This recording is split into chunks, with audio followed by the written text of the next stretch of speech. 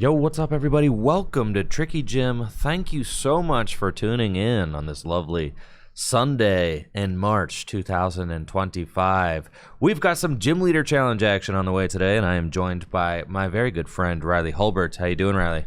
I'm doing so great, Andrew, and coming off of an amazing day yesterday, we have more awesome, exciting Pokemon action ahead with a $1,000 Gym Leader Challenge tournament here at Full Grip Games. Yes, to celebrate the release of Journey Together.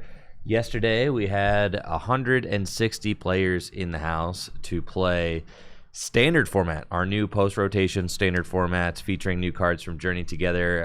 It was a long day full of awesome Pokemon action, and to see Devin win it all, just a 13-year-old take the Standard Tournament in a field full of masters and people twice his age, you know. Yeah.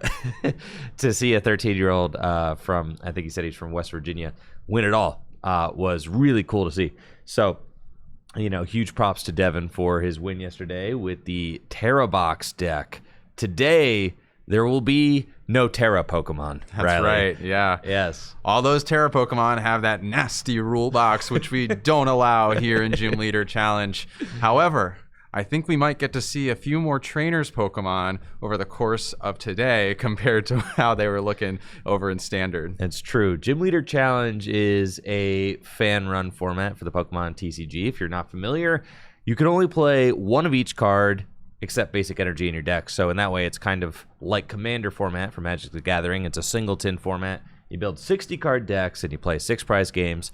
You can't play any rule box Pokemon in your deck. So no ultra rares, you know, that give up multiple prizes, have a rule box, no EX V-Star or anything like that. And then finally, you can only play one type of Pokemon in your deck, hence the name Gym Leader Challenge. You're like a gym leader. You can only play one type. You specialize in a type, and you build your deck using only that type of Pokemon. Now, some of the newest cards from Journey Together look to be very promising in Gym Leader Challenge formats. Specifically, the new Hops Pokemon seem very strong, as you've got the Cramorant, which has the Fickle Spit attack, can attack for just 1 energy, doing 120 damage for 1, a third of the game. It's very, very good. And the Hops Snorlax as well, boosting damage. I really expect to see those cards do well today, but Riley, it looks like we're hopping right into things.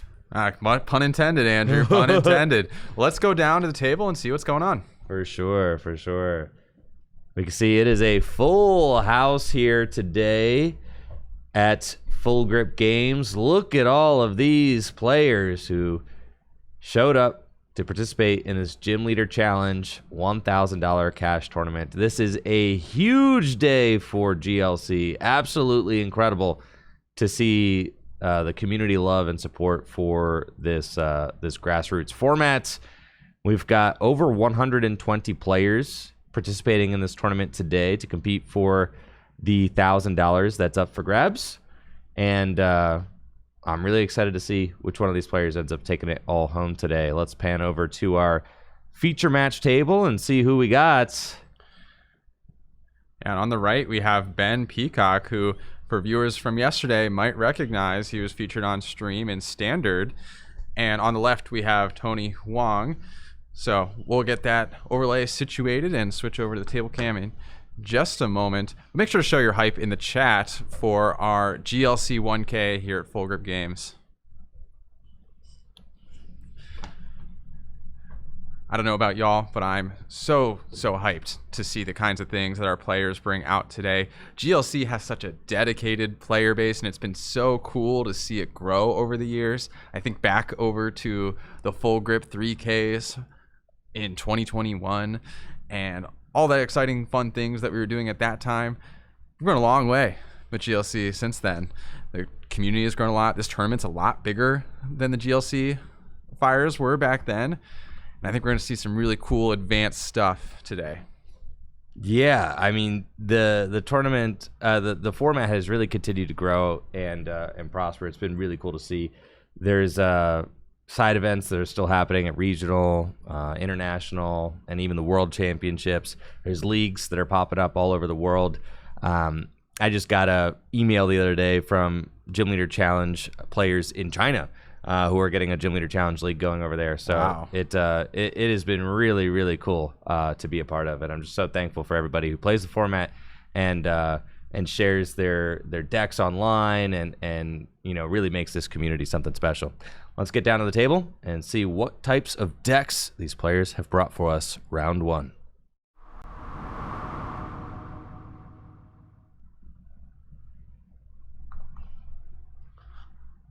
While our players are getting set up here, Andrew, what types are you expecting to run the tables here at GLC Sunday here at Full Grip Games? Oh, well, I definitely think that today is Colorless's day to lose. I mean, Colorless is the deck that it seems like everybody is thinking about with the new Hops Pokemon. The new Hops Pokemon are incredibly powerful, and it seems like these guys should really kind of define the pace of this format for this particular tournament. Looks like Tony is playing a fire deck. And I did see an old favorite of ours in Ben's opening hand, Andrew, the Fan Rotom as the starter for Ben here. If my eyes are serving me correctly, I think we're going to see some more fan calls today, Andrew. I suspect that you're correct, Riley. Now, Fan Call is that legendary ability on the Fan Rotom, and it is just so good. On the first turn of the game, you can search out 3 colorless Pokemon. Don't have to be basics or evolutions, can be any colorless Pokemon you want. The only restriction is that they have to have 100 HP or less, but that's fine. You can search out your evolving basics. If the evolutions have 100 HP, you can also grab those for your support Pokemon and really get your engine moving very quickly and consistently for those colorless decks. So with Ben on the draw here, I think we're just going to see that Fan Call go off, potentially getting cards like his Bidoof. He has Bibarel in hand, I believe. Things like his Chinchino line are also great candidates, and we see him pick up one of those. What will that third pick be? Yep, just looks like the full Chinchino line and a Bidoof. So getting both of his colorless draw Pokemon up on the second turn of the game, unless Tony has some sort of hand disruption. Yeah, and this is part of what just makes Colorless such a dominant force in Gym Leader Challenge. Having the consistency engine that it has, it just recently gained Fan Rotom, which is a crazy consistency Pokemon. Not just in Gym Leader Challenge, but also at Standard. I think we were joking about how every single match that we streamed yesterday for Standard had a Fan Rotom in it. Like, one of the players was playing Fan Rotom, one of the players was using Fan Call to set up their Noctowl. Now, Noctowl, pretty useless in Gym Leader Challenge format because Noctowl can only use its Jewel Seeker ability if you have a Terra Pokemon in play. And the only Terra Pokemon are Rule Box Pokemon, which are not allowed in Gym Leader Challenge format. But Fan Rotom finds a way to make it all work here in GLC because you could search out other consistency Pokemon. You get to search out 3 colorless Pokemon with 100 HP or less. The entire Chinchino line has 100 HP or less. You've got both Minchino and Chinchino, less than 100 HP. Bidoof has just 60 hit points, so you can search Bidoof out. Bibarel, unfortunately, 120 HP, so not a target that you can find, but you get the Bidoof. And then Squovitz, with its Nest Stash ability, is a key piece to this colorless consistency engine because with your Bibarel hands, you can fill your hand up and sometimes get your hand jammed full of unplayable cards, and then you can't actually use Industrious Incisors to draw anymore. And then Nest Stash just resets your hand, allows you to shuffle your hand, put it at the bottom of your deck, and draw just 1 card. And then that's perfect because you can use Bibarel's Industrious Incisors to fill your hand back up to 5. Yep. Now, one of my favorite parts about GLC is all of the cool cards that never get to see the light of day of Standard that are staples in the GLC format. We see Ball Guy on Tony's side getting those 3 cards with Ball in their name. Immediately grabbing that Hisuian Heavy Ball as well, recognizing that one of his key Pokemon was prized, and immediately being able to add that to hand off his first supporter. Really cool stuff. And to me, that's what GLC is all about, right? Like putting together the right combination of crazy cards to make your fun strategies work. And cards like Ball Guy are so exciting to me because they're different. You know, they're things that we haven't seen in standard format. Another underrated part of that fan rotom, maybe not underrated in the grand scheme of things, but we haven't talked about with fan rotom is that it does have that assault landing attack. So if there's a stadium in play, it can threaten those evolving basics, which are so key for so many GLC decks. So this Score Bunny in the active is potentially at risk of being knocked out if Tony leaves that in the active. We did see quite a few assault landings yesterday for knockout.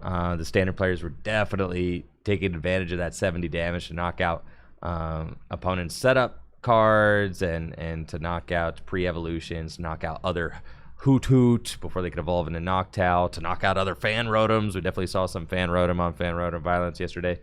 But in Gym Leader Challenge, Assault Landing is even more powerful than it is in Standard because of the fact that you're knocking out. There are just more setup Pokemon to knock out. Right. There's more evolving going on. There are more pre-evolutions.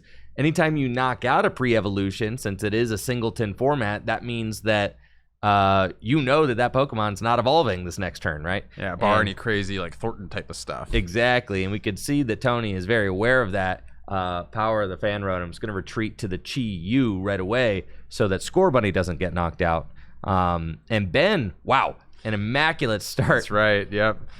With a full line of Squovit, Bibarel, and Chinchino all set up on his second turn of the game. I think it was very wise from Tony to get that Score Bunny out of the active here because Ben is drawing so many cards. You have to imagine if he wants a stadium or some other attack, he's going to get it. Meanwhile, on Tony's side, we see Gouging Fire hit the field. We have Slugma as well to evolve into that Smooth Over Macargo, an iconic Pokemon from the EX era of the game. That was the first EX era of the game. That was then later reprinted. Love to see it. Love to see those callback cards. And a key consistency Pokemon for the Fire decks, which can at times struggle with that consistency.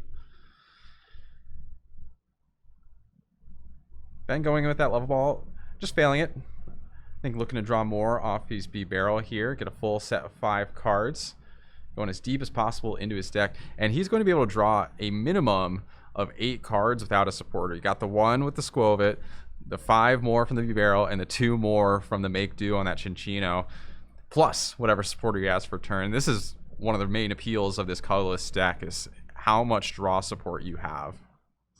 Oh yeah, it's nuts, Riley. And there are so many colorless draw support Pokemon that most colorless decks don't even play all of them. Some types like fighting, would make do with whatever, make do pun intended, with whatever they had available to them, which is pretty much nothing. But if they had any consistency Pokemon, they would play it. But colorless has so many consistency Pokemon they don't even have to play all of them. There's Dodrio sees play in some decks with its zooming draw ability. Chinchino sees play in some decks with the Make Do ability. Bibarel sees play in pretty much all of the decks with its Industrious Incisors. You've also got the Instruct Oranguru, which can fill your hand to 3. In combination with the Squovit Nestash, you're actually able to churn through your deck at a pretty consistent clip. And we see cards like that Pidgeotto, which was such a staple in standard format at the time with its airmail. It's no longer really a staple in all of these colorless decks because they don't have the space to fill up their entire bench with all these support Pokemon, fill up their deck list with all these support Pokemon. They want to make sure they have attackers, other consistency cards. Their special energy lineup is fully laid out.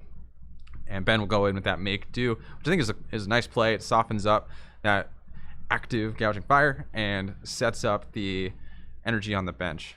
Sorry, is that Gouging Fire in the active? That is a Chi-Yu. That's the Chi-Yu in the active. Yeah, Gouging Fire on the bench. Yes. So energy assist, swing into the Chi-Yu, soften it up, dealing just 40 damage. Tony has got a hit off of Timer Ball. Broken card, Riley. Timer Ball. Flip 2 coins, and you get to search your deck for an evolution Pokemon for each heads that you flip. There are definitely some Timer Ball haters out there, and there's some Timer Ball truthers. Looks like controversial card. Tony is a Timer Ball truther.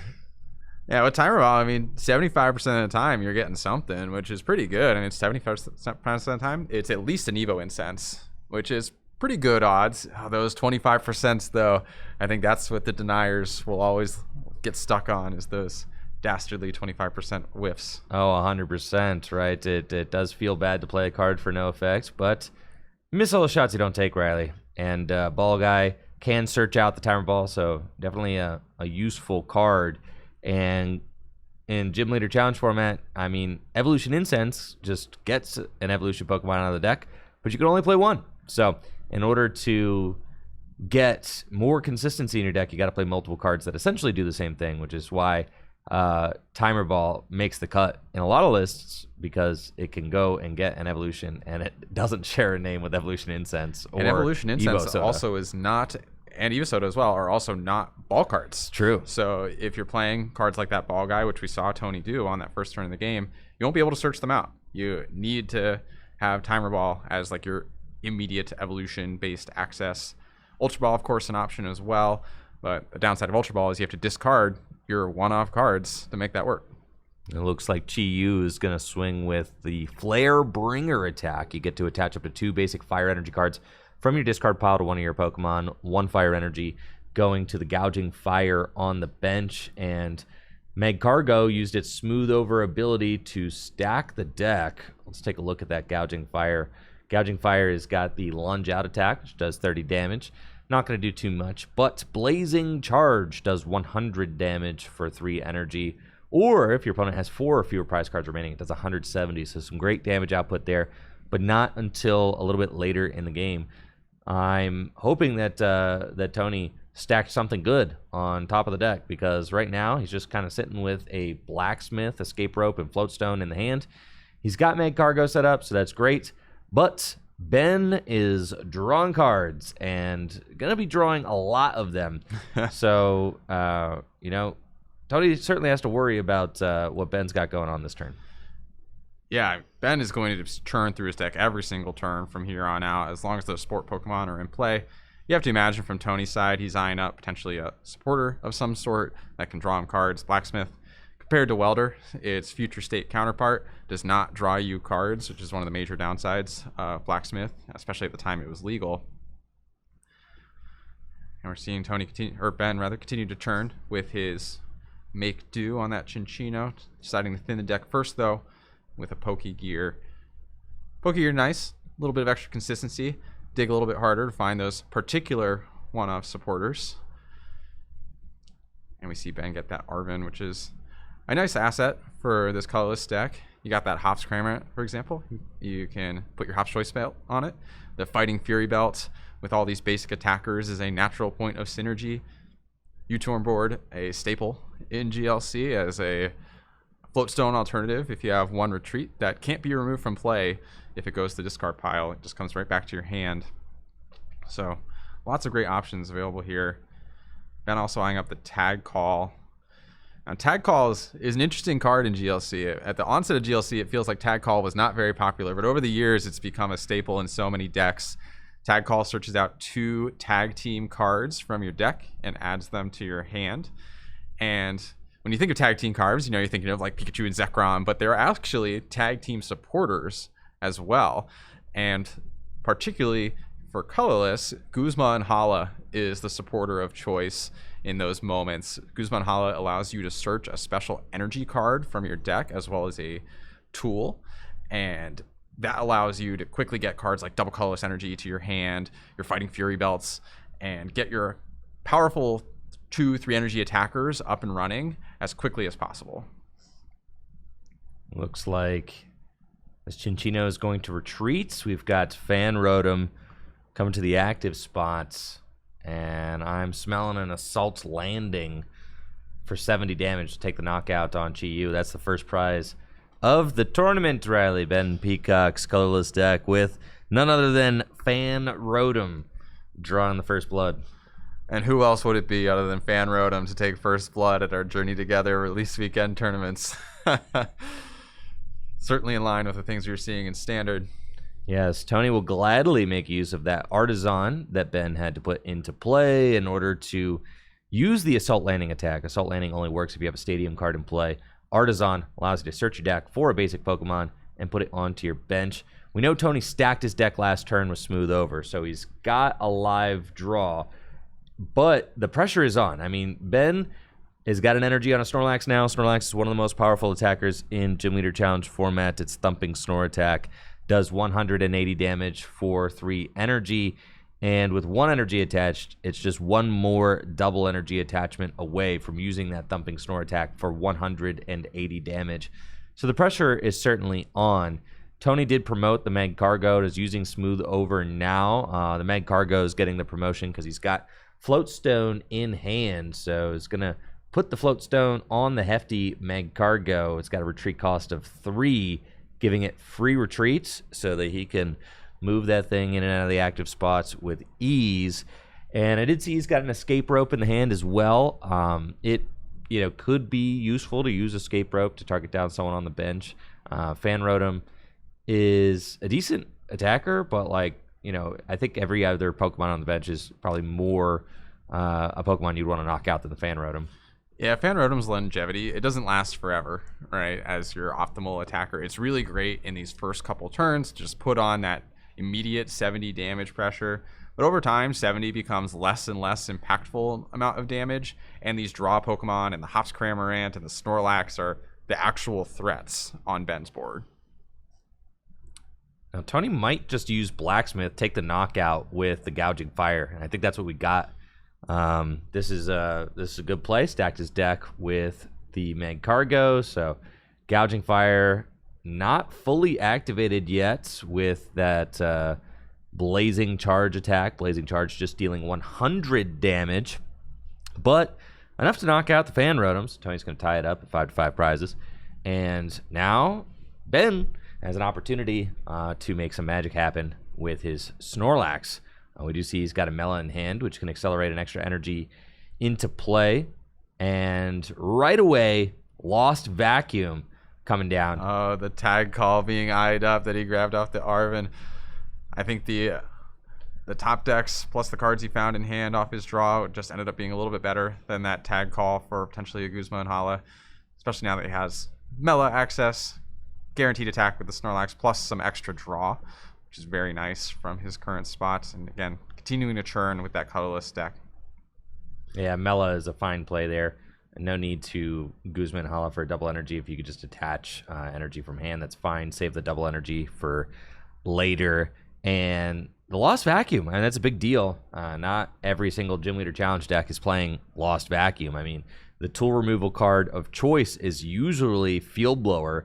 Field Blower is just an incredibly versatile card, allowing you to discard both a Stadium and a tool card from play, either yours or your opponent's. So very versatile, even if you've got a tool on a Pokemon that you don't want there anymore and you want to move it somewhere else. In the case of like U-turn board, you can Field Blower your own U-turn board, move it somewhere else, since U-turn board comes back to hand when it gets discarded from play. You could Field Blower a Fighting Fury Belt off a Pokemon that you have if you wanted to put a Floatstone on it instead. But of course, the most used function is to just discard tools from your opponent's Pokemon. Lost Vacuum sends 1 tool or Stadium from your opponent's side of the board to the Lost Zone. As we could see, that Floatstone that was on the Magcargo just got pitched to the Lost Zone. That's a big loss for Tony. Having that free retreat pivot is really powerful. And I think that, Ben Peacock maybe in anticipation of Colorless being a very strong play for today, is playing those 2 tool removal cards, since tools on Colorless Pokemon like Snorlax are a very big deal in this format. I mean, you could put a Fighting Fury Belt on Snorlax, give it 190 HP. A Bravery Charm on Snorlax, that's 200 HP for a basic. 200 HP is a lot of hit points to deal with in this format.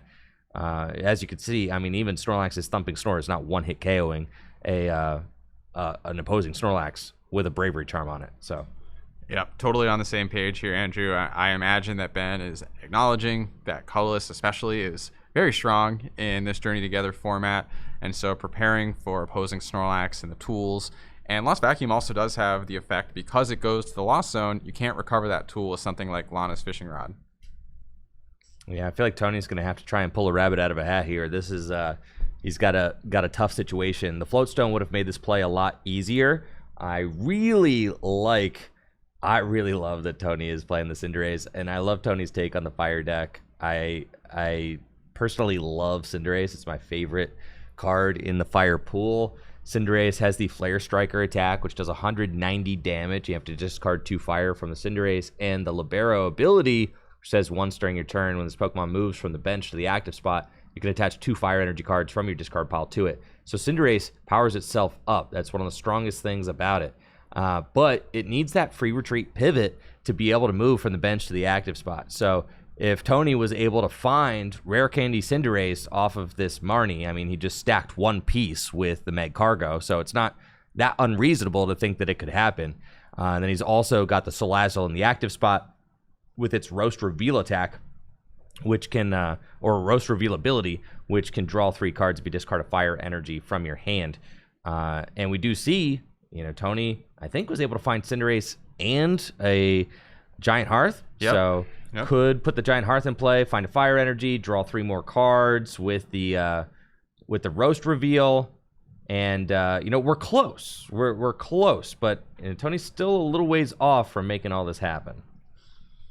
Yeah, so Giant Hearth allowing you to add those 2 fire energy from your deck to your hand if you discard a card from your hand. Now, Ben does play fire energy of his own as his primary energy type, so he actually can take advantage of that Giant Hearth, which is a nice side effect of playing fire as your primary energy type, is you can use opposing fire deck stadiums. But nice benefit for Tony is not only does he get fuel for a Roast Reveal, but he also thins 2 cards out of his deck, making it potentially easier to hit that Rare Candy combo. Gotta say, Andrew, though, it's disheartening to see just how much damage Snorlax can do in comparison to Cinderace relative to the amount of work to get both of them into the active position. Well, it's just the way it goes, Riley. Snorlax is a big boy, all right? Snorlax is a big boy. He always has been. Yeah. Always will be. Exactly. He's just a big boy, all right? Cinderace is trying really hard and doing a nice job, all right? Evo Soda will get the Raboot, so no Cinderace Dreams right now. But, I mean, just look at this draw engine package that Ben has in play, right? And it's these kinds of things that make you really nervous as a Gym Leader Challenge player. Right now, Ben's up by 1 prize, but it looks like Tony may have to take this turn off attacking in order to kind of just prepare for next turn. And there's the pass, right?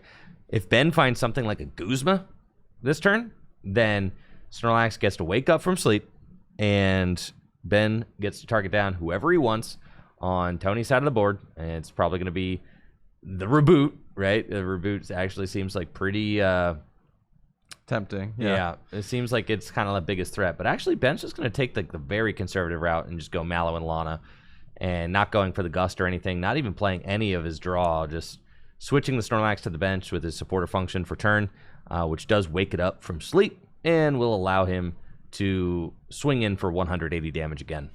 And to be fair, from Ben's perspective, knocking out the Salazzle is pretty good too, right? You can deal with a Cinderace as an attacker, but knocking out the Salazzle is kind of cutting the legs out from under Tony, taking out that draw engine. It synergizes so well as well with the Macargo, being able to stack a card and then subsequently draw it with Roast Reveal. So I like this play actually from Ben, and the Fighting Fury Belt hitting the Snorlax as well, getting it more and more tanky, more difficult to deal with, kind of forcing out a Cinderace from Tony, which Ben might have an immediate response to if he can get like a Hop's Choice Band on that Cramorant. The Cramorant is going to be it's one of the craziest additions to the colorless pool is that Cramorant. The fact that for a third of the game in Gym Leader Challenge format, you pretty much don't need to try to keep tempo with your opponent, right? You just have like the instant 1 energy answer to a lot of things. 120 damage. If it was capped at 120 damage, then the Cramorant would still be good, but it wouldn't be as broken. What really makes the Hops Cramorant so broken is the fact that Fickle Spitting isn't just doing 120 damage. There are a lot of ways to boost that over the 130, 150 ballpark that you see a lot of Pokemon's HP reside at. You've got the Hops Choice Band, which raises it to 150, and then the Hops Snorlax has got that ability, which makes it so that your Hops Pokemon do 30 more damage. The Extra Helpings ability. So that thing can do up to 180 damage for one very easily. You could even play the Postwick and make it do 210 damage. It's just obscene for one energy in this format good. on a basic. Yeah. And I think I might have even seen the Choice Band. Yeah, the Choice Band is in Ben's hand right now. So that Cramorant, if Cinderace takes a knockout, Cramorant should be able to immediately respond for 0 energy. Just a tool card attachment, and he can continue to attach to a benched Pokemon instead, which is a very valuable tempo turn for these colorless decks. Now, Tony, I think, has counter energy and Cinderace in hand. So he'll be able to use Flare Striker without pivoting to the active spot. And Flare Striker does do 190 damage. So Snorlax is sitting at 190 hit points right now because of that Fighting Fury belt, which boosts Snorlax HP total by 40. But Cinderace actually hitting perfect math, so that Fighting Fury belt was in vain, actually, and not actually going to do anything. Yeah, potentially would have been better to save that Fighting Fury belt for the Hops Snorlax on the bench. Make it a little bit tankier, acknowledging that Cinderace can take that knockout. But ultimately, I think Ben is in a pretty favored spot regardless, especially given that he has that Choice Band already in hand. If he doesn't get disrupted, then I think he has all the pieces he needs to immediately respond and continue to power up new attackers. Oh, yeah, it's about to be cram time here momentarily. Curious to see what Tony's got prepared for turn. He's using the Smooth Over ability to stack his deck. I do think that we're going to see that Cinderace come out. But Tony needs another backup attacker. And this is part of what's so difficult about playing evolution Pokemon as your main attackers in Gym Leader Challenge format, is that you got colorless Pokemon like Snorlax that can just lay waste to them, and it's a basic, right? And bringing that basic Pokemon back and recurring it over and over again is pretty easy in the colorless deck since you've got this very robust draw engine. But building up evolution Pokemon over and over again that are getting one-hit KO'd by basic Pokemon like Snorlax is just really difficult. It's no easy way to do it. I mean, you've got access to one rare candy in your Gym Leader Challenge deck, which can allow you to skip a basic into a stage 2 once in a game. But even with multiple rare candy, and you think about the work that goes into a stage 2 Pokemon, you've got your basic, you've got your stage 1, you've got your stage 2, you got the turns it takes to evolve up into play. But it, basic Pokemon with the stats like Snorlax has got is very hard to keep up with. Yeah, absolutely, Andrew. Those stage 2s are challenging to navigate even in standard when basics are threatening to knock them out. And that's even further emphasized in GLC, where you can't, for example, have a backup Score Bunny ready on the bench to evolve. You have to fully recycle your line and then get it back out.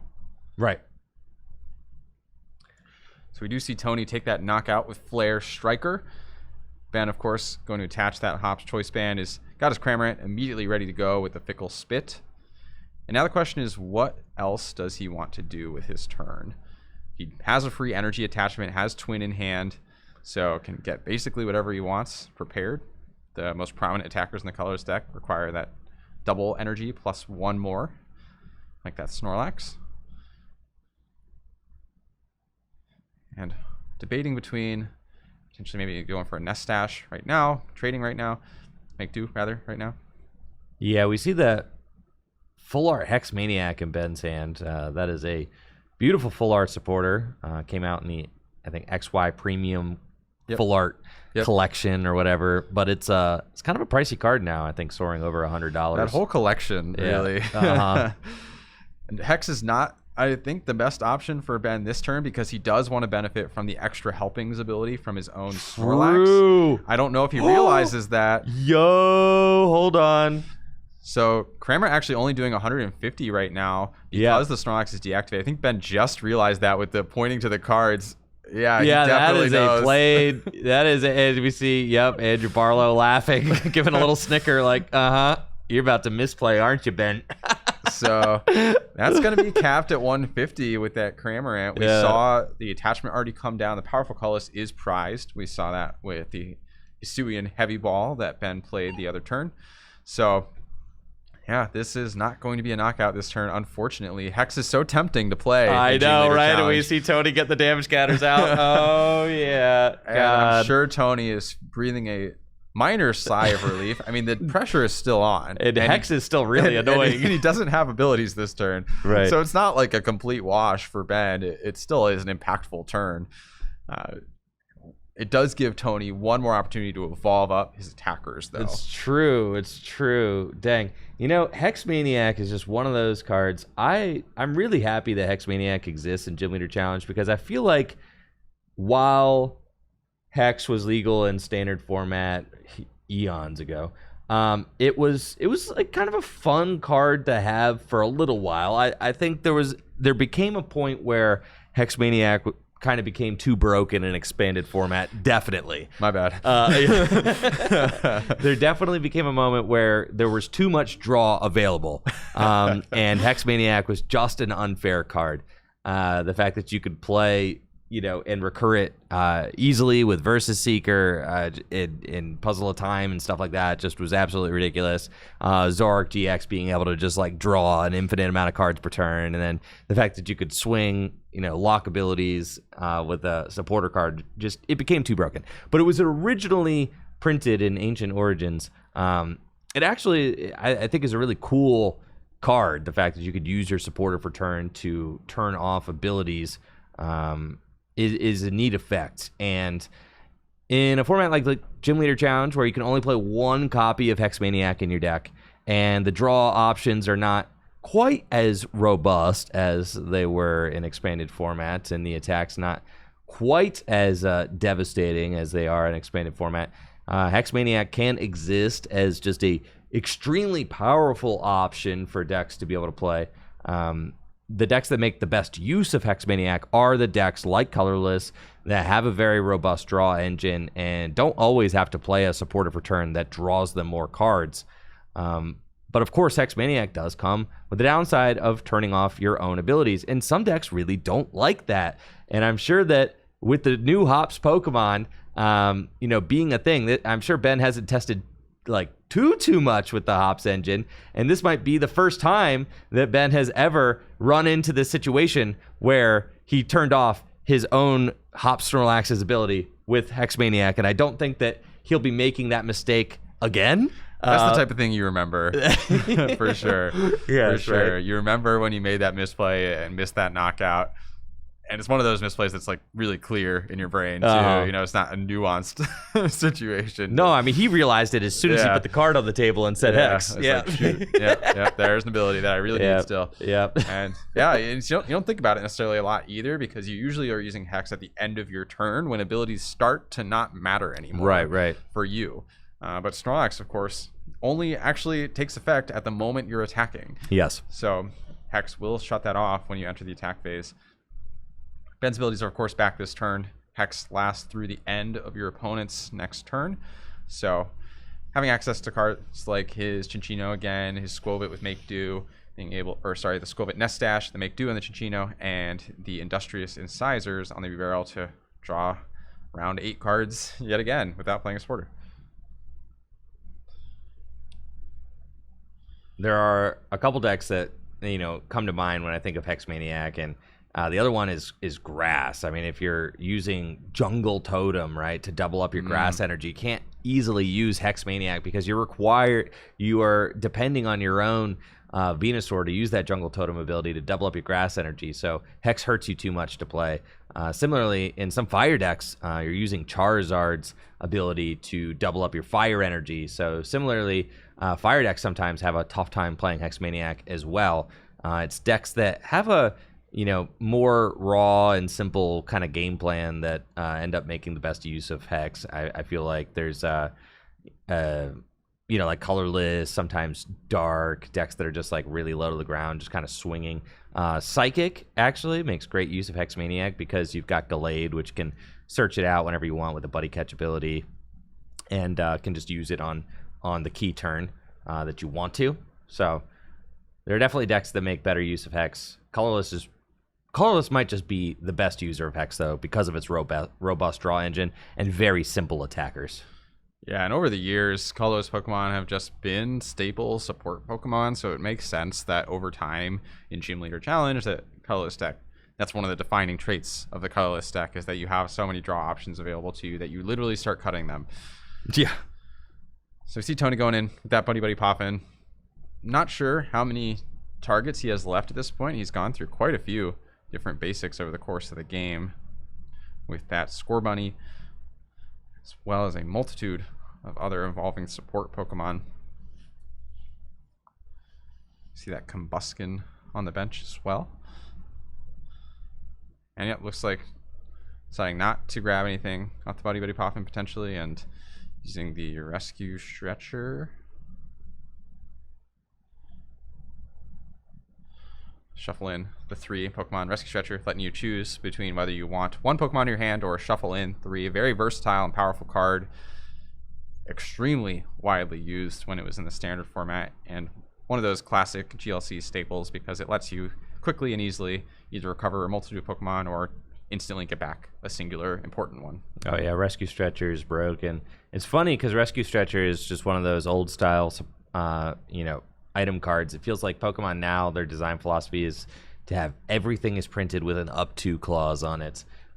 Where Super Rod now has been reprinted with an up to clause. You can shuffle up to 3 in any combination of basic, energy, and Pokemon from your discard pile to your deck. But Rescue Stretcher doesn't have that. So you can shuffle 3 Pokemon from your deck back into your deck.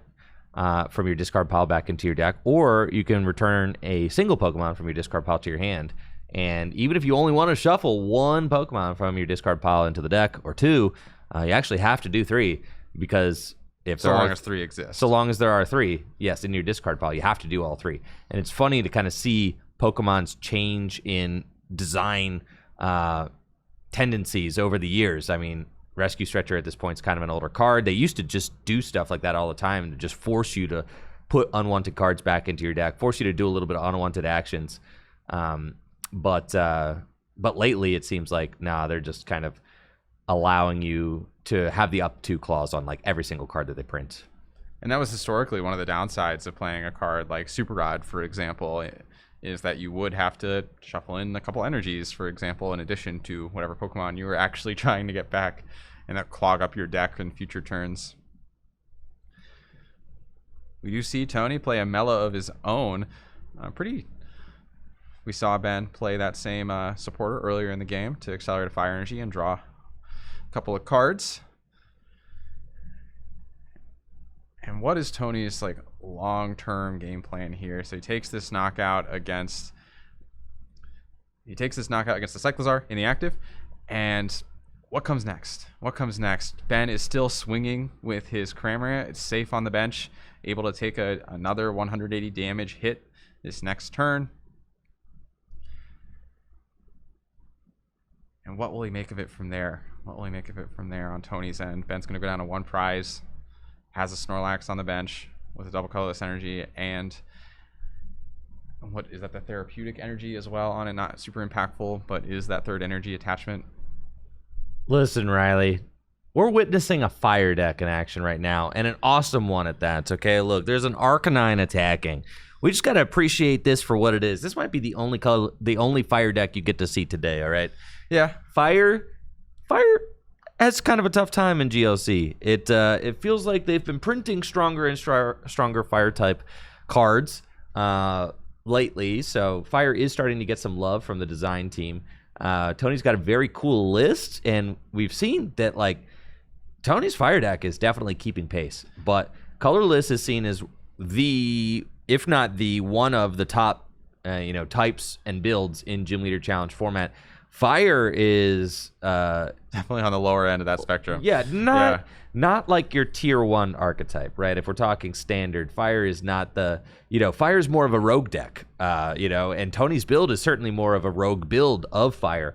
There's not a lot of fire decks out there that are running the Blaziken and this Arcanine. I mean, it is really cool to see this deck in action. and just kind of appreciate it for what it is. I mean, things are flowing smoothly. Cinderace got in there and attacked for 190 damage. He's got quite a few different evolution attackers that he's gotten out for this game. Right. Which is quite impressive, especially after stumbling for a turn or two at the start. And Tony's been playing this fire deck since the very beginning of Gym Leader Challenge. He has not strayed from the path. He has been a fire main from day one, and that's something that I really love and respect about Tony with this format. Is he has his favorite cards, he has his favorite deck, and he's just trying to make his deck as good as he possibly can, function as well as he possibly can, and it's been a treat to see because this fire deck is working pretty well. I mean, a huge dynamite fang there from the Arcanine for 240 damage. So much damage. Kind of obscene, actually.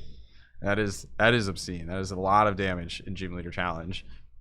And fire, over the course of the Pokemon TCG, I feel like the design of fire as a type has stayed relatively consistent since the inception of the game. They do a lot of damage for a lot of energy. Yes.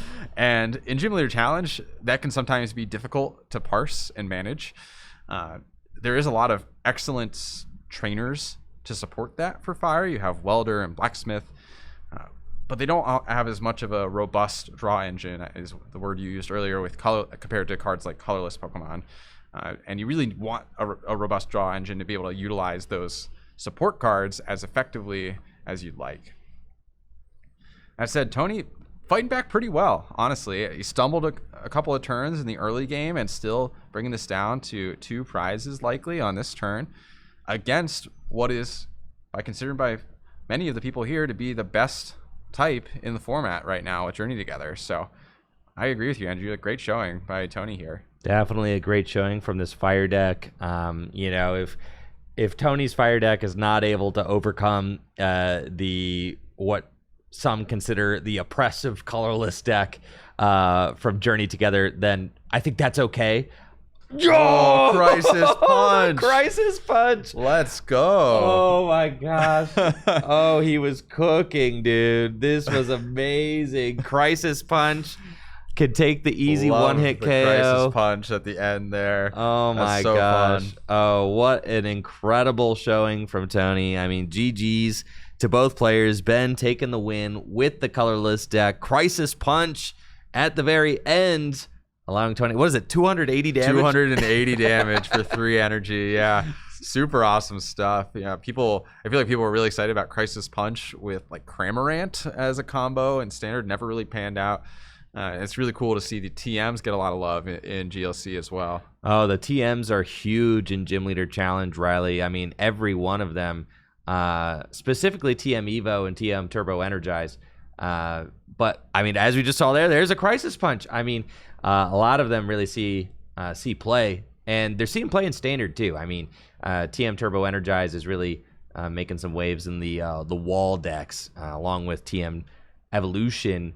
And TM Evolution is traditionally seen some play in your more setup focused decks. But in Gym Leader Challenge format, being able to turn any Pokemon that you start, of which you might start, I mean, any crazy Pokemon, you can't just play like 4 of your ideal opener in Gym Leader Challenge, so you just might open whoever, right? And very true. Yeah, being able to turn whoever into a Pokemon that can evolve your bench Pokemon up or can accelerate energy into play is absolutely incredible. So really, really cool to see the newer cards get integrated with the older cards, and all of those cards played together here in Gym Leader Challenge formats. That was a really exciting round 1. Huge props to Tony for the very cool fire deck, and GG's to Ben Peacock for the win.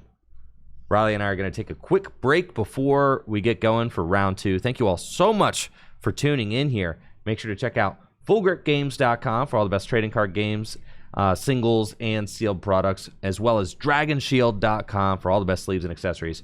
You can use code TrickyJim at checkout on DragonShield.com for 5% off your order. Riley and I will be right back after this quick break.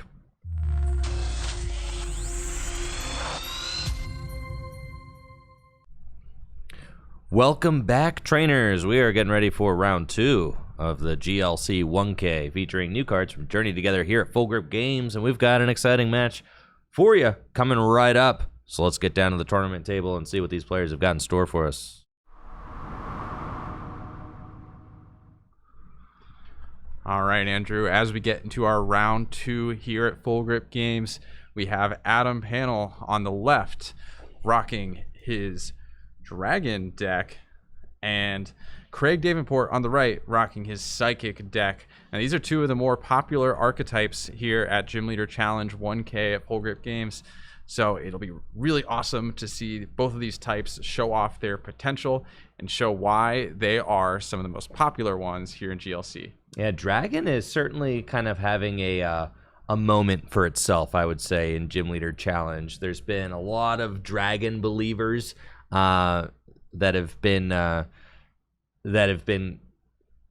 performing well at regional championship side events and things like that. I think that in some of the bigger regional championship side events this year, there have been multiple Dragon decks that have placed well, specifically in the Win a Switch series hosted by the Pokemon Company. I think multiple Dragon decks had finished in the top 8, and Dragon is an archetype that just continues to get stronger and stronger as the years go by. Dragon did miss out for a little while during the Sword and Shield era. They stopped printing Dragon Pokemon altogether, and since Gym Leader Challenge is a legacy format where you can play any card you printed from Black and White onward, when the Pokemon Company stops printing a type, that is pretty damaging for the for the type, because they're just missing out on a lot of the card pool.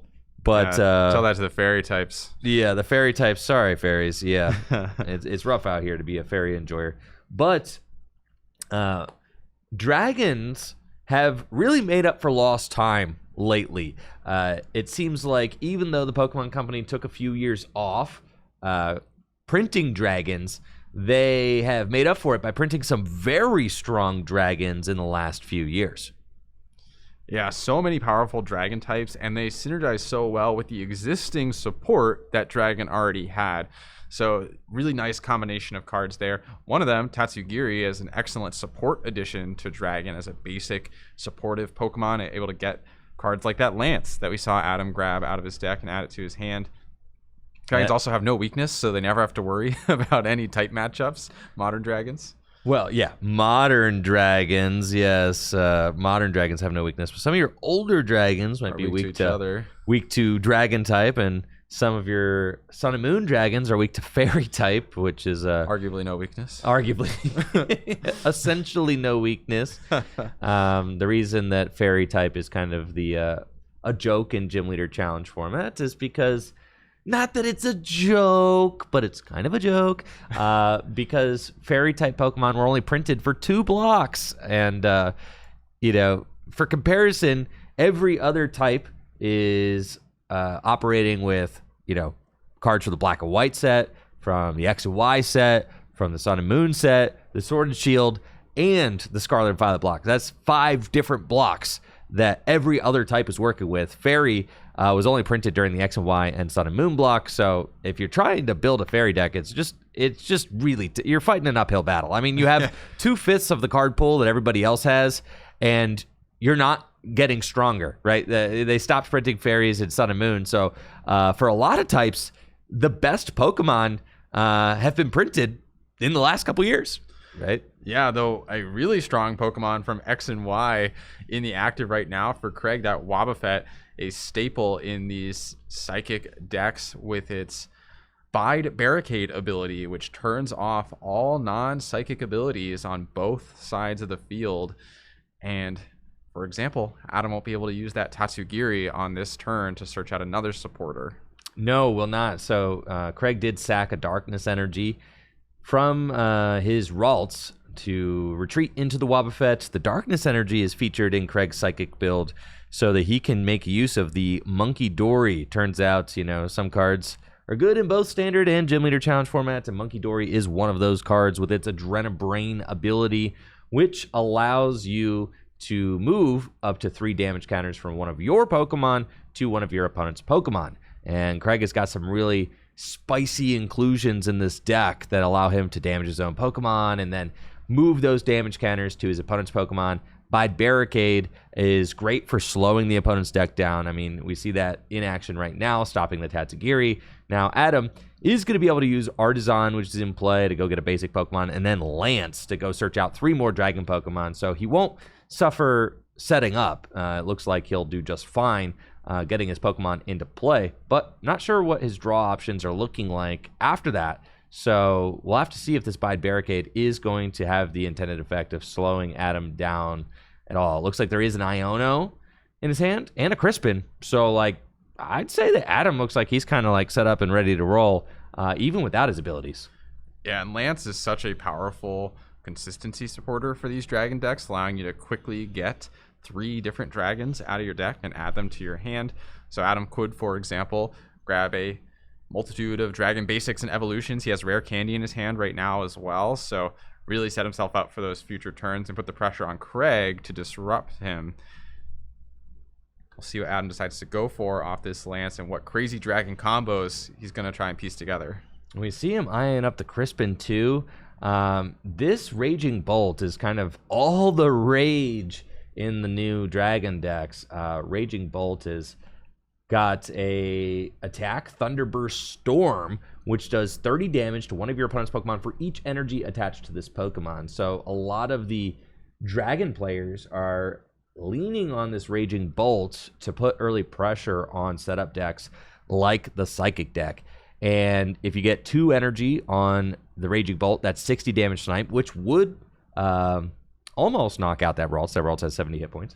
But it would knock out the Duskull and allow you to clear that from play. And then if you get a 3rd energy on, I mean, that could clear Kirlia.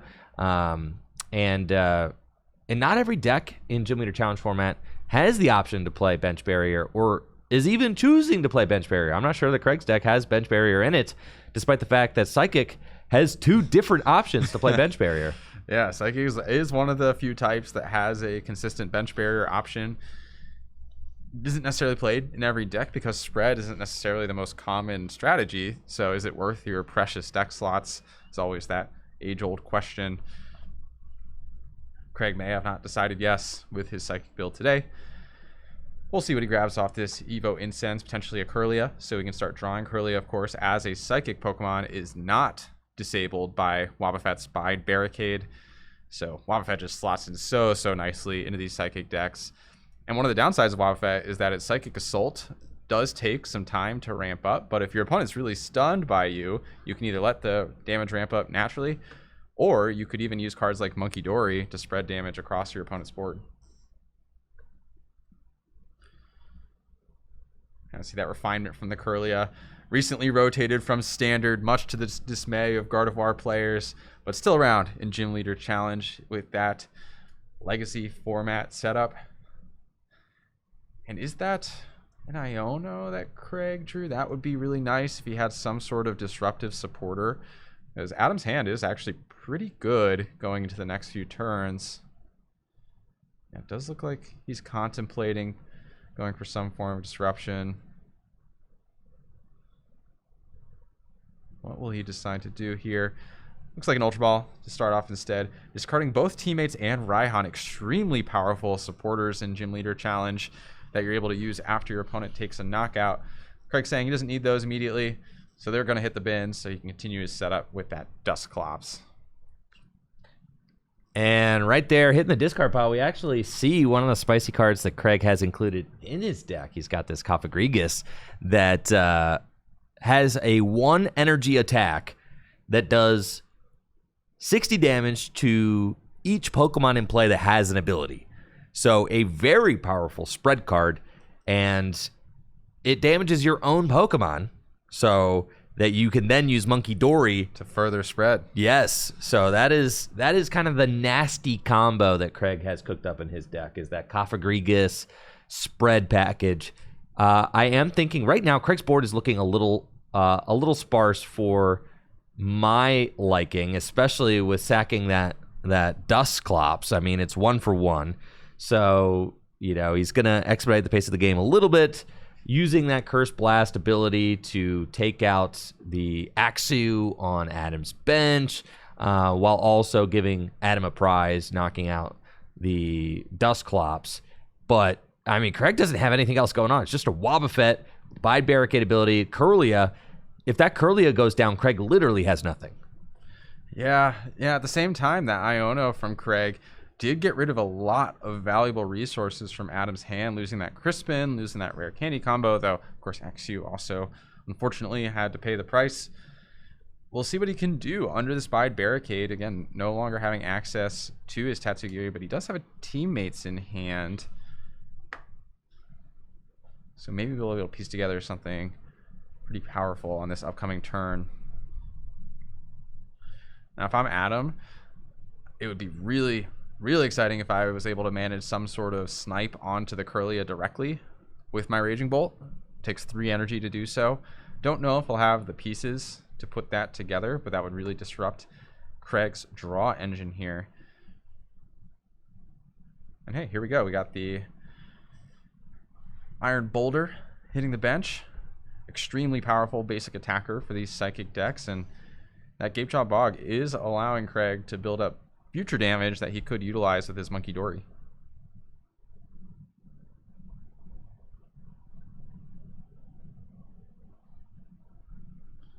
So what is Adam's play here? He does have a decently large hand. I mean, he was Iono to 6 and then drew a prize card thanks to that Dusclops, and then drew a card for turn.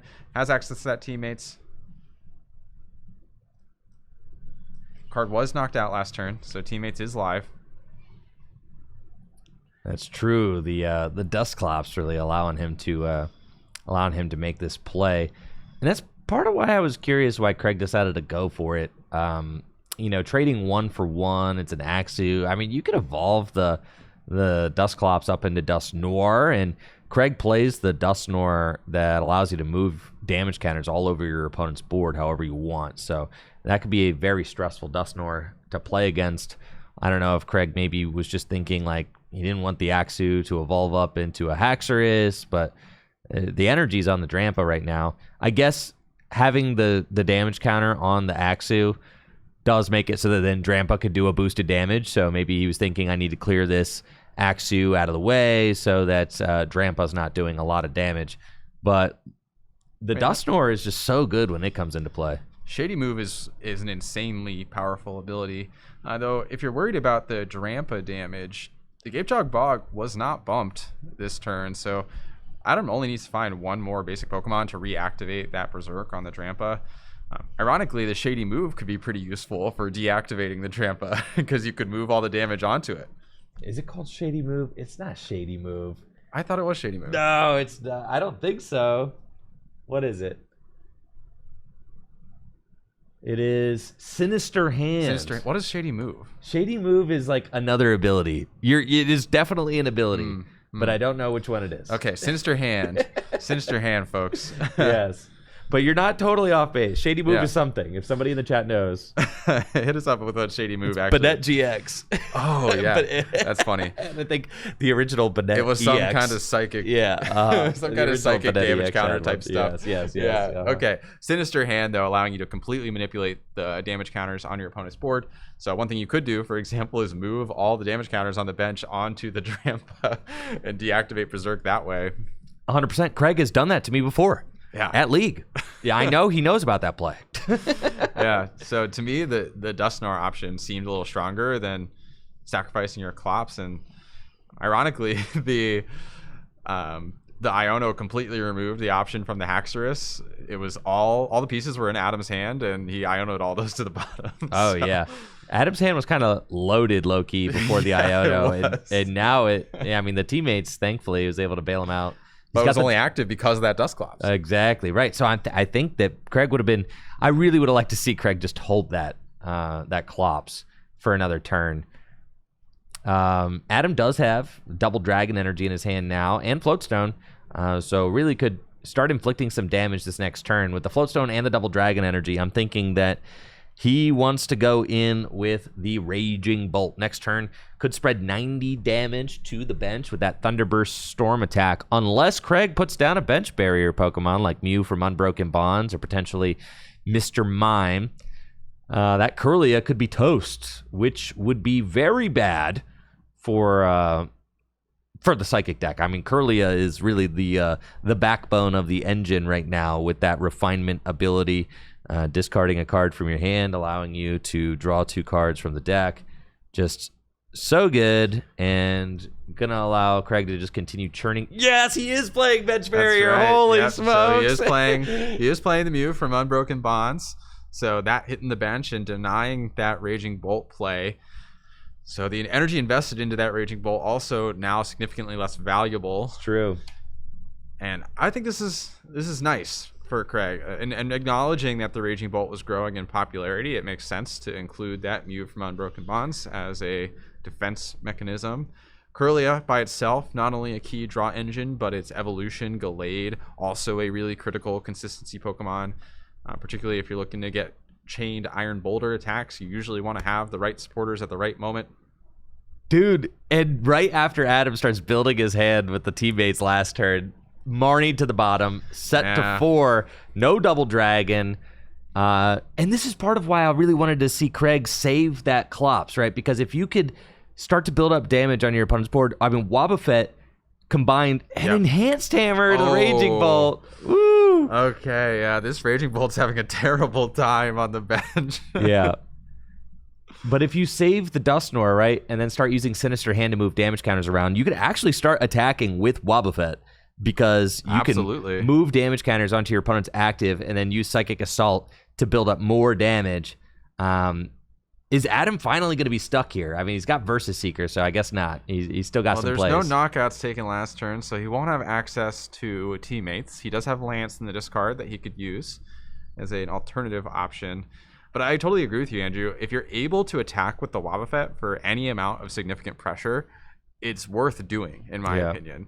And especially now that Craig has damage counters building onto his bench, thanks to that Gapejaw Bog, he could utilize things like the Monkey Dory to continue to build up damage onto Adam's board and use Psychic Assault for increasingly more damage. Yeah, I'm really happy to see Craig including the Mew from Unbroken Bonds. I think it just jives so well with the idea of Craig's deck anyway, because it's got the attack that allows you to place 3 damage counters on your opponent's Pokemon. So it already has a spread attack in of itself. Craig's deck is trying to spread damage into play, so why not? And so here we go. I see a Judge in his hand. Judge would activate the Iron Boulder, but to make that work, you cannot play any cards after the Judge. So you need to have any combo you want in your hand or match your opponent's hand without playing the Judge. Yeah. I see Arvid in his hand, which could just go get, if he wanted to go on the aggressive, he could Arvin, go get a Float Stone, move the Wobbuffet, and start swinging with this Boulder on the bench. But right now, I mean, Craig is in control of the game. Craig is having a real good time. And what did Adam play last turn? Versus Seeker? Did he Versus Seeker for Lance? I think so. Yeah. He didn't reset the hand. I mean, it was teammates and Lance, I think, are the only 2 supporters. No, he didn't Versus Seeker. He didn't Versus Seeker, so chose not to Lance or anything.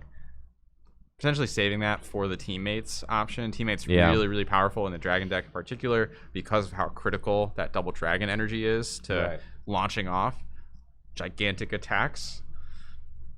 Double Dragon, of course, providing 2 rainbow energy to a Dragon type Pokemon, and extremely, extremely powerful special energy card. If you talk about how good double colorless energy is, it's that but better. Here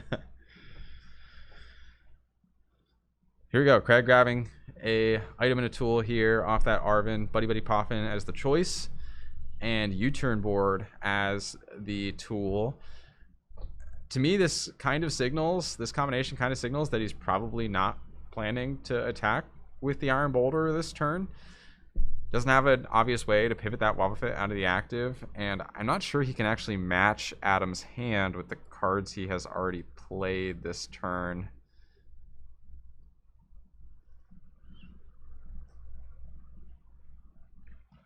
Refinement, discarding the Judge. Did find Monkey Dory. Okay, yeah, there's no room on the bench for Monkey Dory right now.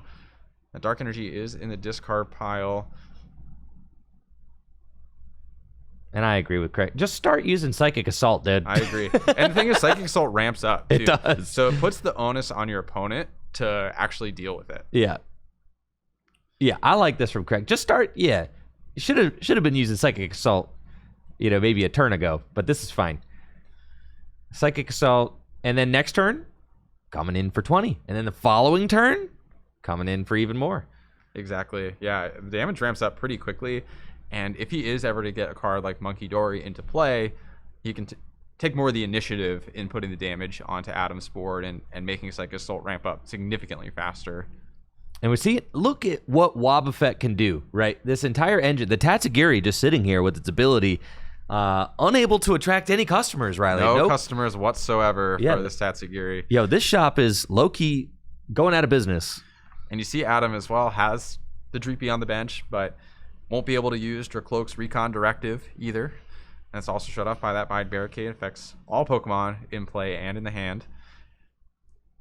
And now Craig has got Gallade in play with the Buddy Catch ability, which is going to allow him to search his deck for a supporter card every turn in the game and put that supporter card into his hand. Gallade also just a great attacker. Swirling Slice can do 160 damage while preserving an energy and moving it to the bench. So Gallade, certainly a powerhouse in this format. Evolves from Curlia, which is also just a great consistency card. So nothing not to like about Gallade in GLC. And looks like Craig used Buddy Catch to search out Crispin, card we saw a lot in standard formats yesterday. Crispin also works in this GLC deck because Craig is playing both Psychic and Darkness. Looks like Craig's had enough. To me, that's almost like an interesting maneuver because you might as well have just stacked last turn at that point. I agree. I think you either commit to the Bide Barricade Assault, Psychic Assault combo and just wear down that Tatsugiri, or you go in that previous turn. I guess he couldn't probably that previous turn. He couldn't match the hand. Yeah. So that was the limiting factor for Craig. And now he has one extra energy in play to get a backup attacker, I guess, right? That's true. That's true. So not terrible. But, now Craig is basically completely set up with time because of the Wobbuffet. Yeah. And says, okay, well, now I'm ready to start initiating the trade now, Yeah, I mean, he has control over the pace because of that Wobbuffet. I will say, it's probably not crazy surprising to see that Adam has some sort of reactive supporter card in hand after passing for multiple turns. You have to imagine he has something in hand, but it was probably something he couldn't use. Mm-hmm. So a Verse Seeker for that teammates. You have to imagine it's like a teammates or a Raihan or something if I'm Craig sitting across from Adam that he has access to. Cards to look out for from the Dragon deck. The things that are truly scary from Dragon are the Garchomp. The Garchomp, I mean, really, that's just it. The Garchomp, to me, that is the card that is truly scary from the Dragon deck. Garchomp has this ability, but it's so small I can't see it, Riley.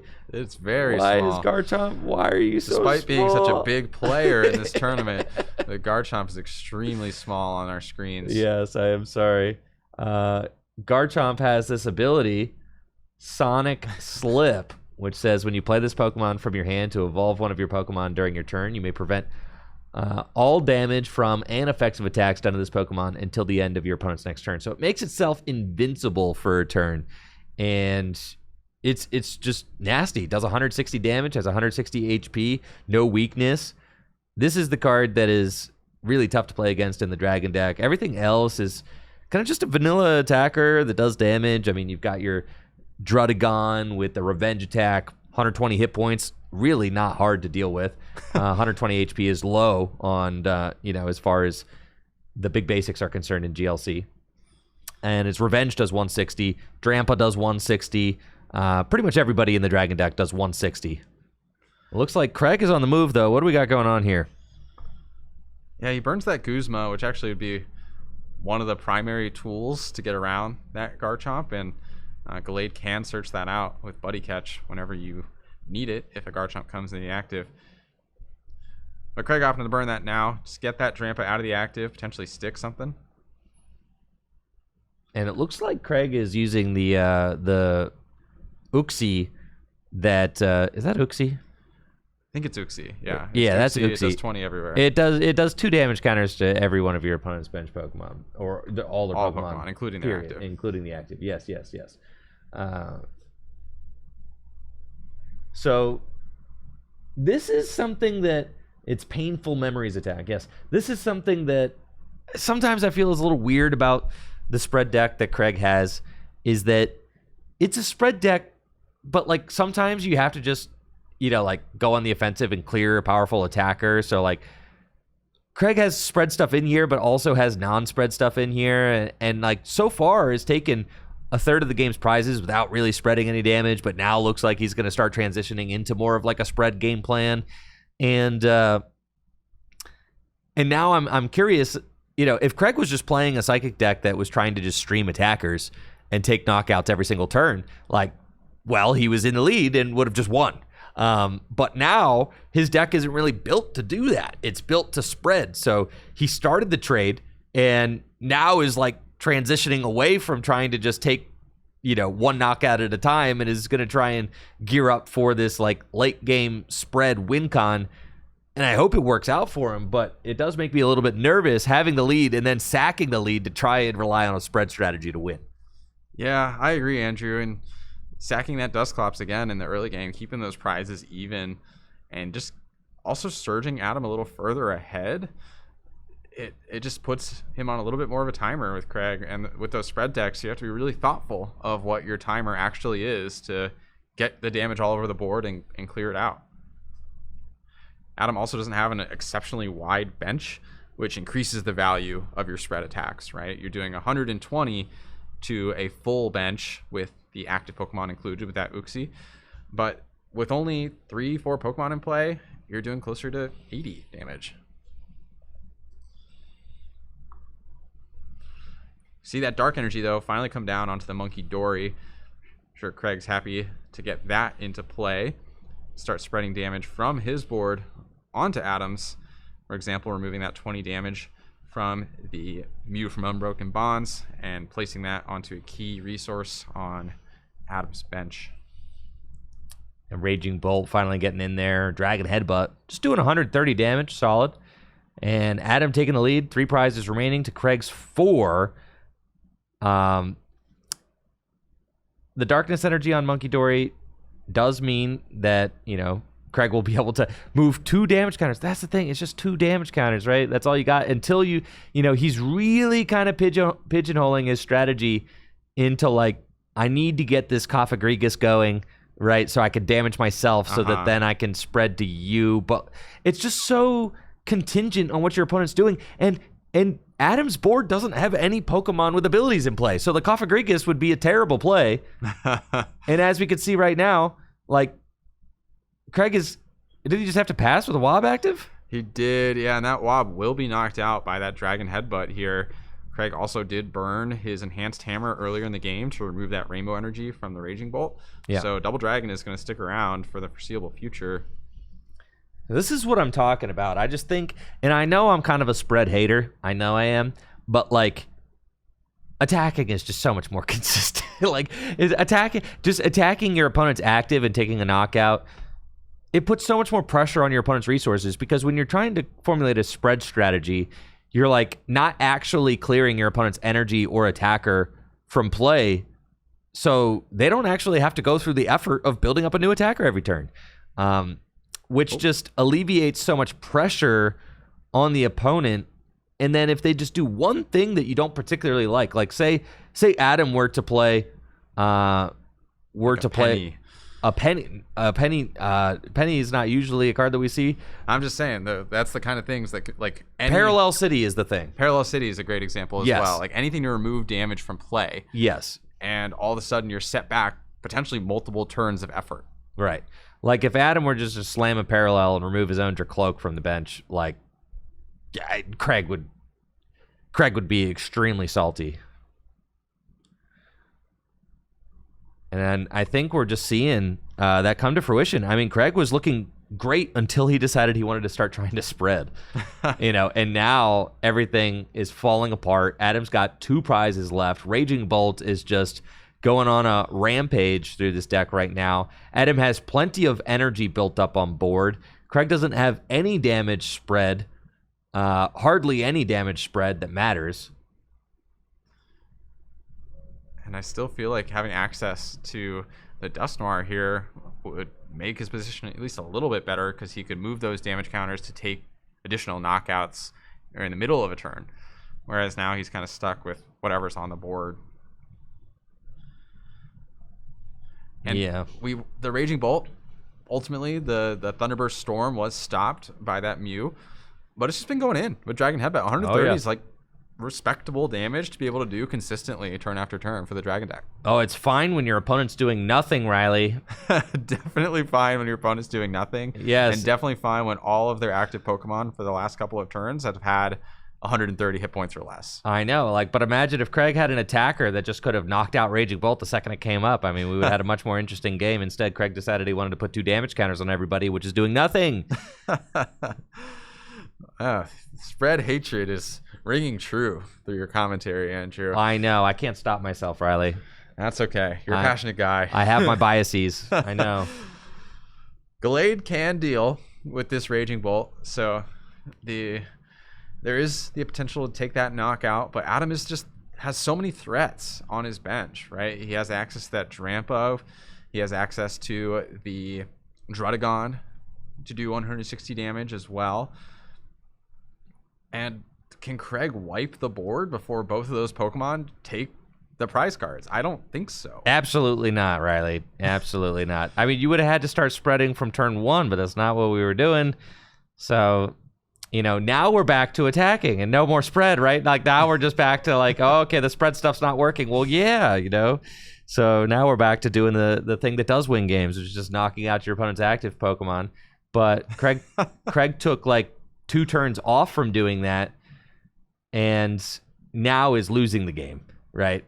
So I'm definitely concerned for Craig's board position here. There's no Malamar in play or anything like that to charge energy back. There's no Dimension Valley. It seems like things are kind of starting to fall apart at the seams. Yeah, so Adam's going to take a knockout here on the active Gallade, which also disrupts Craig's draw engine. This is one of the downsides of attacking with Gallade, is it puts it in harm's way as one of your primary consistency Pokemon. In fact, pretty much the only consistency Pokemon that Craig has on the board right now. So if Adam is to hit Craig with an N or a Marnie or an Iono and take this knockout with both of his benched attackers, his active and benched Drudagon threatening knockouts on Craig, then that's basically all she wrote. Yeah, it looks like Adam, just kind of powering through this game, just saying okay, you ability to lock to me early on, but now I am just getting energy on my guys, swinging for decent damage every turn. That just can get there sometimes. Just attaching energy to your Pokemon and swinging. And just making sure that you're pumping out damage every turn. That's what Adam's doing here. And Adam's going to go to just 1 prize remaining to Craig's 3 with Drampa in the active taking that KO. Yeah, and he also was able to evolve that Garchomp last turn. So Garchomp is now invincible, like you said, on the bench here. So guaranteed has access to that as long as he's able to find the energy. Craig going for the Shadow Impact, but that will be game because Adam has that Drudagon ready to go and knock out the Giratina in the active. So Craig, unfortunately, not able to carry his early lead over into a victory.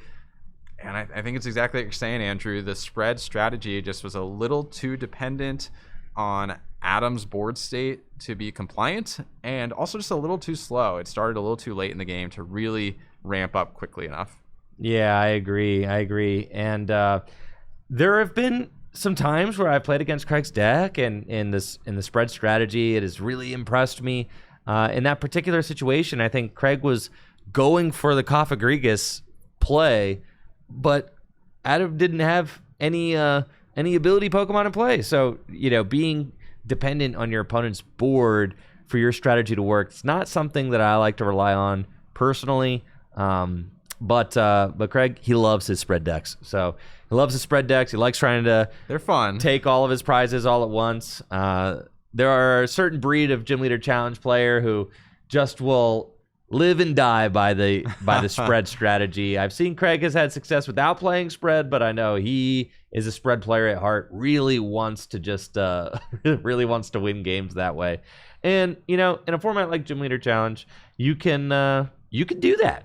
You can play your favorite type. You can play the kind of strategy that you like to have the most success with, and really invest yourself into learning that deck and perform well with it. And I've certainly seen Craig perform well with this deck before, and hoping the best for him in the rounds ahead. But Adam, 2-0 with the Dragon deck. I am expecting Dragon to really show up today, as I know that there are a lot of Dragon fans. In fact, Riley, I think you've got a meta breakdown for today, don't we? Yeah, I got the stats here in front of me, and we'll have a graphic that we'll tweet out later today as well. Most popular deck in the room out of 125 players is that Colorless archetype. Colorless with 34 representatives in the field, a very substantial amount when you're considering we're working with 10 different types here. What percentage is that of the field? It's around a quarter. Sheesh. Around a quarter of the players. Yeah, it is. That's about a quarter, yeah. So very impressive showing from Colorless. And like we said, in round one, we're expecting Colorless to do very well this weekend. In second place actually is a tie between Dragon and Psychic. So the two decks we just saw on stream right now. Now, Psychic has a wide number of variants. Dragon, I feel like, is a little more streamlined by the average player. Psychic, you have the variance between like the spread or the more straightforward attacking archetypes. But still, each of those have 16. So together, they still add up to less. The second and third place together add up to less than Colorless. Yeah.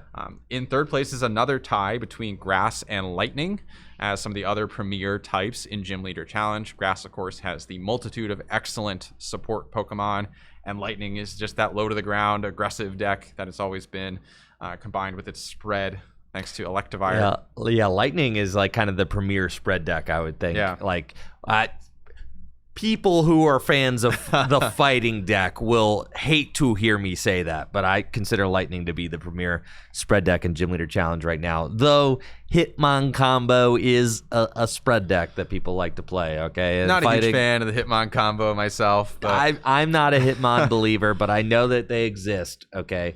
So we'd say Lightning is probably one of the premier spread decks, I'd say, in GLC now. Yeah, absolutely.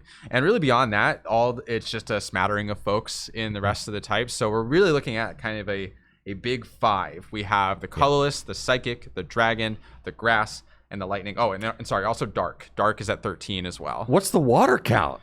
Water. Oh, sorry, I mixed it up. Sorry, water is at 14 and lightning is at 5. So lightning actually. Okay. Sorry, not that popular. I was gonna. Where's water? That makes way more sense because water is like the most popular deck historically in GLC. Okay, so big right. Five. The big five being. Give us Grass. the big five, Riley. Give us the big five in order, most to least popular. Yep. So we have Colorless, followed by Dragon and Psychic, followed by Grass and Water. And then Dark is actually right behind that. So okay. Six out of the 10 types have a pretty decent showing, and the remainder, excluding Fairy, are kind of between like 3 to 6 players each. Yeah. That makes sense. Water does get a big boost with Journey Together and the new Hydro Pump Wailord, which boasts a massive 240 hit points.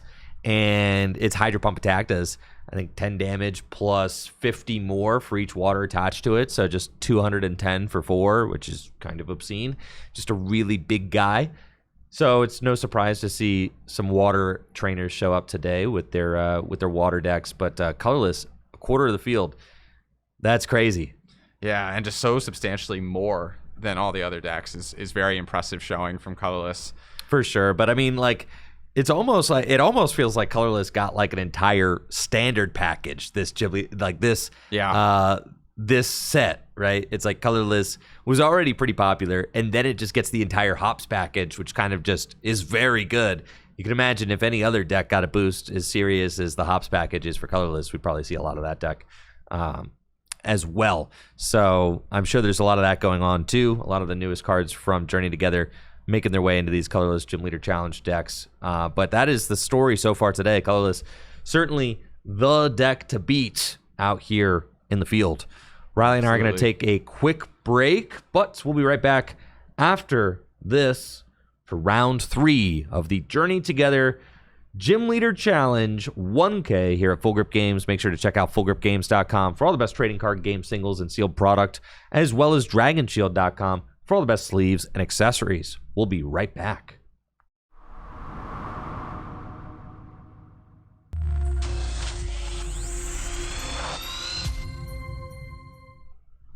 Welcome back. We are getting ready for round 3 of the Gym Leader Challenge 1K here at Full Grip Games, and we've got an exciting match ahead with Josh on the left versus Ashton on the right. I'm hearing word that this is going to be Psychic versus Water, so our first Water deck of the stream so far.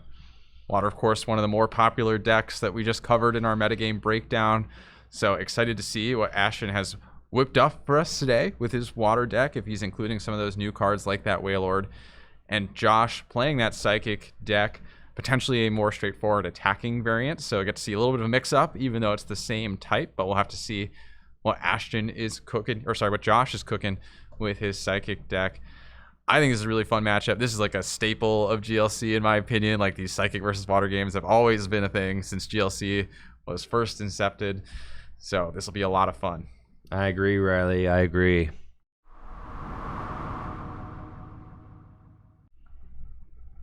Taking a look at the table now.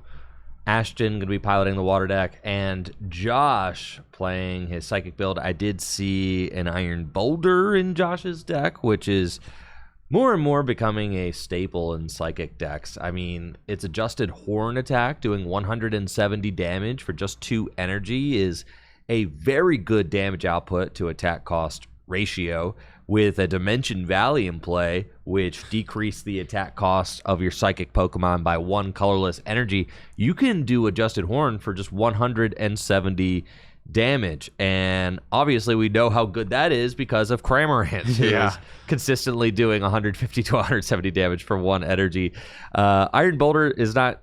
It's situational in a different way. Iron Boulder can attack any turn of the game, not just when the opponent's on 3 or 4 prizes, but its adjusted Horn attack does require that both you and your opponent have the same number of cards in your hand. So you do have to do some thoughtful playing in order to swing with adjusted Horn.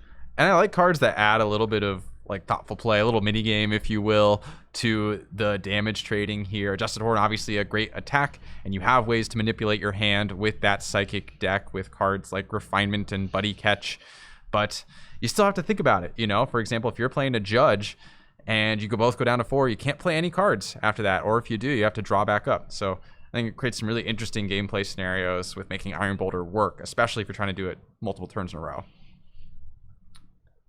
Yes, I agree. Judge and Marnie and Iono are all popular cards to help you match hand sizes, but even then, it's not always straightforward. Sometimes you'll have to play a Marnie, and you're setting your opponent to 4, and you're getting 5. You're like, all right, I need to draw 1 playable off the Marnie so that I could like burn down.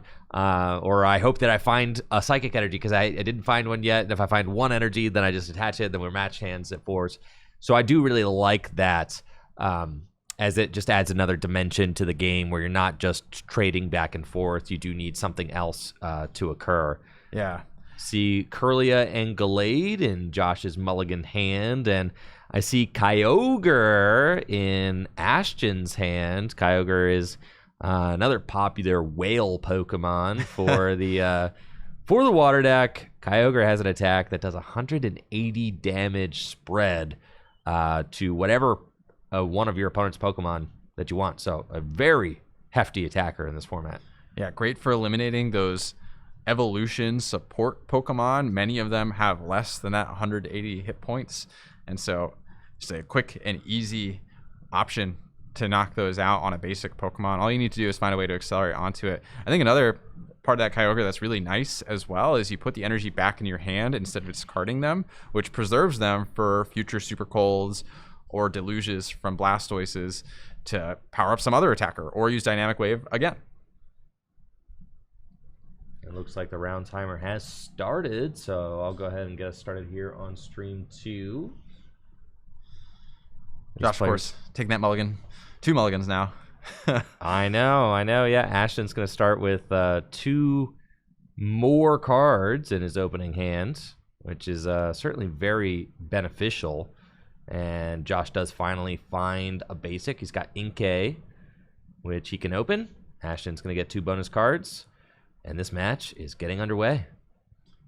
Oh, and we see the Articuno with the ancient trait as well to take extra prizes. Really? Yeah.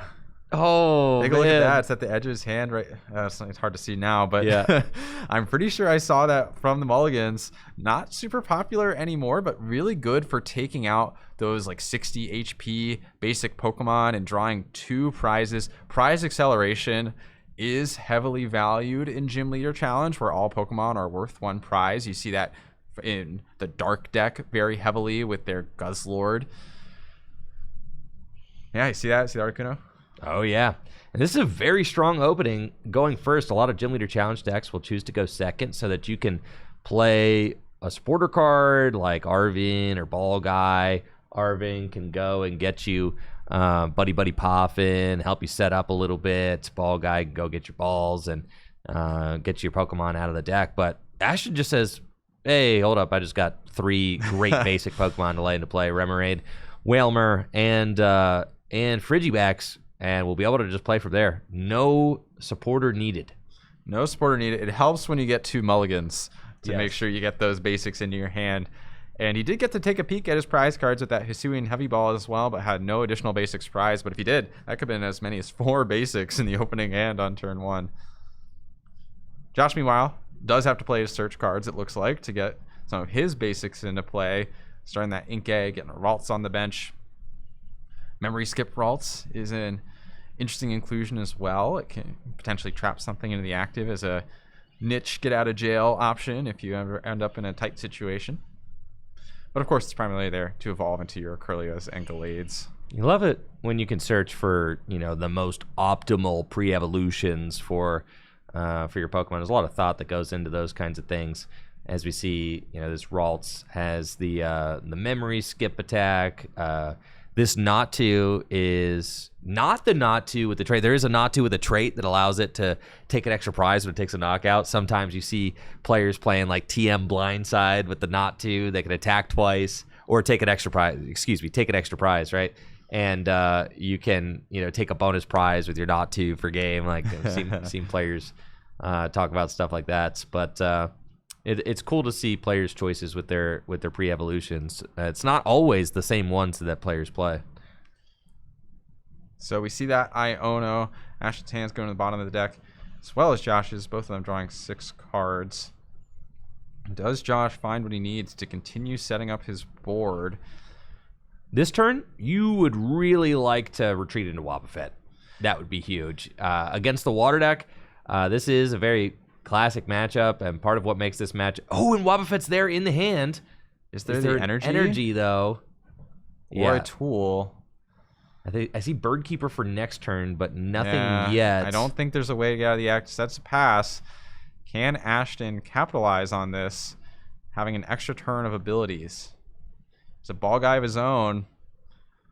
Let's see what he chooses to grab here. Looks like he'll probably primarily be hunting out those evolution Pokemon. Has the Frigibax in play. That could become a Baxcalibur. Has the Whalmer. That could become a Wailord.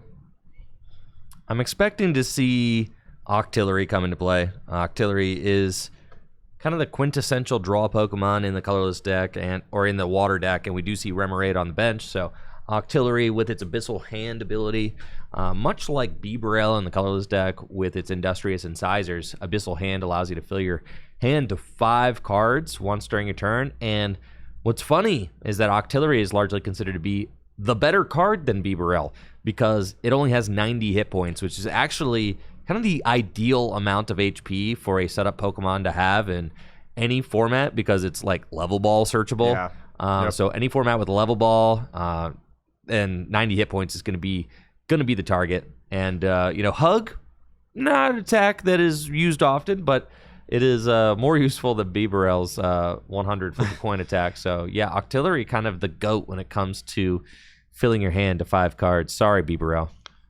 One thing as well with the water decks, with Ball Guy in particular, is water does have access to Dive Ball, which is a named ball card that is exclusive to water type Pokemon. Just allows you to search for any water type from your deck for free. An extremely powerful card back from the X and Y era. Yeah, Dive Ball makes Ball Guy just that much better in the water deck because it's because it's searchable with Ball Guy. I really like decks that can utilize Ball Guy to get more than just the kind of vanilla balls. You've got the Net Ball with Grass, which can search out a Grass energy or a basic Grass Pokemon. You've got the Dive Ball and the Water Pool. I think those are the only two type-specific ones that I can think of off the top of my head, but I really like Ball Guy in both Water and Grass decks. So I really like this play from Ashton here, using the Wave Summoning to get an extra energy on that Kyogre. And now even if Josh promotes that Wobbuffet, Kyogre is threatening a Dynamic Wave next turn, does not need access to Super Cold to be able to do that. So Josh is going to immediately bring that Wobbuffet into the active with his Bird Keeper, as we expected. Doesn't look like he has a tremendous amount else going on quite yet. I think he has an Ultra Ball that he could use to perhaps get a Kirlia and start drawing cards. Yeah, the real question is going to be, is Josh playing Bench Barrier? Right? I know. Yeah, that Kirlia would be an extremely tempting target for that Kyogre to take out this next turn. Yeah, or anything. Whatever is looking intimidating, that Kyogre will be, able to knock it out. And we see Josh does have Rare Candy and Ultra Ball in hand, so he could pop off and go get a stage 2 into play.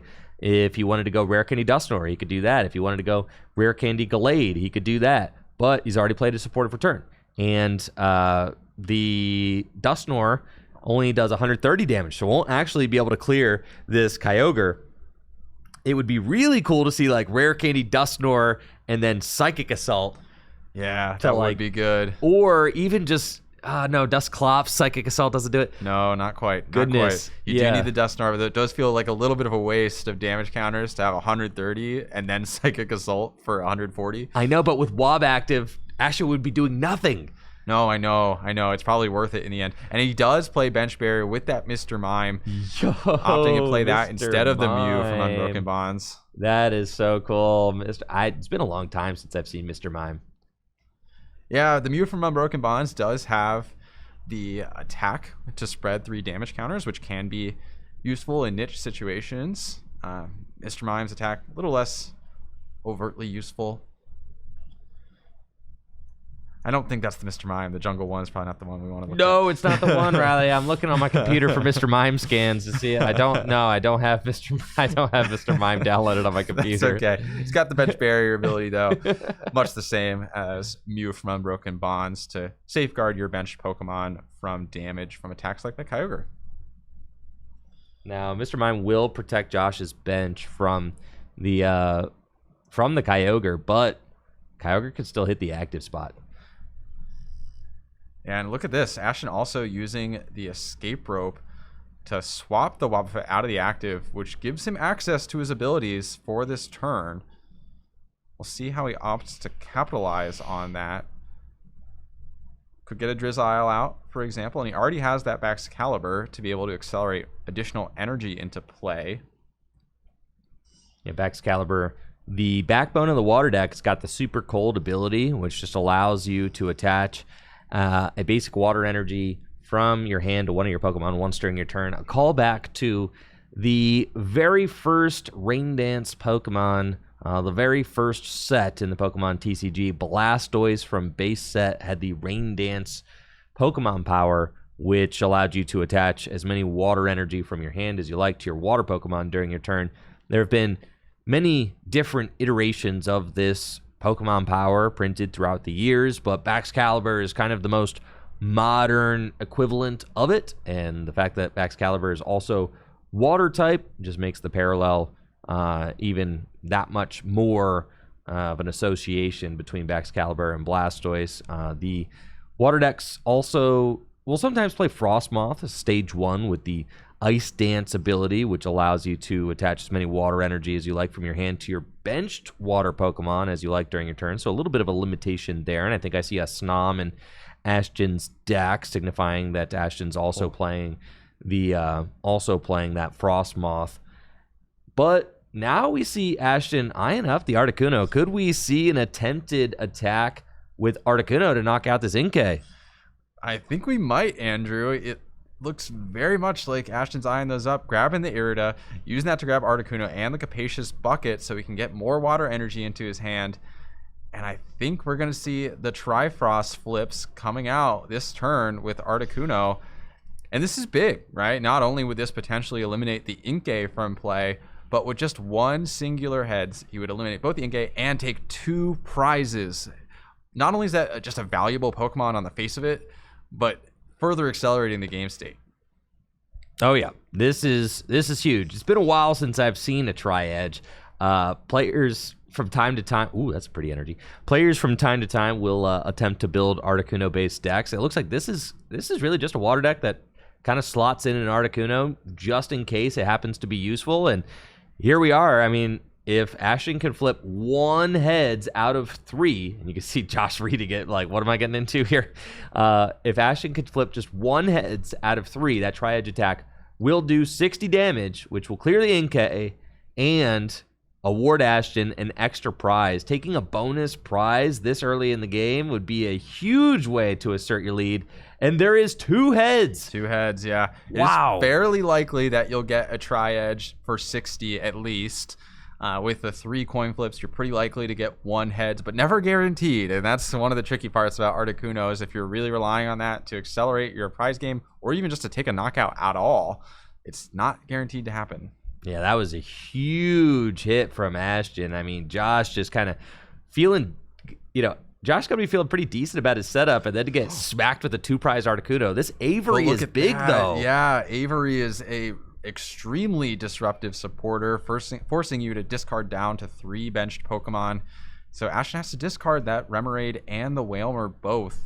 I think Octillery is prized this game, so potentially not that heartbreaking to lose the Remoraid at this exact moment. Can get it back later before you get the Octillery out of the prizes, but that will mean that Wailord is not a threat for at least 2 more turns.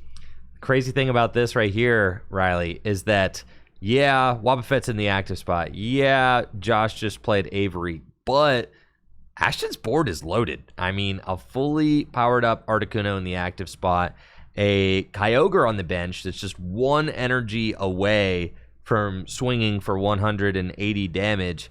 I think that Ashton is kind of doing just fine right now. I mean, it is worth noting that once Kyogre uses its attack, it does have to return 3 water energy to your hand. So not going to be able to stream those attacks if abilities are locked or if something happens to that Baxcalibur. But really, I don't really see anything in the way of Ashton taking this game to that next stage, where Josh really just a single Psychic Energy on the Iron Boulder. That's all he's got to speak for right now. None of his basic Pokemon on the bench are evolved up. We don't have a Curlia. We don't have a Xatu. We don't have a Dusclops. Like, just nothing, actually. Yeah.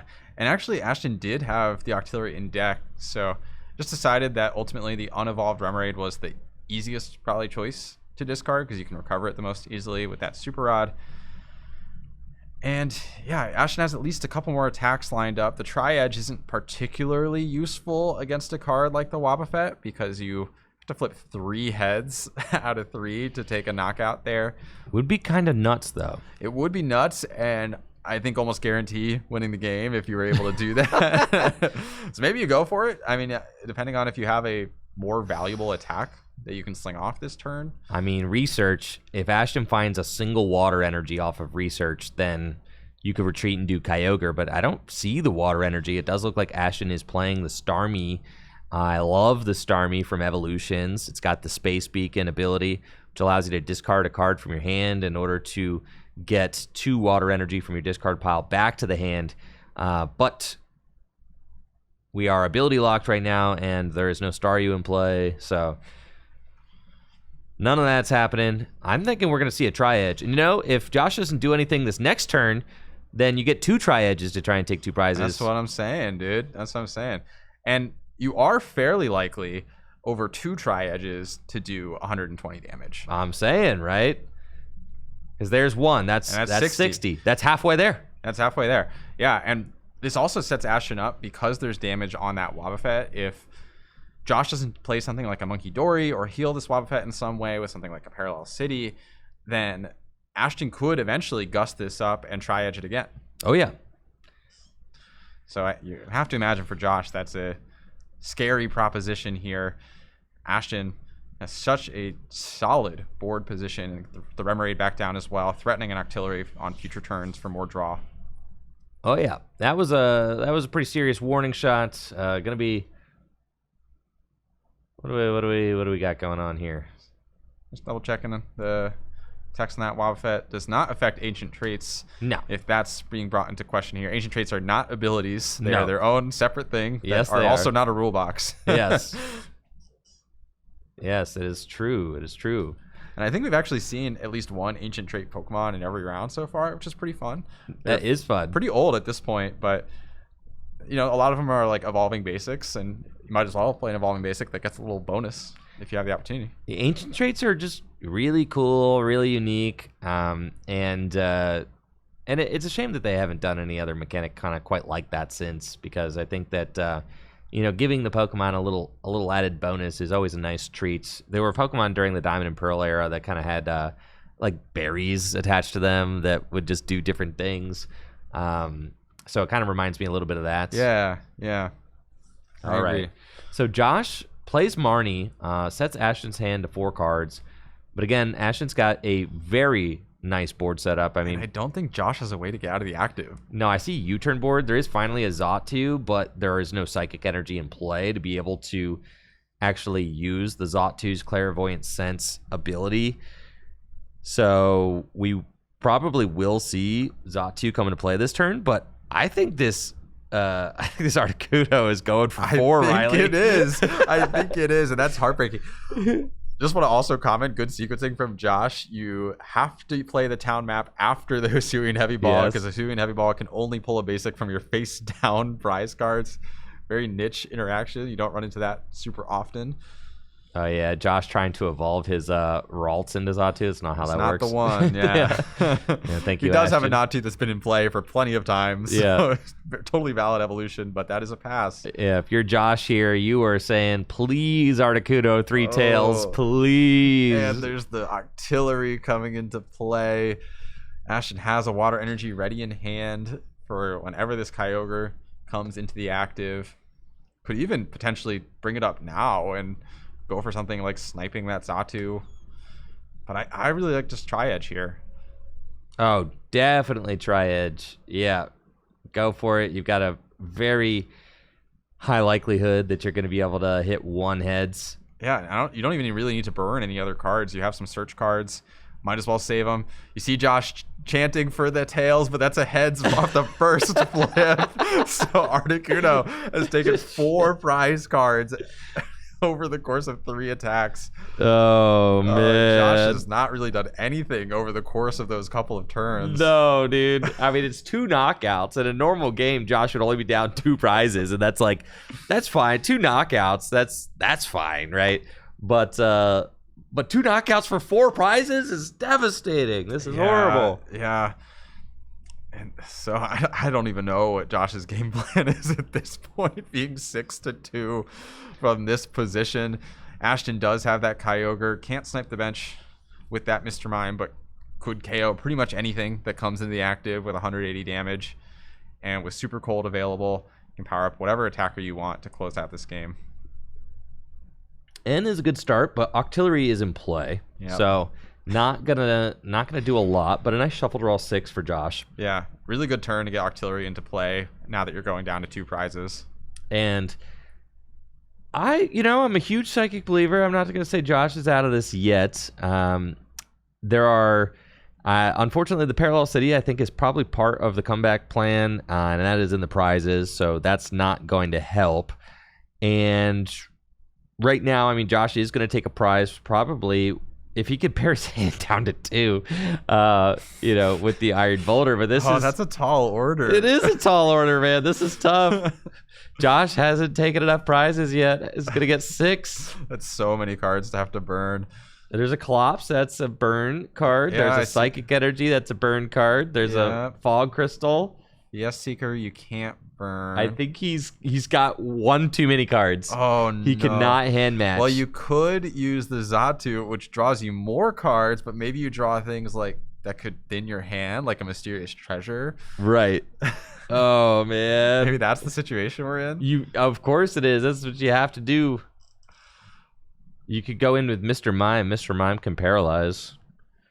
Try and stick him. I guess we could do that. You can memory skip. You don't want to have to memory skip, dude.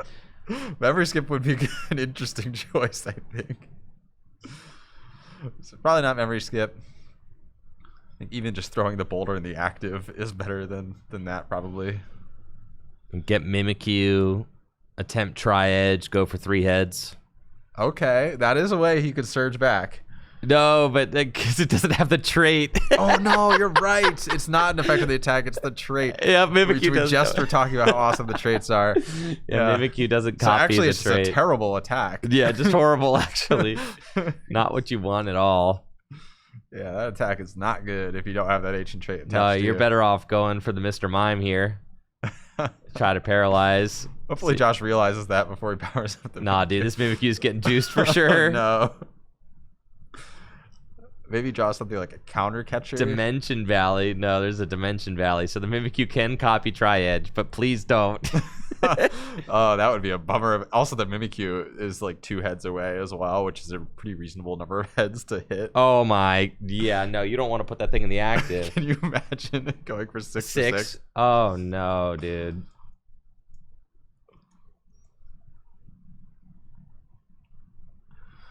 Okay, here it comes. Oh no, dude. Yeah, the whole game's gonna end like this.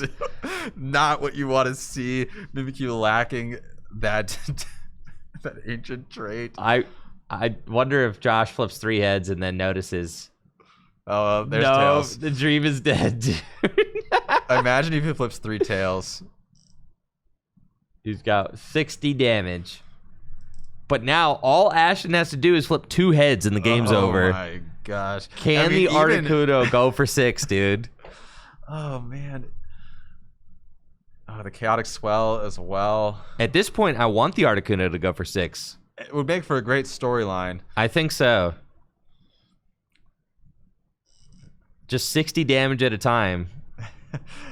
If he draws a Boss's Orders as well, he could gust that Ralts. And that is a 60 HP Ralts. Oh, yeah. With that memory skip. There's Guzma right there. Guzma. Oh, yeah, dude. Ashton sees blood. Oh, my Let's go. gosh. Yes. Yes, dude. Here it is. 1 heads. All this Articuno needs. Can he flip heads one more time? Ain't no way, dude. Ain't no way. Tails. It's over. It's over. Oh my gosh. The Articuno takes 6 prizes on 3 Pokemon to win the game.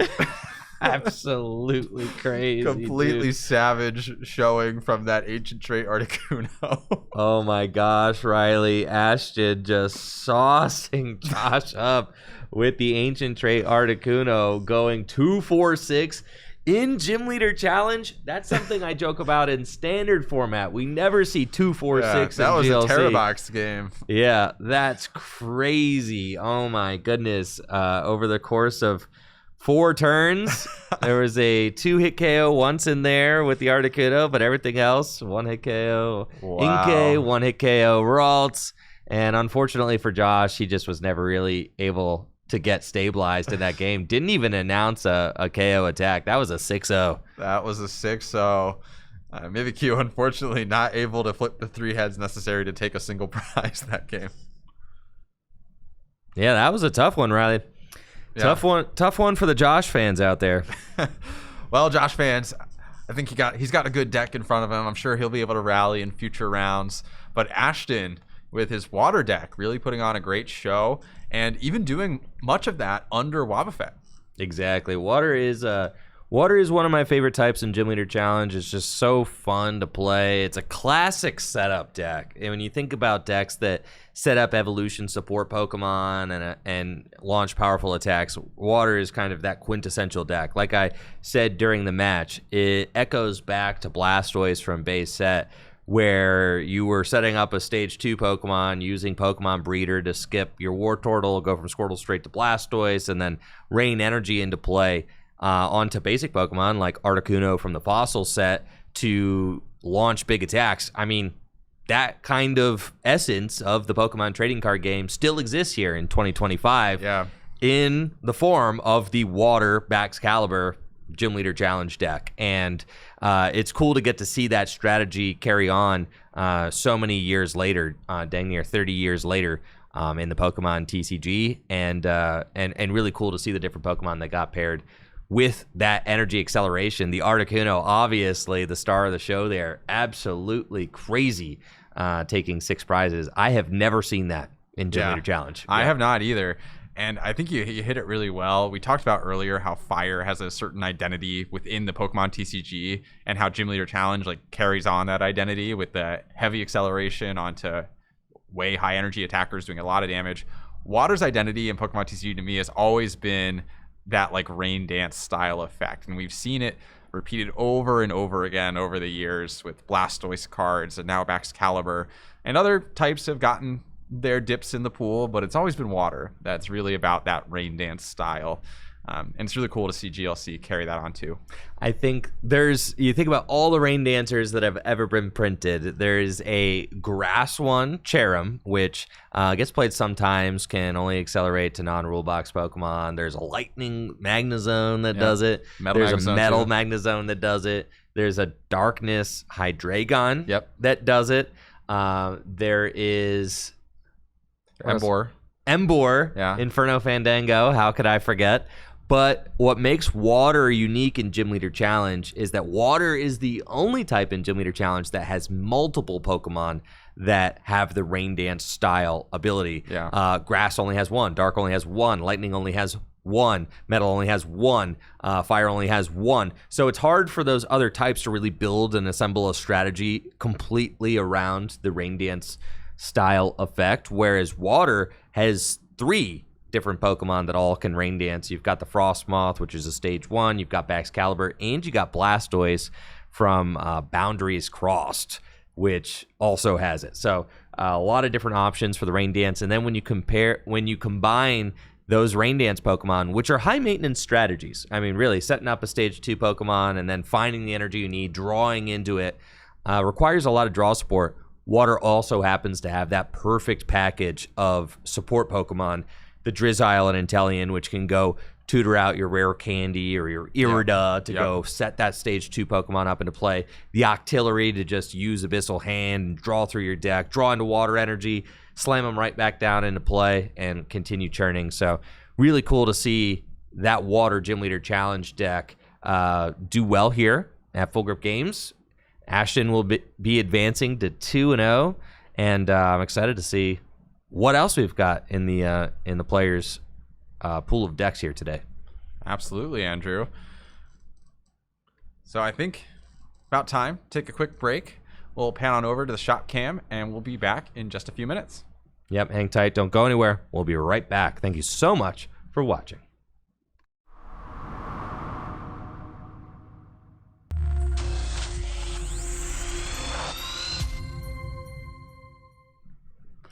What's up, folks? We are getting ready for round 4 of the Gym Leader Challenge 1K here at Full Grip Games to celebrate the release of Journey Together this weekend. We've got an exciting match for you ahead featuring Alex Carpenter and Brooke English. Let's head over to the table and see what these players have got in store for us. Alex is playing his patented favorite Spread Lightning deck, which I'm very excited to watch him play. He's been locked in on this deck for a long time. It's his favorite Gym Leader Challenge deck by a lot.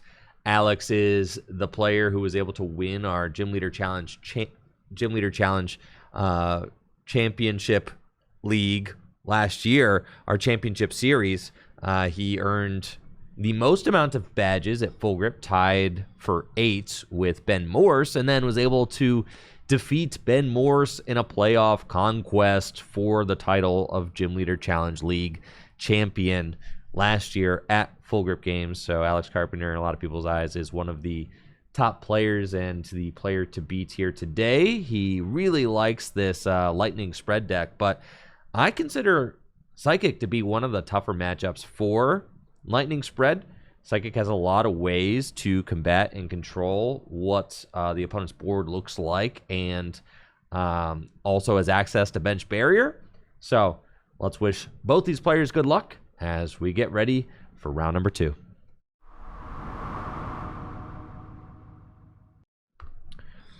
Round number 4, excuse me. Let's wish both these players the best of luck as we prepare for round number 4. So like Andrew said, we have Alex on the right, rocking that Lightning spread archetype against Brooke on the left with her Psychic deck. And Andrew, we were just saying after this last round how Lightning is one of the premier spread archetypes in Gym Leader Challenge. Now, you had thrown a significant amount of shade towards Psychic spread. What differentiates Lightning in terms of spread-based strategy? Well, Riley, I'm glad you asked. It really has a lot to do with this guy right here. It's crazy how one Pokemon can really make all the difference. Where's my Electivire scan? Okay, anyways, Electivire is the guy. And Electivire is the main attacker that Alex is going to be utilizing during this game, the one from Brilliant Stars. It's got this crazy attack, High Voltage Current, which does 50 damage to each of your opponent's Pokemon. This is one of the most powerful spread attacks legal in Gym Leader Challenge formats. Amazing Kyogre was the best spread card in Gym Leader Challenge formats, but that card, alas, has been removed from the formats and graduated to the ban list a couple years ago. And same with Amazing Raikou. Some of the amazing Pokemon, a little bit too amazing for Gym Leader Challenge formats. Their spread attacks printed to compete with Pokemon V, VMAX, and V-Star. Not really a format full of non-rule box Pokemon, but Electivire is just on that upper echelon of what is fair play in Gym Leader Challenge format. 50 damage to all of the opponent's Pokemon is a huge attack. And if you can string that attack twice, maybe combine it with a Regieleki Terraspark, which does 120 damage and 40 damage to 2 of your opponent's Pokemon, it's just a very, very powerful option for Lightning to have. Of course, Lightning also having access to old fan favorites like Flying Flip Tapu Koko to spread 20 damage all over the board as well. Really able to build up damage extremely quickly and get to very high numbers on your opponent's benched Pokemon. And one of the things that's nice about Electric 2 is it does present a decent amount of kind of individualized pressure as well. And so your opponent can't necessarily just play the thinnest bench of all time to play around spread because your attackers are threatening by their own right. Dude, this start from Brooke is crazy. She's got Wobbuffet in the active, Ralt on the bench, I believe, and have a Curlia in hand, so we'll be able to start using Refinement this next turn. And Crispin onto Wobbuffet. Now Wobbuffet's just swinging. Psychic Assault. Yeah. And this is what we were saying we would have liked to see earlier in the day with Wobbuffet in the active. Just build up that damage pressure with Psychic Assault and keep on the ability pressure with Bide Barricade. So Brooke recognizing that is a really powerful option for her and immediately going in with that. Alex using that tag team supporter Guzma and Hala to grab a Float Stone, a Speed Lightning, and a Thunder Mountain. An exceptional combination of cards. Sorry, not Thunder Mountain. What is the name of this one? Stormy Mountain. Stormy Mountain, the other lightning-based mountain card. Stadium. Yeah. So the Thunder Mountain, of course, not allowed in Gym Leader Challenge because that is a Prism Star with a rule box. Yeah, and Alex not have access to his abilities. So going to attach Speed Lightning Energy to this Morpeko. The Morpeko's got, I think, a Torment style attack. Something kind of like Memory Skip makes it so that your opponent can't use a specific attack during their next turn. So And notably, Wobbuffet has 1 attack. Yep. And so it won't be able to attack on this following turn without some sort of switch effect. So Brook can either leave Wobbuffet in the active and not do any damage, or retreat it and give Alex access to his abilities. Looks like Brook's got that Colorless set up and is going to use Refinement, discarding an Evo Soda from hand to draw 2 cards.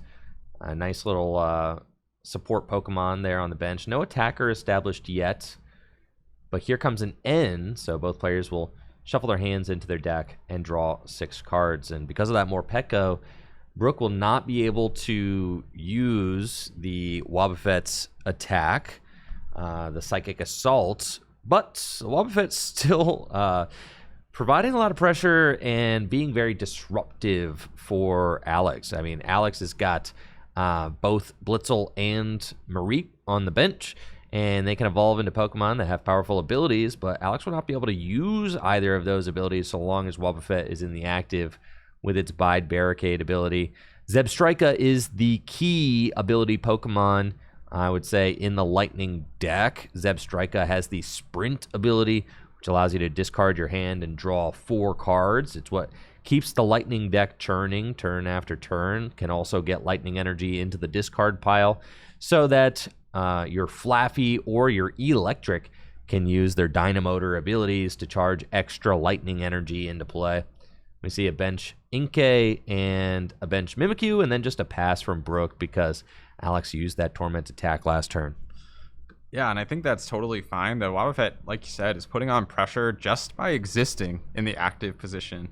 So even though Psychic Assault would increase that pressure, it's not necessarily required so long as Brook is setting up her attackers on the bench to eventually take those big knockouts. We do see Alex with that level ball getting the Flaffy into play with that Dynamotor ability.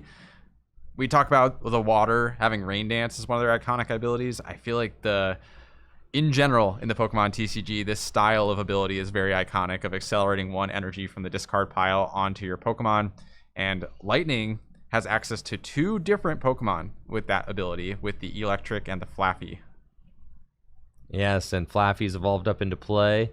Alex playing the Tynamo, just 30 hit points, just a little guy, but that Tynamo does have free retreat, so free retreat is always nice when combined with the Dynamotor abilities, since Dynamotor allows you to charge a basic Lightning Energy from your discard pile to one of your bench Pokemon. So free retreat is definitely a staple in these Lightning builds that want to be charging energy from the discard pile to the bench, because you want to promote a free retreater and then use Dynamotor to charge Lightning Energy to your bench and then retreat for free into those Pokemon so that then you can attack. But again, none of that's happening so long as Wobbuffet is in the active spot. But we do see that Alex has a Zapdos on the bench. Zapdos has the Thunderous Assault attack, which does 10 damage plus 70 more damage if it moved from the bench to the active spot. Only takes 1 Lightning Energy to use that attack.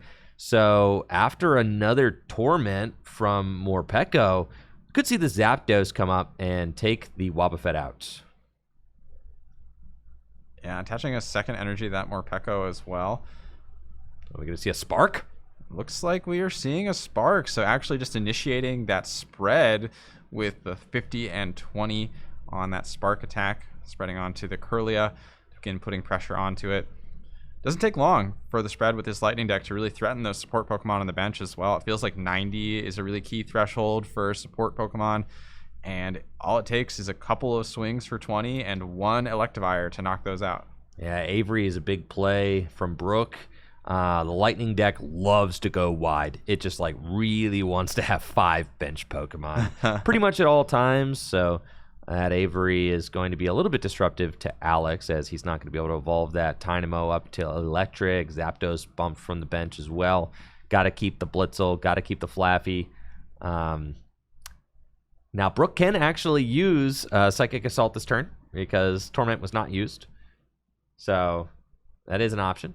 Would be for 10 damage only on this Morpeko, but yeah, still have access to an attack, which is nice. Yeah. Always nice to be able to attack. Yeah, I think Alex's Avery choices were pretty much our foregone conclusion here. The Zapdos is a basic Pokemon, easy to string again if you want to rescue stretch it, for example. And the Tynamo has yet to evolve, and the Flappy has evolved. So makes sense, those are his choices. Refinement from Brooke as she continues turning through this deck, discarding Birdkeeper. And here's a good card in this matchup as well, the Monkey Dory. Ooh. Monkey Dory, of course, with that Adrenabrain ability, very popular in Standard, as well as the Psychic decks that we've seen on stream so far for GM Leader Challenge, allowing you to move those damage counters over to your opponent's board and start to nullify some of that spread. That's going to be a little Psychic Assault for 10. And did Brooke put the Dark Energy but neglect to use Adrenabrain? No, because that is a Psychic Energy. Oh, it is a Psychic Energy. Okay. Unfortunate, yes. Okay. Yeah, potentially only even playing like 1 or 2 Darkness Energies. Yeah. So not necessarily having super immediate access to them. Crispin is actually probably one of the better ways to gain access to that Darkness Energy. That was used on that first turn to swing with the Wobbuffet. Exactly. Now, I don't think that we have. I mean, I don't want to jump to any conclusions, but I'm guessing that Brooke might not be playing Bench Barrier.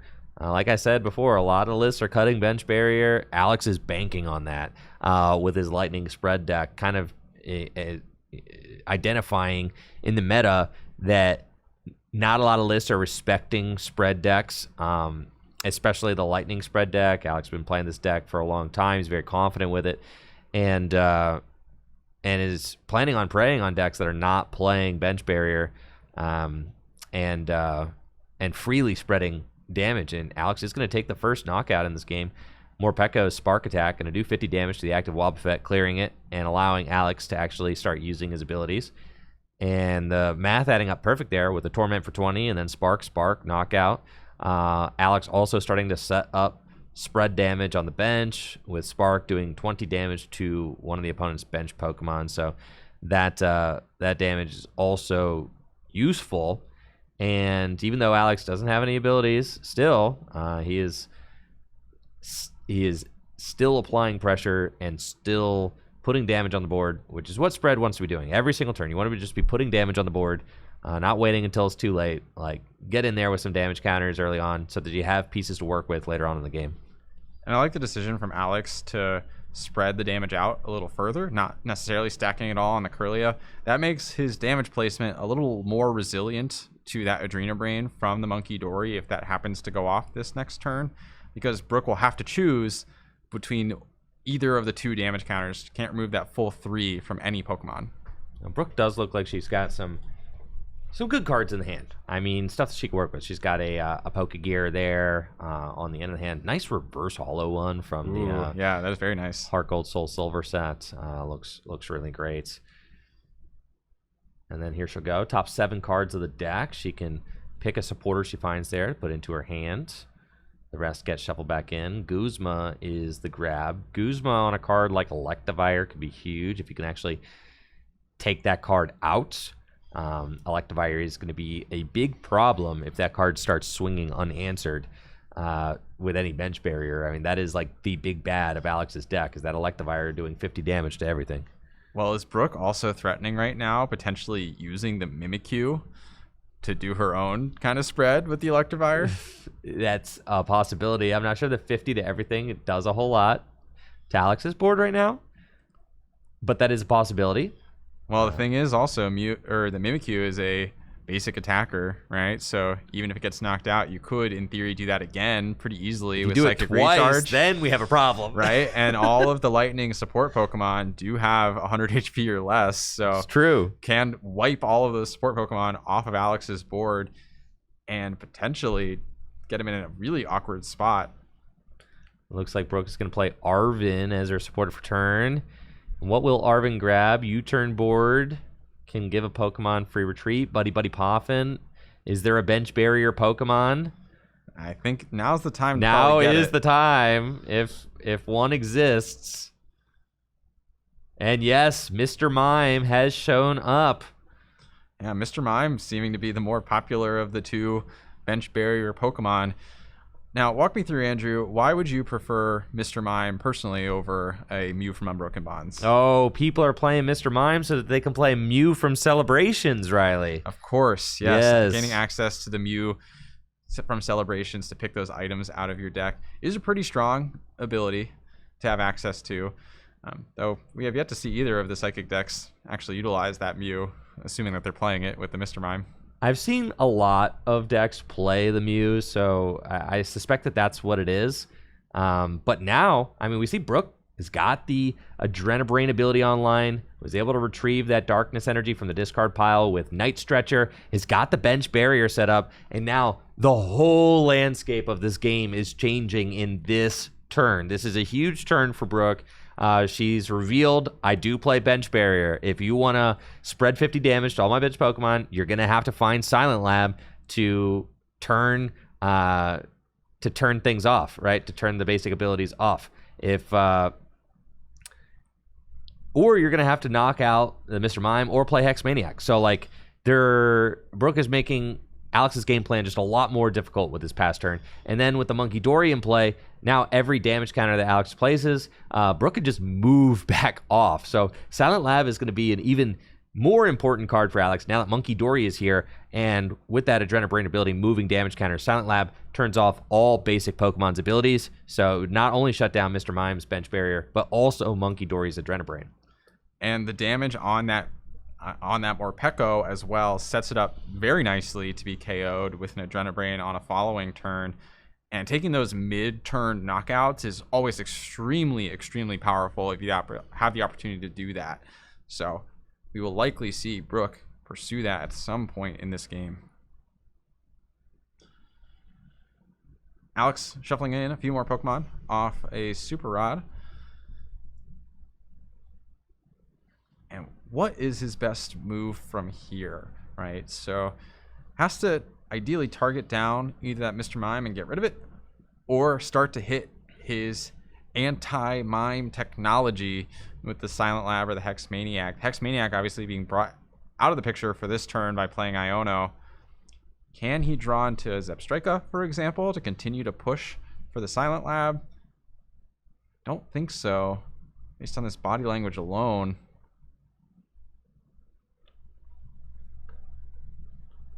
This is tough. This is one of the weaknesses of spread-based strategies in general, is that if opponents are teched out for you, it gets progressively more difficult. Not impossible, but progressively more difficult to win games. Parallel City, another great card against spread matchups, being able to remove damage from the board. And that's an extremely common card in Gym Leader Challenge. Now it looks like Zapdos is the choice here off the Stormy Mountain. Looking to just take a quick knockout, and that's what Zapdos is best for, taking a quick and easy knockout against an evolving basic. Absolutely. The Natu has only got like 60 hit points, maybe 50. Easy KO for the Zapdos. But yeah, Alex not really able to get his game plan going exactly the way he wants quite yet. I mean, it looks like...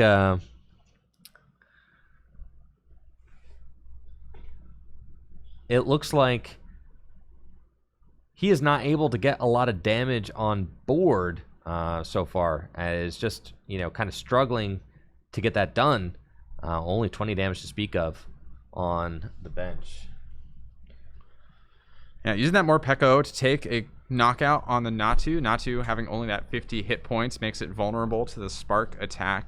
And one of the nice things about using Morpeko to take the knockout as opposed to something like the Zapdos, though I'm not sure if Zapdos was even an option, is that it puts the onus on Brooke to either deal with the Morpeko directly or to move the Adrenabrain onto it directly this turn. The nice thing is if Brooke has to attack into the Morpeko, that the damage is kind of wasted on her attack because it's already at 10 HP left. So any further damage beyond that 10 is basically wasted. And makes your attack less valuable that turn. So savvy decision making by Zach, regardless of the options he had available to him in terms of energy. And here we go. We see that Mew enter Brooke's hand, so she will have access to the ability for Mew to grab items out of the deck.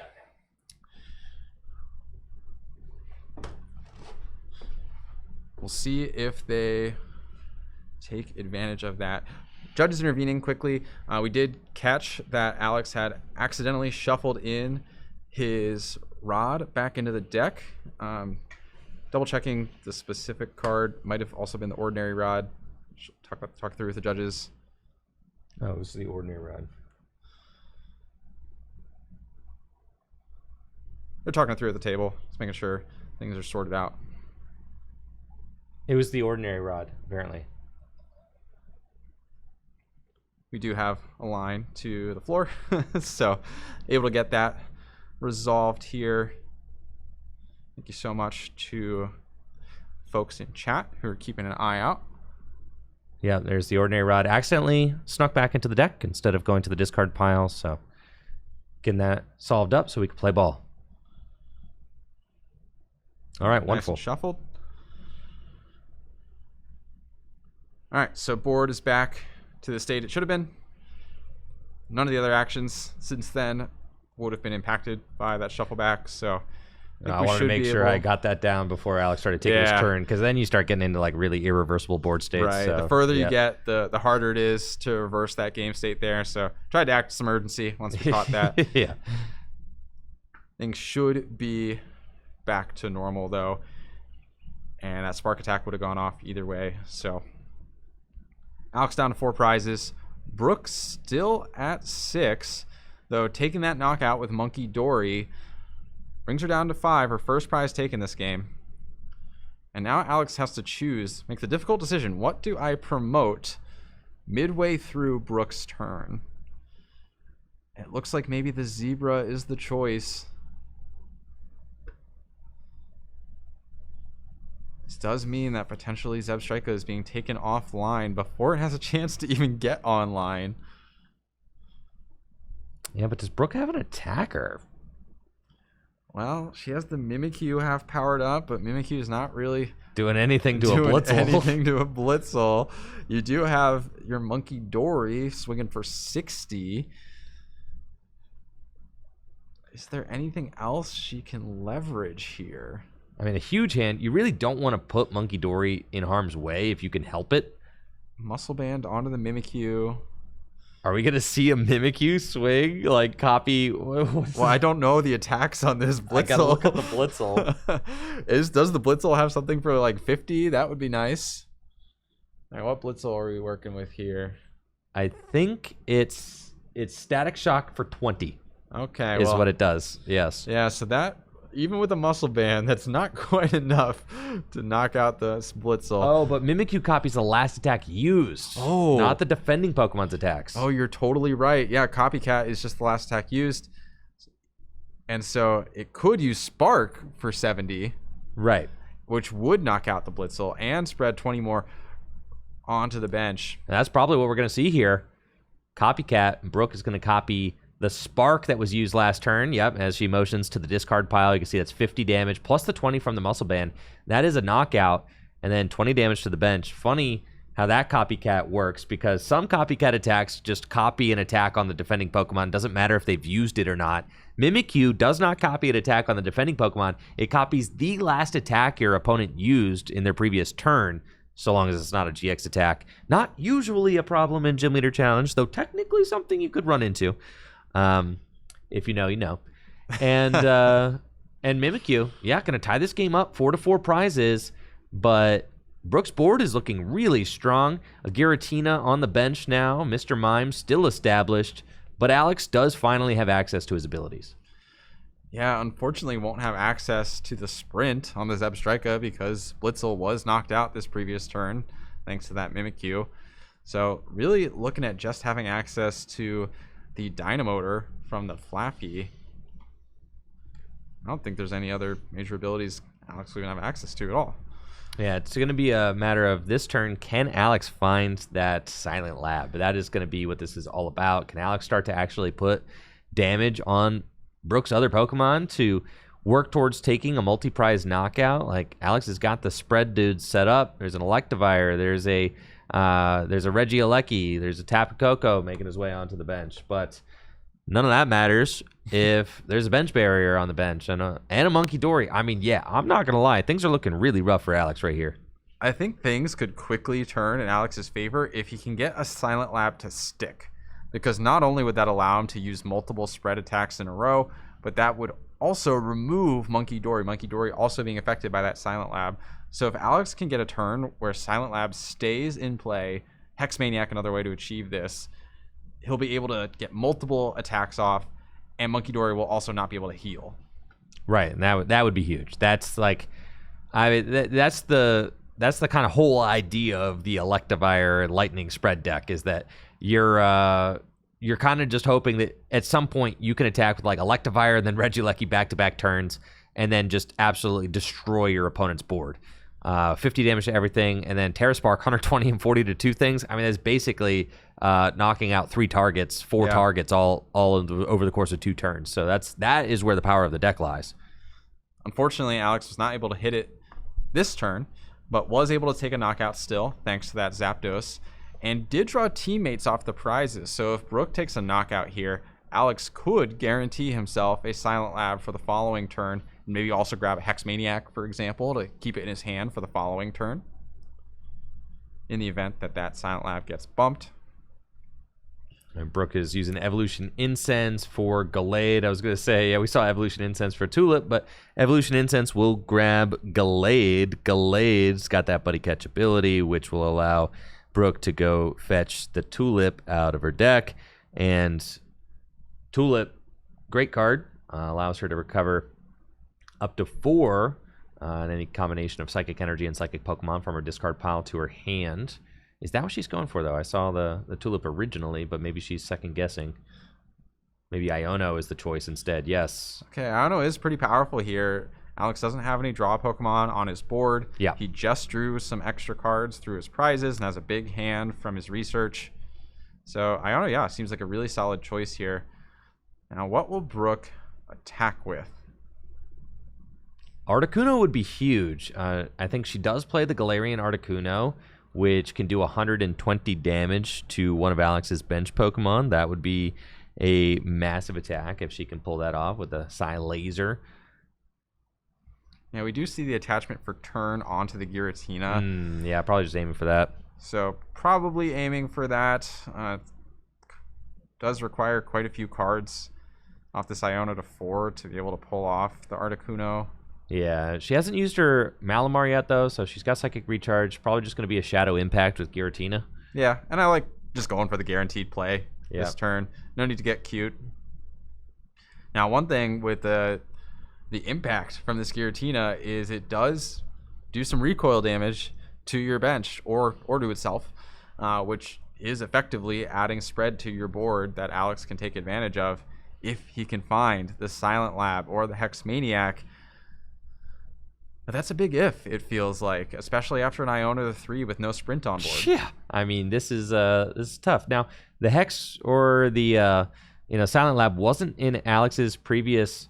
Does he got 4 right there? Cards on hand. The U-turn board went back the to U-turn him. board. Okay, I was gonna say. U-turn on Hold his Zapdos. Okay. Got it.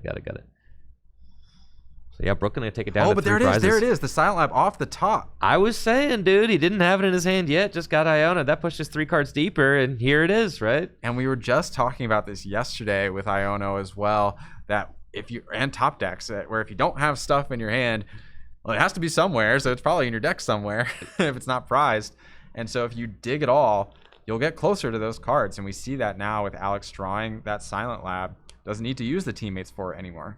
No, but does he have anything else really worth doing? The Monkey Dory's got 4 damage counters on it. That's fine, even if the Monkey Dory takes 5 more damage counters from a... But Alex has Guzma too. So this turn, we're actually probably going to see Regieleki go Guzma onto the Monkey Dory to knock it out. I think that's the play we're going to see, Riley. Do you think Guzma on Monkey Dory is preferable to Guzma onto the Mr. Mime? I think that Alex is just going to hope that the Silent Lab sticks. But if the Silent Lab sticks, then it doesn't matter, I guess, if you get the Monkey Dory or the Mime. Yeah. I think the Monkey Dory is like an immediate threat to Alex's entire thing. We'll see. Yeah, it's the Monkey. I think Alex is going to go for the Monkey, and he does. It looks like maybe even just knocking it out with the Zapdos. Oh, that's fine, too. So Save the Silent Lab. And I do like this here. It removes the damage from Book's board. So even if she gets a new Monkey Dory into play, it's not useful yet. Yeah. And then keeps the spread strategy open if he wants to pursue it for following turns. Bear in mind, the Regieleki does do 120 damage by itself with the Terra Spark, which is a decent amount if you're swinging in with that, regardless of the spread element. Absolutely. Alex, hasn't really been able to spread yet in his spread deck. It's mostly just lightning doing lightning stuff. He doesn't have any damage on Brooke's board, but only has 2 prizes remaining. So really, Brooke's win condition is going to be to use Giratina, take a prize card here. Even if Alex is able to knock out the Giratina, then Brooke's got 160 hit point Gallade. That Gallade can use Swirling Slice, 160 damage. Go search out a Disruptive Supporter or something like that and limit Alex's hand while swinging with that Gallade. It's not very easy for Alex to deal with a clean Gallade. So, a Hex here could also, but then Hex turns off your own Mr. Mime. So, tough choices to be made. You got to be cautious with that Hex Maniac for sure. I think I like Tulip if she had a way to get... Oh, Tulip for Galarian Articuno could just knock out that Electivire on Alex's bench right now, and that would be big. That would be big. Yeah, removing that 50 spread option and basically reducing Alex to Zapdos and Regieleki as his attackers to close out this game. Only 3 prizes left for Brooke. I think I like Tulip if she goes for that. I think that play makes a lot of sense. This could be a good turn to Tulip, followed up by a Disruptive Supporter on the following turn when Alex goes down to potentially 1 prize. Also getting... Raihan to immediately get the Monkey Dory back is also quite good. Yeah, the thing is the Monkey Dory doesn't actually contribute directly this turn. It's a safety net. It is a safety net. It is a safety net. But if I'm Alex here and I'm at 2 prizes, I might be thinking the spread is off. It's off the table. I'm just dealing with whatever's in front of me at this point. Yeah. It's true. It's true. For example, this Articuno has 120 hit points. You know what does 120 damage, Andrew? It's Regieleki. It's true. But Giratina has 130 hit points. Giratina does have 130. He hasn't used Electro Power yet. If Alex plays Electro Power, he could power through with a Zapdos, for example, or a Regieleki. It also depends where Brooke puts this damage. A lot of folks... Probably back on her Monkey Dory where she had it last turn. She's thinking about it, looks like. I actually think the Monkey's the safest place for it. Malamar's like my second choice, but I don't like that because then Silent Lab is gone, right? No, so definitely not the Malamar here. No, the Monkey is the safest place for it. I like that play by Brooke. Good call, good call. Okay. And now it's tied 2-2 prizes. We've got ourselves a real game here. Alex does have Silent Lab in hand this turn. Is it enough? Electro Power. Oh my gosh. So yeah, Alex will be able to use the Electro Power in combination with that Regieleki to knock out the active. Combined with a Marnie, being able to spread that extra damage onto the bench. It's going to be a really close one, Andrew. It is going to be a close one, but that's the thing. Okay, so the main concept of Alex's deck, right, to do the spread stuff, has not really been terribly effective so far. He finally has Silent Lab in play. He will be able to use Terra Spark for the knockout on Giratina and put 40 damage on 2 things. Now, if the Silent Lab gets countered, then that's tough, right? Alex doesn't have Zebstrika in play to draw extra cards, but I also think that Brooks, Iono, and N are both in the discard pile, so I don't think that she can actually use Gallade to go get a disruptive supporter like that. Maybe Judge. If she's playing the Boulder, she might play Judge as a potential hand disruptor. But it's going to be close because Alex can spread damage, right? And maybe he could use Electivire for win if there's the Silent Lab in play still. But Brooke can also preserve one of her Pokemon on the bench using Monkey Dory, Adrenabrain, right? And can move like 30 of this damage she can move right back wherever she wants. So if you put 40 on the Malamar saying like, okay, well, I'll do 50 to clear it with the Electivire, like she can move that. So I think Alex wants to hit Mr. Mime and Malamar. That would be my guess. So that you have 40 damage on 3 different guys. And then you're saying, well, like if I find Lusamine, I go Lusamine, Electivire game.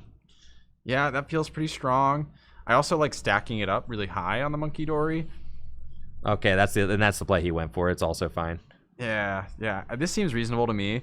Just get that Monkey Dory to as much damage as possible, making it a really easy, juicy target. And Mr. Mime and Monkey Dory are now both within 30 damage of being knocked out. And there's that mysterious tail Mew. I told you it was around. No, we saw it earlier, I think, when you were running damage control. Yeah. Here's Dimension Valley. So countering the Silent Lab, that's big. That's a very nice draw for Brooke there, having that Dimension Valley. Not only is it just one of the best cards that Psychic has access to, but it gets rid of that nasty Silent Lab. Now, she's got plays in hand. There's a Juniper there. See the Juniper. She's got Buddy Catch. She's got Psychic Recharge. We know there's a Tulip in hand. The counter energy on the Regieleki will not be useful for the rest of the game with Alex only being at 1 prize remaining. You could go Buddy Catch for Tulip, and use the Galarian Articuno and just pinpoint something that you want on your opponent's bench. You could take out the you could potentially take out the just Cynthia and Caitlyn, huh? Cynthia and Caitlyn's an interesting choice here. What do you think Brooke is looking to target? I think Brooke wants like a Hand Disruptor back, but it could be too little too late. If Alex got Win in hand, then... Yeah, Hand Disruptor for the following turn does not feel exceptionally powerful at this point in the game. She's got Tulip already. Okay, so she's thinning her deck a little bit of Cynthia and Caitlyn instead. Scary thing about this, and I think the Electivire has 1 energy on it, maybe 2. Yeah. I think it's 1. The thing that looks like a second energy, I think, is the Electabuzz. You sure? Yeah, it's the throwback Electabuzz. So I think it's 2 lightning. I'm looking at I think it's 2 lightning, dude. Oh, it's hard to tell, dude. I think it's 2 lightning. Okay. Well, 2 lightning is much more threatening than 1 for sure. In this situation. Oh boy. Wait. Does Brooke have Win? Mimikyu? Terra Spark? 30 damage? This is it! Oh my gosh. Brooke cooked up to win. Terra Spark for game. 2 prizes. Oh my gosh. Mimikyu. Yes, the Monkey Dory in the end making all the difference. Absolutely crazy. Brooke with the showstopper win there over Alex, the Gym Leader Challenge League champion from last year, using his spread against him to win the match. How poetic is that, Riley? That was amazing. Yeah, that Mimikyu put in a lot of work over the course of the game, taking that early knockout on the Blitzel and then having to and then copying the Regieleki to take the game. The combination of Monkey Dory plus Mr. Mime is just so tough for a spread-based strategy to deal with. I agree, and you saw how impactful those little deck building decisions can make in a tournament like this. The decision to play Mr. Mime flipped this entire match on its head. If Mr. Mime isn't there, Alex can spread freely the entire game. But you saw how stifling it is to be limited to only the turn where you find Silent Lab. Like, that's 1 turn. You could deal with that, especially if you've got Monkey Dory to move those damage counters back off. You're using your opponent's spread against them. Yep. It's such a powerful showing from Brooke. And it looks like she's got some friends supporting her. Oh, that's so great. She won on stream. She looks really happy. Oh, huge congratulations to Brooke on a job well done there. And Alex, of course, is a storied GLC player. I'm sure we'll see him continue to fight for a top 8 slot here today. But yeah, Brooke really put on a great show with her Psychic deck. Yeah, the story's not over for Alex. 1 loss does not mean a tournament run ended. However, Alex is on the ropes now. I mean, 125 players here. We've got 7 rounds of Swiss. You definitely can't afford 2 losses if you are looking for a guaranteed spot in top 8. Yesterday, for our standard event, we had 1 player sneak in at 6-2. It was an 8-rounder yesterday with 160 players, 125 here today, so just 7 rounds. But Yeah, I'm not thinking that many X2s are going to make it, if any at all. I think there's potential for a bubble at X11, even with a tournament of this size. The way typically that bubbling will happen or hash out is the closer you are to the next round threshold, the more likely it is that people will bubble out. And so we were right on the cusp. Yeah, so the next round threshold for that extra round is 128 players. We are just a mere couple of players short. Might have been 129. We're a mere few players away at 125 here today. And so I suspect that it'll be at least a clean cut or potentially some players bubbling. Yeah, that was a Oh, 6-1-1 bubble would be a heartbreaker here today for sure. It'll be 5-1-1. Oh, 5-1-1 would be a heartbreaker bubble here today for sure. No one likes to bubble out at X11. That's crazy. I'm reminded of the World Championships in 2015. Oh, are yes, you? Yes, I'm reminded of such things have happened to people before. Yes, I'm reminded of a 9th place Worlds finisher at Worlds 2015 who went 5-1-1 and finished 9th place. All because of things completely outside of your control. Yes. Or whoever this person may be. Mm-hmm. Yes. And that person's name was me. That's not your name. No. So I feel for those 5-1-1 bubbles today. I relate. That's right. I relate. That was a amazingly piloted game. I was really excited to get to watch that match. I mean, just what a great game, back and forth. I mean, really didn't know who was going to take that till the very end. No, it was really interesting and really intense. I felt like that D-Valley being in the hand directly on that final turn for Brook was so big, or at least some sort of stadium bump.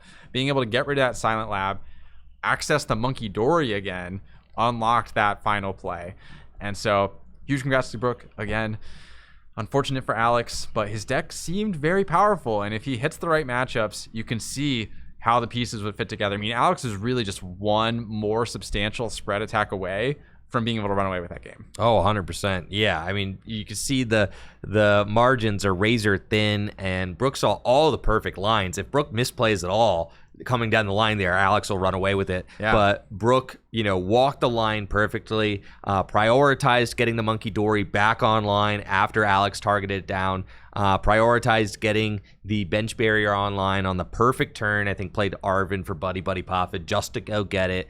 Was kind of weighing the turn. Okay, when do I want to use Tulip? But then ended up playing that on the perfect turn to go get the Mimikyu and make the game-winning line. I mean, Mimikyu using spread twice against Alex actually ended up winning the game. I told you the Mimikyu would come in clutch with this spreading. Crazy. You're right, Riley. You're right. Well, that was an exceptional round 4. We've got our next round coming up shortly after this quick break. Thank you so much for watching today. We'll be right back after this.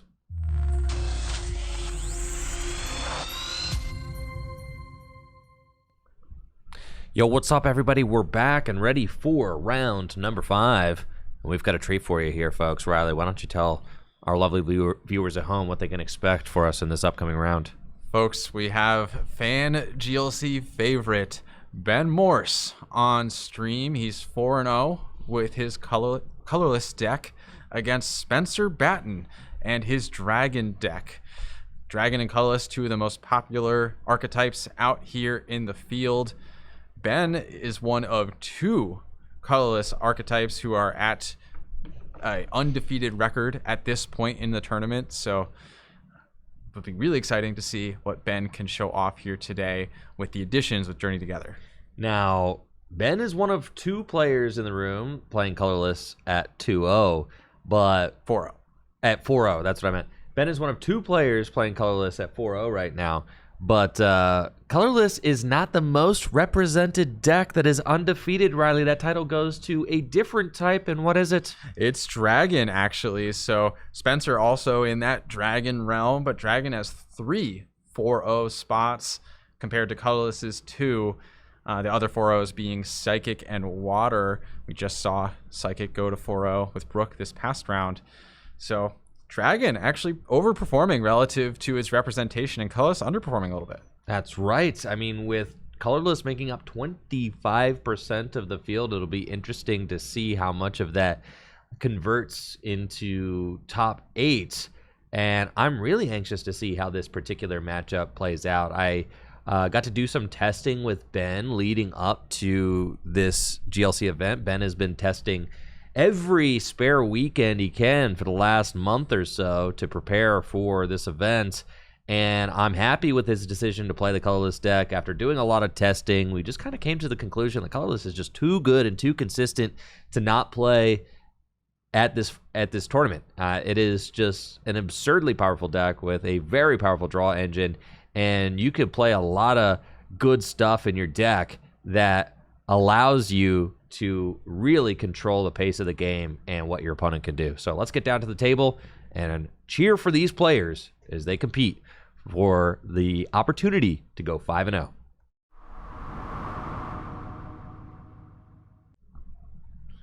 Here we are, Ben Morse on the right and Spencer Batten on the left. Again, this is a Colorless versus Dragon battle. Both these players are 4-0 and competing for a 5-0 slot. 5-0 would lock you up for top 8, assuming you could get some IDs in these final rounds.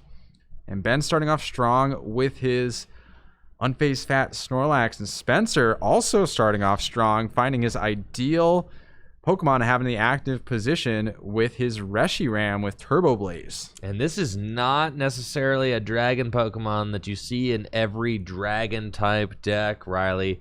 The Turbo Blaze Reshiram with the Turbo Blaze ability says once during your turn, if this Pokemon's in your active spot, you can attach a fire energy from your hand to one of your dragon Pokemon. So great energy acceleration. And we see Nest Ball and Professor's Letter in hand. Oh, yeah, that is a really strong opener from Spencer here.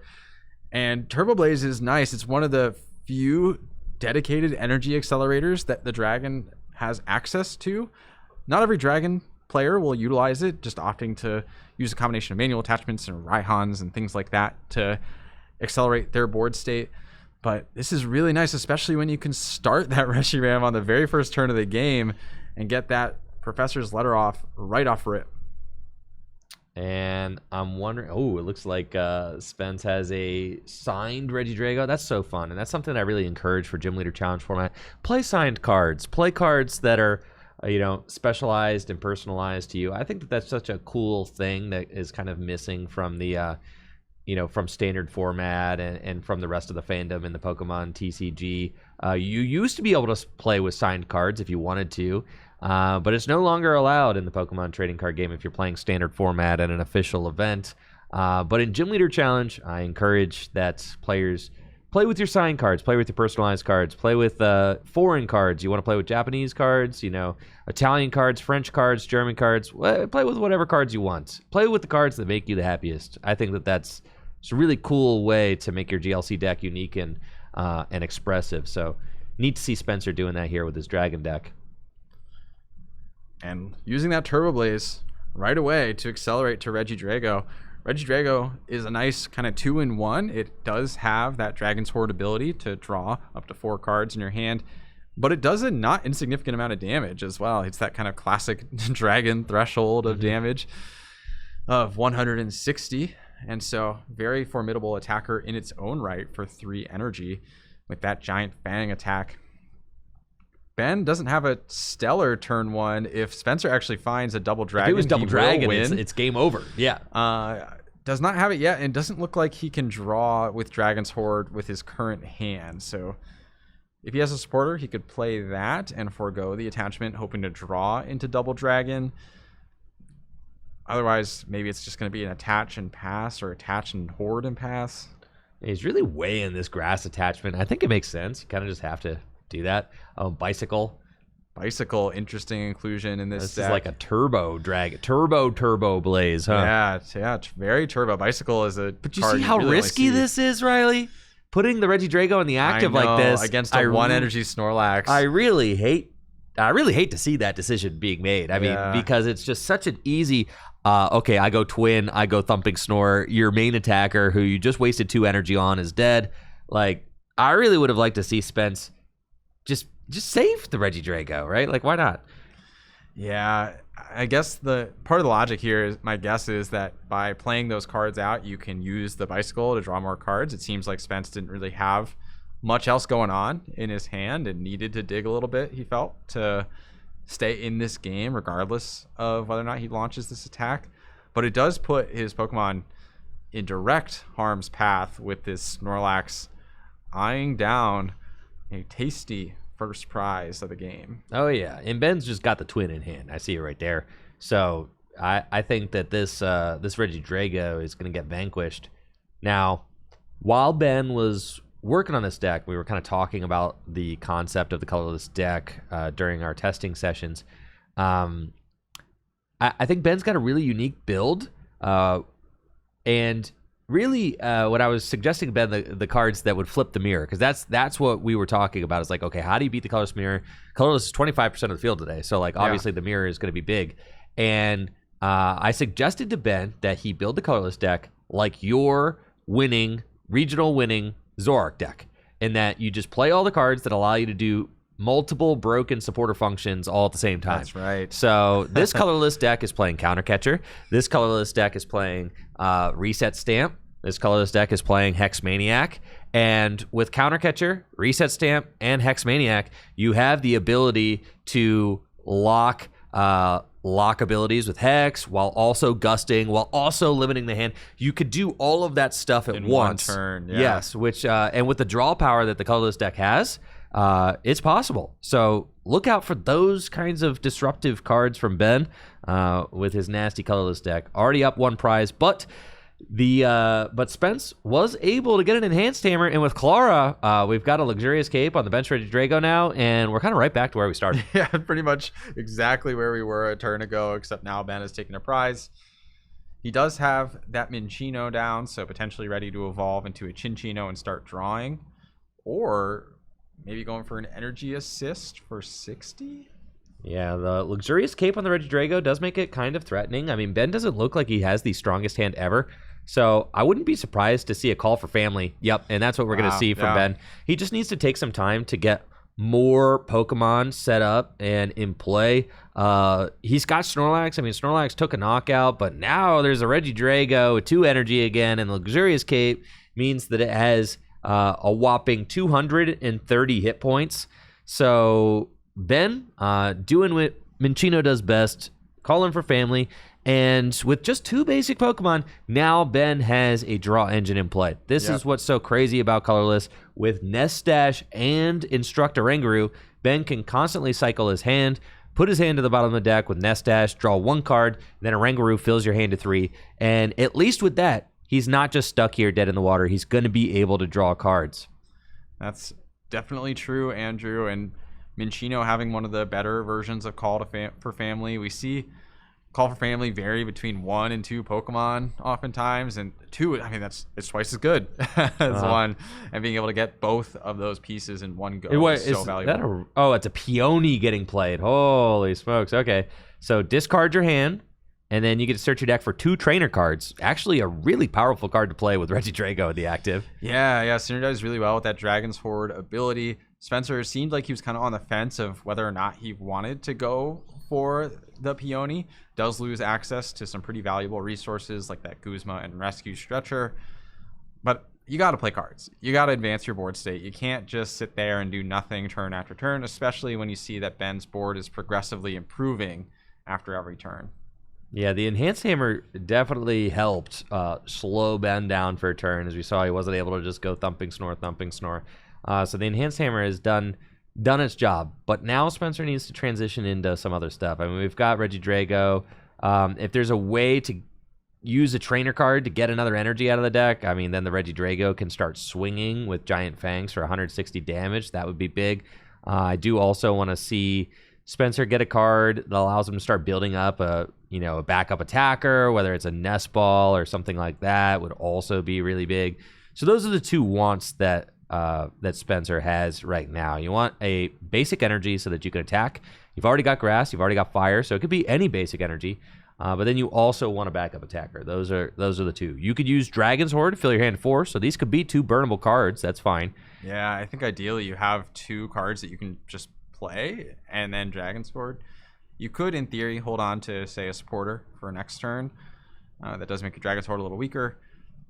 Does Spencer have another way in deck to just get an energy?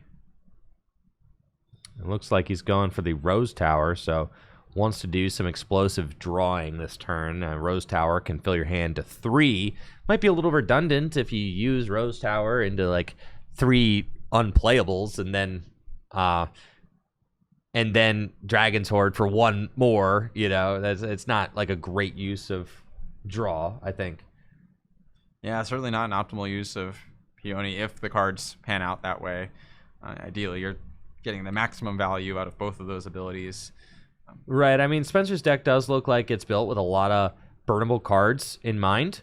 Yeah, so you probably will be able to burn, but not all. I mean, if you draw into a card like, if you draw into like tool cards and stuff, you've only got 2 Pokemon in play. There's only one slot, right? Yeah. So I really want to see Spencer invest into getting another Pokemon going. The air balloon does make it so that he's not as immediately punished if he doesn't have a backup attacker yet, because the Reshiram will have free retreat, and that's what you really want with that Turbo Blaze ability, is for the Reshiram to have free retreat. Yeah, definitely. It's much more annoying when you have to play switching cards to constantly get the Reshiram out of the active. So whether that's a Float Stone or an air balloon, getting that retreat cost down to 0 is really valuable. And we see Spencer now activating that Rose Tower, drawing 3 cards, very similar to a Ranger's Instructability, but on a stadium. Does he hit anything valuable? Again, he signaled through those picks that he does not have an out in hand, or in deck even, to an energy with trainer cards. No, he used his letter already. Yeah, so maybe not playing an Earthen Vessel, or maybe it's prized. Maybe not playing Energy Search as well. I have to imagine that item-based energy access would be pretty valuable with this kind of engine, but... Now, Ultra Ball is going to allow Spencer to thin this hand all the way back down, find the backup attacker, and now we are going to see Spencer use the full, Rose Tower for 3 into the Dragon's Horde for 4. That is 7 cards to get to see a basic energy, so that's about as good as it gets. Yeah. Oh, there's one such basic energy falling out of the deck right there. Now, thankfully, Regidrago is not picky about the 3rd energy. Some dragon types are very, very picky about their energies, but Regidrago will allow you to attach any additional energy to it to get that giant bang off. So whether that's a grass or a fire or a fighting, just any energy. I do like this build of Dragon. I think it's fun. It's just all basics. This is just like a turbo basic Dragon deck. There's no evolutions in this deck, from what I can tell. No Dracloak, no nothing. No Garchomp. This is just an all basic Turbo Blaze, use cards like Bicycle and such to just tear through the deck and try to just power up your big basic dragons and make them survive turns with HP boosting tools like Luxurious Cape and Bravery Charm, stuff like that. And here we go. Spencer does take the knockout on the Minccino, rather, denying access to Cinccino for Ben.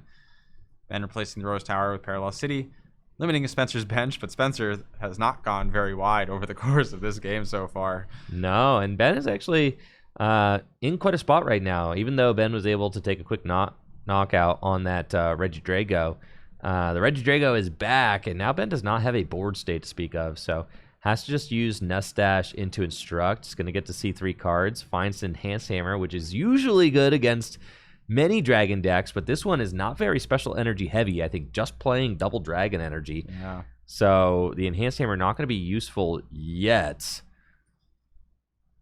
And then do we have a weird spot where just a Pokemon gets sacked, like to prepare for Cramorant or something?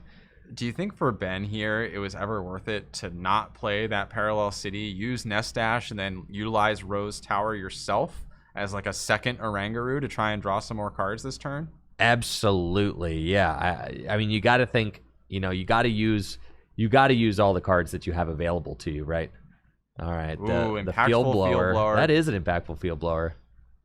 Very nice. Unfortunately, can't attack with that Fickle Spit quite yet. Spencer needs to take 1 more prize before that's an option. Turbo Blaze, though. Another Turbo Blaze gets off. getting some energy onto that Raging Bolt. We saw that Raging Bolt sweep a couple of prizes earlier today just by using its second attack for 130, that Dragon Headbutt. And then Guzma could actually be kind of nuts here. If Guzma and Hala could grab a Float Stone and a Double Dragon, then Raging Bolt could just go in for 90 damage snipe or 130 to the active, which is I think super that's impressive. super good right now. I'm partial to taking the knockout on the active here. I think just get that cram off the board, and then you have. I don't think there's a Float Stone though. Oh no! Yeah. I think the Float Stone's price. I mean, because Spencer went for Air Balloon originally. He would Yeah, have taken it. Although they're basically equivalent on the Regidrago, or sorry, on the Reshiram here. but yeah, I think the Float Stone might be prized. Okay. So then that would mean no moving the Reshiram this turn unless there's a switch card in hand. Here's the Stormy Mountains, which we saw earlier in the Lightning deck. Also a key card for the Dragon deck. Says Stormy Mountains allows you to search your deck for a basic Dragon Pokemon, put it straight onto your bench, or a basic Lightning Pokemon. So this deck can make full use of that. And it's nice to have those options. It's very similar to Artisan, which is a more generic basic search, but it doesn't give your opponents access to it unless they share your type. So keeping that little type restriction allows you to take advantage of those effects without letting your opponent benefit as heavily. Here's another cool card. Drampa from Cosmic Eclipse as a fairy weakness, 120 hit points.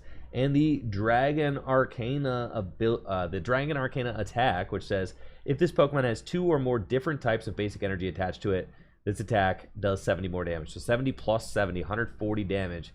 But you have to have 2 different types of basic energy, which this deck very easily plays. Wow, and look at that. He sacked the Double Dragon. He had to sack the Double Dragon energy to keep up tempo. I think this is fine, though, because he has that Wishful Baton. Yeah. So he has the ability to get a bunch of energy preserved, throw them onto the Drampa, for example. Yeah. And then you have Dragon Arcana ready. You can continue building up your Raging Bolt for either sniping or using that Dragon Headbutt. Overall, pretty solid turn. I mean, really, with the Wishful Baton and the fact that Ben's Field Blower just went down, you're feeling really good about that. Ben's playing Iono for 5 and saying, like, okay, I need to find another double energy, like right here, which is not super unlikely. It is possible. We're 1 double energy down. So there's a double Turbo and a double Colorless still in deck, and Ben does have the the ability to use Nest Dash and Instruct to help find those cards. But this is just really intimidating. If Ben could find a retrieval card to bring Hops Cramorant back, that would be huge. Right now, that's like the guy you want, since the Hops Snorlax is there in play and is boosting that damage output. 1 energy on the Cram would be quite nice. Oh, wow, and just resigning to attaching to this Thumping Snorlax. Wow. Yeah, because, I mean, whiffing the energy off the Nest Dash and the Instruct would be horrendous. Yeah, and Ben is just lacking that iconic, like, colorless support engine. He doesn't have any of those cards in play right now, really. He has some of the ancillary cards, but he's lacking the Cinccino. He's lacking the V-Barrel. Yep. And so he's not drawing as explosively as you would expect typically from one of these colorless decks. No, yeah, he's been very hampered by his lack of setup. Counter Catcher is going to drag this Reshiram back up into the act, and he's just going to pass. So he must like something that he has in this hand for next turn. I think there's a Goose Hala in it. And here's the Float Stone, dude. Oh, wow. So maybe Float Stone was in deck? I don't know. Or maybe he took it off the prize. No. But then how would it be in hand? Yeah. So maybe it was in deck. Maybe he just missed it. Yeah, I don't know. Sometimes I miss a card when I'm looking through a deck, but not usually multiple times over the course of a game. Ben is playing, I think, both Field Blower and Vacuum, right? So he's got both those options. But right now, I mean, Spencer's board is looking immaculate. All these basic Pokemon getting energy juiced onto them. Ben is just kind of like behind on energy attachments, not really able to string those along in the way that he's wanted to so far. I mean, Snorlax hasn't even announced Thumping Snore yet. Or once, just once, yeah, right? Then it lost its energy, and then lost the twin energy, and Ben has not been able to replace it. Oh, Max Elixir. Oh wow! Talk about Turbo. Max Elixir in this kind of format is a very interesting inclusion, but hits the energy, so Shoo. continues to power up his attackers. That Raging Bolt's about ready to start swinging. Have the Float Stone on the Reshiram. You have the Wishful Baton on the Regidrago. Lost Vacuum can only get rid of one tool. Potential Bravery Charms coming down the line, too. I actually really like Spencer's position here. Oh, yeah, Spencer's position is looking immaculate. I mean, he's going to have half his prizes taken. Board full of energy, multiple backup attackers. There's no support. That is the thing. This is just a big basic deck, but if he gets enough energy in play, it doesn't really matter because he won't need a support card if you get Iono'd or have your hand limited at the end of the game and you just have the attackers backed up, ready to go, then who cares? So he doesn't necessarily need a support Pokemon in play in order to keep things moving.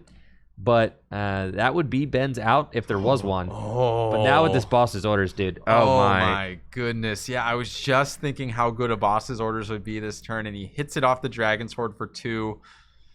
I mean, Spencer is running so smooth right now. This is amazing. Oh, yeah, dude. Ben's looking cooked. This is rough. Yeah. Oh my gosh. Yeah, you still have access to the Cramorant this turn if Ben can get it out of the discard pile.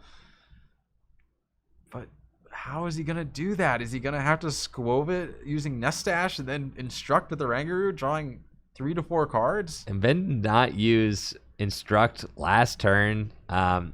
Did not use Nestash last turn. I mean, maybe Winona. Saving for Winona. I mean, sure. This seems too little too late, right? Yeah. You know what's crazy, Andrew, is how big of a difference it would have made to have had access to the Fan Rotom on turn 1. Oh, for sure. We've talked right? so much about Fan Rotom, and for this colorless deck, I mean, of course, it's always possible to set up without it, but the difference it would have made in Ben's setup to have had hit that on turn 1. He top decked the Nest Ball on the following turn, which is just too little too late when it comes to Fan Rotom. Only can be used on that first turn of the game. Yeah, now we see him like eyeing up the Bibro. Like, you're not going to Nestash Instruct again? Oh, I just don't think that's a winning play to stick on this hand even further. Yeah, it feels really bad. Okay, you can take those 2, sure. It's save the Bibro. You gotta keep drawing cards, right? Yeah, like, keep the Bibarel in the deck. Yeah, potentially draw into it after this for next turn as well. Oh yeah, dude, things are falling apart. Yeah, is Colorless overrated, man? I mean, perhaps. Yeah. Natalie did send an update. There are actually also 4 dragons that are at 4-0 right now, more than the 3 we said earlier. Oh my goodness. Is this the Dragon tournament? Is Dragon coming to win the GLC 1K?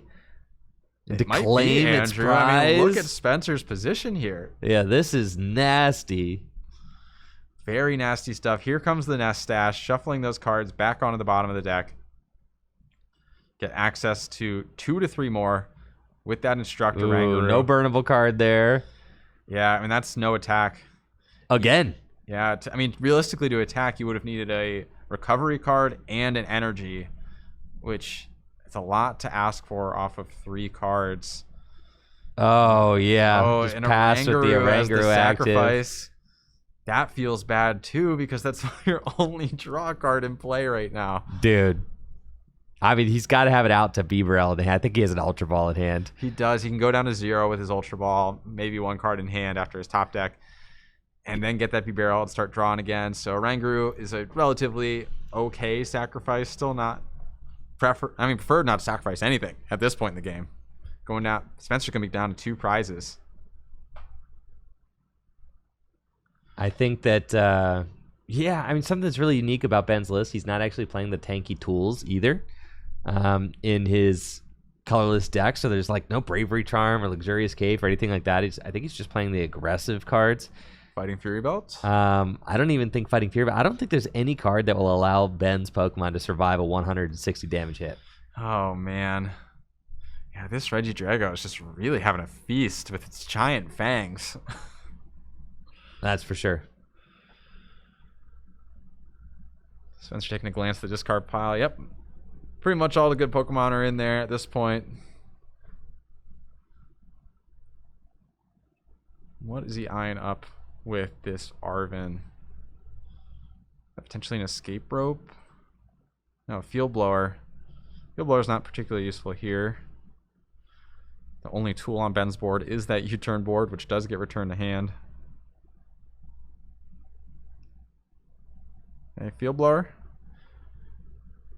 Could remove your wishful baton if you want. Or maybe just burning all these cards. Nothing that he wants off the Arven. Right. Gonna draw more cards with Dragon Sword instead.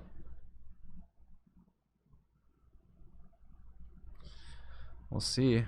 Ben reading the wishful baton. Got pretty good in this situation, that wishful baton. If Ben happens to take a knockout, which is yet to... he's yet to have the board to do that, and still needs a couple parts. Cramorant also will be deactivated after this turn. Right. So no longer has access to that kind of easy swing.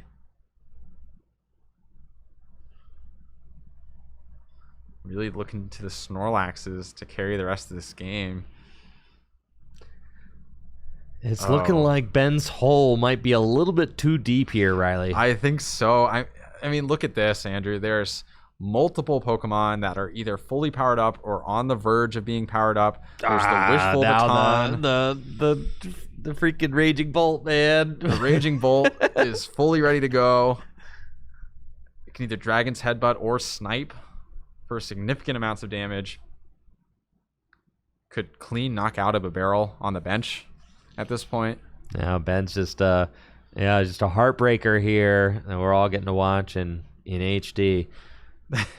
Ben said that yesterday when he top-8'd the standard event with his Gardevoir deck, his deck ran perfectly just all day until top 8, and he said the deck fell apart on him back-to-back games. Here, I mean, 4-0 is doing really good, but now, I mean, the deck kind of falling apart right in front of us, where he's just not able to string things together.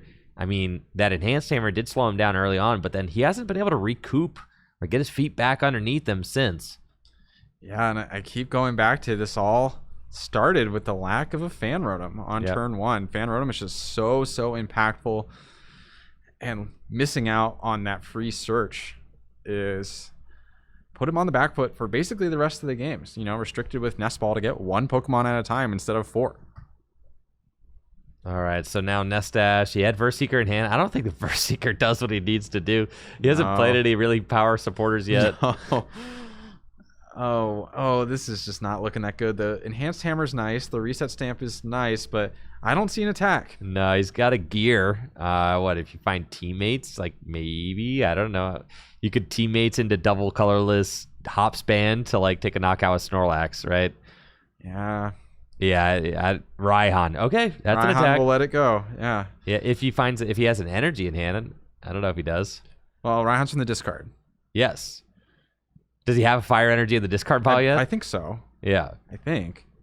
Yeah, because he had 2 on the Snorlax when it got knocked out. Okay. Right. So you can Raihan to the Hopslax, go search deck for Hops Band if it's in there.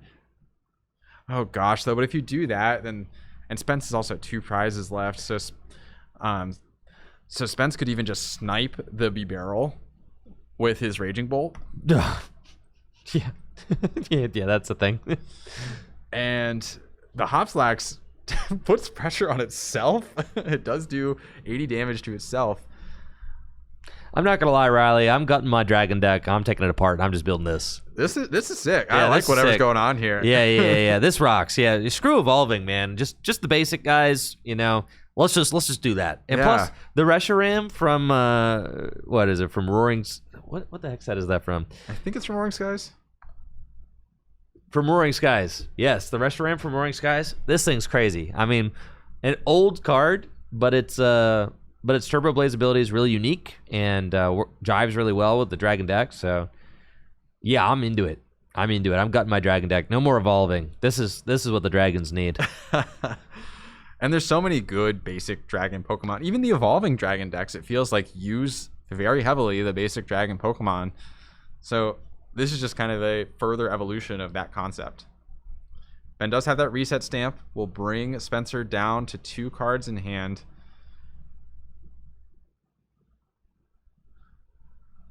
Is that enough, though? He is knocking out the draw engine in that Regidrago, but the Wishful Baton is there, ready to pass those energy back to Spencer's bench.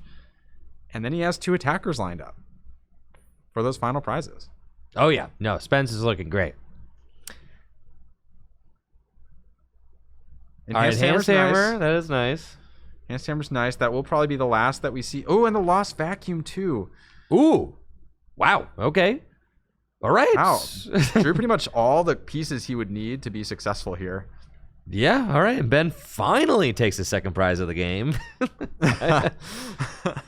Okay. That was a very powerful turn from Ben. Yes, it was. He needed to hit basically all of those cards, I think, to be successful.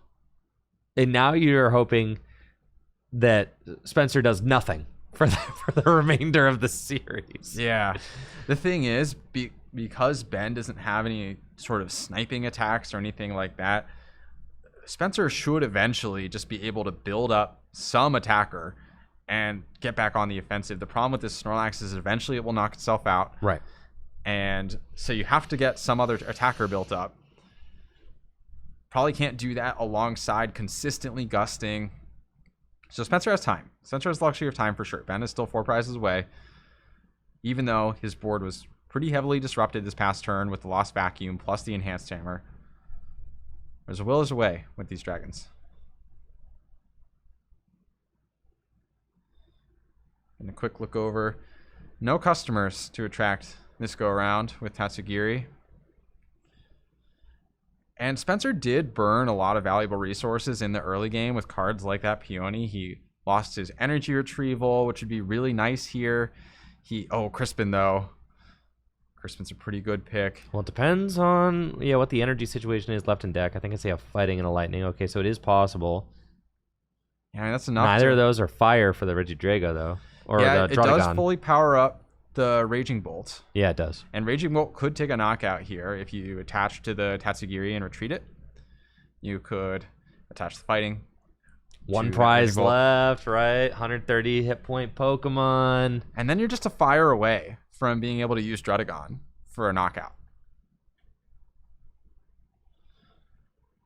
1 fire energy would be all it would take for Spencer. And he is going to retreat and go in with the Raging Bulk himself.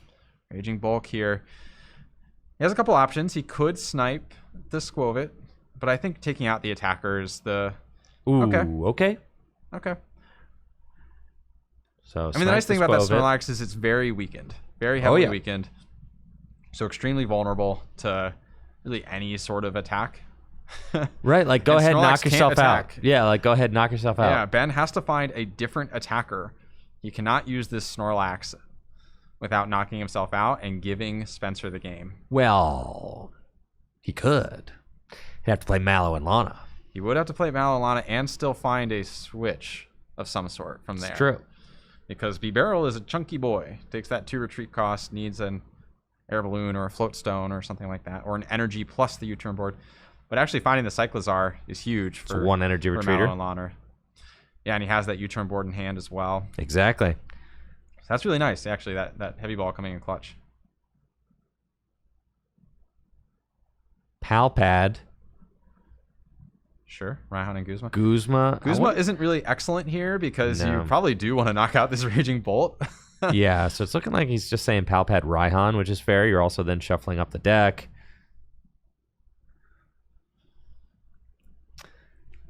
And he will be able to attach the U-turn board, so going down to 0 cards in hand. Get a full B-Barrel for 5. Mallow and Lana would be good here. Raihan would be good here, potentially.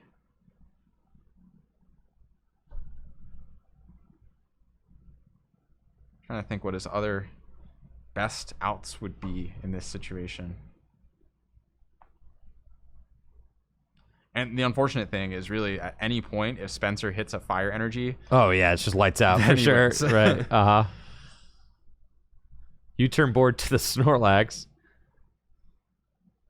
And Ben not seeing the Mallow and Lana route. Yeah, I think I just would have always preferred it on the Cyclizar. Cyclizar, I agree. See, I think there's a trainer's mail. There is a trainer's mail. You can go a little further. Very powerful search card. There's tag. I told you, bro. Yeah. He jacked this up. Well, you could retreat an energy. He hasn't used all his special energy yet, I don't believe. Though he's used quite a few of them. You need to get tag call. You need to go Mallow and Lana. You need to knock this sucker out and hope that Spencer does nothing. Yeah, does he have an energy in hand to retreat with? Okay. Well, still not in hand, though. No, it is not. And he could retreat this Snorlax. And... Okay, yeah. Oh, so he's just going to retreat and attack with Cyclizar. I mean, that's like better. Yeah, that's fine. Yeah, that's fine. 120 hit point. I mean, you're forcing Spencer to have the fire energy to win. Gonna use that tag call as well. Thin out his deck a little bit. Cynthia and Caitlyn and Guzman Hala. Very powerful tag team supporters. Yep, that's just going to be a retreats. Swing with Cyclizar. Driving buddies for 140 damage. And driving buddy doing 70 plus 70 more if you play a supporter. You're going to be trying to play a supporter most turns, most games. So It's true. pretty much always going to be doing 140 with that. Damn, that's not like fat. Is that a retreat cost of 4? That's insane. Yeah. All right, so he had to go U-turn board on the active so he could retreat. Wow. I didn't realize that. Yeah, I thought it would maybe would have been 3. I thought it was 3-2 or 2 even. Okay, pushing up that free retreater. Fire energy for win. Does he have it?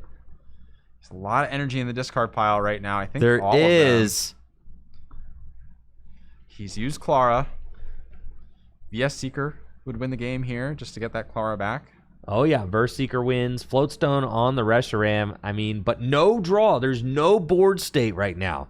Yeah. This is just a single energy. I mean, it's Tatsugiri's it, but Tatsugiri doesn't have the Floatstone on it.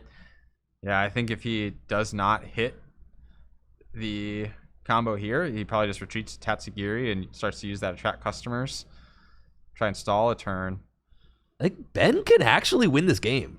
He can. It's going to rely on Spencer whiffing for the next 3 turns, which is possible with the There's no thin board support state. line. Yeah, there's no support Pokemon in play. The thing is that if Spencer at any point hits a Clara, or a VS Seeker rather, for his Clara, that's game. Oh, yeah. And there's what, 1 energy in deck? But I can't tell if it's... Oh, there's 1 Prism energy in deck. There's 1 fighting energy in deck. Okay, the fighting energy won't get there right now. The Prism will. Yes. Prism does win. What does Spencer have in hand? I feel we haven't got a good look at his hand.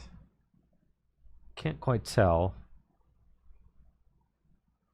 He's counting energy, And rubbing his hands together. Oh, what is he unfortunately cooking? have to toss his energy retrieval earlier in the game. That would be an excellent card to have access to at this point. Looks like he's failing the Stormy Mountains after that search. I don't think he has any Pokemon left, potentially, even, to search. Okay. Shuffles up. Water energy in hand. Has to retreat to Tatsugiri. Looking for a supporter card. Raihan. Oh, But does Raihan do it? I don't think it does quite yet, Yeah. right? Because he has not yet found a switch out. He's got Scoop Up Net. That's it. There we go. Game. All right. And Spencer able to take the win. Scoop Up Net. Able to switch that Tatsugiri out of the active spots. And Spencer advancing to 5-0. That should be good for a top 8 appearance. Yeah, so long as Spencer's able to get some sort of tie, which I imagine the 5-0s are going to tie this next round, he should be locked up for top 8. So huge congrats to Spencer. Ben taking that loss, going to 4-1. Will likely need to win his next round unless he gets a tie. He can't take a loss this next round if he wants to make top 8 with his colorless deck. That's true, and you can tell how dialed in Spencer is with his Dragon deck. I mean, it's like very blinged out, lots of customized signed cards, so obviously a really big GLC fan. So Huge congratulations to Spencer being one of the first players to pretty much lock up a top 8 berth here at the Full Grip Games Gym Leader Challenge 1K. Great performance by Spencer there. Ben Morse dropping to 4-1, so gonna need to win his next one if he wants to have a chance at top 8s. We see Lee Hoffman there and his very becoming outfits. I know those guys are buddies there, and Lee is putting a lot of work to the Turbo Dragon deck himself. So Lee, from what I could tell, was not having the best day here. Unfortunately, I saw he was at 1-2 at some point. So good to see Spencer able to carry the basic Dragon torch here at the 1K. Yeah, and really impressive stuff from that Turbo Dragon deck. And we saw it plow through its deck so efficiently that even though it didn't have a lot going on at the end of the game, I mean, Attract Customers was digging pretty deep into the deck at that point. So actually his odds to hit a Raihan over the next couple of turns were fairly solid. Yes. Yes, with all the burn cards that are in that deck, and the different options to be able to refill your hand, Bicycle, the Rose Tower, the Dragon's Horde, right? There are a lot of different ways to recur, to refresh your hand and dig through the deck. So yeah, I actually really do like Tatsugiri in that particular build of Dragon because the deck gets so thin. And since you're running like a very kind of low to the ground deck where you're only playing basic Pokemon, you're just charging energy up onto them, I think a card like Tatsugiri makes a lot of sense. And then it has a high chance to find those key cards, those key supporters that you need in order to pull out the win at the end. So yeah, that looked great, honestly. And Ben put up a really noble fight, right? He did. That one turn where he was able to get rid of the tools, Enhanced Hammer, the Double Dragon, that was tremendous for him. That was everything he needed to put himself into that game. Unfortunately, just a little too far behind, which it's when you're up against the wall like that, and your opponent has multiple turns to figure something out, it's really challenging to come back. For sure. Well, that was a very impressive performance by Spencer with his Dragon deck, and I look forward to seeing what other dragons are lurking in the shadows here at Full Grip Games. Apparently there were 4 Dragon decks at 4-0, so we'll see how many of those Dragon players have advanced to 5-0 after this quick break, and we'll see which players are looking like they have a shot at making top 8. I'll try to fetch some of the tournament standings for us so that we can take a look at that. We'll be right back after this quick break. Thank you so much for being here. Make sure to check out the sponsors, Full Grip Games and Dragon Shield, while we're gone. We'll be right back.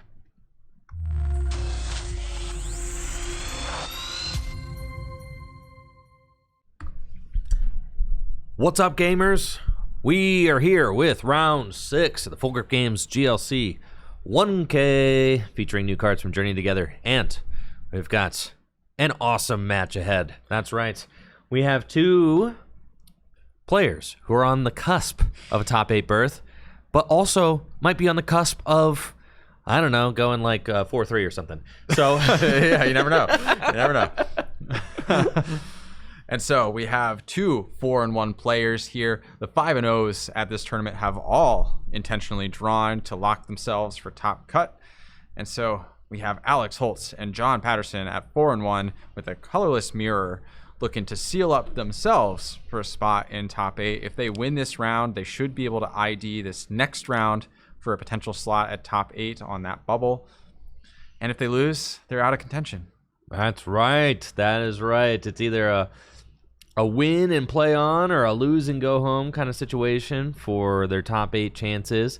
We had some updates on our 5-0 players so far. Brooke, who we saw win against Alex Carpenter earlier on stream, she's 5-0 with her Psychic deck. We also have a player who is 5-0 with their Water deck. Do you have the name there on that? Let me see.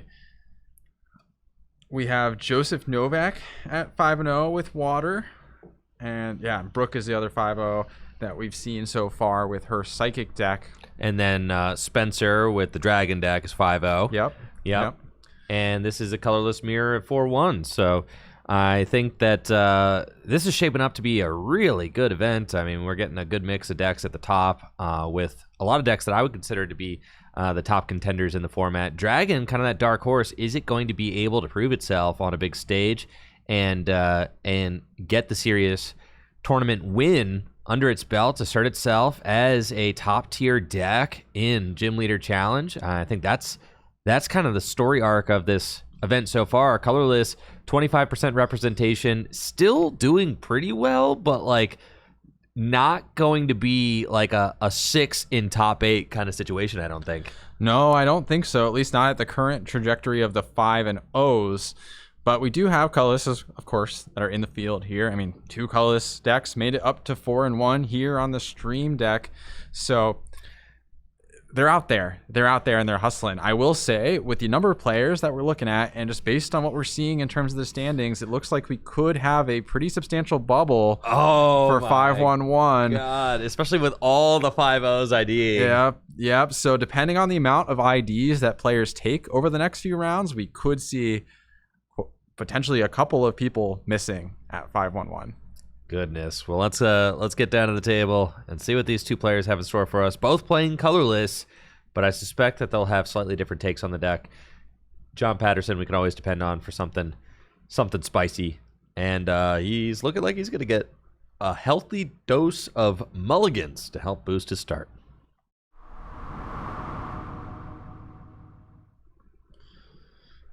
Yeah, already got 3 mulligans to start with John Patterson. So you have to imagine he'll have access to his Fan Rotom to fan call on that first turn. A critical piece of these colorless decks is building up those support Pokemon, and Fan Rotom enables that so well. Alex Holtz drawing his 4th opening hand and finally hitting a basic, it looks like. Yeah.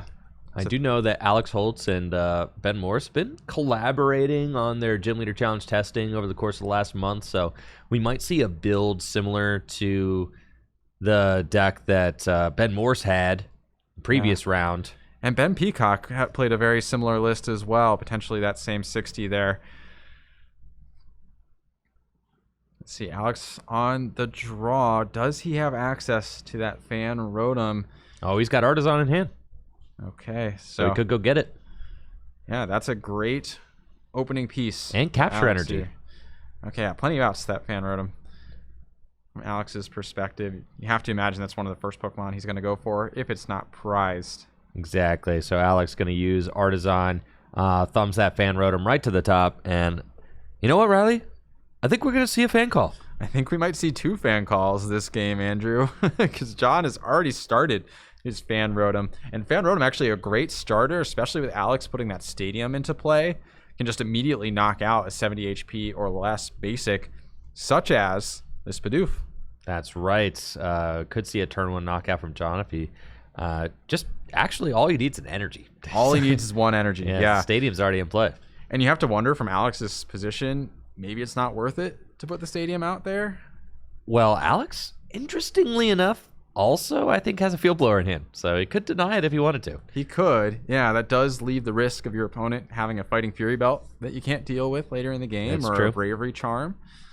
But maybe that's a risk that's worth taking just to deny this Fan Rotom's attack, or at least force John to play a little bit more cards to get access to it. And here's Fan Call. Gonna search out 3 colorless Pokemon with 100 hit points or less and put them into Alex's hand. You know, Fan Rotom is a very strong card in this colorless Gym Leader Challenge deck, but we are not seeing Fan Rotom as much as we saw Fan Rotom yesterday during the standard event. Fan Rotom was like a plague on the it was everywhere. Yeah. Well, Fan Rotom is just so exceptionally strong, and especially in standard where you have access to that Noctowl engine. Don't have that Noctowl engine as the only real support engine in GLC, and of course colorless is restricted in of itself to only using colorless Pokemon. Can't have Fan Rotom appearing in those other decks.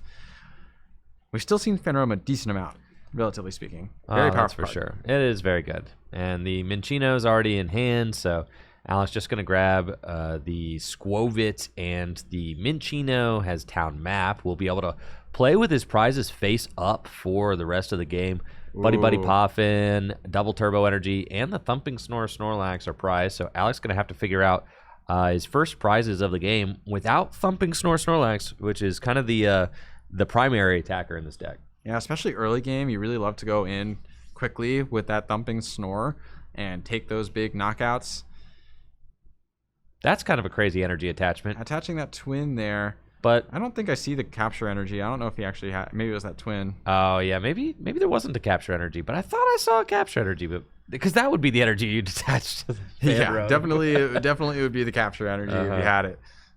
And I think Alex probably would have done that. I would trust Alex to do John's prizes. He's got Squovit, he's got Cramorant, and Bibarel prized. That is disastrous. Yeah, he can get one of those Pokemon with the Hisuian Heavy Ball, one of the basics at least. So not that Bibarel. Could get the Squovit or the Cramorant here. And only one of them. I got some words from the floor. Apparently, Alexander Holtz on the right told the tournament organizer, Natalie, my wife, that he is reportedly, in quotations, the best player in the room and that he is playing perfectly. So Natalie said that we should do our commentary accordingly. And these are the praises he's lauding on himself. Yeah, I mean, Alex Holtz, infamous for never having made a mistake in a Gym Leader Challenge game in his life. And surely continuing that streak. And that's how I know that he didn't have that capture energy in hand, because surely he would have attached that and not the twin. Oh, for sure. Yes, I do always like Alex's confidence. One of the things that I really admire about him as a Pokemon TCG player. Doesn't let the bad thoughts creep in. Always thinking highly of himself. And you know what? Mental is part of the battle. Oh yeah, with Pokemon cards. Absolutely. If you get on tilt, you let yourself get on tilt, you'll easily start making more and more misplays and tilt off the face of the earth. Yeah, and then you'll just tilt even more, and it's a snowball effect. But Alex doesn't let that affect him, in part because he doesn't make any misplays, apparently. There you go. And it looks like John is going to use Nest Ball, grab the Instruct Rangaroo, and has Squovit on the bench. Arvin, I do see, I think he's got TM Turbo Energize as an option, so he could Arvin for... Ooh, just going for the town map immediately. Acknowledging that those prizes are too valuable. Yeah. From Alex's perspective, it's got to be kind of funny to see your opponent Hisuian Heavy Ball and then immediately search out a town map. Right. You know something's up at that point. Yeah, these are hectic. Even the Hex Maniac, it's really powerful in those prizes.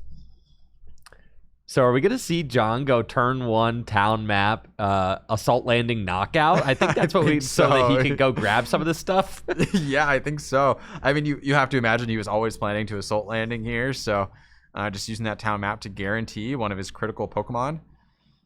Oh, and he hasn't even fan called yet. No, he hasn't fan called yet. I didn't think it was guaranteed to turn one Assault Landing. Or no, sorry, Artisan. I didn't think he was going to turn, guarantee, and here's the, it was Artisan for Snorlax and Fan Call for these Pokemon here. I was thinking that John might go TM Turbo Energize turn one. Because that's just, also a really absurdly strong way to start the game. It is super good, but you're also knocking out Bidoof in particular. Yeah. With this Assault Landing, which is a really juicy target here.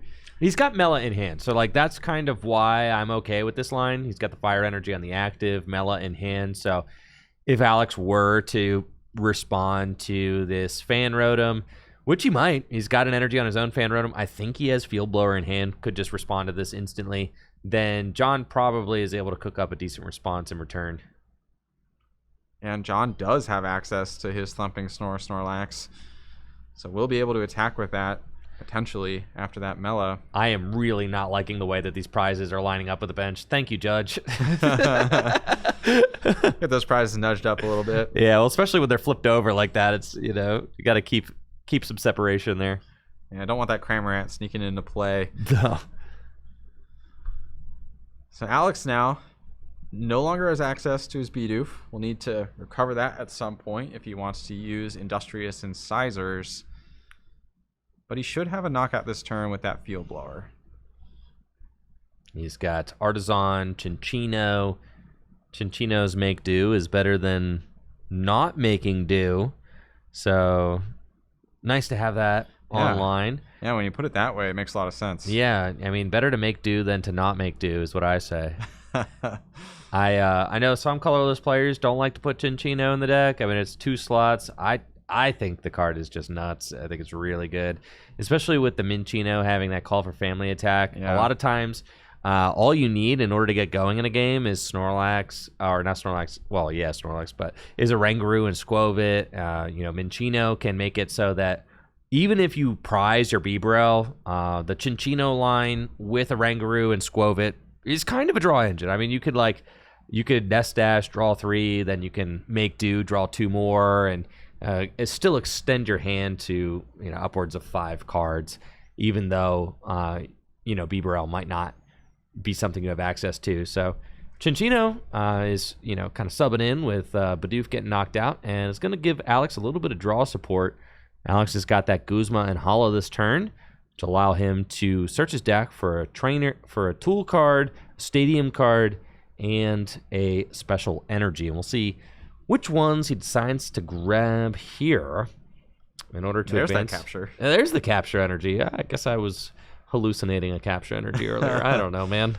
That's okay. There's a lot of different special energy, and they all look kind of similar. So in these colorless decks in particular that have a bunch of just vaguely white-colored special energy. And it looks like Alex, just from a quick scan, I can tell he's playing the exact same list as Ben Morse. He's got the counter catcher in there. He's got the enhanced hammer in there. He's got the Chinchino, the hop stuff. Probably no HP boosting tools. I think that's like kind of the one exclusion from this list in order to make room for everything else.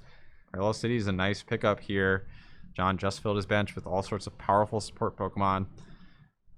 I think it makes sense to get rid of the basic support Pokemon since they're easier to recur. Yeah. We see John do exactly that. Capture energy to the Hop Snorlax. Hop Snorlax is just a nice Pokemon. It's going to allow Alex to continue attacking without that Snorlax with the Thumping Snore attack in play. So definitely don't mind that Hop Snorlax getting the energy. And then capture energy going and getting the Oranguru is going to allow Alex to start turning through the deck. You can use Nest Dash, put the hand on the bottom of the deck, and instruct to draw up to 3 cards, and then make do, just like I said, right? Like, no Bibarel online, who cares? We've got ourselves a little draw package right here. This will work. Yeah, I like Chinchino, especially in combination with these other draw Pokemon, because it lets you dig that little bit further, right? You can fill your hand up and then extend that little bit further. The synergy there is super good. And it looks like we're seeing the instruct. Yeah, Alex deciding, right, because he's got the double energy in hand. Yeah. So guaranteed to attack with the Snorlax if he wants next turn, and also drawing the Thumping Snore Snorlax off the prizes. I think that makes sense as the first take. All right, we got a tie game here, 5-5 prizes, and John going to promote the Snorlax. He's got Bibarel and Chinchino and Amela and Hop Snorlax, but what's crazy is without that Nest Dash, now John's hand is totally jammed and cannot actually draw cards with the Mela, but it doesn't matter. He's actually got the Twin right there, so what do I care? Yeah, he's got Twin, and he's got some burnable cards too. There's a Level Ball in there, for example. That's pretty easy to burn. Can he thin his hand down to take full advantage of his draw Pokemon, though? Contemplating Hop Snorlax coming down. Yeah, Mela can get 3, maybe. Not burning the Level Ball seems strange, so I think I like to see that just get thrown. Yeah, potentially saving that if he wants to recur the Squovit maybe at some point with like a Rescue Stretcher. Shuffle them back in. I think it makes sense just to burn the Level Ball, though. Like, keep turning now. Don't worry about the Squovit later. Turn your deck now. Draw cards now. Move your board state forward now. Yeah, you kind of have all the cards that Level Ball is like intended to get accounted for. Squovit to the discard pile. Minchino and Chinchino are in play. Bidoof is in play. Like, the Level Ball is only useful if you put the Squovit back into the deck. Like, you might even just use Rescue Stretcher and bring it straight back. So there's Night Stretcher already. Is also in the prizes, so maybe John decides to grab that with the prizes taken this turn. Here's the Mela. Mela allows you to attach a fire energy from your discard pile to one of your Pokemon and fill your hand to 6. If one of your Pokemon was knocked out last turn, that is a condition that has been met. So John going to be able to draw up to 6 with the Mela. Fully loaded Snorlax now, thanks to that twin energy. And now we see a make do for an additional draw of 2.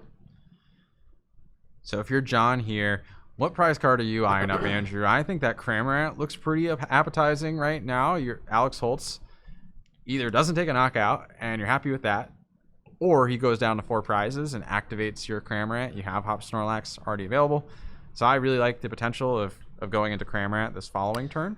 Got to be that Cramorant, Riley. I mean, what other card even matters here, man? Cramorant is that guy for a third of the game, dude. Like a third of the game. And it's the third of the game that's coming right up. Exactly. Yeah, it's going to be useful almost immediately here, assuming that Alex takes that knockout. I think the other card you could maybe eye up is a Hex. Yeah. But Cramorant seems more useful at this particular stage of the game. I would like to see John take the Cramorant, and then you could potentially take Night Stretcher if you wanted to cram again, right? So you cram and you take the Night Stretcher as your prize, and then like your opponent takes a knockout of the cram, and then you Night Stretcher back to take another prize, and then with that one you take Hex. That's kind of what I'm thinking. Yeah, I think we're also looking at potentially some Cramorant wars going on here.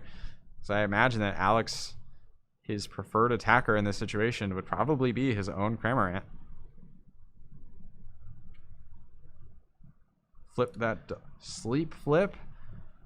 Need 2 heads to wake up with that thumping snore. Snorlax is a very sleepy boy.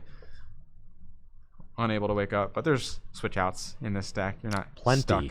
Stuck. John's got a switch card in hand, which is an interesting deck choice. I feel like switch card's not a card I see in all colorless decks, but very good when it comes to switching your active Pokemon with one of your bench Pokemon and also healing 30 damage. Does that pretty much better than anything. So going to be a nice switch out for John if the Snorlax lives through the turn, but I'm sure Alex does not plan on allowing that to happen. What is Alex eyeing up here? He can attack for sure with the Hop Snorlax. Again, I think he would really love to use his own Cramorant here if he can. But that's Ultra Ball, crazy. Ultra Ball discarding a double to do so is very costly. Alex has not cared at all about his double energies so far. He attached one to Fan Rotom, and the second one he is just Ultra Balling. Yeah, and those are the better of the two as well. The weakest energy of the 3 is the one he has left, that double turbo in the prizes, which I guess he doesn't even have access to at this point. I mean, the deck plays special charge. That might be in his hand. Yeah, if you could special charge immediately. It is in his hand. There it is, and that's what he's doing. Okay. Yeah, so saying it's a kind of a free Ultra Ball by doing it this way. It's better to Ultra Ball away the double energy than to Ultra Ball away the special charge. So he's correct for that. You're right. Yeah, he could have potentially opted to Ultra Ball away the Marnie that's in his hand. Yeah. And keep both of those energy resources. But, I mean, realistically, you're not going to need to use too many more double energies since you do have access to Cramorant. Right. All right, here's Snorlax. Instruct for 3. Oh, and actually, did he Ultra Ball the way to Marnie as well? I think so. He went down to 0. Okay, yeah. So, yeah, definitely keeping the special charge. Marnie is in the prizes. Yeah, you're tripping, dude. Oh, yeah. Sorry. It was just in my field of view. I guess the town maps and the benches are getting a little too friendly with each other, I think. Yeah. Yeah, totally right there. Yeah, so it's cool. It was like the capture energy that wasn't there either, bro. I'm hallucinating. Yeah. You see enough Pokemon, you see enough town maps, and everything starts to come one. All right, Fickle Spit. Is Alex using Make Do? I feel like I haven't seen Alex use Make Do in like 2 turns, but also I might be hallucinating again, so I don't know. I guess I don't want to make any objective statements at risk of hallucination. But Alex is not like tilting his Pokemon when they use the ability, so I think in my mind I'm like, oh, they're not being used, but I think he's just like... Yeah, it's interesting. I feel like when Alex was like playing standard, that was not a thing that you would do. You wouldn't really tap your Pokemon. No, people didn't do that. No. But nowadays, you always tap your Pokemon. It's like expected that you do that. So. Right. Or use ability markers or something. Or ability markers, yeah. So it's because there's too many abilities, man. Yeah, there are a lot of abilities. It's easy to get lost in terms of which ones were used and which ones weren't. It's true. All right. Hop Snorlax getting the promote from John. And Hop Snorlax has 150 hit points and the Dynamic Press attack, which does 140 damage and does 80 damage to itself. But with the extra helpings ability, Hop's Pokemon do 30 more damage. So that's actually 170 damage. And then if you've got the Hop's Choice Band attached, that makes it so the attack costs 1 colorless energy less and does 30 more damage. That's 200 damage. So pretty good, yeah. Even powering through a Bravery Charm on an opponent's Snorlax at that point, that 200 number is relevant. And I think that's why, like Ben and Alex have kind of decided not to play the HP boosting tools. They're playing cards that they feel like are going to help more in the mirror.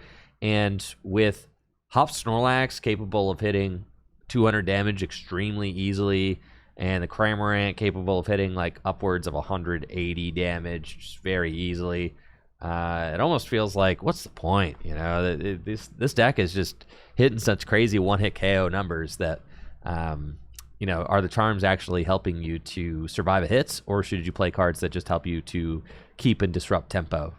Yeah, plus you are always at risk of tool removal cards. Field Blower is a very popular card in Gym Leader Challenge. And so it's possible you just attach it and it doesn't do anything. Your opponent can remove it at some point. So yeah, in general, defensive tools are not my preferred in formats where tool removal is an option. And so I like that decision by the people playing this list with Colorless. That's the thing is that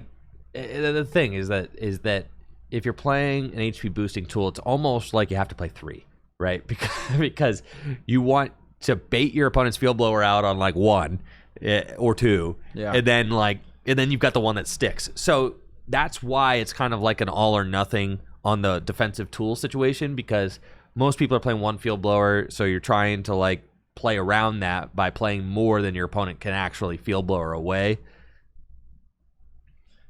And you see that even back in Standard pre-rotation with like Bravery Charm decks would play as many Bravery Charms as they could squeeze in to try and make sure that those Bravery Charms were actually impacting the game. And now John, using Teammates as a supportive return, since one of his Pokemon was knocked out last turn, gets to search his deck for 2 cards, put them into his hand, and is giving Alex the Parallel treatment right back. Used Field Blower to remove Parallel from play, and now going to slam that down. You can't counter a Stadium with a Stadium card of the same name, so in order to remove Alex's Parallel, John had to play the Field Blower. Yeah, it's sometimes confusing for new players who haven't played in a format with Parallel City, but flipping around the Stadium, it still is Parallel City, so you do need to always remove it completely before you can play another Parallel. I like the Jet Energy as well, just save those resources and get attacking with that Cramorant. I had a good question in the chat. Is there a reason for John not to Field Blower the U-turn board? Great question. It's almost always incorrect to Field Blower the U-turn board because it just comes back to hand. And it's like giving your opponent more options on what to do with it is better than giving them less options. Yeah. So the thing is if you use the Field Blower to pop that thing back to hand, what if Alex wanted to put it somewhere else? Then he'd have the option to. Better to deny him that option. The one exception to that is if you're going to use a hand disruption card like N or Marnie or Iono or something like that, then you can play Field Blower, bop that U-turn board back to hand, and then send it to the bottom of the deck. And that's a very good play. Yep. And that's basically, outside of Lost Vacuum, that's the only real way to get rid of a U-turn board. Right. Is to pair it with some form of hand disruption. And here we go, Make Do. So Alex has used it this turn for sure. Not tilting it though. That's why I'm having a tough time following. Reset Stamp is a good pickup here. We did see John just now take that Hex Maniac off the prizes, valuing it even over the Night Stretcher for the Cramorant. Though Alex, frankly, doesn't have too many abilities in use right now. No Bidoof in play. No Skwovet. No Rangaroo. Had to discard those. We go Reset Stamp. Reset Stamp to 3, but John's board is immaculate, right? It is, yeah. And Alex does have the double turbo energy. He could always attack with the Hop Snorlax to take a knockout that way. I guess preferred attacker would still be that Cramorant if he could get it back somehow, but I don't think there's a way to do it with his current hand. Alex is playing all the cards that allow you to do the broken stuff during your turn. So you've got Reset Stamp, You've got Counter Catcher is a card that he plays. You've got Enhanced Hammer is also a card. So and there's the Counter Catcher. Counter Catcher on B-Barrel. On B-Barrel. Oh, yeah. Yeah, this is actually a really good play, drawing both of those in the same turn. And this is the real beauty of those item cards that emulate those supporter-like effects, right? And even the Enhanced Hammer as well, is that you get to perform multiple supporter-like effects in one turn, potentially like as many as 3 or 4 supporter-like effects. So Alex getting a Boss's Orders effect, getting an energy removal, and resetting John's hand. That's 3 separate supporters without even playing a supporter for turn. And that's what we had decided when we were doing our testing with this colorless deck, is that Counter Catcher is actually a complete game changer here because it allows you to knock out the B-Barrel, which is kind of like the inevitability with the colorless deck. If B-Barrel stays in play, they're just always going to draw what they need in order to chain attackers. But if you can go like Enhanced Hammer and Energy, Counter Catcher, B-Barrel, knock it out, that actually is the play that allows you to make a comeback at a colorless mirror, which is why all of our locals are choosing to play Counter Catcher in their colorless deck, because it gives you a chance where otherwise you'd have none. And look at this hand, Riley. Look at this hand. It's horrible. The thing is, though, John does have an energy which is sufficient to attack with the Cramorant. Alex is at 3 prizes still, and so he will be able to go down to 2. And I don't know if Alex has a way to deal with the Cramorant. Yet. He needs to get more energy into play somehow to be able to attack with the Snorlax on the bench. Something like a Raihan or a Mela would be really valuable at this point, and currently does not have any of those resources in hand. So if Alex can't respond to this Cramorant, John could easily run away with this game, just doing 150 damage turn after turn. And John has to decide if he wants to make do one of these cards in his hand. They're very valuable cards. He's got U-Turn Board and he's got Guzma. So you don't necessarily want to make do either of those away. Those are really good cards. I don't really care if the Guzma stay. I would make do away that Guzma. I think at this point you're trying to just attack the active 2 more times and win. Yeah, well. With Fan Rotom as a potential attacker, though, I guess I see it. So, but there's no weak Pokemon to pick off. So yeah, ditch that Guzma. That would have been my suggestion. Make do, 2 cards. What does Alex have? There's the Raihan. Yep. Excellent draw for Alex. And that's really valuable, actually, because now John's kind of in the same situation that Alex was, where he only has a Chinchino out and needs to somehow respond to Alex's board. Dude, and this is exactly why the Counter Catcher and the Reset Stamp are being played in the colorless deck. We're watching it unfold exactly how you write it up. And this is how you win the colorless mirror. The colorless deck is so locked in to drawing cards and streaming attackers, playing cards like Mela and Raihan, right? But the B-Barrel really is kind of the linchpin of the entire deck. Alex making do without the B-Barrel with the Chinchino. But we've seen having just enough draw power to kind of piece his way through the game with that make do ability, and having his prizes flipped face up with the Effect to Town map has also been incredible for him this game, as he's able to kind of pick and choose his way through the prize cards and route his way from one knockout to the next. This is a really close game. I mean, just really some great back and forth action, and I still have no idea who's going to take this one home. Yeah, it really could go either way at this point. If John is able to get some more attackers back online, then he is, of course, ahead in the prize exchange. But Alex is the one who's currently, at the end of this turn, Alex is the one who's going to have a threat on the board. Yep. But John is just one double energy away. Yeah, or a Hops Choice Band and a regular energy. He's got the Hops Choice Bands on that Snorlax. Oh, sorry, I thought it was an energy. I think it's a Hops Choice Band, yeah.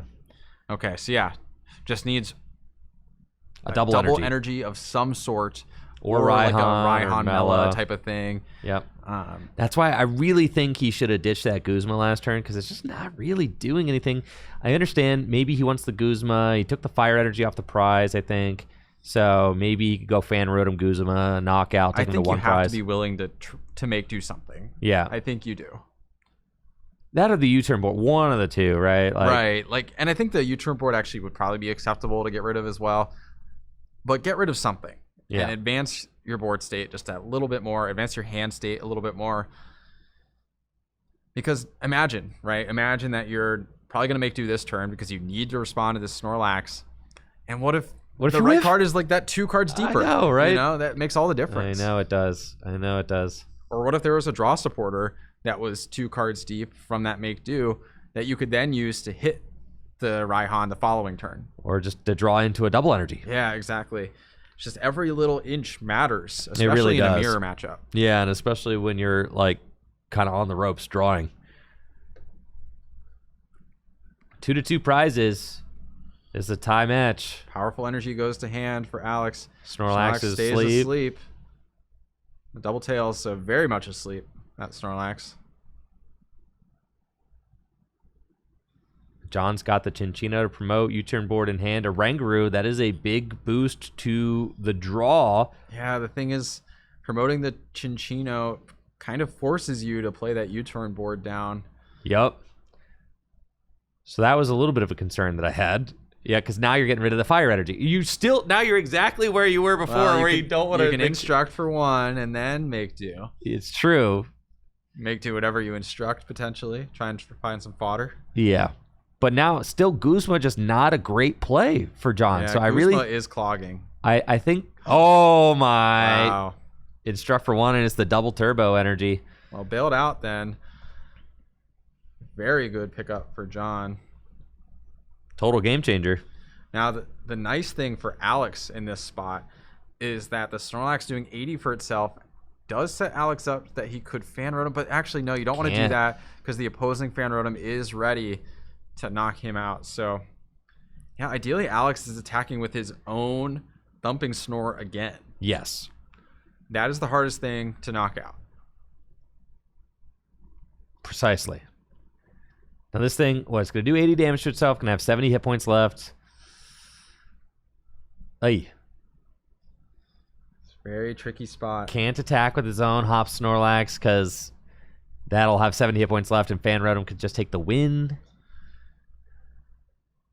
Yeah, if Chinchino did a little more damage, that powerful colorless energy that Alex just took would be enough to get him over that. Ooh, John has Verseeker off that make do, too. Ooh, eyeing up a teammates. Could go teammates or Hex. Hex would be very powerful here. I don't know if Hex is still in the discard. Well, I don't think it ever hit the discard. I don't think so. Because it got shuffled in by the reset stamp. So yeah, no Hex access. Teammates is pretty powerful, of course. Always a great card to have access to.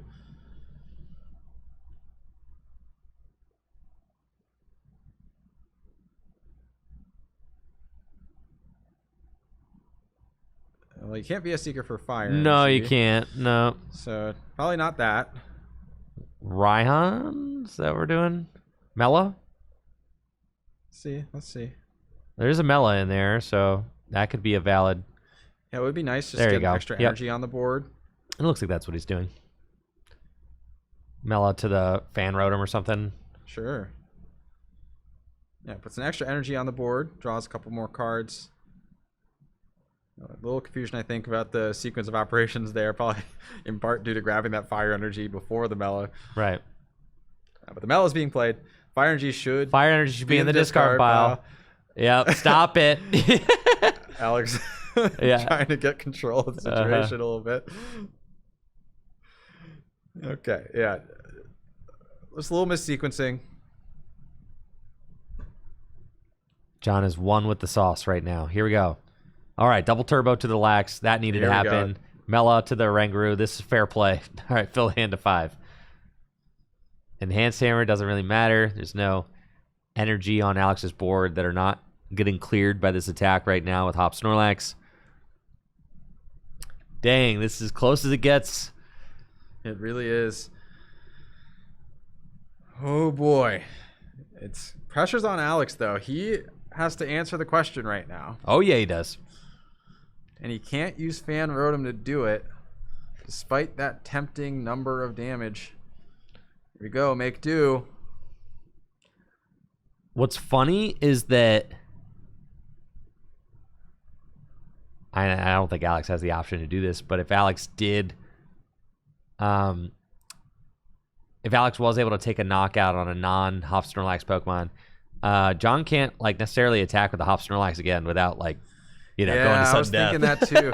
I was thinking maybe like a Guzma with your Fanrotom onto the Fanrotom would be good. Didn't have access to that. We actually see the Guzma, I think, after this Marnie. And I think Alex is out of plays as the well dried up. Vacuum could remove the Hop's Choice Band, which does make it so that John needs to find an energy at the very least. But I don't think he has anything to do here, so just has to retreat and Hop Snorlax and pass and say, if you have an energy, it's over for me. Yeah. No energy yet. No, there is not. And, John can thin this hand down, maybe draw with a Rangaroo. There's Squovit in play, so could just go Squovit, Instruct, Make Do. Yeah, it's guaranteed to see at least 5 cards off of that.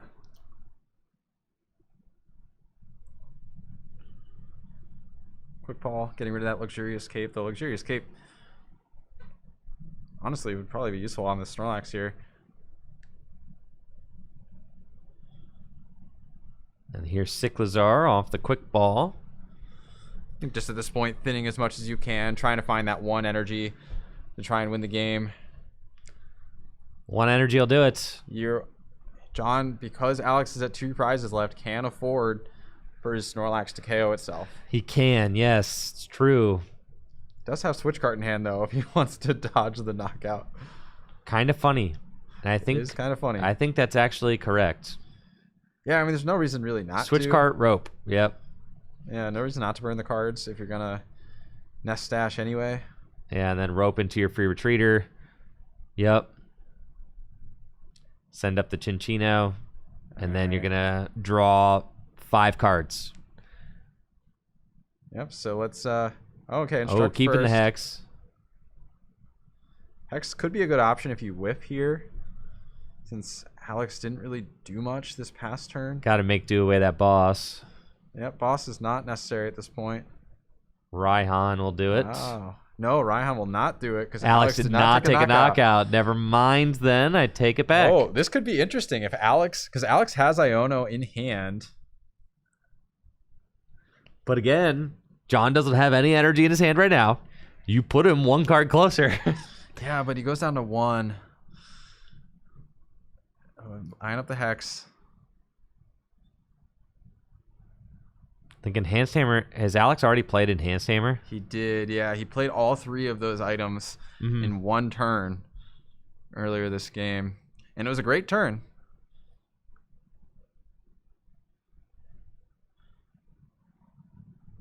So there's that Hex Maniac. Alex no longer have access to that Make Do. Or I suppose the extra helping for his Snorlax. Yeah, it might just be a pass.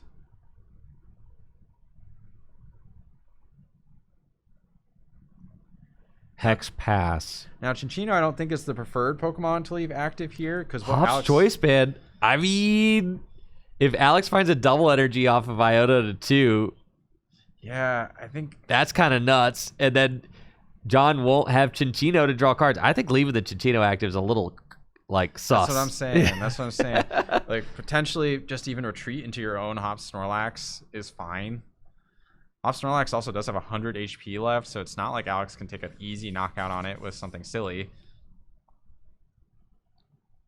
Verse Seeker. All right, where are we going here, Alex? What kind of plays does he have available to him? Guzma and Hala and just go get it. I agree with this play 100%. Don't disrupt the hand. He didn't have it before. Yeah, and his hand is pretty much restricted to the Squovit plus the Oranguru at this point. Yes. Fanrotom will take a knockout, so all John needs is 1 energy. Fanrotom or Hop Snorlax. Can't actually attack with Hop Snorlax. No. He can. He can, because he's played the Switch card. Yeah, so any energy card wins it. John will see his top deck and as many as 4 additional cards. Well, actually, John has the Raihan in hand, doesn't he? He does. Oh, that's crazy. That's game then. Yeah, Yeah, unfortunately. Oh, so close though. Yeah, I don't think there's anything Alex can do though. He's gonna declare that attack, and that's just gonna be it. Yep, Age John himself. sitting on the Raihan. Yeah, that Raihan pickup was huge for John here. 1-1 prizes. John just makes sure he allows fire energy in the discard pile. Here we go. Yeah, and I think the instant promote of his own Snorlax. I don't even think he drew for turn. Yeah, But promotion of the Snorlax, I think, pretty heavily signals the fact that he had it in hand. yes, for sure. So, well played by Alex. Just missed that one critical turn, even after playing his excellent items to gain back some momentum from turn one. I think ultimately, like, lacking that B-Barrel the whole game for Alex just really stunted him. The same thing we kind of saw with Ben. Yes. Games where you can't get B-Barrel set up, or the whole colorless engine is just really tough to keep moving fluidly. Even if you have cards like a Rangaroo, Squovit, those cards get knocked away by Parallel City and stuff like that. So you can't always have those on board. You know, Chinchino is nice, but just not as good as Beebrel's Industrious Incisors. I mean, that was a really good colorless match, down to the wire, 1-1 prizes, some great back and forth action there. So huge props to John, whose top 8 dreams are still alive here at Full Grip Games, and Alex dropping to 4-2, unfortunately. So his top 8 hopes are dashed, while John still has a shot in his final round. Just one more Swiss round here at the Full Grip Games GLC 1K, and I'm really excited to see which players are going to be competing for a spot in top 8 in this final round. I know it's going to be close, with some 5-1-1s potentially missing cut altogether. Yeah, I think we'll have a pretty good sense after this round for who the contenders are, at least. And next round, we'll probably tune in to ideally someone at X11 who's playing in that win-and-in scenario. I imagine many of the other folks in the room who are at higher records are going to be IDing. So look forward to that in the next round as we get closer and closer to our top 8 cut here at Full Grip Games. Yes, absolutely. And before our final round goes up, I do have a graph that Riley made for us to showcase the meta breakdown for today. So I'll show off that graph here in just a moment. Going to download it and get it all, looking good for when we get back. So hang tight. We'll be right back after this quick break with the meta breakdown here at Full Grip and the top seeds so far at this Gym Leader Challenge 1K. We'll be right back.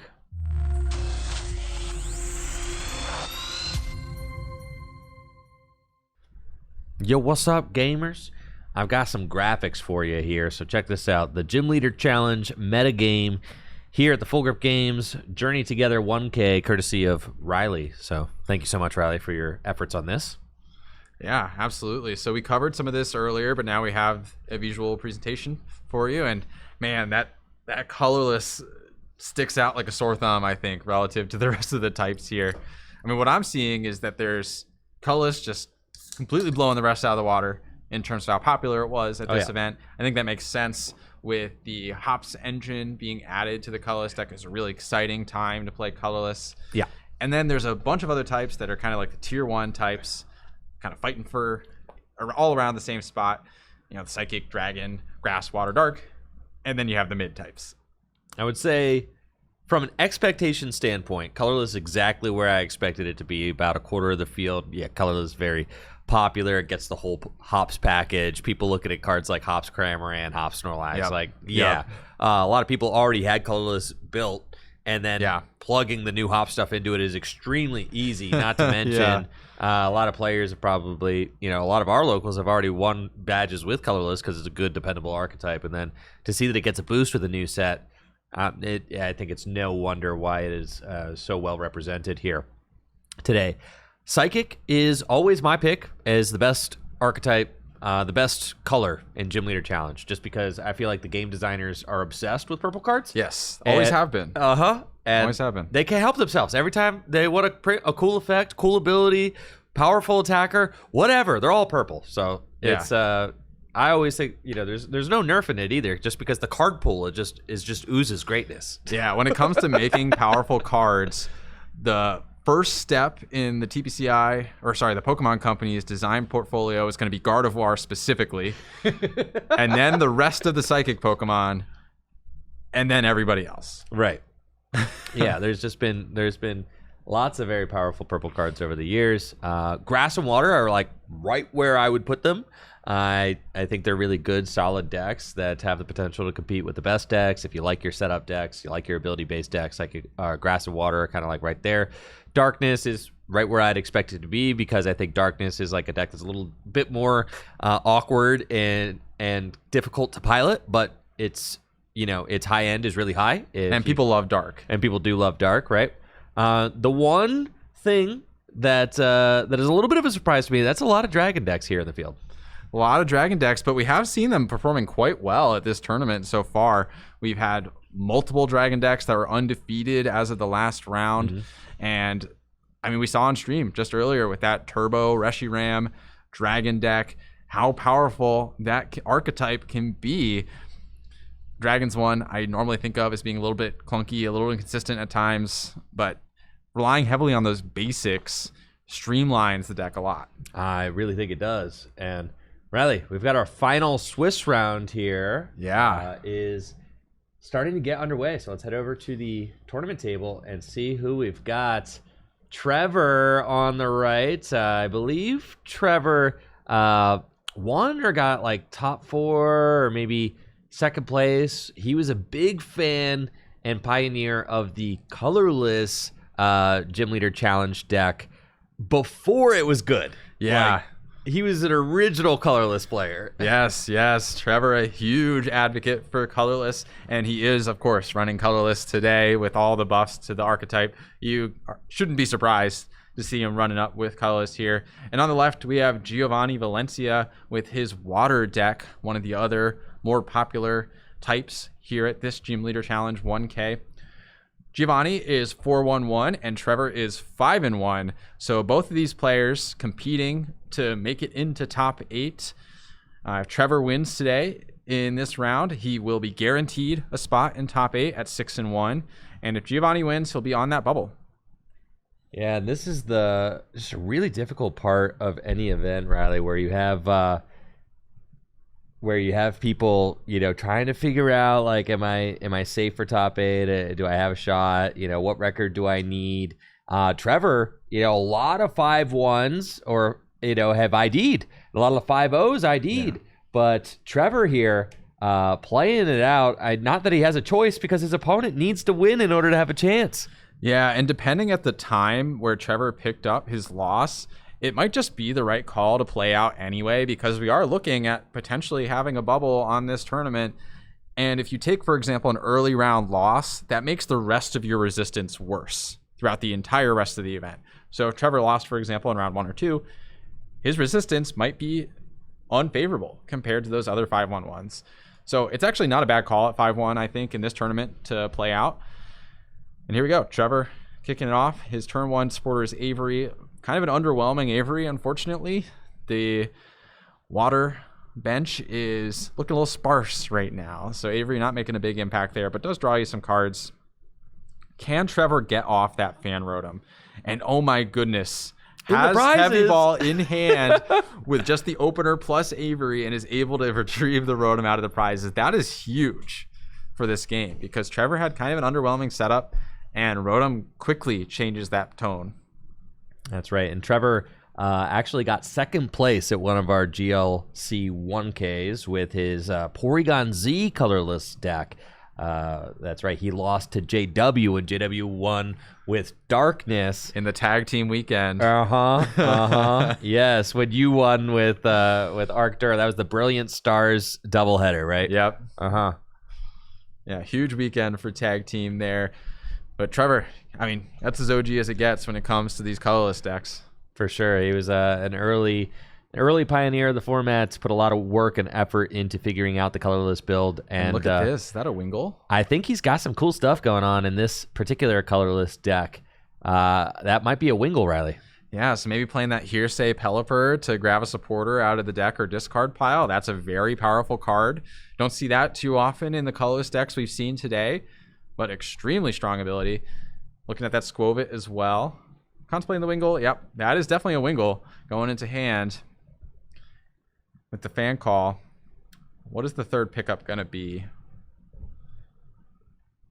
And it looks like maybe not playing the Cinccino line. And just to clarify as well, so Trevor attached a capture energy, is grabbing the Oranguru with capture energy. You cannot grab Oranguru with fan call because it has too many hit points, and is now performing the fan call search for the 3 colorless Pokemon with less than 100 hit points. I don't know. Without the Cinccino line, you have less targets for that fan call. But Trevor, interestingly, also playing that Ditto with the sudden transformation. Right, and if he could switch that Ditto into the active spot, he could actually sub that Ditto out for whatever Pokemon he wants. Funny enough, something we see in Standard. Yeah. Like, that's a Standard play right there. Yeah, we do see Ditto utilized by these fan Rotom decks, actually, specifically, to be able to swap into whatever basic Pokemon you want. Does need to get into the active to swap the Ditto. That is the one key restriction on it. And that doesn't look like it's likely to happen this turn. Well, doesn't it have to? And it does have to happen. It has to be the first turn. Yeah. So just thinning it out of the deck. Yep, thinning it out. And given that he didn't have a phenomenal turn 1, just getting junk out of your deck, he played Avery as a supporter for turn. Yeah. So trying to get the junk out of your deck so you can get quicker to the stronger cards. Though I do see a Marnie in his hand. And he's also getting Marnie. So Marnie's for all. Yeah, Marnie kind of the GOAT when it comes to shuffling your hand into your deck and giving your opponent 4 cards and you getting 5. Yeah. When it comes to that specific effect, really there's only 2 contenders. There's Marnie and Iono. Yeah. And Marnie's much more reliable at doing specifically that. So yeah, dude, Marnie wreaked havoc on the standard. Speaking of Iono, yeah, Trevor just draws it. Marnie wreaked havoc on the standard Pokemon TCG for years. I mean, it was crazy. That card used to see a ton of play. So many games are lost because of Marnie. Just Marnie brick. You set to 4 cards, nothing. Arguably, Marnie is why the Pokemon Company decided to change the turn 1 supporter rule so that you couldn't just go Marnie your opponent to 4 cards on the first turn of the game, going first.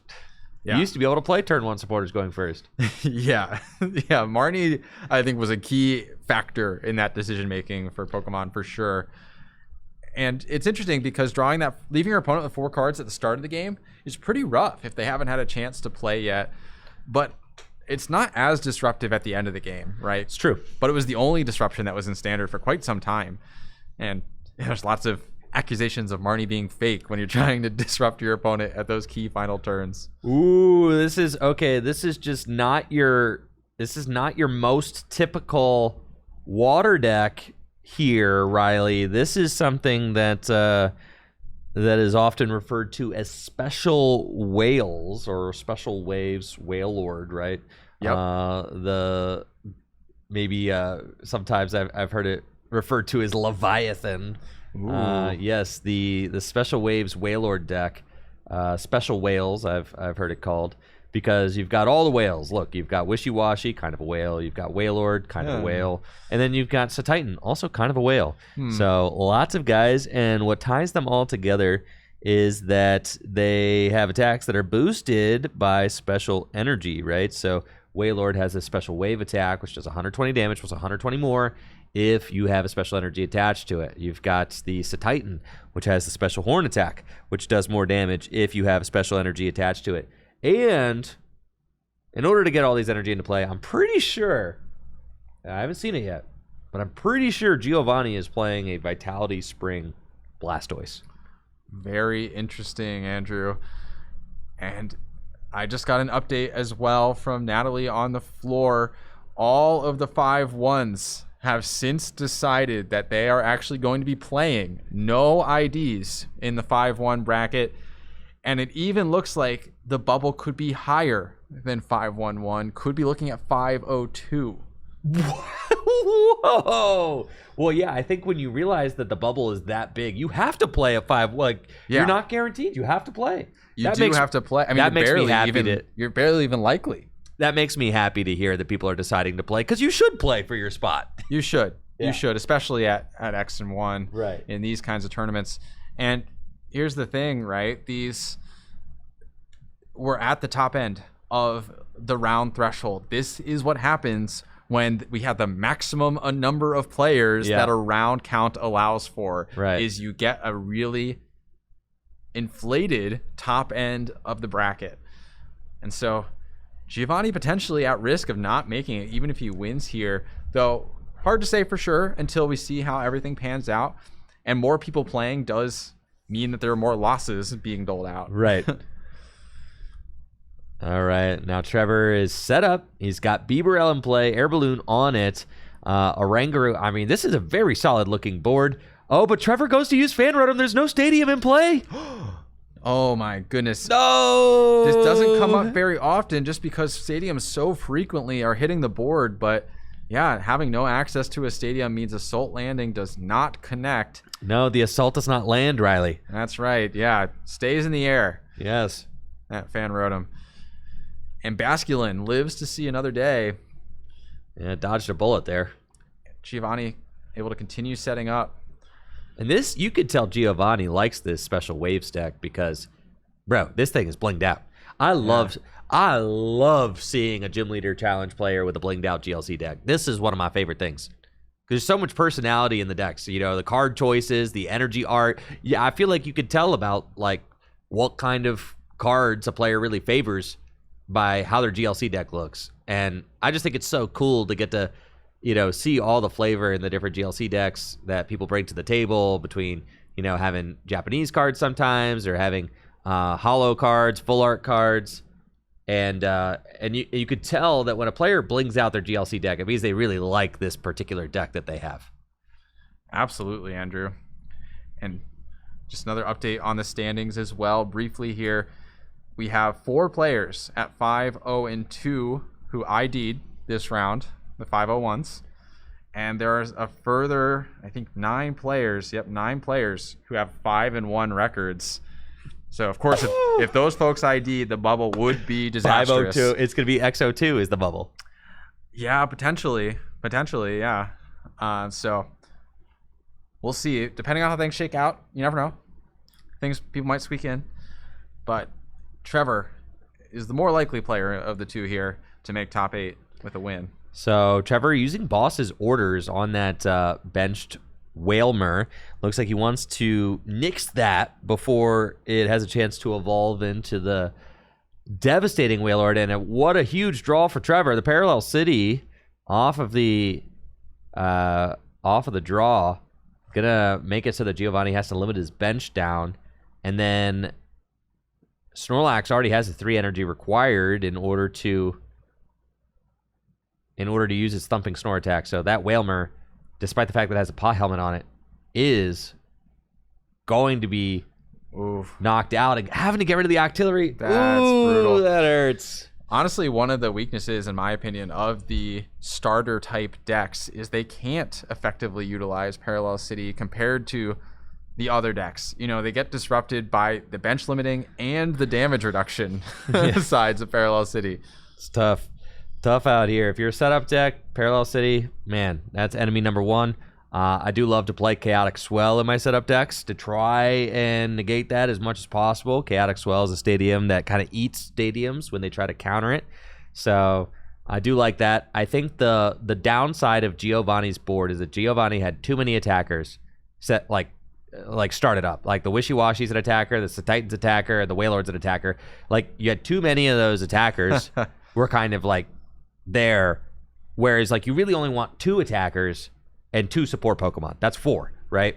Because then if you have 2 attackers, 2 support Pokemon, it means you always have a backup attacker, and it means you have your support Pokemon that you need in order to like get the game going, and then you're not like totally folding to a Parallel City. Yeah, that was a pretty heavy Parallel City, removing effectively 3 Pokemon from play, 2 from the Parallel itself, and then 1 from the knockout with that Thumping Snore. And I think it's pretty heads up from Trevor to chase down that Whalmer specifically, because Colorless will struggle to deal with a Whale Lord with that pot helmet. Oh yeah, the Special Waves Whalelord. I mean, it's already got an ability that makes it take 30 less damage from attacks. Add the pot helmet in, that's 60 less damage. Even with hop stuff, you're not taking that knockout. That's just an obscene amount of HP. Okay, and here is Titan with the reversal energy. Reversal, super valuable here. Provides 3 rainbow energy to an evolved Pokemon if you're behind on prizes. So this Titan is gearing up to start putting the hurt on Trevor's board. Now, unfortunately, the Titan will no longer have access to that reversal energy after this knockout unless Trevor takes another knockout on some other Pokemon. There he is in all his glory. Titan with the special horn. 220 damage. Wow. 80 damage plus 140 more if you have a special energy attached to it. And guess what, Riley? That reversal energy, it's special. It's special. Yeah, reversal completely fulfills every piece of that attack requirement. It's a special energy, it's 3 energy, and they're colored. Right. So anything you could want for that Titan is fulfilled by reversal energy. Very good synergy there. That's a perfect little clapback. The Titan reversal. So nice response. 180 hit points. Kind of a hefty dude. Trevor is going to have to cook up like a fully fledged attack in order to deal with this, right? Snorlax, thumping Snore would obviously do it, but that Snorlax just got knocked out. The Hop Snorlax does base 140 plus the abilities 170. It needs the band. We need the band to actually reach that 200 thresh. You see how it's tough. These guys are big. The whales are big. Yeah. And Giovanni did actually get that Vitality Spring Blastoise into play. So if Trevor starts to whiff knockouts and, you know, this Titan, for example, could be stuck active with a reversal on it, he can take a turn off and just use that Vitality Spring, still advancing his board without attacking. That's right. Yeah, Vitality Spring allows you to search your deck for like 6. God, it is 6. I had to second guess myself because I'm like, 6 is a lot. No, you get to search your deck for up to 6 energy cards and attach them to your Pokemon in any way you like. It does end your turn, but 6 energy cards, I mean, the idea is that you use Vitality Spring maybe once, and that's enough to really play the rest of the game. Yeah, exceptionally powerful ability. Makes sense that it ends your turn. Imagine if you could just keep playing after doing that. I mean, then you'd be like, you'd be like Archeops. It's in a Lugia better deck. than double Archeops, yeah. Better than double Archeops on one Pokemon. Yeah. Send it. So here we go. Trevor did put together the full Hop Snorlax combo, so we'll actually be able to respond to this Titan doing 200 damage with that Hop's Choice Band and the extra helpings ability. And that's true even through a double turbo energy reduction, brings you down to 180. Perfect math on that Titan. Town Store from Trevor is an interesting inclusion as well. Potentially playing a wealth of tanky tools like we talked about that previous round. And we're going to instruct. Not TM Devo. Devolution Spray. Okay, yeah, lets you reutilize that Pelipper potentially. Uh-huh. I mean, that gives Trevor access to his discard pile supporters very frequently, potentially. Oh, yeah. And then your BS Seeker as well. If you assume that maybe there's a Scoop Up Net in that deck too, right? And Scoop Up Net jives really well with the Snorlax because Snorlax could knock itself out over the course of 2 turns. Scoop Up Net could allow you to heal the Snorlax and actually preserve it, because it does 80 damage to itself. Yeah, sounds like the players were walking through the math for a second there, but it is 180 when you factor in all those modifiers, which is just enough. So now pressure's on Giovanni, and it's going to be Gladian as his supporter for turn. What is Giovanni's optimal response here? Hydro Splash does take the knockout, but if Wishy-Washy ends up scattering in response, that's a really awkward position. You'd probably have to take a turn off and Vitality Spring. I think what Giovanni has to do, well, first of all, hopefully he plays this card. Second of all, he has to go get Articuno. There's an Articuno that has an ability, Blizzard Veil, that makes it so that your benched water Pokemon cannot be targeted by your opponent's supporters. That's the Pokemon you want in the active spot. Pretty much 100% of the time you're using an attack like Vitality or an ability like Vitality Spring. Because the problem with an ability like Vitality Spring is that you use it, and then your opponent has an opportunity to use Boss or Guzma to just bring up whatever Pokemon you powered up with the Blastoise. But the Articuno helps to combat that because it makes it so that your bench Pokemon can't be targeted by Boss or Guzma, which pretty much solves the entire situation. So, yes, that would be my path for Giovanni. If it exists, you got to find that Blizzard Veil Articuno and Vitality some Springs. Yeah, I think you'll need that Wailord line back as well, because that's going to be his most reliable attacker in terms of tanking hits. And if Trevor's just allowed to keep on swinging, he'll stay ahead in the prize race. Cramorant is live now, though both Snorlax and Choice Band have hit the discard pile. So Cramorant won't be able to take advantage of the full damage modifiers that it has access to. Even if Trevor were to recover the Choice Band through something like Alana's Fishing Rod, he won't be able to get the Snorlax and Choice Band in the same turn while also benching the Cramorant. Yeah, this is what the Whales deck does best, right? Just promotes a big guy and says, can you deal with this? Can you deal with this? And at some point, Giovanni needs to turn this game around by forcing Trevor to 2-hit KO something. Like, force Trevor to miss a 1-hit knockout on one of the Pokemon. And that's why Wishy-Washy's here. Wishy-Washy is just a nice basic with an obscene amount of HP. 180 hit point basic. Huge. That Nest Sash drew into Rescue Stretcher. So we could see a Thumping Snore this turn if Trevor's able to draw into a card like a Raihan. And bear in mind, like a Hearsay goes and gets it. Goes and gets it immediately. Teammates will not get you there at this point without some additional form of energy acceleration.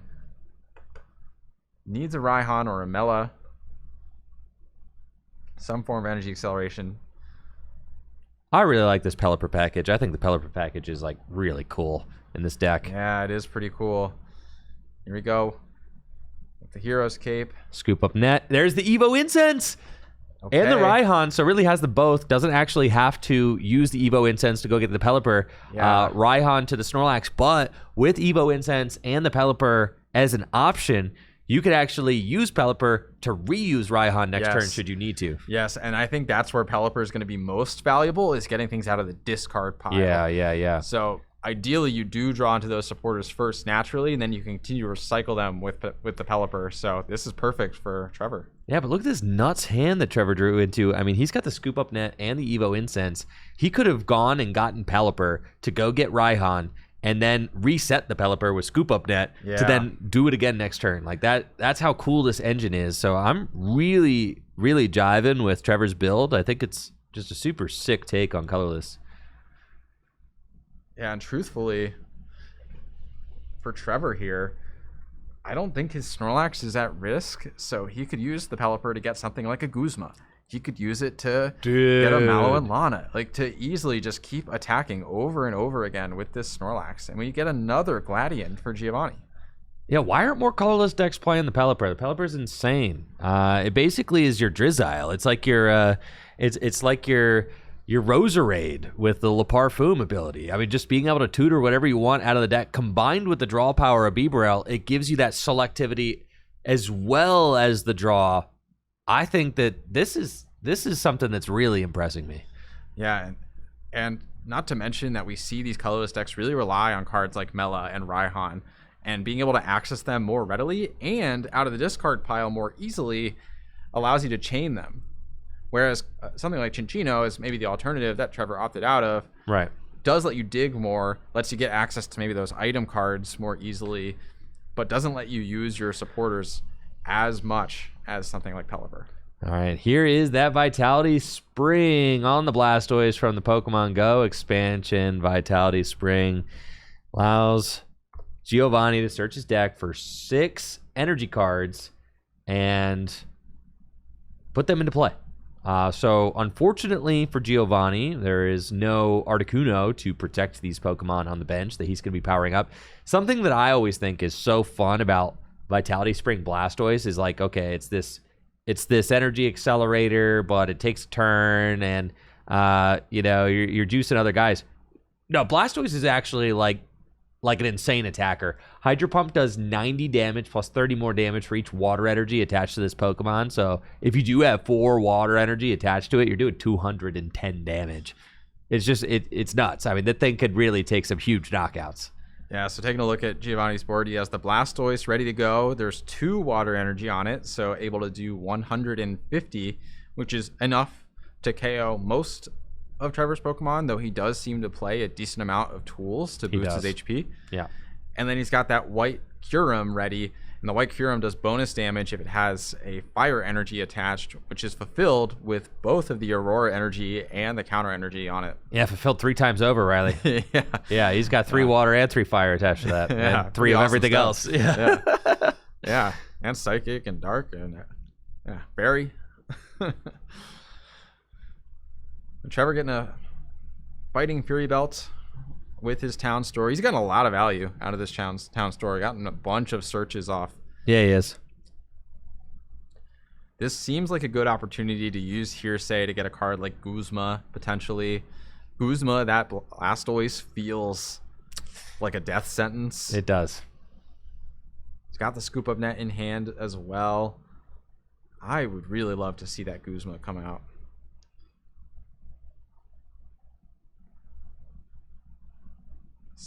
Let's see. He's just got a wealth of options in his hand. Is the Pelipper maybe prized? I feel like might be, or else he's just going for it, right? But like why would he search out the Wingull? We'll see. Well, I mean, it's good to get the Wingull down.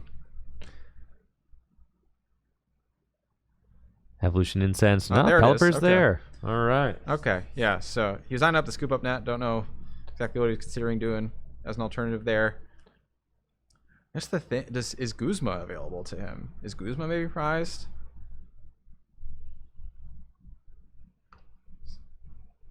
Okay, so Hearsay. Searching that discard pile. Doesn't seem like anything he wants is in there. It's cool. You just check your discard pile like, no, I don't want to do that. I want to search the deck Okay, yeah, instead. he might have to do like a Colress.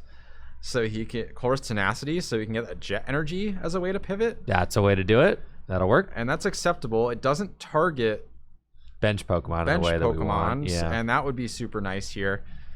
But at the same time, you can reset this Pelipper next turn, so you have access to Raihan, for example, to power up the Snorlax again. Yeah. Do you just Jet Energy the Pelipper and then you could even just jet the Fan Rotom and attack with that. The Staryu only has 40 hit points. Yeah. Just attack with the Fan Rotom then. Yeah, I think if you're not Guzmaing, you might as well attack with Fan Rotom. Yep. So Jet is a great pickup here. Trevor seeing that line. And I'm guessing we're going to see an Exalt landing successfully this time. True. Here we go. Jet Energy to the Fan Rotom. All right, Fan Rotom making up for earlier mistakes by taking this knockout.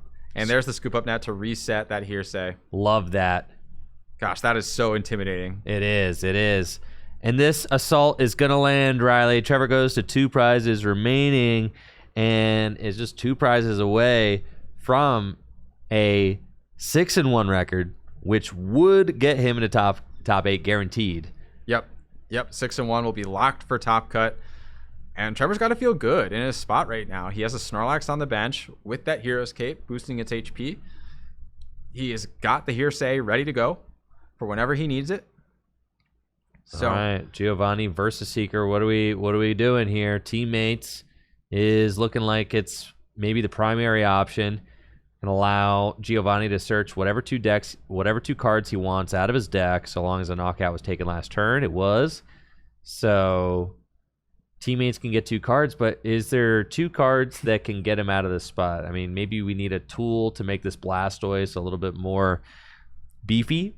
I really want that Blastoise to avoid getting KO'd. Yeah, you as a special waves deck, you need to make it so that your opponent misses a knockout somewhere, right? Like you can't just go 1-for-1 trading. This deck is not as speedy and nimble as some of your lower to the ground decks, like the Colorless deck. This deck is more of a setup deck, and the way that the setup decks make up for that lost time is by denying a knockout somewhere along the line. A lot of times with those tool cards, like we see Luxurious Cape in the deck, that's one of the ways that you could do it. But we're going to need to see something of that sort because Trevor's only got 2 prizes left to Giovanni's 4. So Giovanni is going to need to start going 2-for-1 like right now. Yeah, 2-for-1 for basically the rest of the game to keep up. And I just don't know if that's feasible.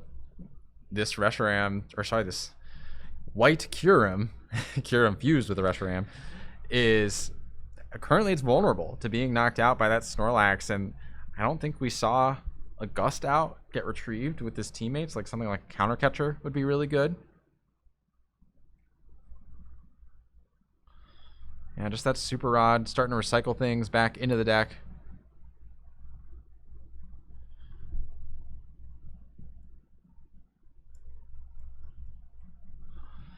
And what is Giovanni's game plan here? He can clearly knock out this Rotom. That's no problem. But how can he close the game? I mean, frankly, he doesn't even have a way to deal with this Snorlax. He could be 2-for-1 himself. Yeah, that's not great. He could start to attach with that Professors. He could attach so his Blastoise can build up its attack to be stronger and stronger. It's 30 more damage for every water energy. So 2 more energy would allow you to KO that Snorlax even through the Cape. So getting an attachment down this turn and then next turn would let him get there.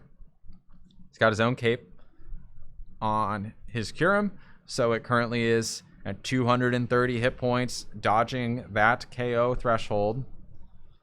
Yeah, it's a big white Kyurem that Giovanni's got, doing 160 damage. And Blastoise, you know, I did see that Giovanni drew, I think, a unit energy off of the prize cards, which would fulfill a water or a fire. So I think that's why it's being played, right? And the water requirement there would boost Blastoise's damage output to 210, which would allow it to take out that Snorlax.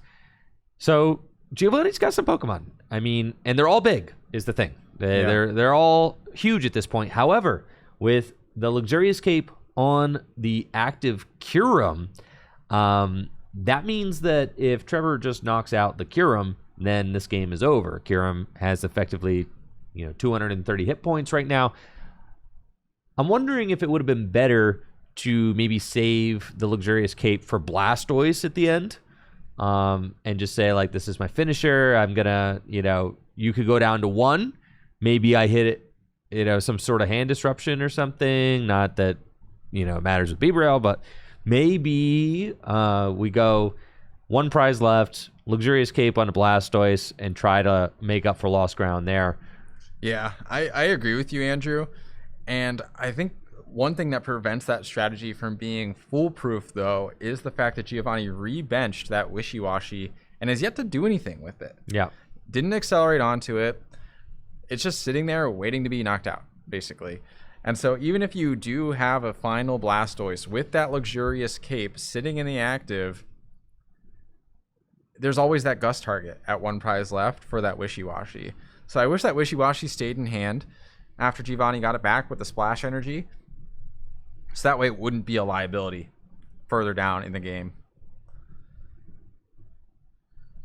But we'll see. If Giovanni has a way to maybe pick this Kyurem up after it takes a hit, that could be a way to throw the prize trade askew. Something like an Acerola would be really helpful here if he plays it. Pick up that white Kyurem, get the Cape back down onto the Blastoise. I don't know if that's even a card that he's playing. That seems kind of like a stretch to include. Oh, Wooloo. So the Wooloo, the Hops Wooloo, for those unfamiliar, Hops Dubwool has a very powerful ability, that Defiant Horn, very similar to Bloodthirsty Eyes from Lycanroc, where you can choose one of your opponent's benched Pokemon and gust them into the active. So Giovanni is basically forced to pick this Kyurem up. Otherwise, Trevor, He has access to boss with Hearsay. I think he even has a boss in hand off the teammates. He has access to Dubwool. So many outs to Gust at the end of the game here for Trevor. Retreating this Kyurem will not be sufficient. There's a lot of ways that Trevor's going to be able to chase down this Kyurem with a luxurious cape on it. Only 50 hit points on it. Even something like a Field Blower, knock out the active, would also do it. Yeah. Yeah, so many options for Trevor right now. Just an abundance of resources. And having access to both Hearsay plus the Defiant Horn, I mean, that lets you build up some really crazy turns. We were talking about item-based, like supporter-like effects. Oh, yeah. And this is an ability supporter-like effect. It's true. Being able to handpick a Gust off an ability proc is just so good. Absolutely. It's the one holdup, the only thing that holds the Colorless deck back is bench space. Like, dude, there's so many good abilities that the Colorless deck has access to, but you can only have 5 bench Pokemon. And you see Trevor is utilizing every single bench spot is a support Pokemon right now. Every single one. Yeah, so that Snorlax goes down. Just a Fan Rotom alone would be enough to knock out that bench Kyurem. Going in with the town store. I don't think there's any tools left, but gives a sense of what's available to him in the deck. Just needs to hit that Kyurem for 50. 50 damage away from winning this game. Let's see what he's got. Taking a look at the deck, seeing what his odds are of being able to draw into certain outs. He's got a full hand, right? There's the Night Carrier. Night Stretcher. Night Stretcher.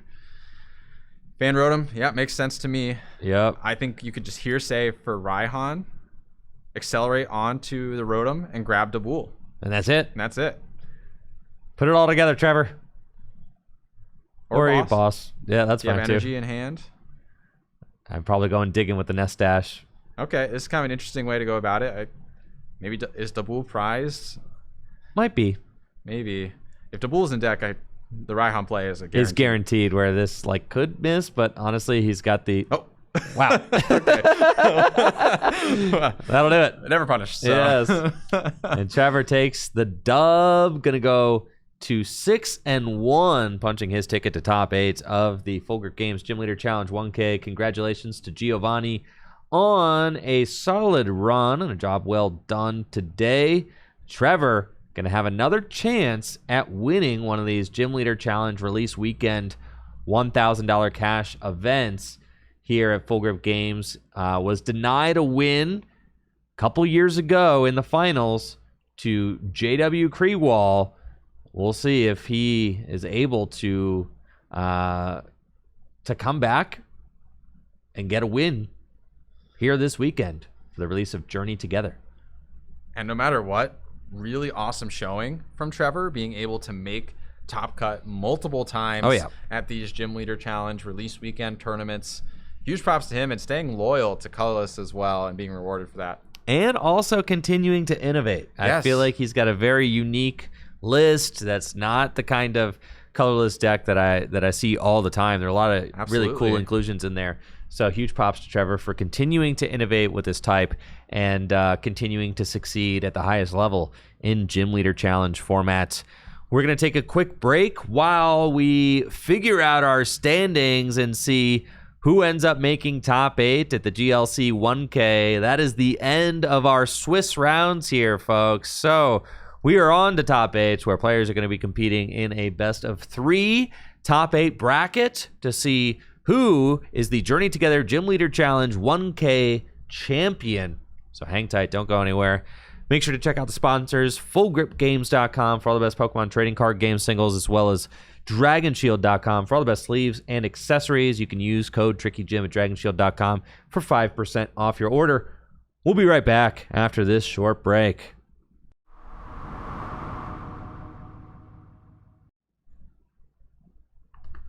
All right, here we are. Top 8 of the Full Grip Games Gym Leader Challenge Journey Together 1K. We've got an exciting match ahead with Darkness versus Lightning, Cole. On the left, representing Full Grip Games, one of our very own Full Grip employees, going to be piloting the Lightning deck against Connor on the right with Darkness. And we haven't seen either of these players on stream yet today, so should be a very fun and exciting match to watch with some different strategies that maybe we haven't yet seen unfold. I am curious to see how close Cole's list is to the Lightning deck we saw Alex piloting earlier in the day. I don't know how close the list is going to be. It could be entirely different. I'm not sure. But this is our first look at a Darkness deck today. And with a record of 6-1, Connor is doing very well with it. Yeah, Darkness managed to dodge the stream all day today. And finally getting to see one here in top 8. Now, Darkness did win the Brilliant Stars Full Grip GLC tournament, JW Creewall, using that Guzzlord that's on the screen right now with that red banquet to draw extra prizes. Earlier today, we did see that Articuno that devoured extra prizes with its Tri-Edge attack. And Red Banquet is a much stronger attack on the face of it. It does 120 damage, so able to knock out significantly more targets for that 2-prize KO. Now, this is actually really funny. Riley, earlier today, we were joking around about what's the oldest, most relevant attacker in Gym Leader Challenge format. And I was thinking, and I was like, I think it's like Breakthrough Zoroark, or maybe like there's a Cabalion from Steam Siege. Those are both X and Y cards. I was like, there's not a single black and white attacker that's still relevant. Boy, was I wrong. Actually, I completely forgot about the Foul Play Zoroark from Black and White base set. This is one of the oldest Pokemon in the Gym Leader Challenge card pool that still sees play as an attacker. I'm not talking about support Pokemon. There are some old support Pokemon that still see play. Obviously, Electric from Noble Victories sees a lot of play. It's essentially the same exact card as Flaffy from Evolving Skies with the Dynamotor ability. But Zoroark from Black and White base set, I mean, 100 HP, and it's got the Foul Play attack for 2 colorless energy. You choose one of the defending Pokemon's attacks and use it as its attack. I'm pretty sure I saw Connor have that Zoroark in his deck, but we'll have to see. We'll have to see. Yeah, it's always a debate when you're playing Dark in GLC, whether you go for that Foul Play Zoroark or the stand-in Zoroark. The stand-in Zoroark is obviously really useful as a utility Pokemon with that stand-in ability, and it has a pretty good attack as well, being able to do damage for each Pokemon on your opponent's bench. However, Foul Play allows you to use your opponent's best attacks as your own, which has more variability in the sense that you don't know what you're going to get out of it, but you probably know that your opponent's going to be playing good cards that are worth copying. That's so true, Riley. When I'm playing Pokemon, I'm usually trying to attack with the good attacks. Right, and if I don't have one of my own, I might as well use my opponent's good attacks instead. And we saw just how impactful that could be earlier when Brooke won with her Mimikyu, copying her opponent's attacks multiple times to victory. So maybe we'll see more of that here in this matchup. Yeah, maybe Connor goes for a little spreading of his own by utilizing the Foul Play to copy things like that Electivire. And it's a little bit different than that Mimikyu, right? The Mimikyu required the opponent to have used the attack, and it just copies whatever that last attack used was. Whereas the Foul Play Zoroark just copies whatever attacks are printed on that card. And shout out to Natalie as well, who just shared the lists with Andrew and I, so we'll be able to check up on what kind of cards these folks have available. And yes, indeed, Connor does confirm to have that black and white base set Zoroark. This is the oldest possible set that you can even play in GLC. So when we talk about oldest viable attackers, it literally cannot be older than this. Nope. That is as old as it gets. Really cool to see that card being represented here in top 8. Talk about another old card. There's a Blitzel. I think it's the one from Noble Victories. It's got some sort of agility style attack, which can make it invincible on a coin flip. So that's another cool old card that we're getting to see here in the top 8 match. Now, it does look like Cole is running a list that's probably extremely similar or identical to Alex Carpenter's Lightning deck. I mean, I feel like the real signifier of the Alex Carpenter special is this Morpeko with the Torment attack. I don't usually see this card getting played in a lot of Lightning GLC builds, but Alex's spread deck is the one that really utilizes it the heaviest. Not only does it spread a little 50-20 action with that spark attack, but the Torment attack makes it so that the defending Pokemon cannot use one of their active attacks next turn, which would be quite relevant into Spiritomb. However, it would also power the Spiritomb up further, since Spiritomb has the attack Anguish Cry, which makes it do 10 damage plus 30 more damage for each damage counter on this Pokemon. So that's a decision that Cole has to weigh, saying, like, is it worth it to poke this Spiritomb? I'm going to disable its Anguish Cry attack. But if Connor were to find a card like Escape Rope, or maybe even just switch the Spiritomb to the bench, then he would have a very powerful attacker ready to go soon. Yeah, the Spiritomb's a great card for these dark decks. It allows them to, for 1 energy, get all the way up to 160 damage with no tools. And if you play cards like a Bravery Charm or a Fighting Fury Belt, you can get even higher. And Spiritomb just progressively ramps. You know, you store it on your bench, and eventually it'll be ready to KO something. And Dark is definitely a deck that likes to have those easier to use attackers. There's a lot of conditional attacks that Darkness utilizes. So having something that's a little more simple like the Spiritomb is very much appreciated. Connor's got that turn 2 Lipard, utilizing the trade ability to discard a card, draw 2, Pokegear, and finds Green's Exploration, but can't play it. Yeah, Green's Exploration is an interesting choice, especially when you play basics that have abilities. Yeah, I felt like that Green's Exploration was grabbed very quickly, but I guess it must have been the only supporter in that hand. Yeah, Green's Exploration, really terrible with this particular board state, actually. Both of Connor's Pokemon in play have abilities. Green's Exploration can only be played if you have no abilities. I do know that Alex Carpenter's build of Psychic, or not of Psychic, Alex Carpenter's build of Lightning, which I think Cole is playing on the left, does run Greens as well, but Green's one of those supporters. It's tough. I mean, it's great when it's great, but it's horrible if you have Pokemon with abilities in play. It literally does nothing. Yeah, Spiritomb is the only basic Pokemon with an ability, and there actually aren't that many abilities in this Darkness deck. There's the 2 Pokemon that are on the board right now, and I think that might be it. So unfortunate that those happen to be the exact 2 Pokemon in play at the moment that Connor hits the Green's Explorations. Cole gonna go with Guzma, free retreat on the Dynamo. Another energy to the Morpeko. This Morpeko is getting in there, dude. Here we go. Spark gonna be able to take the knockouts. Silent Lab as well. I mean, sure, the Silent Lab is not going to be as impactful in this particular game. It does turn off basic Pokemon's abilities, so it would turn off the Spiritomb, but that Spiritomb is a goner. And honestly, against the spread deck, the Spiritomb is more or less the last attacker that Connor wants to have in play, as it damages itself and has a very low amount of HP. Yeah. Cole's strategy is going to be to try and spread a lot of damage all over the board, so he's probably pretty happy to see Pokemon like Spiritomb in play. I mean, they just are very low-hanging fruit.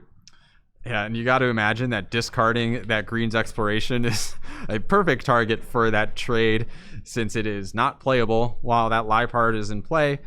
So just being able to get a couple cards value out of it by discarding it. Stadium Nav does allow Connor to search his deck for a Stadium card, so long as he flips at least 1 heads. We'll see what kind of Stadiums he's looking to grab in this particular spot here. Connor does play Artisan, Frozen City, and Old Cemetery in his deck, so all ways to build up damage on his opponent, and an Artisan to set up. This is his first actual deck search for Connor as well, first full deck search, so gonna be on the lookout for those prizes and those sorts of things. In GLC, that prize checking can get really complicated because your whole deck is full of one-ofs, and so many of them are impactful.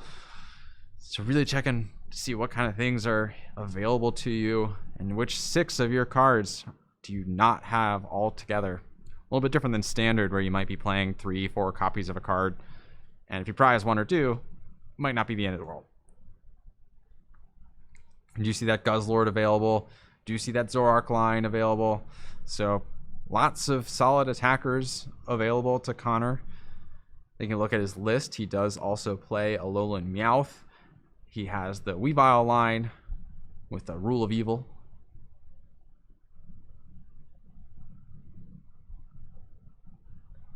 And yep, that's going to be an Artisan. Artisan makes a ton of sense, I think, in this situation. Just being able to get another Pokemon into play. I mean, Connor's very much on the back foot in terms of his setup. And this is one of the problems I have with the Dark deck sometimes, is the Dark deck is really reliant on just that singular Pokemon in Liepard as far as consistency goes. And you don't have a ton else to kind of fuel your turn by turn. This is in contrast to the Colorless deck that we've seen so much of, that has an abundance of support Pokemon.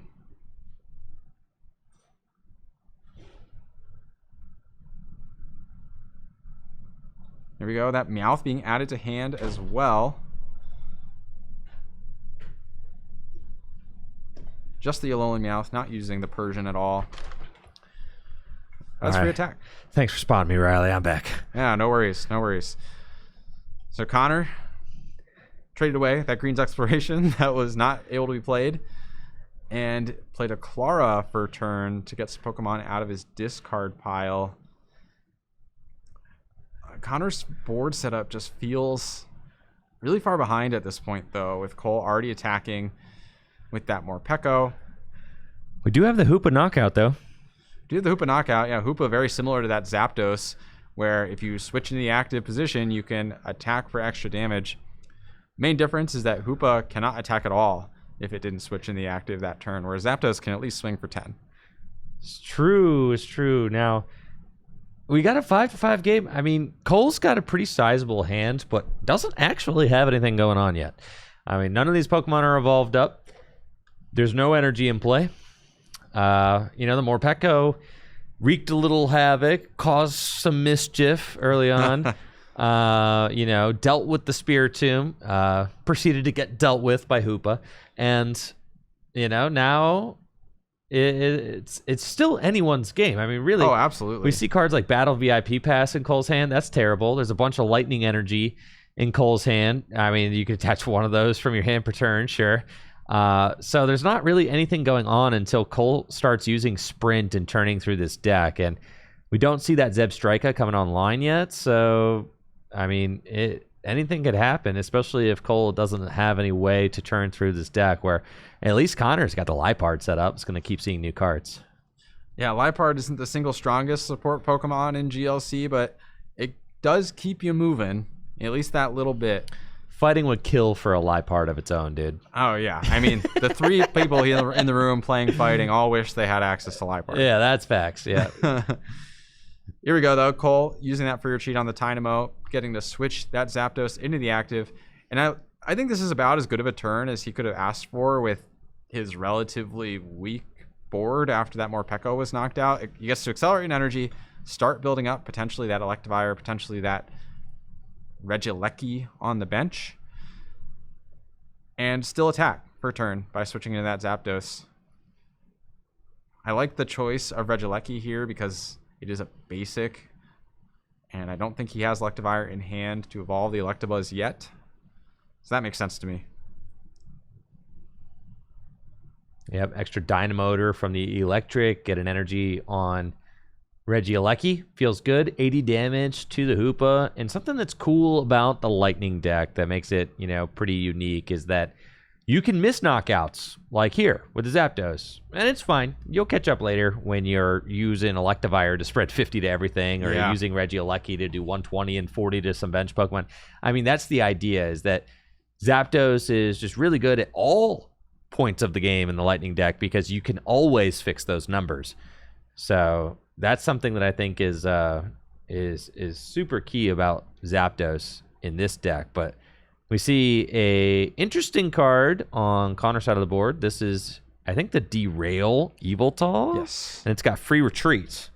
Yes. Yveltal entering the field here as another dark type attacker for Connor. Derail probably won't be tremendously useful in this matchup, but is a free retreat pivot without the need for a tool.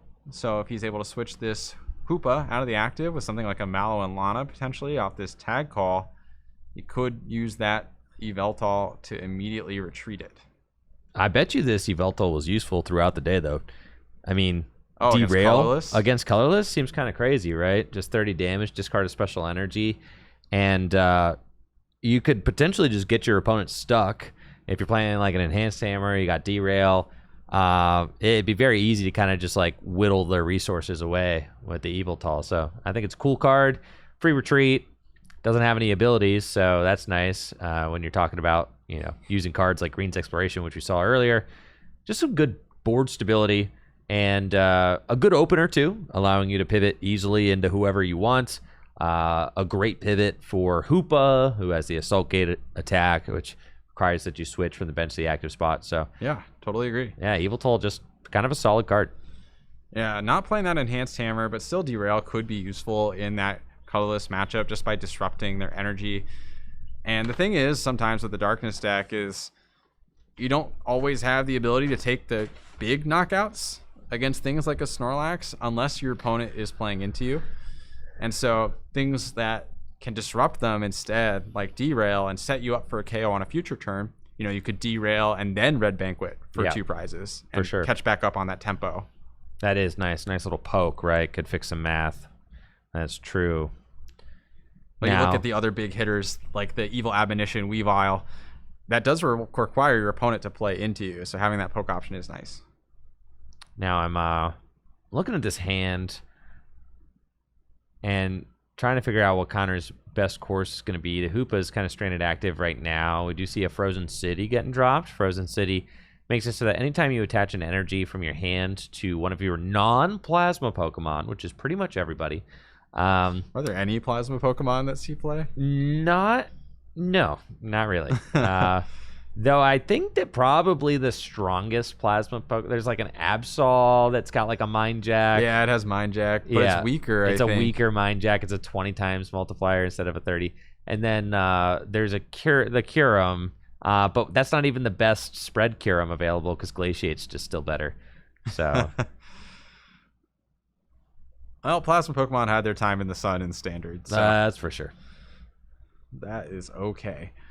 Still going with the Spiritomb, despite the fact that he's up against a spread deck. Yeah. Spiritomb's still out here building spite.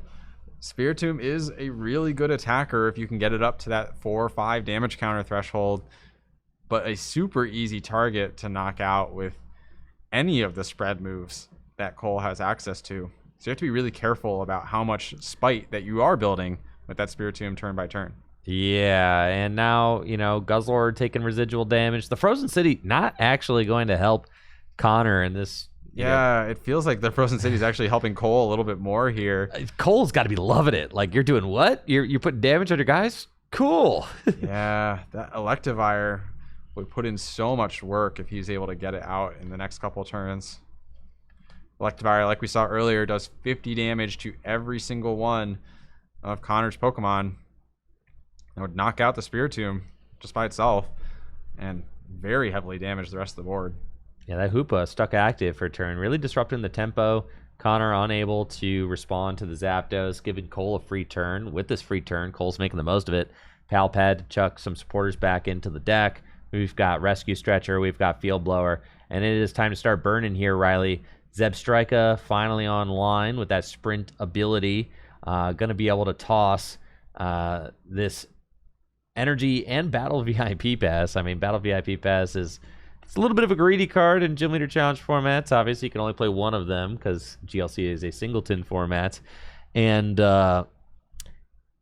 it searches out 2 basic Pokemon, right, which is incredible. But you can only play it on the first turn of the game. So you do not always get to use it, and they're not like a ton of cards that search it out. I mean, I think this Lightning build is playing maybe Arvin, Volkner, and Green's Exploration, so like a decent amount of outs. But still, no guarantee to find your one of Battle VIP Pass. Yeah, and draw cards, you know, you can get closer to it, right? Yeah. If you're going second, you playing could like a Marnie play or an something. N or a Marnie or a Research and potentially draw into it if you don't have it in your pure opening hand. Nice thing with the lightning deck too is you can sprint it away. Like your hand doesn't really get clogged with lightning because you can always sprint away things regardless of your hand size. Right. So cards that recover things are good. I mean, that's what we saw. Like Pal Pad's good, Lucamine's good. These cards that recover stuff in the lightning deck are always good because you are constantly sprinting and just burning your deck down. Now, Cole was able to find Lucamine, kind of a bummer. Just ended up using Pal Pad to chuck the supporters back into the deck. Also found Marnie, though, so I don't mind a Marnie. Just send the deck to the bottom. Yeah, Marnie seems reasonable here. The only thing is Connor really has yet to have a good turn. And so Marnie does get him potentially closer to cards that are more valuable. I feel like Volkner is a little short of stuff that he needs. He doesn't have a free retreater in play. So Volkner for like Switch or Escape Rope doesn't feel great. Marnie seems better. Maybe find your Electivire would be good. Just see some different cards. Yeah, still doesn't look like... If we see Zapdos and Hoopa stuck in front of each other back-to-back turns, though, that's really funny. Well, I'm looking at Connor's list, and I don't know if he has a great way to actually move this Hoopa outside of Guzma. That's why I like playing Dark City in my Darkness deck. I play the Dark City just because Hoopa gets stuck all the time. Yeah, he plays Escape Rope and Guzma. Yeah. So yeah, this Hoopa might get really familiar with this active position. And so is the Zapdos, dude. I mean, that's a Thunderous Assault for 10. So yeah. Oh, wow. Not the most thunderous of assaults. A lot of assaulting happening, but not a lot of damage being thrown around. No. There's Hiding Dark, though. That will move the Hoopa, but that's true. At the cost of putting another energy on it, which you really don't want to do. Yeah, you put the energy on it and then retreat it Horrible. into nothing. Yeah. You could sacrifice this Sneasel. But there's Guzma in the hand. Okay, so you could put the Hiding Dark on and anybody this is the else. thing, like the Marnie opens up the potential to draw a different, better supporter. Right. Guzma with the free retreat on the Evil Tall. That's a easy Guzma line. Yeah, I guess the Electric looks pretty appetizing right now. Assault Gate does do 90, which is a perfect knockout on Electric. If you can, you want to take out the Zebstrika. That's always the... Like, if you're playing against Lightning, if you can reach it, you want to take that. I don't think I see a Muscle Band or anything. Yeah, I don't think there's quite enough damage available to KO that Zebstrika quite yet. So, taking the next best thing with that Electric instead. We see this Connor's Darkness deck is playing the Galarian Meowth, which has the Spoil the Fun attack. It's a free attack. It does like 70. Alolan Meowth. That's it. It's Alolan. Sorry. Yeah, whatever. All the forms. So, yes, Alolan Meowth. Sorry, fake Pokemon fan. Has Spoil Fun attack. But I knew the name of the attack, though. Spoil the Fun. Yeah. Which the intention, I guess, is to spoil the fun. And and make it so that your opponent loses a prize card on the first turn of the game, or you take a prize card on the first turn of the game. You can only use the attack on the first turn of the game, and it does like, I don't know, 70 damage or something. Yeah, it's free attack too, so you can pay retreat to get into it. Yep. So, it's a fun option to have available to you. Now Cole's got Zebra active. I mean, a board full of Pokemon. This is a great turn to just hit with Electivire. You're gonna take 2 knockouts if you do. Yeah, Electivire seems amazing here. Also, Electivire is out of range for that Fighting Fury Belt Red Banquet. Yep. Red Banquet with a Fighting Fury Belt will do 130 damage, which would KO any of Cole's other Pokemon except for that Electivire. Looks like he's considering Guzma and Hala. He doesn't have the Electric anymore, so really, the Electivire, I don't think it's an option unless could Guzma Hala for the counter gain and the counter energy, right? Yeah, you could as long as you have a way to retreat the active. That's true, but I don't think he has that. So missing one piece.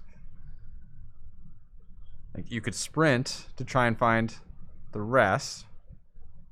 It's always an option. Zebstrika's sprint ability, just draw 4 more cards. And Cole using this Stormy Mountain opportunity to check what's in his deck. see what pieces he could put together with something like a Guzma and Hala, as well as benching that Mareep. Yeah, using the Stormy Mountains there. Go get the Mareep out of the deck. Regieleki is also good. I mean, if he finds Escape Rope, Regieleki is great. Yeah, you just really don't want to waste the Regieleki damage on the active here. You want to maximize your spread damage, and that means that you want to hit any other Pokemon on Connor's board with the primary damage with the Terra Spark and do the 40 to the bench. He's got Raihan. I feel like he should be able to make one of these plays happen. I mean, just There's Raihan. money moves to be made here. Yeah, Raihan for Rope. Yeah, something like that. Guzma Hala, okay. U-turn board, U-turn board counter seems energy. good. I mean, those are two really good pieces. And then you're just sprinting and seeing what you get. I think that's fine, but I would... Really, though? Because, like... Because the Regieleki needs one more energy. There's no Dynamotor in play. Yeah. So where are we going here? Yeah, I think I agree with you. The Raihan seems pretty good. Yeah. Raihan, Rope, and just like Terra Spark seemed kind of nuts. What was Cole's hand at the start of this turn before his top deck? Like, was promoting Substrika an oversight? Yeah. It forced him to have to find this U-turn board. Right, because otherwise Raihan or Guzma Hala would be able to instantly activate. All right, this is a crazy turn, though. Found the Enhanced Hammer for the Hiding Darkness energy, brings up the Guzzlord, but now he's like probably not swinging because he didn't like... Yeah, he's going to just swing with Zapdos. Assault. Yeah, I guess it's fine. Yeah, fine is a apt descriptor here. I mean, this Guzzlord has a lot of HP. Mm-hmm. So you now soften it up to a point where a Terra Spark will knock it out, and you can knock out the Hoopa as well. Oh, yeah. And continue to spread onto the bench. Maybe put 40 on that Weavile, for example. Set it up for a Electivire KO. I think the play that I wanted to see was Raihan to the Regieleki counter catcher. I mean, basically the same line, but like you promote the Regieleki instead, and Raihan to it. I guess if Cole top decked the Raihan, then that's excusable, right? But even so, Raihan to the Regieleki Rope still felt good. Yeah, I was kind of into that play personally. Yeah. Or promote, if you had Guzma Hala in hand at the start of the turn, you could just promote the Electivire, Guzma Hala for the counter energy and the counter gain. Yeah. Counter gain might be prize. Maybe that's part of this equation here. For sure. I mean, all in all, this play didn't end up being bad. It's fine. I mean, Cole was able to get the U-turn board for the Zebstrika, kind of solving the pivot situation. Connor does hit an escape rope, so able to get out of the active with this Guzzlord. And that's probably going to be another Assault Gate, if I had to guess. Or Pekko being the sacrificial mouse here. Veltal is a obvious promotion just for your treat. Keeps your options the most open.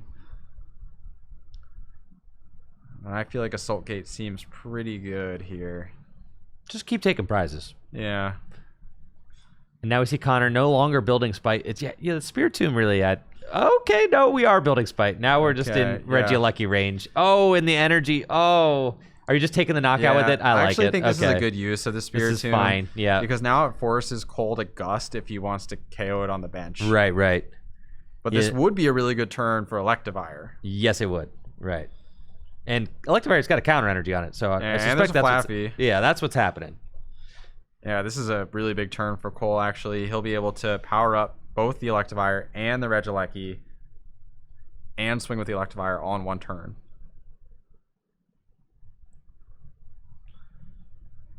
See exactly how he decides to route that out, but I strongly suspect that we're going to see some KOs this turn through spread damage. And Electivire on screen. Just a second.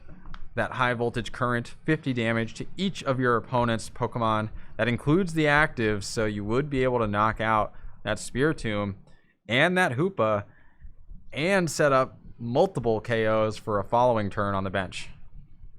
Yeah, the Electivire is going to be nuts here. I mean, this is why this deck is good. It's because of the Electivire. It is the strongest spread attack in Gym Leader Challenge formats. It's funny because like its first attack is just actually unusable. Like Electivire and Magmortar can't be played in the same deck in Gym Leader Challenge format, so it's just does 30 damage. Also, frankly, Pokemon needs to cut it out with the Magmar Electivire synergy type things. I agree, it's annoying because they're never actually playable together in any format. Not even close. Nobody has ever built a deck with Electivire and Magmortar in it and like done anything. It's bad. No, so cut it out. Free Electivire from Magmortar Prison. Yeah, I agree. The second attack though is quite good. Yeah. Okay, here we go. Volkner for a Lightning Energy and Escape Rope, maybe opting to go. I mean, he could just see what Connor promotes, right? Like if Connor promotes a healthy Pokemon, he could use Regieleki to get a lot of damage into play. And if he promotes a weakened Pokemon, he could use Electivire.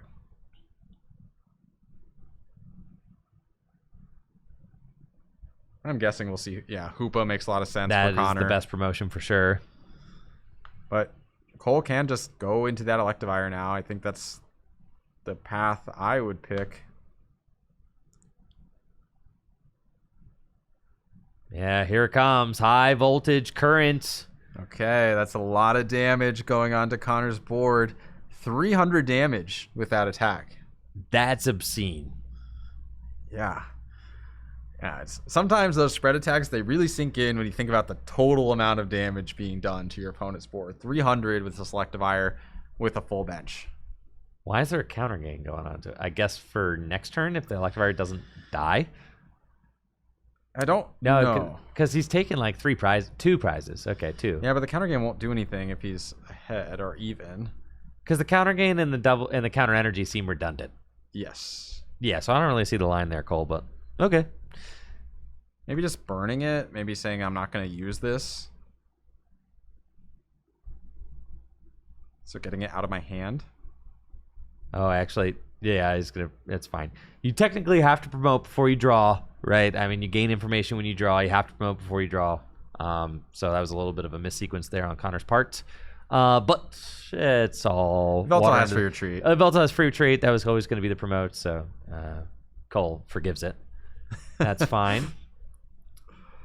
There's that B-String, which is active if he wanted to go in with the Guzzlord, but Guzzlord does not do enough damage with a Fighting Fury Belt to KO Electivire. Just need a rope, dude.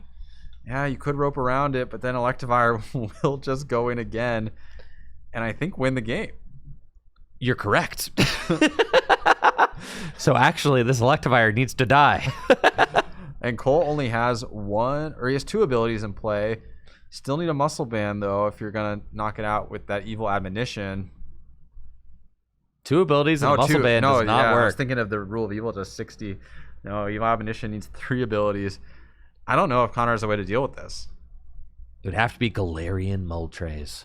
Connor is not playing Galarian Moltres. My favorite Darkness Pokemon. I know. I really am a big fan of the Galarian Moltres in the Darkness deck as well. It feels like it rounds out the strategy really well for closing out the games in these sorts of situations. Right, but what do we have here? Nothing.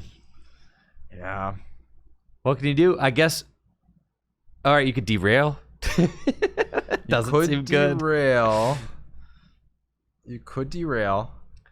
Honestly, maybe that's the move. It's probably better than anything else. Because here's the thing. Connor is even on prizes with Cole right now. So Cole does not have access to counter energy. Right. But he's only 1 lightning away from attacking. Counter energy still does provide 1 colorless in the current situation. So you can't leave this Electivire as is, I don't think. And if you take some other prize, if you escape rope and take another prize, you just lose. Right. So it probably has to be... I mean, Connor really loaded this board up without fear of Electivire. I feel like really went 5 wide, benched little guys and didn't care about the consequences. Yeah, and I feel like was yes, the Spirit Tomb I feel like was so greedy benching that after it already went down. Like, leave him dead. Like, he is not the guy. Yeah, he got soloed by Morpeko. And then brought him back for more. Yeah, like that is not the guy for this matchup. Connor does see the route in terms of derail here, at least. So yeah, I think that makes a lot of sense in this spot. Try and limit the access to that Electivire. And Cole did just burn Escape Rope as well, so might struggle to get it out of the active. I don't know. I don't think he Raihan plays cannot be played. There's no. Oh, there is a darkness, so never mind. I'm lying. Yeah, there's definitely a darkness in there. Oh yeah, I see it. But still deciding if he wants to play the Raihan. Long game 1 as well. Yeah, dude. Got to be thinking about time. You do have to think about time. You don't have infinite time. Like, you got to think of, like, what are your odds of winning this game, actually, right? Because you have to win 2 games in 90 minutes. So what is the route here? Connor could derail. Maybe Cole gets stuck. You could Red Banquet after that. Take 2 prizes, go down to 1. And then you're a gust away from winning. But Terra Spark wins too. Yeah, it's bad. Yeah, this is... I don't know if Connor really has a route to win at this point with both Electivire and Terra Spark available. Right, 150 damage on the Guzzlord. Yep, Terra Spark can hit it. 70 damage on the Light Part. This is a scoop angle, dude. Yeah, I think it must be.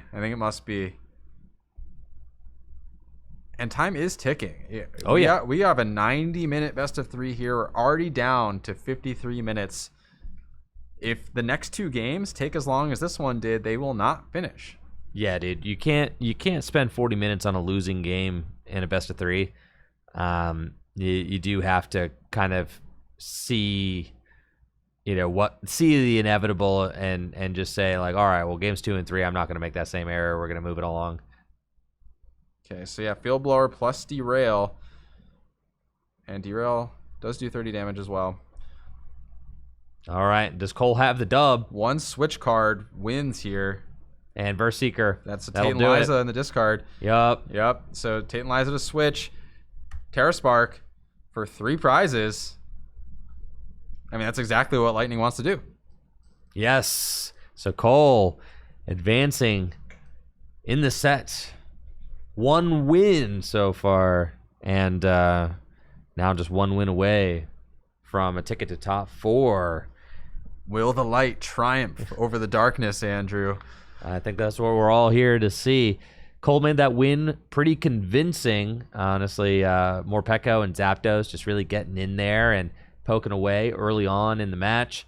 And then the clean sweep with Electivire was just crazy. I mean, Connor definitely got punished by extending his board 5 wide, benching pretty much anybody he wanted to at the beginning and just letting them all soak damage all at the same time. When you're playing against a spread deck, it's really good if you can stagger your Pokemon when you put them into play so that they're not all just eating the entirety of the spread damage all the time. Especially against Electivire, right? Electivire does 50 damage to everybody. If you have 6 Pokemon in play, that's 300 damage. If you have 4 Pokemon in play, that's 200 damage. You're cutting it out by a third. So as much as you can stagger your Pokemon into play, I think it's going to give you a lot more success against that spread concept. We'll see if Connor is able to adjust his game plan at all going into game 2 and have a better time, or maybe go with his primary strategy of just trying to run Cole off the table. Yeah, and I think that's where Dark really thrives, is by running the opponent off the table and preventing them from playing their game plan. I think when Dark goes head-to-head against decks that are operating at the maximum capacity is when Dark tends to struggle. There was a little bit of time there in the beginning of the game where I felt like Connor had a window. But his deck, getting like the Hoopa stuck active, not being able to trigger Guzzlord as soon as it came down. There were like a couple things that kind of just held the Darkness deck back in this particular game. Cole's hand here is not looking great. I mean, it's just like a Stormy Mountains and Pass kind of situation where I feel like Connor's hand is looking kind of immaculate. There's the Derail Yveltal Start, which is pretty much your ideal starter. Yep. It's got free retreat. Yep. You can pivot into Hoopa. You really need to try and get this Hoopa to not get stuck. And I do think that Darkness decks need to look at, like, how can I utilize Hoopa effectively? The Lightning decks certainly build the deck to utilize Zapdos effectively with lots of switch outs. But Darkness decks, they don't have as much motivation to switch in and out of the active spot as the Lightning decks do. Being able to pivot is such a key part of using the Dynamotor engine, since you can only accelerate energy to the bench with the Dynamotor ability.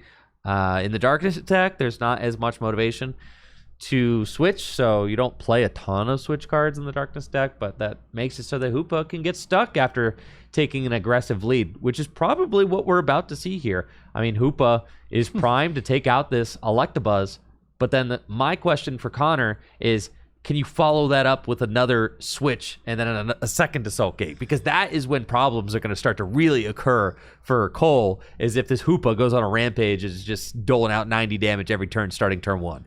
Yeah, and getting the second Assault Gate in particular requires more specific cards. For example, like Floatstone by itself isn't really an out to attack with your Hoopa a second time. You can maybe Floatstone your Hoopa to get it out of the active, but you can't retreat twice. So there is the Rope. I mean, the Rope is like the one card. You have the Rope and the Guzma. The Rope and the Guzma are your cards, primarily.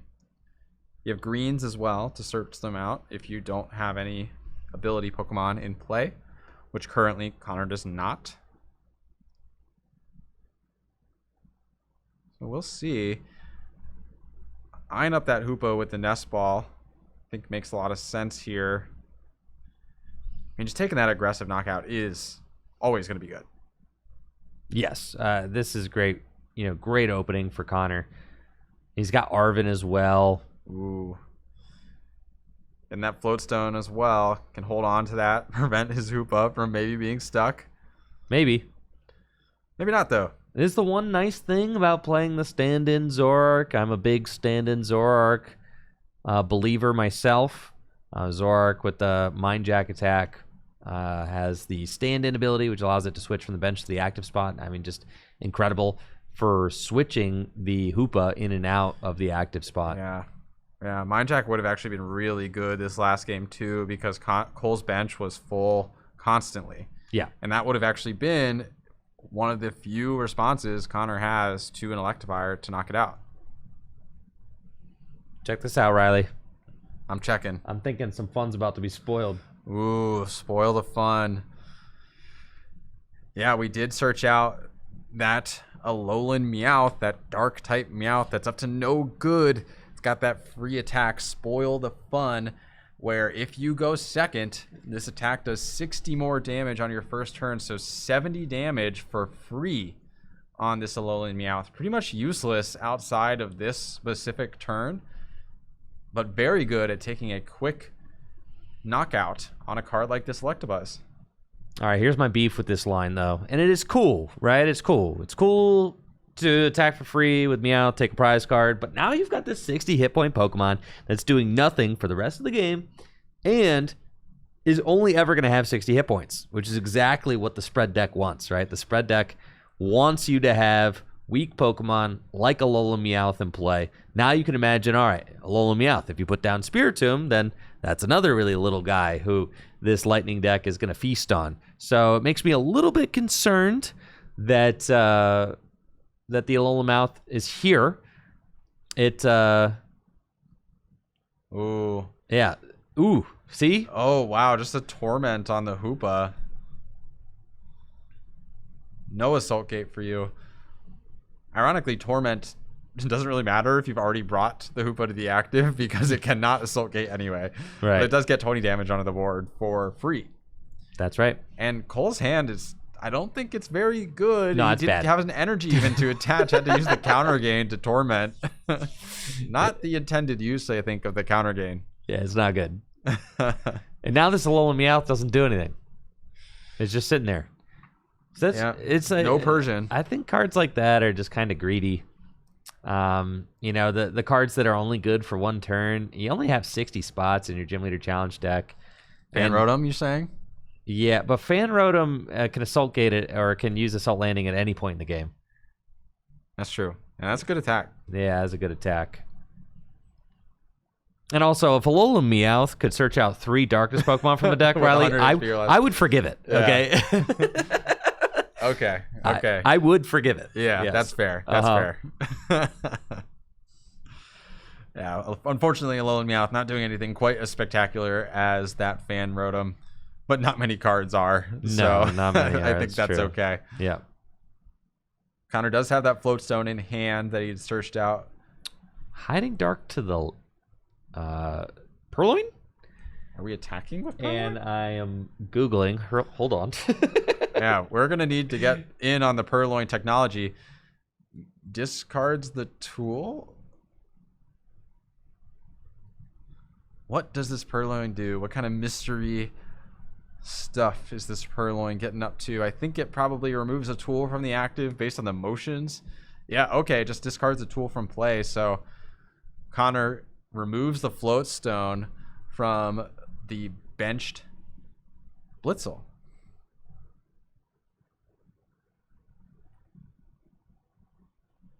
I think it's that cleaning up. There we go. Yeah. Cleaning up. Discard a tool card from one of your opponent's Pokemon. Yep, there it is. How mischievous. That is quite mischievous. This does mean that your only Pokemon draw potential is in the active spot. Not exactly where you'd want it to be.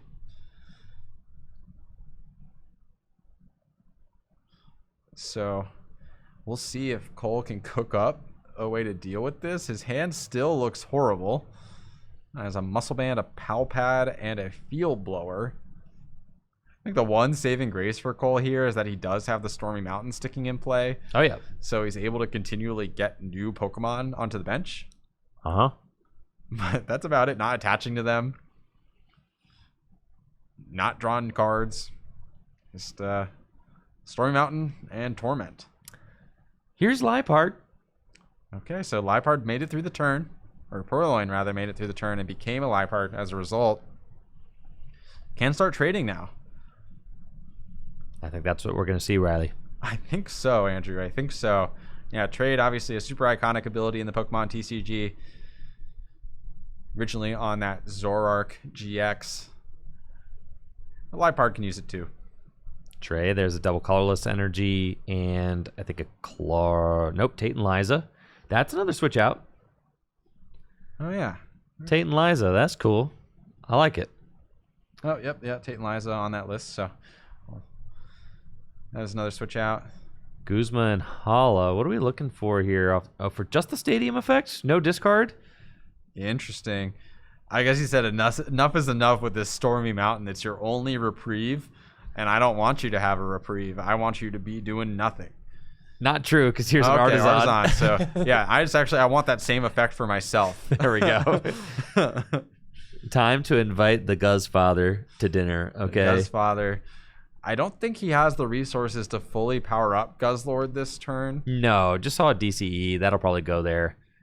Yeah, Cole's playing the Enhanced Hammer, though, so, like, you put a double colorless energy down. Cole's not done anything. That's true. Multiple turns. You got to figure if the hand's dead, there's probably cards like Enhanced Hammer. Oh, the scoop. That's probably a well-timed scoop for Cole. Just no outs in that hand. And continued to not draw them over the course of those couple of turns. Yeah, and that's exactly the kind of game that Connor wants, right? Where I just get out the gates quickly, I choose to go second, and I get the turn one attack. I back it up with a couple more attacks, and my opponent kind of fumbles, and I'm able to walk away with the dub. So just like that, Connor has tied this series up, and now both players are one win away from a top 4 appearance. Let's get some hype going in the chat. I'm really stoked to see who is going to emerge victorious. Cole probably trying to shake that dead draw off, say, oh, there's no way it happens again, right? Like, that's why we play best of 3, so that you minimize the variance. That's right, Andrew. And ultimately, Connor making up for his late scoop of game 1, or didn't even scoop, just late loss of game 1. There's plenty of time left now with how quick that game 2 was. Absolutely. Spiritomb, magnetic for Connor's opening hands. Is it the only basic he has access to? It looks like it. Yeah, starting that Spiritomb.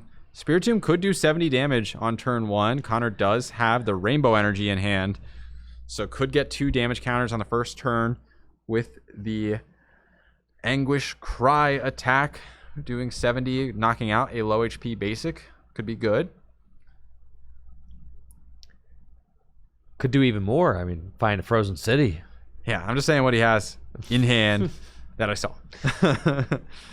But then again, for each damage counter the Spiritomb puts on itself, It's one less that Cole has to place. Cole loves to see that. I mean, frankly, even just the 2 is enough, though, right? Like, this would have been a terrible hand for Cole to start. I think every single recovery card in the deck was in the hand. yeah, but it's getting shuffled back in, so all is Yes, well. it is. All is well. I think I saw a pal pad, both rods. Yeah, you ever have those moments where you're looking at your opening hand, and you're like, thank goodness this is the mulligan. Like, if I had a basic 100%. in this hand. Dude, I have hands where I draw my first 3 cards and I'm like, no. You know, like I don't even care if the next 4 card, like the first 3 are so bad, I don't even want to see a basic in the next 4. Yeah. Please. Yeah. Yeah, especially you get to like 5 and you have 2 left. You're like, no, please. I'll give my opponent an extra card. Just don't let me start this stress in hand. those final couple of cards is palpable. It is. Cole up to 3 mulligans though, and with an aggressive deck like Darkness, having those extra cards to open the game with makes it all the more likely that he can take those quick knockouts.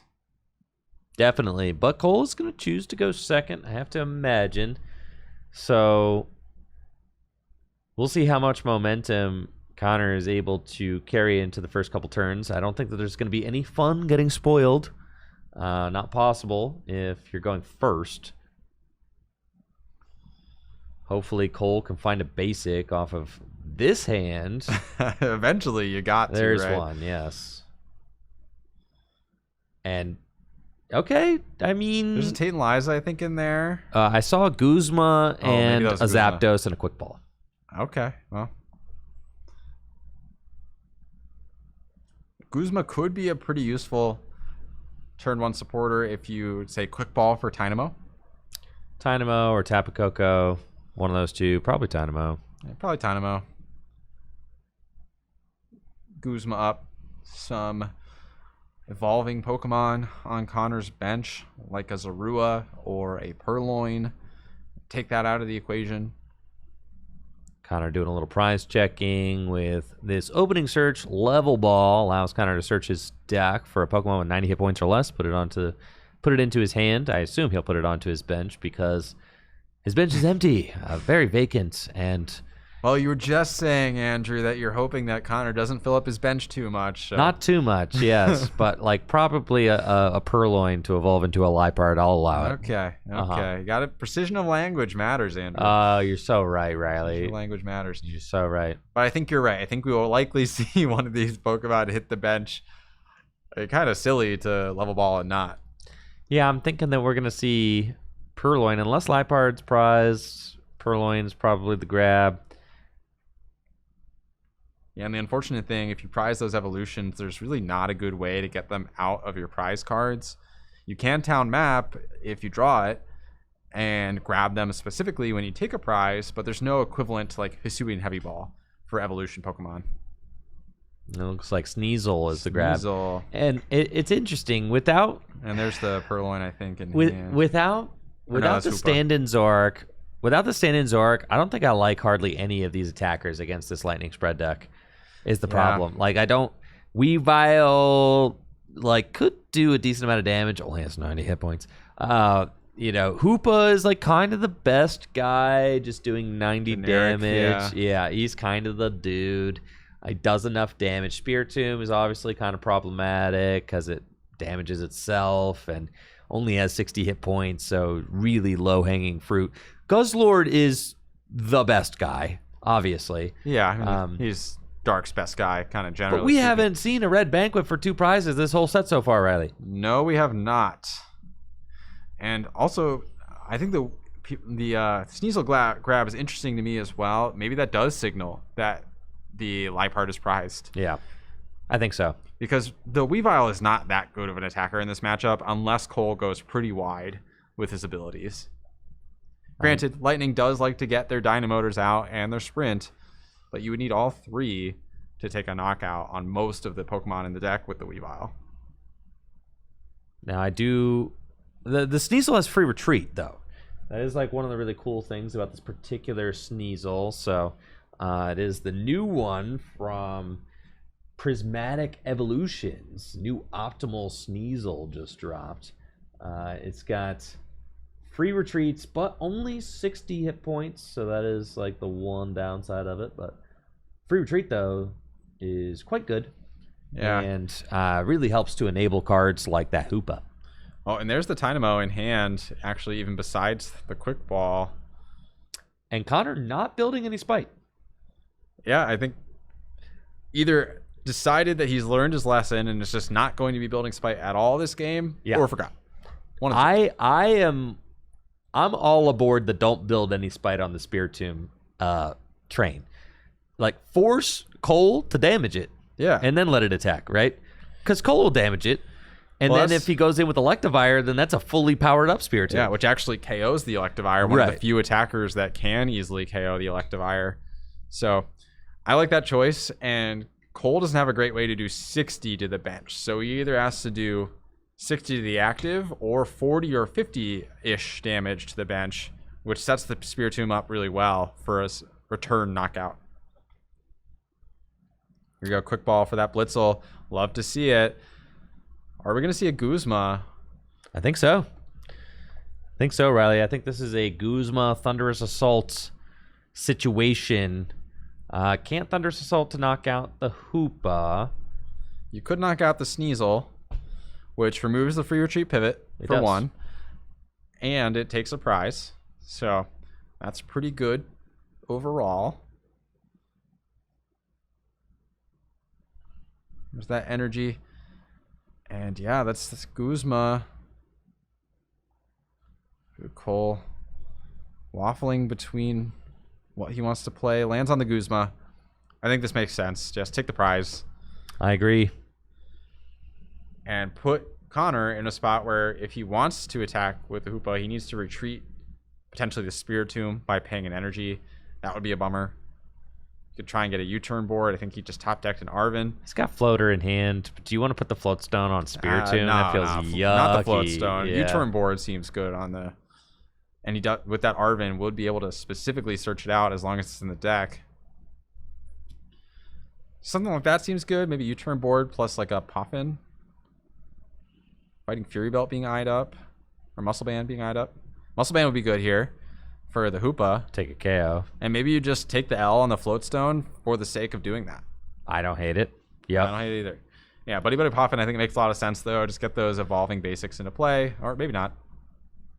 Maybe not. I mean, if your Liepard is prized, not then too what's much the evolving point? left to do. Yeah. I'd rather see like a nest ball. Yeah, exactly. Yeah, Get bigger guys. He does have Beast Ring in hand, so a nest ball for a Guzzlord. That's what I'm liking. Could be good, and just start attaching to it. Get the Glizzy. Get the Glizzlord out. Yes.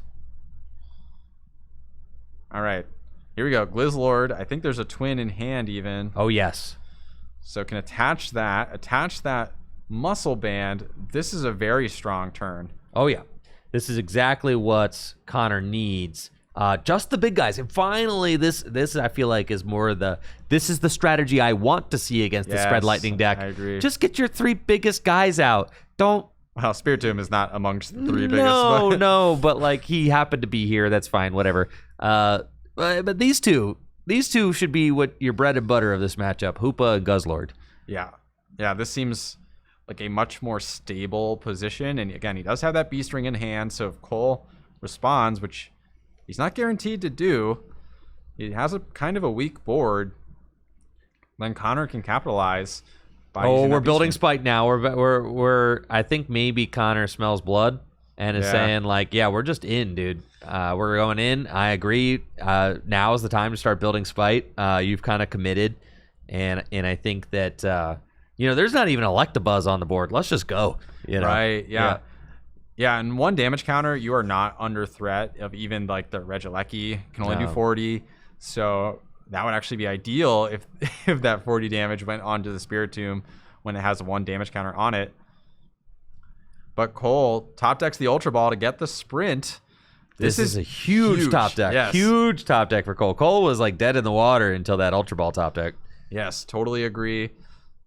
This is going to be a big swing for Cole and a pretty important turn, I think, as well, just to see what kind of plays he can cook up after that relatively weak start. Love to see some more evolving Pokemon hit the bench for Cole. Zapdos coming into play as well with that rescue stretcher. And of course, you might as well burn it before you sprint. All right. Tapu Koko on board. Lightning to the Zapdos. And here we go. Thunderous Assault. Yeah. 80 damage. The Hoopa does have the Hiding Darkness energies. That's a really good. That's super nice. Yeah, Connor has just had like a really good sequence of cards coming to his hand over the course of these past couple turns. He's got the gear now, which he selected off the trainer's he has mail. Ultra Ball Dark Patch. Oh, my. Oh, dude. Oh, it's going down. Yeah, Connor just needs one more energy. Do you Ultra Ball away the B string? Say YOLO? Oh, yeah, dude. YOLO, dude. Wow. We're doing it this way. Yeah. I would have loved if there was a way to keep the B string. I couldn't see all the cards in Connor's hand, but I mean, this is so powerful, so aggressive. Going in with the Red Banquet now, and even powering up his Spiritomb to 2 damage counters, that does put it in Regieleki range, but Connor's saying, I don't think that matters anymore. I'm just going to start Red Banqueting, and I don't think you can deal with it. And to be fair, I don't know if Cole can either. Yeah, I don't think he can. 150 health is a lot for this Lightning deck to deal with. And Cole does not have a very robust setup. So here we go. We'll get that Dark Patch and probably attach the Rainbow Energy. You could check with a Pokegear for another supporter first to see if you can draw a basic Dark. But yeah, I think it's fine. Just attach the Rainbow. Difference between 140 and and the Guzma. Oh my god! Oh, the Zepstrika, dude. Oh my god, dude. This is lights out. Are we gonna see a repeat of the Articuno from earlier in the stream taking 6 prizes? It could happen. Zapdos could poke this for 80. That's not close to a knockout even. No, and if you're Cole, Zapdos is going down. That's 2 more prizes. This game is just evaporating right in front of me. Yeah. So Cole's got that electric. He can start powering up the Regieleki here for a 2-hit KO. So 2-hit KO that Guzzlord. You would also be able to snag a KO on the both of those bench Pokemon. Both of them would be clean KOs. That's 3 prizes and would be very disruptive to Connor's board. All right, Cole can still do it. I mean, if he Dynamotors to Regieleki right here. Boom. Yep. Hits the Guzzlord. Stay calm, right? Yep. Poke the Guzzlord for 80. And then you say, all right, next turn, I need to attach. I need to Dynamotor. Doesn't even have an attachment in hand. I needs to top deck it. It would be really ideal to top deck Iono or N. Yeah. Yeah, if he could top deck an N or Iono here, that I think I would actually feel pretty good about Cole's spot. Yeah. But he needs something, and I don't He's got Floatstone in hand, that's it. I don't even think just the energy by itself will be enough. No, it needs to be like N. Yeah. A top deck N or Iono would be incredible, though. And it looks like research. Connor just going to research his hand. Discard, draw 7. Not giving Cole access to that Artisan, of course. Nope. Wouldn't want to do that. Town map. Pick the 2 cards you want out of those prizes. And it's the Lipard. Yes, that's why. As we suspected. Be able to grab that, though, nice and clean. God, Poffin. I'm feeling like the script is saying N off the top of the deck, dude. Okay, well, you've been wrong about the script before, Andrew. Today's script says Brooke is winning this thing, so we'll see. So we'll have to see. Stadium Nav getting the Frozen City potentially. Not super impactful at this point. I mean, Cole doesn't have that many outs to top deck, to be honest, from this point. It's just going to be N right off the top. Yeah. Maybe not even N. Do they even play N? Or is it just Iono? Oh, gosh. Yeah, I don't... They do play N and Iono okay, both. Good. All right, N off the top. Yeah, they play N and Iono. All right. The energy would be impactful, to be fair. It just leaves Connor with the 2 specific prize cards that he grabbed, which you never really want to be doing. And, for example, he could get like a Lipard plus a Guzma Hala, bring that Spiritomb back, quickly build up damage onto it with building Spite plus Frozen City, do something crazy like that.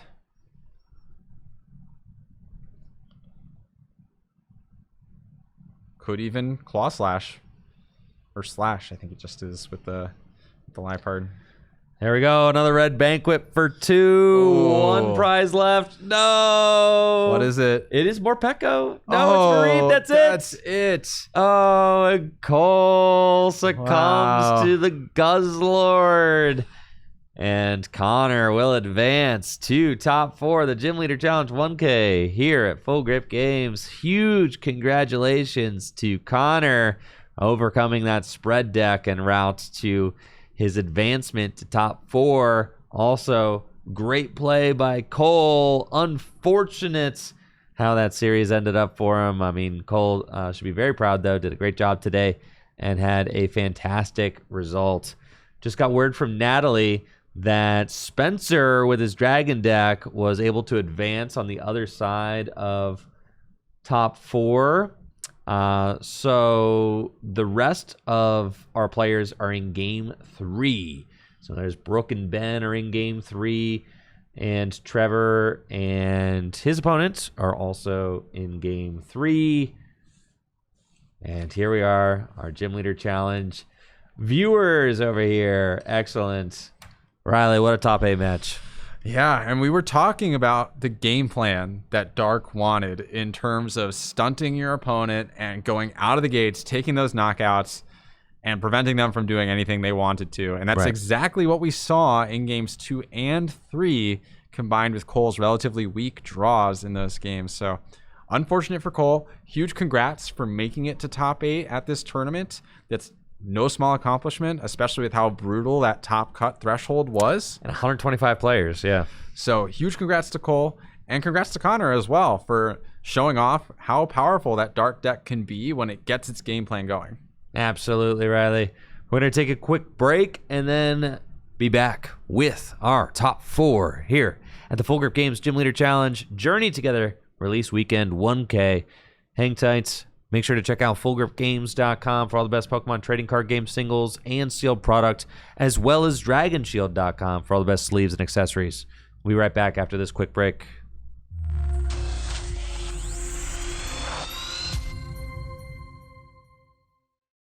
Yo, what's up, everybody? We're getting ready for the top 4 of our Gym Leader Challenge 1K right this very second. I've got Riley back in the booth. We are ready to rock and roll. Let's hop down to the table and see what we got in store. Let's do it, Andrew. All right, so game 1 has actually already started. A little bit on the back foot coming off that interview, but totally fine. We have Spencer Batten and Trevor Redding. So Trevor we saw in round number 7 with his Colorless deck featuring that Pelipper line, a super exciting inclusion for him, and paid off dividends in that round number 7. And he's up against another stream former glory haver in Spencer Batten with his Turbo Reshiram Dragons deck, featuring the Turbo Blaze ability to accelerate energy onto the board and fully focus on his big basic dragon Pokemon. Trevor, on his initial deck search, doing some prize checking with that Hisuian Heavy Ball. Hey, there's no better way to check your prizes than by looking at them directly. I just think that's especially convenient in GLC, where there's so many one-offs, right? Very difficult to get a really good prize assessment in a timely fashion without cards like Town Map and Hisuian Heavy Ball. And conveniently enough, did find a basic with that Hisuian Heavy Ball as well. So searching out now with his fan call from Fan Rotom. A couple of evolving support Pokemon, and that's Squovit. Squovit, of course, with the Nest Stash ability to continue to draw cards with cards like Oranguru and Bibarel. And overall, this looks like a pretty solid turn 1 for Trevor. He's got the energy on the Fan Rotom, ready to attack, potentially knocking out this Tatsugiri if it stays in the active this next turn. And yeah, you got even the Dubwool line is getting set up. Got the Wooloo ready, potentially Gust up, anything on Spencer's board. And Trevor does play multiple reset type of cards for these evolutions. Of course, Pelipper being one of the primary consumers of those, but Devolution Spray and Scoop Up Net works super well with that Dubwoo line as well. So Trevor putting a lot of thought into the structure and strategy of his colorless deck. Riley, I'm really gassed up for this top 4 match, I'm not going to lie. I think that this is going to be a great match. Getting to see Spencer's Dragon deck again is a real treat. And he's got his optimal starter in the active with that Tatsugiri. Lots of powerful starters here in Gym Leader Challenge, you know. Fan Rotom's not the only one. Tatsugiri also great because he can attract customers. Look at the top 6 cards of the deck. Take a supporter you find there and put it into the hand. But first, we've got business to take care of with the Artisan. Artisan allows you to search your deck for a basic Pokemon, put it straight onto your bench, and Spencer's going to take this opportunity to check his prizes and see what he's got available. Whoa. I wanted to get a nice 2-shot of our players, and instead got shop cam jump scared. There we go. There we go. All right, that's the shot I'm looking for. There's our right beloved there. top 4 players. Yeah, that's the shot I'm looking for right there. Sorry, folks. Spencer on the left doing a little deck search. Trevor on the right. Our judges judging. Love it. Looks great. All right, so... And the nice thing is, too, by using this Artisan first, he removes Pokemon from the deck to just increase the odds that attract customers, finds an optimal supporter. And what better Pokemon to search out than what I would consider to maybe be the MVP of his stream game earlier today in that Regidrago. Regidrago packing the Dragon's Horde ability allows it to draw cards from your deck. Pretty much the only draw support Pokemon that Spencer's rocking. And Giant Fangs for 160 is a substantial attack. Now, compared to Spencer's earlier game, Trevor does play a significant amount of HP boosting tools. So 160 might not be enough to take those key knockouts. Attract customers. Looks like it finds that Peony. Peony is an extremely powerful supporter, allowing you to get 2 trainer cards from your deck. But at a hefty cost, Andrew, you have to get rid of your entire hand.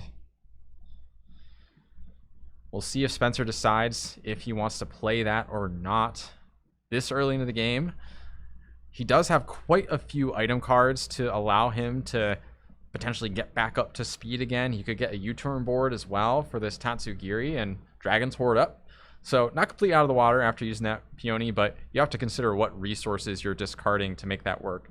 And considering he's playing a Pokegear, I think it's not the supporter he'd prefer to play.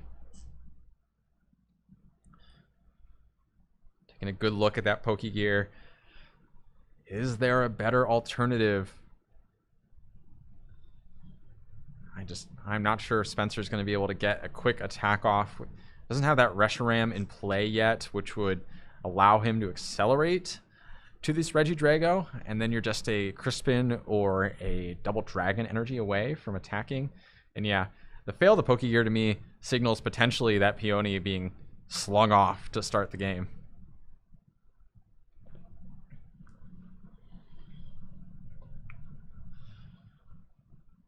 And if I'm Spencer here, not sure exactly what I would want off this Peony.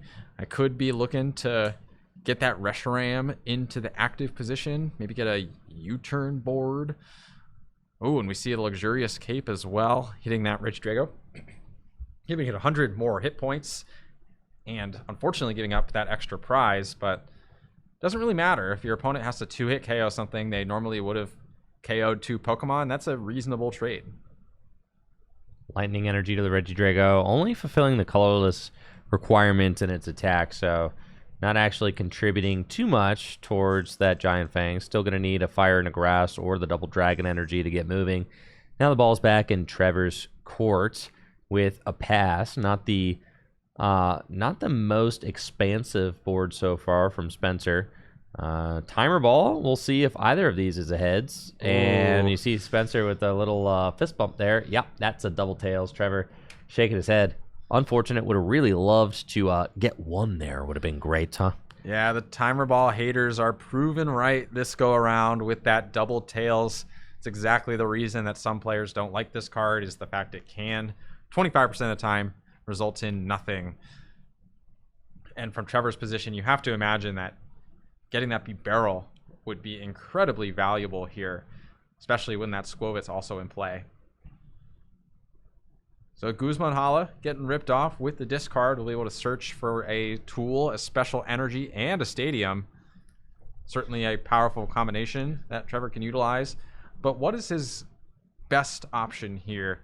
Maybe it's just swinging in with that Fan Rotom and eliminating this Tatsugiri.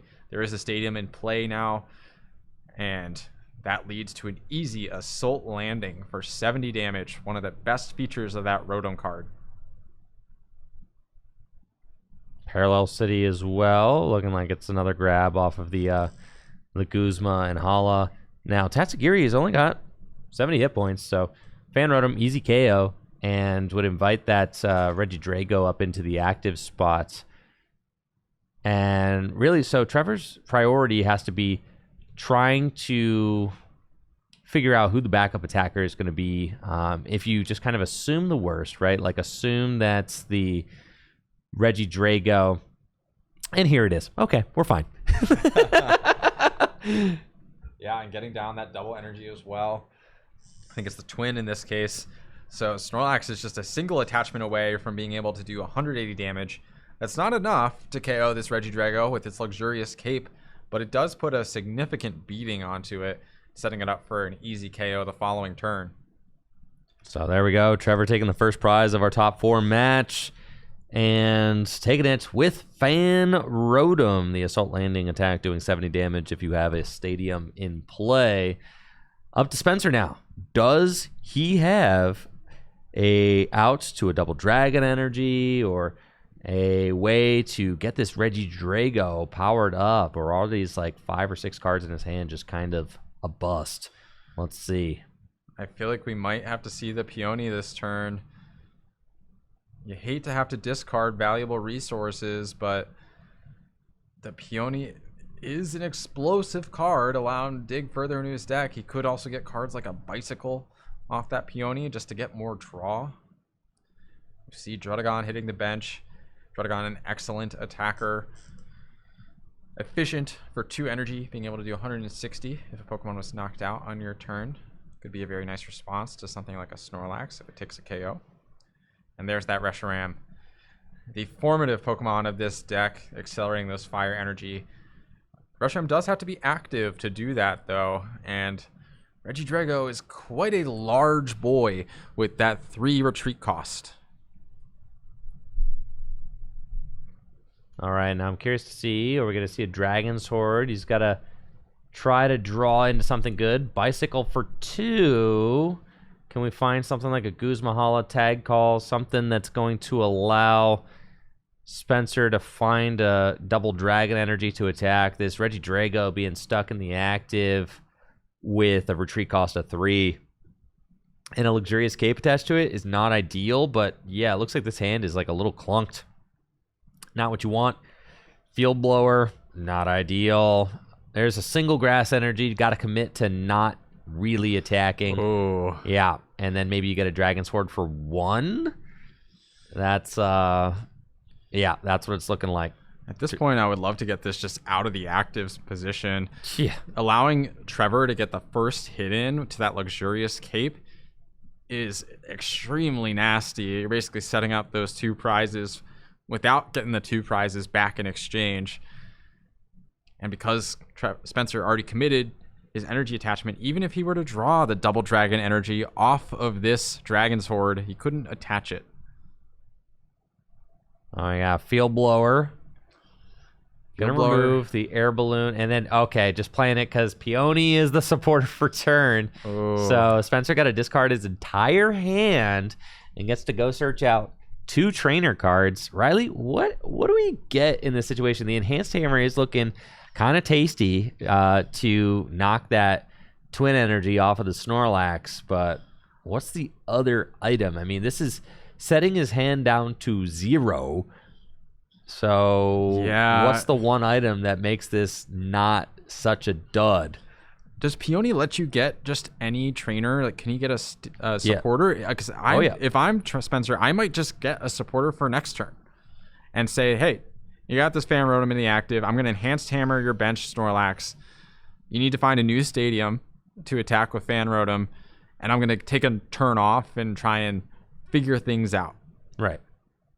But actually seeing none of that, going for the escape rope, more than likely into that Reshiram, throw that in the active and accelerate an energy into play, so that way your Regidrago's good to go for next turn. I think this is okay. The problem is I think it's okay. It does leave your Regidrago a little vulnerable to being potentially gusted. But if the Reshiram gets KO'd, that's fine. You just promote that Regidrago and start drawing cards again. If it doesn't get KO'd, then that's fine too, because it's still alive.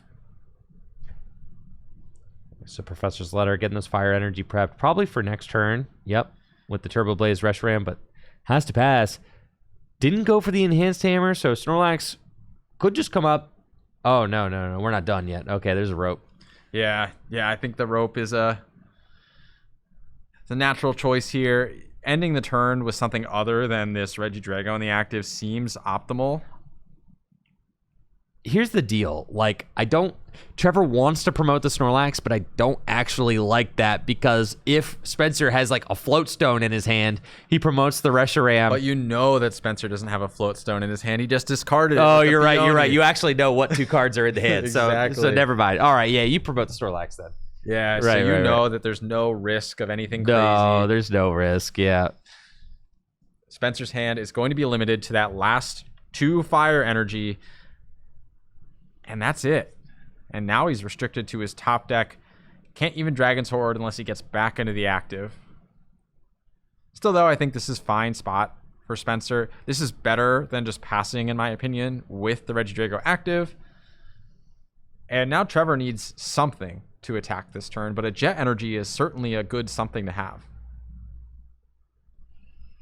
Jet Energy will allow him, for example, to get that Snorlax Jet Energy is great. into the active and swing with that Thumping Snore attack. Ooh, there's Evolution Incense. Ooh, so excellent. The double tails on Timer Balls, all water under the bridge now.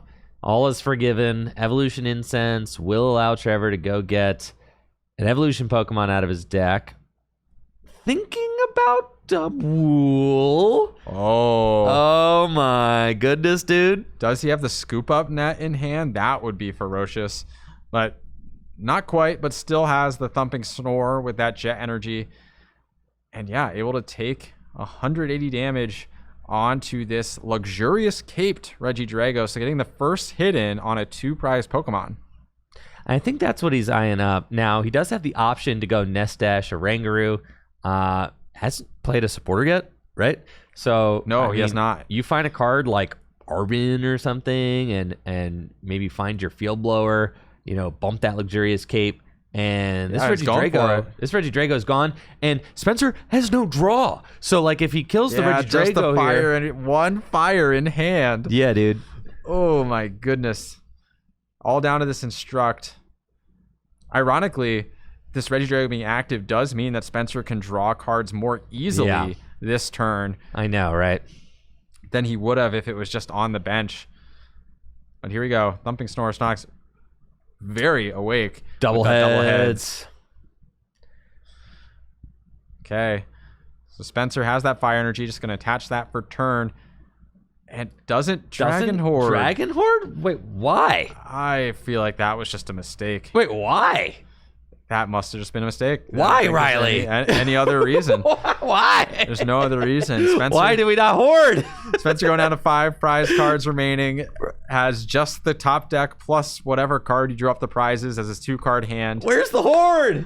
Oh, man. I feel like maybe he was just laser focused on the fact that he was expecting Reshiram to be in the active. You can see the tilt. You can see it in the body language. Goodness, dude. It has been a long day of play so far. We're on hour 10 since the doors opened and hour 9 since the tournament started.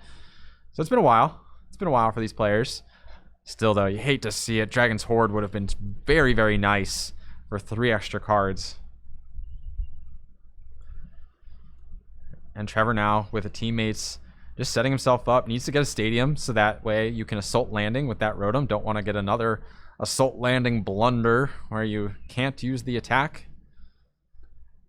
Line up that parallel city. Probably just restricting Spencer's bench, though. From what we've seen of Spencer, he doesn't typically have too many things on his bench at any given time, so I don't think that'll be an issue. And with Fan Rotom's assault landing attack, he'll be doling out 70 damage. Reggie Drago right now sitting at 230 HP, 180 plus a 70 will take a KO. And yeah, if you're Trevor here, you're feeling great about this, right? You're 2-hit KOing the Luxurious Cape Pokemon. And that's the thing about Luxurious Cape. Luxurious Cape does actually gives your Pokemon more survivability, but it does still usually give up 2 prizes over the course of 2 turns. So long as Trevor is 2-hit KOing the Luxurious Cape, I feel like a lot of people tend to kind of laser focus on having to remove the Luxurious Cape as soon as it hits the board. You don't actually have to unless that Pokemon's going to get healed with a Mallow and Lana or something like that. But otherwise, 2 prizes over the course of 2 turns is just staying the course for any GLC trade. So you don't really have to sweat that bad. And then right here, I mean, it actually is it's easier to take 2 prizes over the course of 2 turns with a Luxurious Cape Pokemon in a way, because now you get to finish the Pokemon off with Fan Rotom, Assault Landing, 70 damage, and now if Spencer wants to continue the trade, he's going to have to answer the Fan Rotom with a Druddigon, which is doing like way overkill damage, 160 to knock that out. And again, just no draw cards from Spence. This is just playing off the hand. Missed opportunity early on to play that to use that Dragon's Horde, and now is just playing off the top deck. I mean, frankly, Andrew, it's lucky that Spencer had the resources to even use this Druddigon. He did not have that water energy in hand guaranteed. Must have drawn it off the combination of top decks and prize cards. Thankfully, did have the resources, so did get that attack off and the Wishful Baton. But I don't think I'm pretty sure the Reshiram takes a lightning and fire as its 2 dragon types, so it won't actually be able to attack just by passing these energy back. And if I remember right, it also costs 4 for its attack. Reshiram, not really a Pokemon you're trying to attack with. You're mostly using it for its Turbo Blaze ability. I wouldn't be surprised, Andrew, if we saw a Hops Cramorant sweep from here. Yeah, I think that's what we're gearing up for, Riley. Hops Cramorant, I think, is just the most insane new card from Journey Together. I think if there's any card that really changes the landscape of the format more than anything else from this set, it's this Hops Cramorant. It is a crazy card. I mean, previously, where you had to just string cards like Raihan over and over again, or Mela to power up your 3 energy attackers. Now that's just, you give your resources such a huge break on those 3 and 4 prize turns, and just allow yourself to even get a free energy attachment with the Hops Choice Band. It's a 0 energy attack that does 150 damage. The Hop Snorlax is 180 damage. It's absolutely obscene. And the Devolution Spray, oh my gosh, on the Hop Stubwool, dude. This is saucy. Scary. That's very scary if you're Spencer, having that Dubwool now ready to go, guaranteed. It's in hand. What can Spencer do here? I don't think he has an answer to this. Yeah, water energy off the top, and That's it's a concession. scoop. Yep. I think that makes sense. I don't know if those Dragon Horde cards would have been the ones that made the difference, but it really is heartbreaking to go down like that. Yeah, it's a tough one, but Trevor, just showing the consistency of that deck. You know, keep in mind, Spencer doesn't choose to play any support Pokemon in his deck, and it's not from a lack of cards in the card pool. Like, he is relying on just drawing the cards with explosive item cards like Bicycle and Rose Tower, but when you really take a look at those cards, they don't draw a lot, and they're not super dependable, and you kind of are relying on drawing our cards in the correct order and having all the burnable stuff kind of show up at the right time and all the recovery stuff show up at the right time. But, you know, more consistency-oriented cards like Dracloak or even the Dragonite and even Gabite to use Dragon Call and go search out other Dragon Pokemon from the deck. None of those cards are included. This is just a deck with big basic Pokemon and like turboed out item cards. Now the draws there weren't fantastic, but that's also part of the deck construction. There's no support Pokemon in this deck other than Tatsugiri, right? Yeah, and even the games on stream that we saw Spence in earlier where he won, the deck wasn't flowing like incredibly well. It had its moments of stumbling, but because it played only those basic Pokemon attackers, it was able to make its way and navigate through the game. Unfortunately, didn't get to see that same navigation this past game. But maybe he has a chance here in this game, too, to pull off his strategy. Oh, looks like Trevor may be taking a quick breather here. Getting something out of the bag. Okay. Yeah, it looks like maybe a water bottle or something like that. Yeah, no worries. No worries.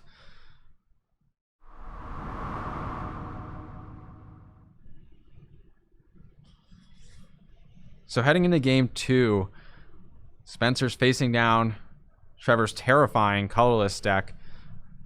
How do you think the Dragons should be routing this matchup? Go fast. I think I agree. I think I agree. Just completely blow Trevor's deck out of the water and hope that's enough. Go fast. Not going to want to miss your triggers, Riley.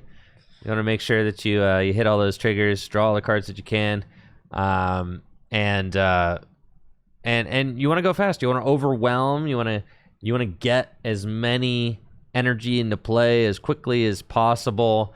I think that Trevor really was able to execute his game plan pretty much to perfection. Had the small hiccup with the double tails on the timer ball, but outside of that, everything else was just flowing perfectly.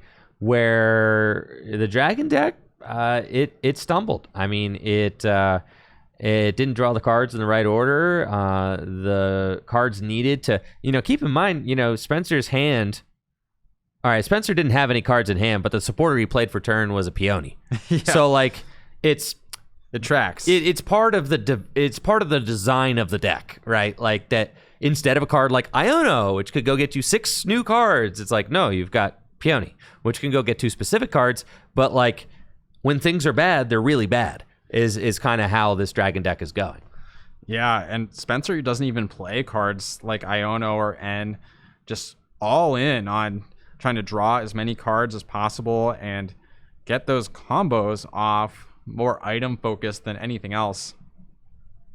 And notably, Spencer also only plays 7 total Pokemon, all of whom are basics. Oh yeah, just seven basic Pokemon. Yep. And there's the Tatsugiri. I mean, is a consistency Pokemon, has to be in the active spot.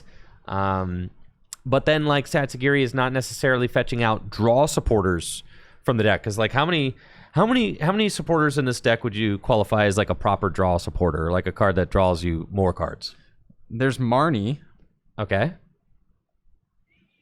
And what else? I'm looking for it.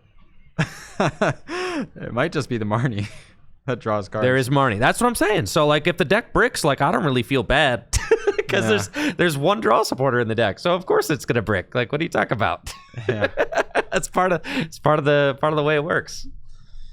Yeah. I mean, there's a variety of supporters that pick a card out of your deck. There's like the Crispin and the Raihan and the Volkner and the Colress that search out some cards. Mm-hmm. But yeah, very few draw cards in the deck. And that's a risk.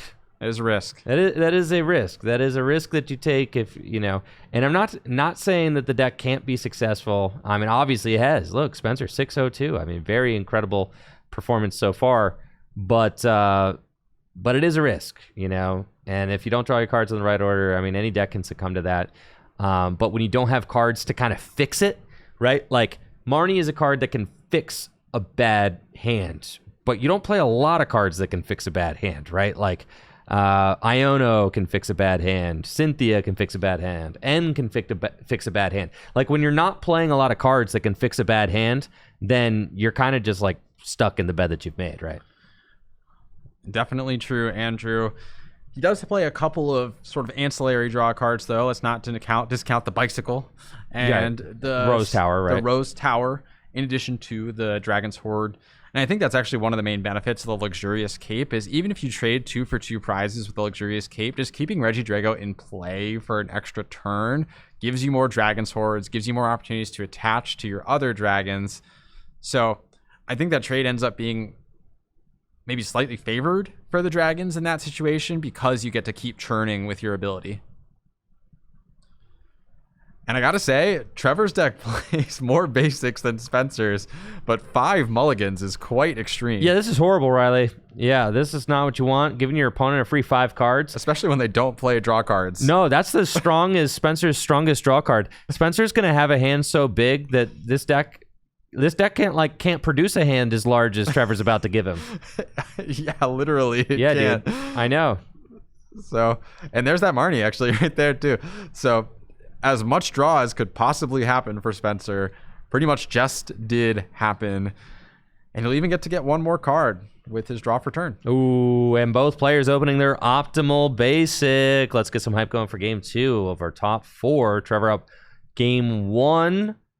And it looks like Trevor's going to be going first, as I have to imagine that Spencer chose to go second. But looks like Spencer maybe did draw a card, though. Oh, no. Did Spencer draw even though he's going second? He saw the top 2 by mistake. Yeah. Oh, man, you really hate for a top 4 to go down like this, but no, you definitely cannot draw extra cards in the Pokemon TCG, and definitely not in top 4. So it looks like Spencer just a little bit too fast and loose with the cards, and maybe accidentally drew an extra card. And with hundreds of dollars on the line, that is going to get probably get escalated to a prize penalty, I have to imagine. Yeah, we'll have to wait and see what the ruling is on the ground. It's not our direct place to make those calls, but yeah, typically if you're seeing extra cards, even if it's this early in the game, that does count as a double prize penalty in a major event. And we'll have to see what the judges decide to do. I mean, this is top 4 of a 125 player tournament with hundreds of dollars on the line. So, if the judges do decide to escalate it, I'm not going, I mean, that's just part of the deal, right? So, this is a serious tournament. We've got lots of players have traveled here from all over the place to compete. So, yeah. So there's the reveal let's get card. This going. Seems like all is well. So, and there's that tag call. So. Tag call, of course, letting you search those tag team supporters like Guzma and Hala, for example, to grab your one of Double Dragon Energy, a super valuable resource for all these dragon-based decks. And it looks like, fortunately, just got a slap on the wrist, it seems like, and we're going to get to play ball. Perfect. Yeah, it seems like Trevor, he was shaking his head. I wonder if that was him saying he's not interested in getting any sort of penalty for this. No. Which I think is pretty noble. Trevor wants to win the old-fashioned way. Got to respect that. Love just letting the boys play ball here. All right, getting an energy on the Raging Bolt. Getting it ready to snipe potentially one of Trevor's Pokemon in these coming turns. And Fanrotom, much less of a threat immediately without a Tatsugiri in the active. Spencer honestly had a kind of underwhelming turn 1. Oh, yeah, despite 5 mulligans. Despite 5 mulligans and the top deck. So starting with a very large hand, over 10 cards. But basically benched, attached, and passed. Did tag call for that Guzma and Hala, but not able to use that on the first turn of the game. I think also interesting, Spencer must have chosen to go first. Yeah, I think Spencer... Probably because there's not a lot of support. Yeah, he doesn't play very many supporters, Right. and I think it's actually kind of hard for him to get a turn 1 attack. Right. So just building up your board as much as possible and using your items, that lends itself well, rather, to a turn 1. Right, I agree, yeah. So Spencer choosing to go first, energy on that Raging Bolt, and Turbo Blaze Reshiram in the active spot. And now Trevor going to do a little deck check with the Fan Call ability, which allows him to search his deck for up to 3 colorless Pokemon with 100 hit points or less. So very strong and explosive start enabled by the Fan Rotom. And it looks like Squovit is the choice. Is that maybe the Wingull underneath it? Yeah, Bidoof being eyed up. I think we saw the Bibarel in that deck check, so good to establish that Bidoof. Bidoof also does have that ability, that Carefree Countenance, I think it is, that prevents the Raging Bolt from being able to snipe it. It is safe on the bench. Yes, so cannot be picked off by the Raging Bolt unless there's also a Silent Lab situation, but I don't think that this Dragon deck is playing Silent Lab, as it does like its basic Pokemon's abilities. That would actually be extremely disruptive to the strategy of the deck. Right, because the basic abilities are like the only abilities that exist. And there's the Wooloo being considered as well. I think that was actually the first card that you saw, not the Wingull. But returning it to the deck, maybe seeing if you'd prefer to get something like the Wingull instead. The Wooloo obviously is a very versatile option, but I mean, man, I really like that Pelipper in this deck. I do too, Riley. I think the Pelipper is super cool. Well, mostly cool because it evolves into the... oh, no. Wingull evolves into Pelipper. Yeah, Pelipper is the cool one. Pelipper is the cool one. So true. No, Wingull is also cool, Riley. Yeah. Pico. Remember Pico from Pokemon Emerald? So true. Pico. I know. Yo, shout out to Mr. Briny. My dude. So Capture Energy now allowing an additional basic Pokemon to be searched. This is such a powerful turn 1. If you're able to get the Fan Call and a Capture onto that Fan Rotom, then you're threatening an Assault Landing. You're setting up a board with up to 4 basic Pokemon. I mean, that is so good for these colorless decks that incredible. Want those evolving support Pokemon ready to go as soon as possible. Yep. And this is part of what makes Colorless so good, is that, you know, with just, oh, wow, and the tag call. Okay, yeah, we're cooking, dude. With just a Squovit and an Oranguru in play, you've got yourself a little draw engine. So Squovit can put the hand to the bottom of the deck with its Nest Stash ability, and then Oranguru can fill your hand up to 3 with its Instruct ability. But it looks like Trevor is playing Guzma and Hala, okay, as the supportive return. Found it off of Tag Call. Guzma and Hala is going to allow Trevor to search for a tool card, a stadium card, and a special energy. And at this point, I mean, all is well in colorless land, Riley. I mean, this is everything you want. Yeah, and could even use that Hero's Cape just to protect one of his evolving basics from that Raging Bolt, potentially. I don't hate that idea. And swinging with this Fan Rotom isn't bad. You know, you're threatening a 2-hit KO on this Reshiram, but actually only grabbing the Air Balloon? Failing the special energy in the stadium? Really? That's interesting. Are we about to, like, send the hand to the bottom of the deck and instruct? Maybe. I mean, there's already tools and special energy in the hand, so... Yeah. Yep, here we go. The balloon on the Squovit is an interesting choice just because that is the most vulnerable Pokemon to being sniped down by that Raging Bolt. Yeah, I almost like it on the Bidoof better, right? Or the Oranguru. The Oranguru. Yeah, Oranguru would be really nice. Oranguru is also the one Pokemon on this bench with 2 retreat cost. But it's on the Squovit. Squovit likes to have a balloon handy. And here we go. Full bench of 5 on the first turn. And still has Instruct left to get a couple more cards. Now, keep in mind, Andrew, Assault Landing is not an option right now. No, because it the stadium is not in play. not. Really easy to forget because you see Assault Landings being slung off so recklessly. But there is a requirement for that attack for a stadium to be in play. Otherwise, it does nothing. And you know what, Riley? People talk about this card as if it's a guaranteed 70 damage every single time it's out here. Crazy. That is not true, Andrew. That is not true, despite what folks may have you believe. And yep, there's the pass. So Trevor acknowledging that it is not possible. Not the case. It's conditional 70 damage. It is conditional 70 damage.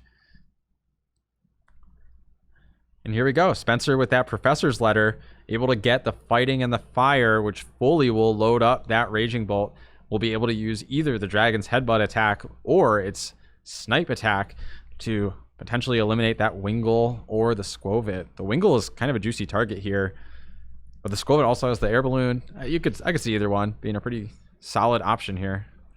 Wait, did Trevor play Guzman and Hala? Am I tripping? Could have gotten a stadium, right? Yeah, he did.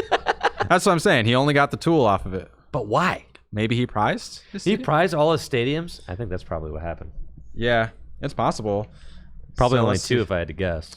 Let's see. He plays Probably Artisan and Parallel. Parallel and Artisan. That's right. Yep. Yep. It's possible they're both priced. It is possible. It is possible. It does make that Guzman Hala significantly worse as your supporter for a turn. I wonder if Trevor realized in his initial deck search that the stadiums were prized. Because worst case, you can always get the Parallel and just parallel your opponent down if you don't want to give them Artisan. I got another Guzman Hala. This Guzman Hala, I really like this because it gives Reshiram that Floatstone potentially, which is a very valuable resource to get down on it. Free retreat on the Reshiram is a huge deal. So that way you can continue to pivot it out of the active while still using its Turbo Blaze ability. Did he discard Letter off of the Guzman Hala, though? No, he used the Letter. Okay. And discarded an Energy and I think the Marnie. So his one and only draw supporter is now gone. Okay, but we've got a really big Raging Bolt that's going to be doing a lot of spread damage. Yeah. Yeah, we do have that Raging Bolt ready. We do have the Stormy Mountain, I believe, is the pickup there. It's hard to see. That's the stadium. And he's got the retreat. So pretty much everything you could want. Oh, and it's sniping for 120 now. You could get that Oranguru out of play already. And Lost City. Lost City. Oh my goodness. That is brutal. Yeah, so now one of Trevor's Pokemon will be permanently removed from play. Bro, Trevor better not have prized all his stadiums. Oh, this will go downhill fast if that's the case. Bye-bye, Squovit. Yo, rip Squirrel, dude. This thing is roasted. Yeah, that squirrel is never to be seen again in this game. The Lost Zone. You cannot return from the Lost Zone. Once you enter the Lost Zone, you are lost for good. Oh, no, but if Trevor really did prize all his stadiums, Raging Bolt can knock out that B barrel and eliminate it for the rest of this game. Dude. That's right. But, Trevor's on the play now, so we'll see. We'll see. There's still things to be done. It certainly is about to get very hectic. Oh, this can get crazy fast. The Fan Rotom for 80 is not exactly the kind of pressure you're looking for here. No, it's not. I think the biggest thing is that Trevor desperately needs to get an energy onto... Does he have a supporter? Why is he Ultra Balling away the Iono? Well, you can get any supporter you want with Pelipper. That's right. That's right. I actually did kind of like sniping either the Oranguru or the Wingull this last turn. The Wingull is just so strong. But the Squovit was a solid option. I mean, there's so many good support Pokemon in this deck. You can't really fault anyone for picking any of the other ones. So off this Ultra Ball, I'm guessing it's for a Pelipper. Otherwise, that Iono seems pretty valuable. Yeah, right. The Pelipper's got crazy ability. Hearsay allows you to search your deck or your discard pile for a supporter card, put it into your hand, and here it is. Pelipper coming into play. Yeah, Pelipper Hearsay. with that Hearsay. Yup, getting activated. And now what supporter will Trevor choose in order to advance this game and keep himself above water? It's like Raihan. Yeah, that makes a lot of sense. Yeah, Raihan could let Trevor fully power up a Snorlax for a Thumping Snore attack, which would be quite good here. Thumping Snore might actually even get the knockout still on that Raging Bolt if that's a Bravery Charm on it. That only brings it to 180.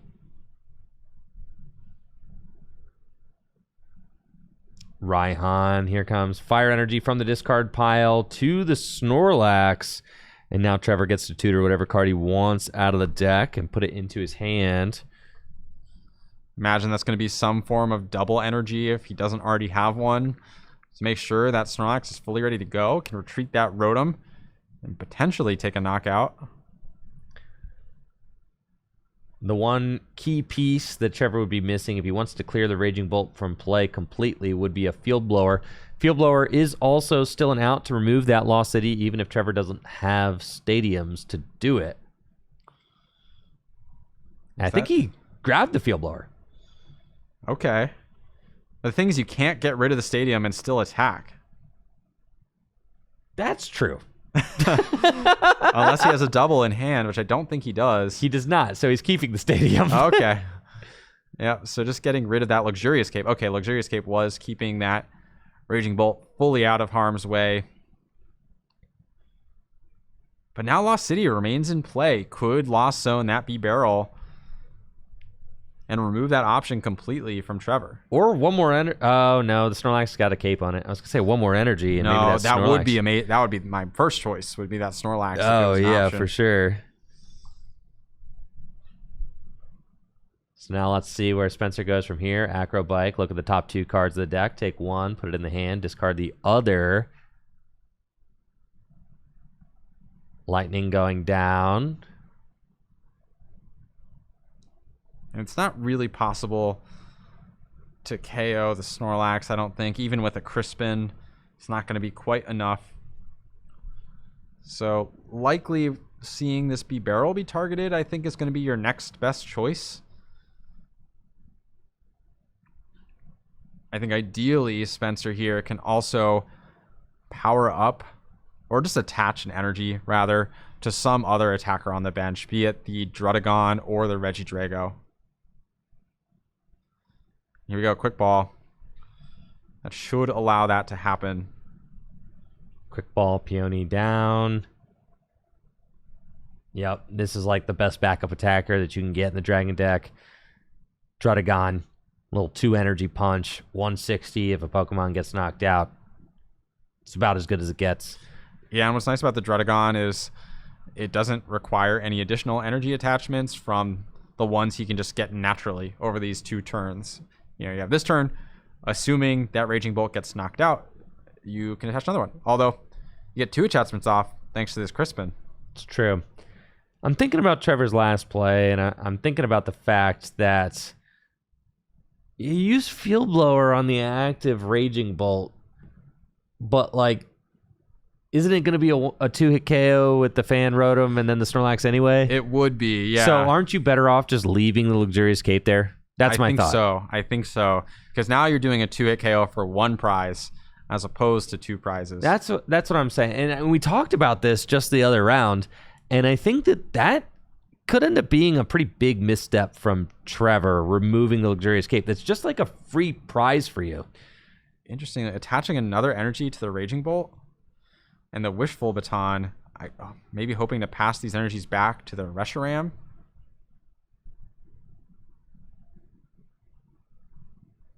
There's currently 5 energies. Does he have a Field Blower in hand? Knocking out the Snorlax and Lost Zoning it would be a game changer. Yeah, it would be kind of crazy. However, because Trevor did decide to remove the Luxurious Cave, it would be 2-hit KO by the Snorlax, so, or 2-hit KO by the Fan Rotom. So, it's fine, I guess. And yeah, it does look like he targets down that Snorlax. 150, right? It's 150. I don't know if there's a Field Blower in this list. I'm taking a look. Yeah, I don't see one. So I think maybe Spencer's saying that this Snorlax is really difficult for me to deal with, so I need to weaken it. Yeah, it is a little bit strange. I mean, you have this ability to send whatever card you want on your opponent's side of the board to the Lost Zone, and instead you decide to not knock out the Snorlax. That to me is a little confounding. If Trevor plays a card like Mallow and Lana, he could extremely easily punish this play. He's got the Pelipper in the hand, right? And you know that. So, could easily just... Oh, wait, what? Okay, I was just tapping. I was like, we're not scooping, are we? It's scuba, the prizes are in the hand. Oh, my Snorlax was hit for 150. Gotta go. That's as much as I can take. Sorry, it's still, I know Town Map's a card. I know Hisui Heavy Ball's a card, but every time I see someone flip over their prizes, I'm like, whoa. Doesn't feel right. It doesn't feel right. Yeah, for sure. So, yeah. Trevor actually does not play Mallow and Lana, so wouldn't have access to that as an option, even with Hearsay.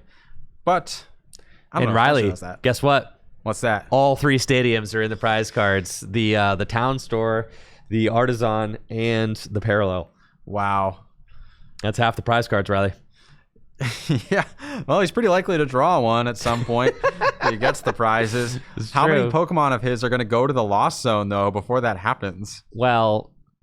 We'll have to see. Very true, Andrew. The Raging Bolt looks like it's going to the Lost Zone. Keep in mind, Spencer only has 7 Pokemon in his deck. Okay. Well, you only have to take 6 prizes, dude. Yeah, but 1/7 is getting sent to the Lost Zone right this second. That's fine. Trevor only has to take 6 prizes, so Spencer already has too many Pokemon, if you think about it. That's true, Riley. That's true. So, frankly, I think the Raging Bolt probably isn't the attacker you'll use more than once anyway. It's kind of difficult to get it ramped up to these large numbers multiple times. I think it's more likely to chain together something like a Regidrago. And here's the Marnie. Yep, Marnie going to set Spencer's hand to 4. Spencer does not have any draw Pokemon in play, so no Tatsugiri, no Regidrago, none of that. And I mean, this Raging Bolt about to get punted to the Lost Zone by the Fan Rotom. Yeah, to be honest, I really still wish that he had Lost Zoned that B-Barrel. I feel like that is such a undercut on Trevor's deck. I agree. I don't agree with the 150 on the Snorlax. I get that the Snorlax is tough, but if you just take out the knees, right? Yeah. Now, the 150, I think you can make up for it if you gust this turn onto the Snorlax while Lost City is still in play and eliminate the Snorlax completely. I was gonna say if Spencer has a Field Blower in the hand, that would make this a pretty crazy turn. Yeah, I don't think... Or no, here's the Field Blower. So Spencer does play that Field Blower. I had to imagine he plays a Field Blower if he's hitting the Snorlax for 150. That'd be crazy if not. Yeah, well, even if he didn't play the Field Blower, you could say, I have to 2-hit KO this, so I might as well start now. It's true. Yeah, I would love to get that Snorlax in the Lost Zone, whether that's through a Field Blower or a Gust. I think either would be extremely impactful. There's the Tatsugiri. 3 energy on this Druddigon now. There's an Enhanced Hammer in hand, a Prism Energy, and I think that's a Fire. Maybe now, a Fighting. One play that Trevor made that I really liked earlier is that when he played the Raihan, he actually very thoughtfully stacked a second Fire Energy on the Snorlax instead of just kind of going for the double energy, knowing that Spencer plays the Enhanced Hammer and saying okay, I'm just going to incrementally build up this Snorlax over the course of a couple turns. It doesn't need to be a double turbo or a twin energy right this second. And now we see that paying off for him in this exact situation because Spencer does have the Enhanced Hammer in his hand, unable to play it to slow down that Snorlax though. So Spencer does go to 4 prizes, but is in kind of an awkward position. He's going to get another one of his 7 Pokemon thrown into the Lost Zone. And after that, I'm not sure he has a response to this Snorlax. Oh, okay. No more Lost Zone shenanigans. Did Trevor find a stadium. What'd you look at that? Yeah, it was a 50-50 shot. Yeah. So I think it makes sense that he was able to do that. And here we go, filling the bench with the Snorlax as well as that Hops Wooloo, getting access to potentially that gusting effect. And Bureau going to refill. And every single turn, it just feels more and more like knocking out that B-Barrel would have been extremely helpful. For sure, right? I mean, you're going to see just how much mileage Trevor's going to get out of that B-Barrel throughout this game. Every single turn, it's going to be Industrious Incisors. And the moment of opportunity has passed for that Field Blower play in terms of Lost Zoning the Snorlax. He could still do it at some point to eliminate the Snorlax and get a prize. But Spencer just feels distant from getting a meaningful attack off at this point. Looks like Ben is faring well on the other side of the bracket right now. So potentially Ben Morse looking like he may advance to the finals is what I'm hearing from the field. And Thumping Snore is going to take the knockout. If Ben Morse is the one to advance, is Trevor going to be the one to meet him there in a colorless mirror in the finals? Colorless mirror in the finals. You know what? 25% of the field decided to play colorless today. And Ben Morse and Trevor, I think, are two of the strongest, two of the stronger players that I've seen playing Gym Leader Challenge format for sure. So to see them, meet in the finals playing a deck that many consider to be the BDIF, I think would kind of fit the narrative of what we'd expect from an event like today. Now, one interesting thing with this board state. You see that card at the top of Trevor's discard pile, Andrew? Yes.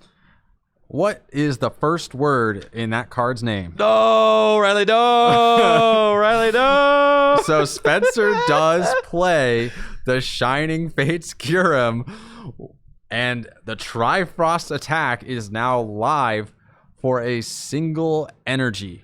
Oh, God. If Spencer is able to get this active and attack with it twice, he will win this game. Bro, that's so crazy. I don't know if Trevor realized that when he played this chorus. But this could be an insane turn of events. Although he didn't grab it. It's in the deck list, right? It is in the deck list. Man. The plot thickens. The plot thickens. 4-4 prizes, 34 minutes left in the round.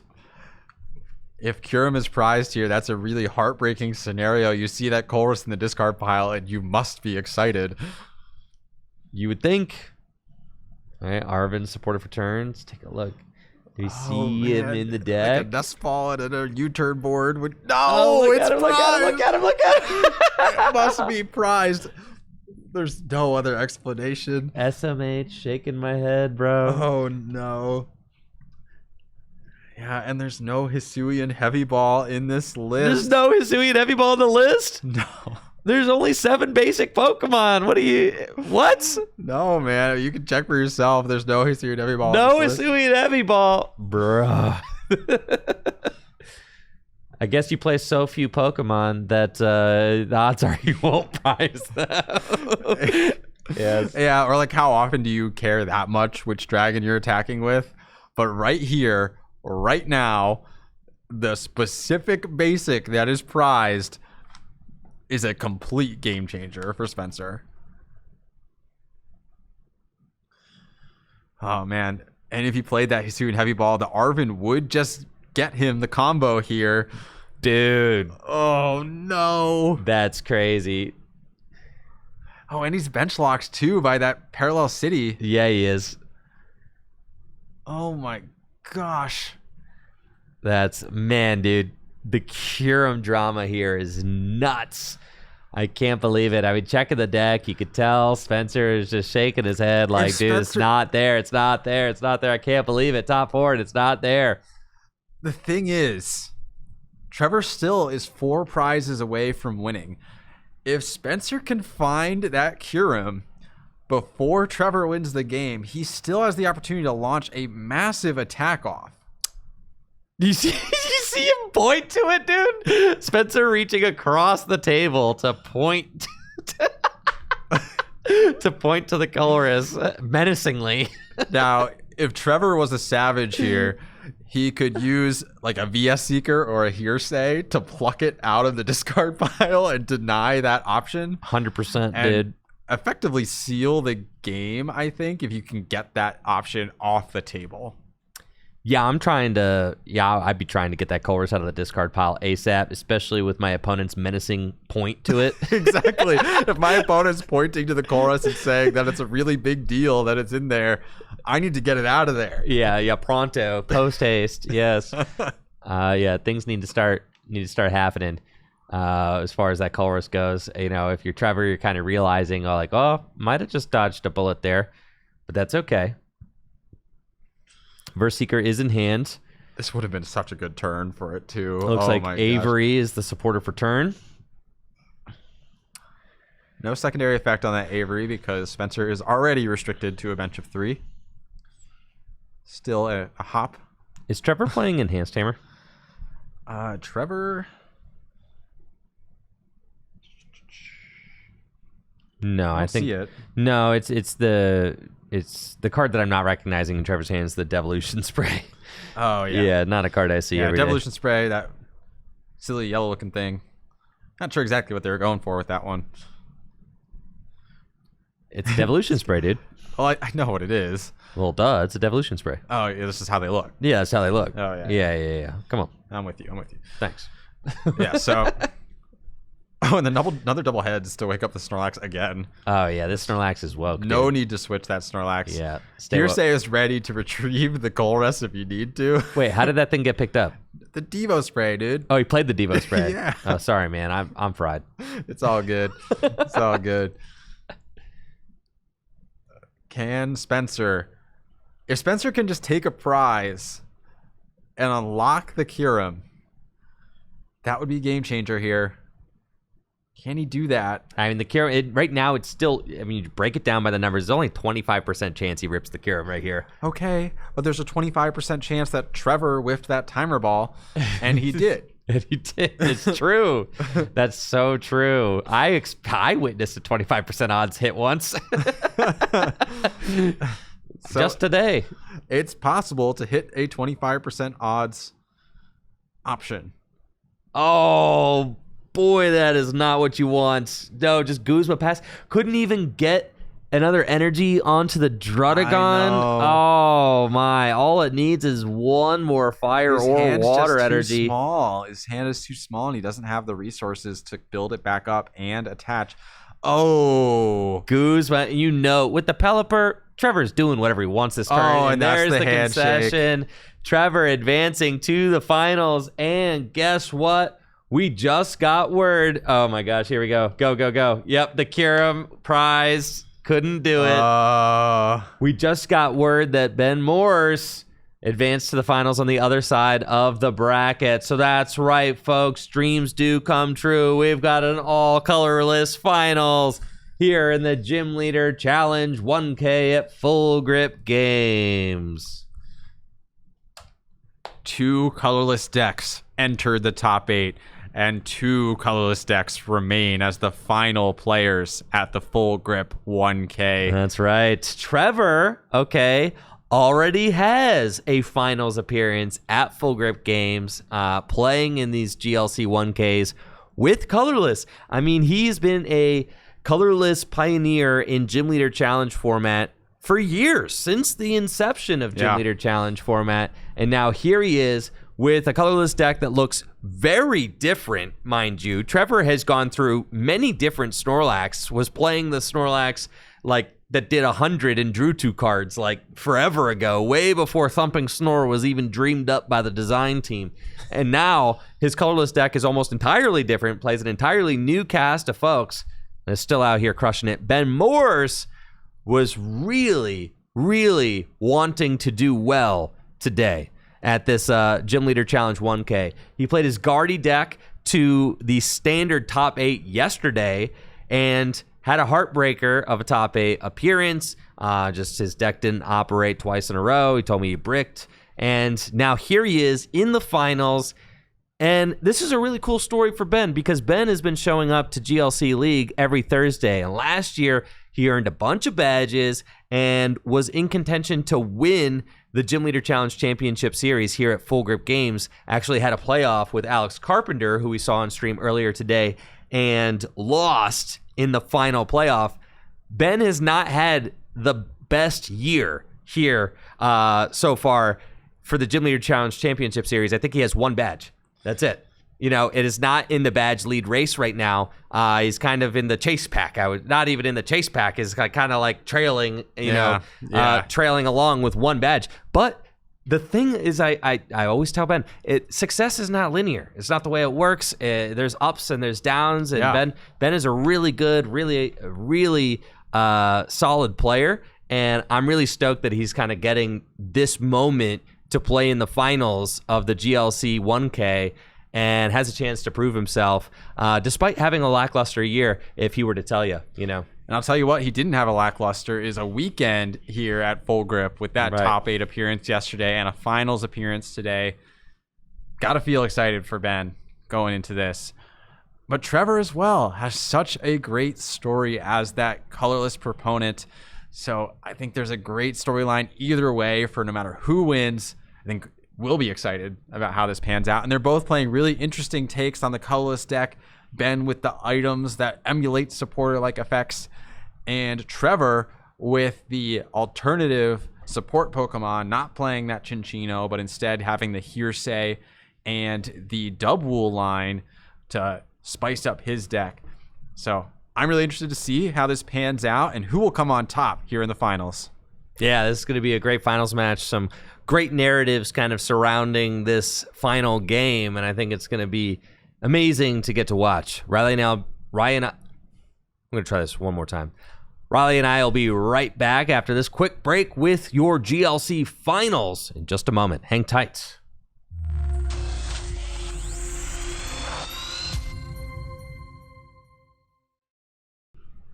The time is finally now, folks. The finals are upon us. We've got a great story with Trevor Redding, a finalist in our GLC 1Ks before, versus Ben Morse, who has been dreaming of this moment for months and wants nothing more than to take home the dub in his beloved format. Both players playing a colorless deck, a mirror match for the ages. Riley, I am so amped up about this. I am too, Andrew. We got 2 GLC loyalists in the finals, which you love to see for this.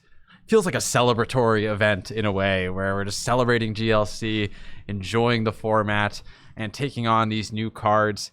We got a colorless mirror ahead of us, but these decks are not perfect matches for each other. There's lots of interesting differences that we'll be excited to dig into as we get into this final match. And Andrew, I think we should just head on over to the table. I think it is time, Riley. These players are waiting for us to get started. So let's get some hype going in the chat as we cheer on our 2 finalists, Ben Morse and Trevor Redding.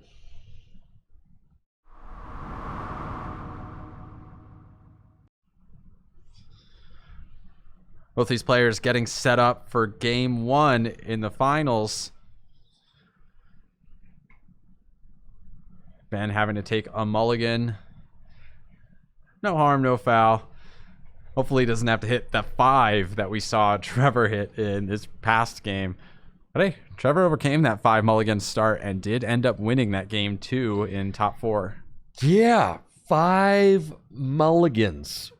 Yeah, and did just fine. So it it happens. As Gym Leader Challenge lists have been refined more and more and more over the years, it feels like the number of Pokemon in the decks has been trimmed and trimmed and trimmed, which makes sense because you're just kind of trying to boil your deck down to the core essentials, to the cards that make the biggest difference and the cards you want to attack with or to support your board every single turn. So, yeah, mulligans, they happen. It's part of the game. Yeah, so while we're getting set up here, let's call out some of the differences between Ben and Trevor's decks. So Ben plays a very straightforward line of Pokemon, has the Hops, Snorlax, and Cramorant alongside the Snorlax and Cyclizar as its main attackers, and the Cinccino line supplementing the Oranguru, Bibarel, and Squovit engine. Trevor, by contrast, is not playing Cinccino, no Cyclizar, instead playing the Hops, Dubwool, and a Pelipper with the Hearsay ability that allows Trevor to search out a supporter from either the discard pile or his deck upon evolution. Now Ben has got an opening hand for the ages here. We've got Buddy Buddy Poffin, we've got Fan Rotom. I mean, the gang is all here. This is what you want to see. Game 1 of the finals, and starting off with everything that you want in your opening hand. It's got to feel good, right? It's just getting all your Pokemon out. You're not starting with a dud hand. You get to actually play the game, check your prize cards. That's how you want a finals to resolve. You want both players to set up their strategies and be able to show off what their decks are made of. So Ben, having all these consistency cards in his opening hand, I mean, he's going to have access to all of his little basic Pokemon. Any Pokemon with like 70 or 100 hit points or less, Ben's going to be able to grab it. Yeah, if Fan Rotom's in the deck, that will be a natural first pick here off this Buddy Buddy Poffin. Got one better for you, Riley. It's in the hand. In the hand, even better. So Ben is going to have a very clear path to setting up his basic Pokemon this game. Between that Fan Rotom and the Buddy Buddy Poffin, he's already drawn. And you know what, Riley? Both decks yesterday had Fan Rotom in the finals for our standard events, and now both decks in our Gym Leader Challenge event also featuring Fan Rotom. Something tells me this card's pretty good. Fan Rotom is an exceptionally good card, and it's so good in terms of bolstering your deck's reliability. Andrew, getting those multiple Pokemon out of your deck with the Fan Call, not only basics, but even evolutions to set up the future turns. So good for those consistency Pokemon such as the Noctowl in Standard or Cinccino, Bibarel in GLC. Now you see Trevor palming forward the Parallel City that he has in hand, seeing that Ben is going wide with his support Pokemon, but actually Ben discarding the Minccino here. And depending on his setup, he might actually not be harmed that much by a Parallel City if he restricts himself to 4. He can always bump that Fan Rotom in a pinch if he needs to.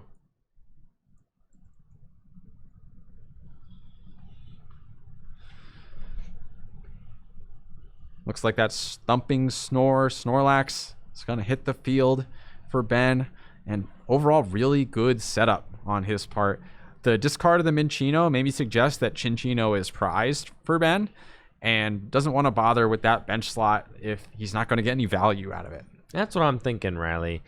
Just a kind of a free quick ball. If you say, all right, I've got my Bibarel in the deck. I don't really need the Cinccino right now. If you're feeling confident about the way the rest of the hand is looking, then you could just forego that. And honestly, Parallel is going to be not very impactful for this opening board, right? Because you could just Parallel, discard the Fan Rotom, not a problem. And honestly, like thinking about these decks, I do think that Ben's list is favored. And the reason I think there's like a couple of things: the reset stamp and the enhanced hammer. And the counter catcher. All right, those are really the three. Yes, I think that those three cards are the difference makers in the mirror match. That's why Ben is running them, because they help you to win and tightly contested mirror situations. Other than that, this entire list is just very streamlined, very consistent, no nonsense whatsoever. And that's the kind of deck that I like to play. So like I'm a big fan of this list in particular, but I know that you really, really like the way that Trevor's list is constructed as well. You've been singing its praises on and off stream as we've been chatting about it. So I'm curious to hear what you think. Yeah, Trevor's deck is just super well constructed. I really like the combination of the Pelipper and the Dubwool with the Scoop Up Net and the Devolution Spray to reuse those powerful abilities. And Pelipper is really good as well for streamlining cards like Raihan that are so valuable in these colorless decks, being able to attach an energy from the discard, maybe getting a double energy off the search. So I really like that with Pelipper. However, I would say that I agree with you, Andrew, that Ben's list seems favored in the mirror. Oh, snap, dude. Yeah, and with a Hex Maniac pass, all Ben needs to do is find a way into the active, and this game is over. Hex pass, dude. It's Hex pass because he's got Pelipper in his hand, so now he can't do it. Oh my goodness. What a bizarre series of events. So Ben... Oh my God. Wasn't really able to do much last turn under Hex, but Trevor can't do anything under Hex either. So we're just kind of waiting around, I guess. This might be a quick game one, though. Trevor does not seem to have anything else in hand. Here we go. Does Ben have a switch out to get this Snorlax into the active and take the game? He's got rope. No? Oh, I sure hope he doesn't have rope. Thought I saw rope. If he's going to use Nest Stash, that would be egregious. And you know what, Riley? We've got something really exciting going on over on Twitch. 50 gifted subs, dude. 50 gifted subs. 50 from Rust Pancake. Give it all you got, Twitch chatters. Huge thank you to Rust Pancake for the amazing generosity there. Thank you so much, Rust Pancake, for the support. What an amazing and generous gift. Welcome new subs to the channel. Thank you, Rust Pancake. I'm glad you're enjoying the content. Incredible. Thank you. Thank you so much, Rust Pancake, for those gifted subs. Very much appreciated. And especially if you got a sub as part of that gift chain, make sure you're thanking Rust Pancake as well for his generosity. Yes, huge thank you, Rust Pancake. Incredible generosity. Really appreciate the hype. Glad you guys are enjoying the tournament and having fun watching all day. Thank you. Thank you for the supports. It goes a really long way. We appreciate it. So Trevor finally getting access to that Pelipper because Ben was not able to get an attack off after that Nest Stash. And now Ben has a one-card hand. Maybe there's opportunity for Trevor to claw back some setup turns if Ben can't top deck out of this. Yeah, this is crazy. I'm not going to lie. I really expected that Wingull to die, dude. I did too. I really thought that was the end of game one. But no, game one persists. It continues on. No, the plot, there's more plot to weave here. So with Guzma and Hala, Trevor could grab a Capture Energy, for example, to get a basic Pokemon back onto his bench. Eyeing up that Snorlax, it looks like. He could grab a Town Store, which I don't think is exceptionally useful at this time, but is an option that he can add to his hand. Artisan, I think I like a little better. Just continue to fill your bench. It does give Ben access to Artisan, which he could use to get something like a Rangaroo if he has access to it. Yo, we got a hype train going on in the Twitch chat. Swizzerton with the 2,500 bits. Absolutely incredible. Thank you, Swizzerton, for that generosity as well and the continued support. Really, really appreciate it. Yo, thanks, guys. Let's get some hype going for these finalists and this amazing Journey Together weekend we've been experiencing so far. Yo, thank you, guys. Thank you. Jesse with the 400 bits. Let's go. Thank you all so much for the support. It's the support of the viewers that really makes things like this possible, both for Full Grip and Tricky Gym. So you all are really what make this work. Absolutely. But you know what's making this work right now? That Pelipper, dude. I mean, Pelipper is really, really the bailout plan right now. Yeah, Pelipper putting in the work. And now we have a Snorlax on the bench. It's got an energy on it. And there's a Bidoof in play. with the barrel in hand, Trevor might have found the route to recover from this terrible opener. Yeah, I mean, really subpar start from Trevor, but it's starting to work itself out, right? With consistency Pokemon like Pelipper, you're able to just go get what the exact supporter you need out of your deck to make this game functional. And now, I mean, we're very functional. Things are looking fine. Now, Ben is playing 2 tool removal cards in his deck. He's only got a 2-card hand, though. Well, he did Nest Stash last turn without any supplemental draw. And he might have to Nest Stash again this turn if he doesn't have anything useful. Is Oranguru not around? No, not yet, but he might be able to grab it with this Artisan if he has it in deck. We'll see. To me, that says that Oranguru is not an option right now for Ben Morse, potentially in those prize cards. And he's just stuck with this 4 retreat Snorlax in the active. Man. Dude, and if Trevor can find something like a Guzma, then... That's what I'm saying, man. Dude, this game's going to get out of hand quickly. Yes, exactly. Ben was primed to take the donk to win the game, but Trevor put up just enough of a fight that he's around to see another day. And pass, so he's not going to Nest Dash, which says, like, okay... Maybe there's an Ultra Ball. Right. Or some other resource in hand. What does it say? And then Trevor did not use the scoop up net on his Pelipper, which would have allowed him to just go guarantee something like yeah. But I think he was saying, if I sack anything here, I'd rather it be the Pelipper. I don't want to give up my Bidoof. I don't want to give up my Snorlax. And I think that's a reasonable call. Oh, for sure. And the Buddy Buddy Poffin, I mean, Trevor now has basically completely made up for the fact he didn't draw that Fan Rotom. Yeah, Trevor is actually the one with the Bibarel in play now. So, yeah. Potentially searching out the Fan Rotom anyway this turn. I mean, it's a solid attacker with that Assault landing. And potentially getting that Oranguru of his own. Ben, I'm sure, eyeing that up with envy this turn. Oh, yeah, dude. Burning with envy. You can tell.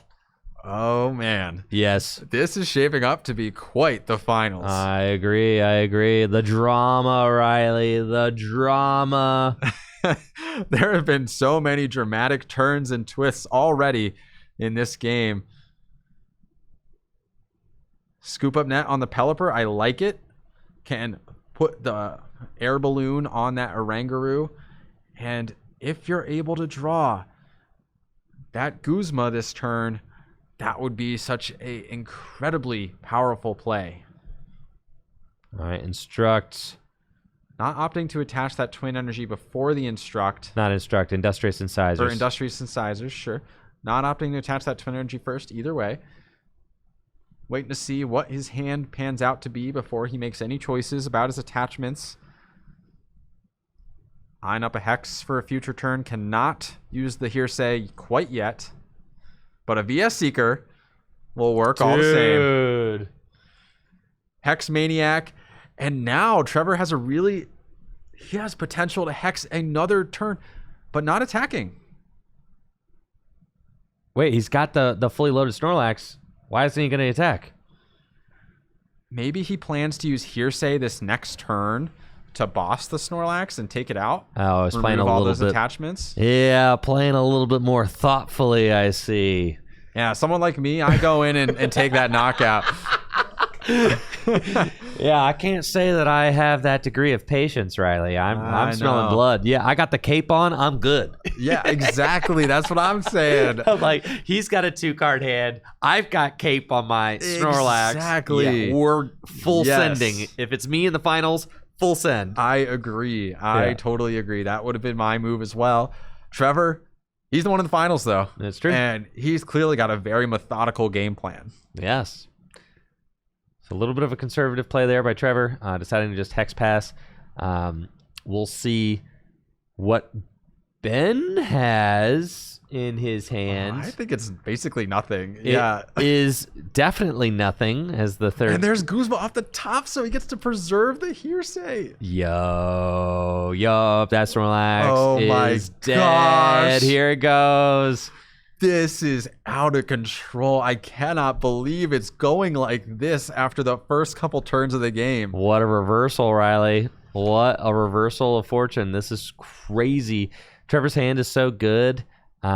He's got all the pieces he needs with the Pelipper in hand. You're putting so much pressure on your opponent with the Pelipper there, saying like, yeah, whatever supporter I want next turn, I got it. Exactly. It doesn't even matter if it's in my discard pile, dude. I got it. That's crazy. That hearsay is so strong. And Pelipper allowing Trevor to come back in spite of that awkward start. And personally, I think that's more than Cinchino would have been able to do in that situation. Potentially so, Riley. Potentially so. All right, the squirrel gets the promote. Trevor taking the first knockout of the finals. And what a dramatic arc to get here. Out and the here's top. B-Barrel. All right. It ain't over, folks. Wow. What's funny is if Ben had nest stashed last turn, he would have hit the B-Barrel. Because it was just right on top of his deck there. Well, he got hexed last turn. Oh, you're right. You're right. So, not an option. But You're the turn right. previous, I don't know. Yeah, who's to say? Who's to say? But Ben now, having that engine available to him,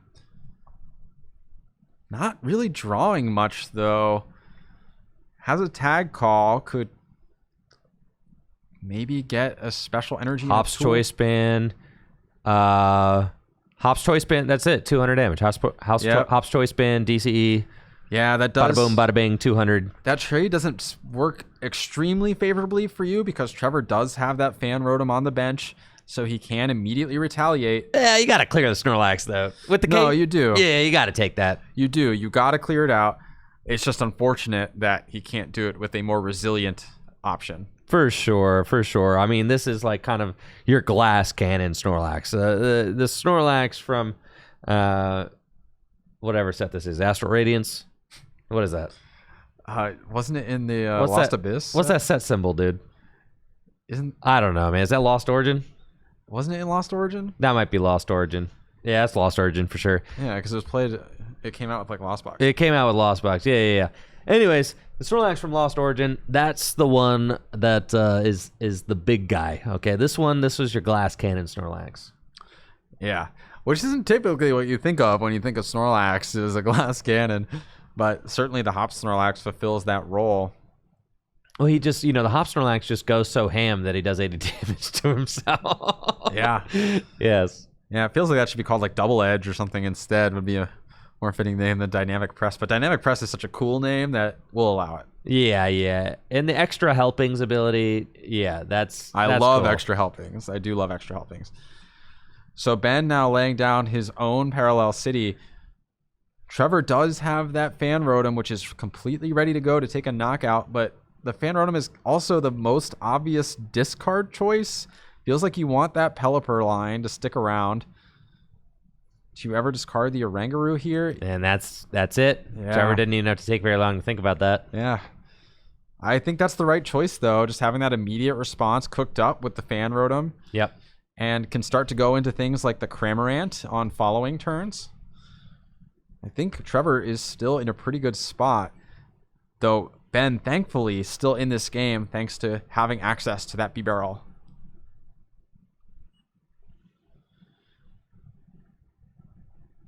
Here we go. Pelipper means that any supporter is an option. Could just get that Guzman Hollow again if you want to guarantee a special energy. Or you could search through your deck for something a little more immediately impactful. Looking at Trevor's deck, he has Teammates would be a good option here. Colress's Tenacity could be viable. Eyeing up potentially Boss Orders or Marnie. Potentially also just inventorying his supporter line. I think Teammates seems like a really good option here, potentially, if he has it.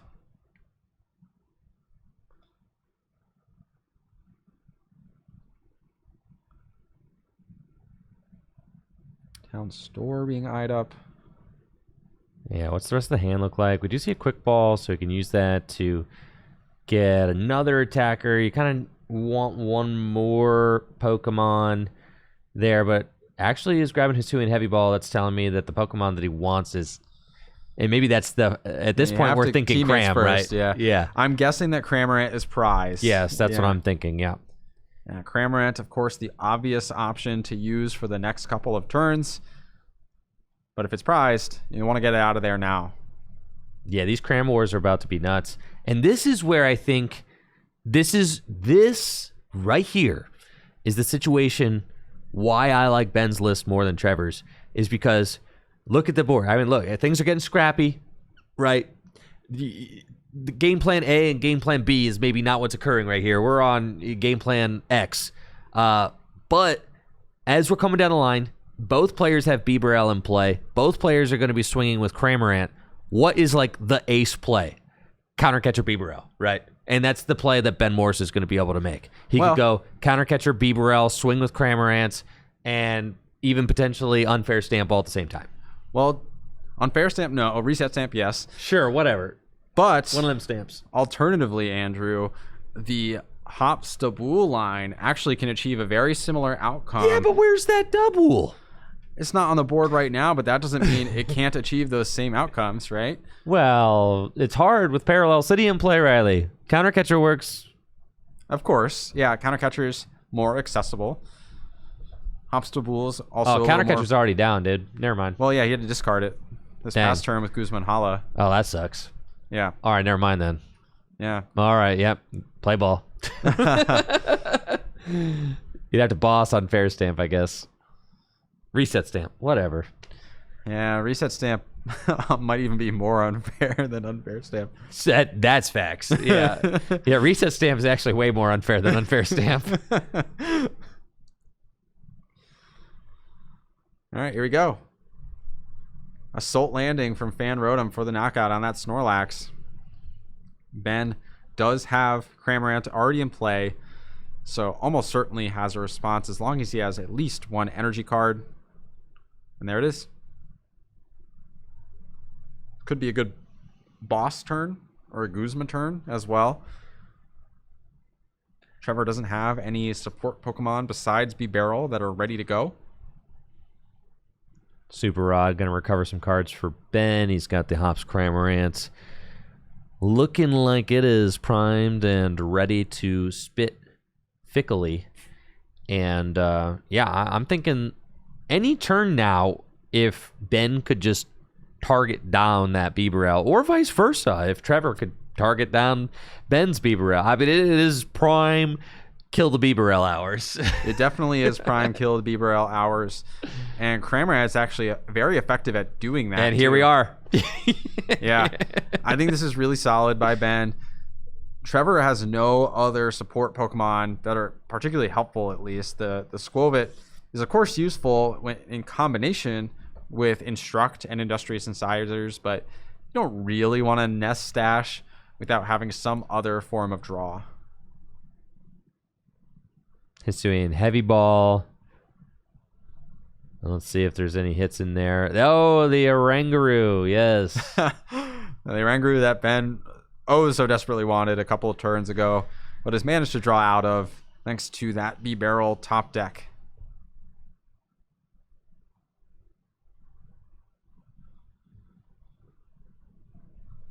So we're almost certainly going to see Ben wrap this turn up with a Fickle Spitting, take out that Bibarel. Ooh, in combo with the Field Blower to remove the Float Stone. So Trevor now down 2 pivoting tools with the Air Balloon in the discard as well. This is looking like a good spot for Ben. Yeah, I'm just checking everything, making sure that, yep, everything is square.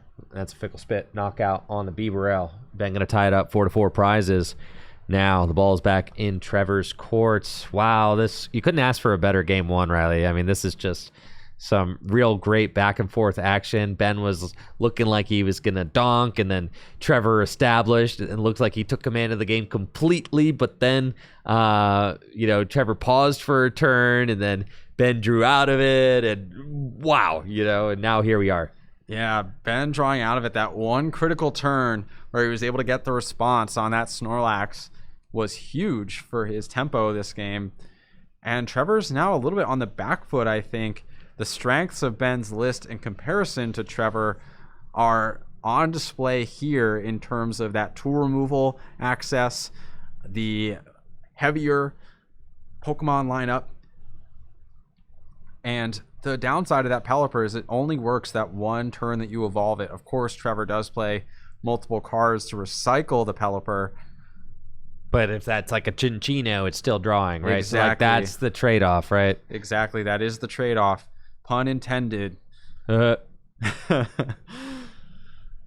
Fan Rotom is only really threatening a KO on that Skwovet on the bench, not threatening the Cramorant. So they're going to have to retreat, attach a new energy with Raihan. Raihan, not a bad pickup here, though. Could maybe get a Rescue Stretcher, for example, to shuffle in some Pokemon. Get a Town Store would be good to bump this Parallel and potentially revive your Bidoof. There's a revive in Trevor's hand right now. Yeah, I'm trying to figure out how, obviously Cram's going to advance the board. Trevor still has the prize lead, so he's doing well in that regard, but he needs to recover. I mean, this Cram is going down, right? And you potentially got one more turn of Cram going on. But then, like, what are the last two prizes looking like? We need to start, that needs to start to come into focus. Or else everything's falling apart, right? Yeah, this Cram is a little bit tankier thanks to that Fighting Fury Belt, so it can't be return KO'd by Ben's Cramorant if he's to recycle it. So that's a nice option. And Trevor actually opting for the Oranguru instead of the Bidoof, saying, I don't want to take the time to evolve this Pokemon. No. I want to just have draw available now so I can start using Nest Dash and Instruct. Yeah, I don't really think that Trevor has the luxury of time right now. So with this knockout, Trevor's going to go to 3. Ben's Cramorant is down. I mean, in order for Wooloo in hand. In order for Ben to respond, he would have to, go Cram with the Hop Snorlax back. That's 150 and would clear the Cram with the Fighting Fury Belt on. Yeah, that is choice two band basics. Is gone. Yeah. That is 2 basic Pokemon. I think Rod's already gone. I think he did Rod the Snorlax as part of that Rod. Okay. So that might still be an option. But he would need to recover that Cramorant and attach an energy to it and bench both the Cramorant and Snorlax. So not insignificant even with the draw power available to him. In Town Store, we're going to take a peek. Yeah, Ben does not really play any tools, so... There's some. He has the Choice Band. And there's like probably there's TM Turbo Energize. There's a TM. There's a Floatstone. Is there a TM? Yeah, of course. There's TM Turbo Energize. There's Floatstone. There's Floatstone for sure. I don't know if there's a TM, dude. There's TM Turbo Energize. It's the first card you yeah. Okay, here we go. U-turn board, TM Energize, Floatstone, Floatstone. That's 4 tools. Yeah, but he's not. Look at Trevor's tool quantity in comparison, right? Like he has those same tools basically, plus all the HP. That's tools. true. All right, Trevor plays a lot more tools. It's true. All right, Rescue Stretcher, Cram. Okay, that's 1 piece down. And then Cypher Maniac. Wow, Cypher Maniac. You've yet to see Ben play this. I didn't even know this card was in his list. Yeah, that's crazy. So Cypher Maniac, he could stack the pieces, and as long as he can get his hand low enough, which he can always with that Skwovet Nest Dash, Skwovet doesn't shuffle your deck, so you can Cypher Maniac, Skwovet, MB Barrel, and guarantee you hit those cards every single time. He should be able to piece together the response KO even through a Fighting Fury Belt. So yeah, it just needs to stack the energy in the Snorlax, or a way to get the Snorlax, right? Yeah, actually he didn't stack the Snorlax, I don't think. He didn't. No. Maybe it was a card that searches Snorlax? I don't know. If you wanted to, like, maybe thin that card out of the deck or something. Maybe it was an Artisan if he wants to bump this Town Store. We'll see. We will see. Definitely stack the fire energy, though. Yeah, you need that energy, and that's one of the hardest pieces to find. You don't play much energy searching cards. Really no dedicated energy searching cards at all. kind of got to draw into them or hit them off a Raihan. There's Instructor Rangaroo. Can't jam the bench, or else you want to have room for the Hop Snorlax. So okay. Incisors gets 2 right now, I believe. Which would... Okay, I kind of like the school of it, though. Just put your hand on the bottom, draw the cards you want, and get them off a Rangaroo, and then use Industrious Incisors afterwards. Fire to the Cram. Okay, you can construct for 3, like that. And it is the Artisan. Okay, yeah, doing a little extra deck thinning. Whoa. Cards falling off the deck there. We'll get that Snorlax into play, and that will allow us to KO cleanly through that Fighting Fury Belt. And this is one of the downsides of the tools in the mirror, is that the Colorless mirror can power through those HP increasing tools. And we've seen it twice already. Yes. And that's exactly... Ben has not needed to remove them. No.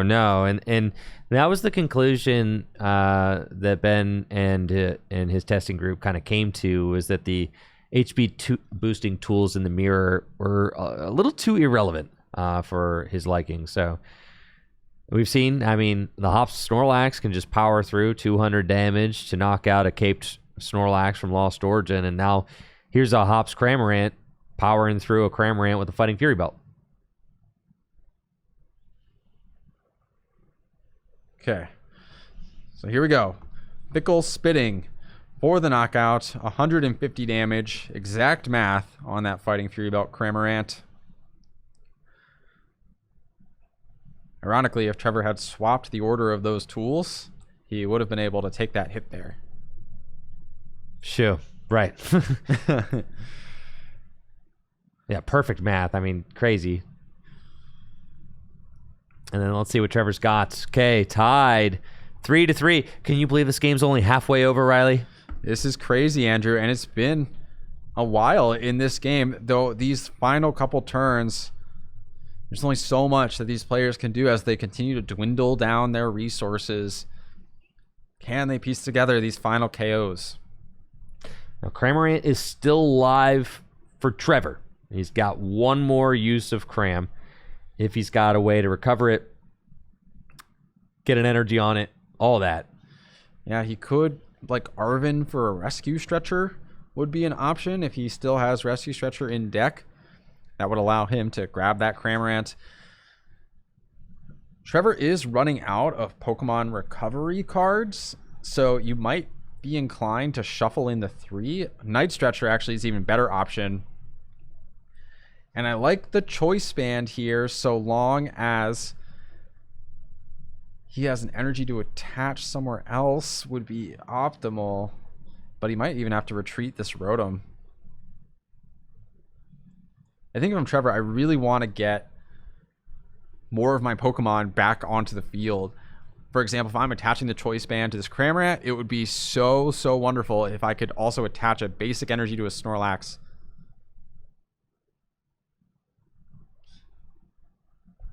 Okay, here we go. Cramorant.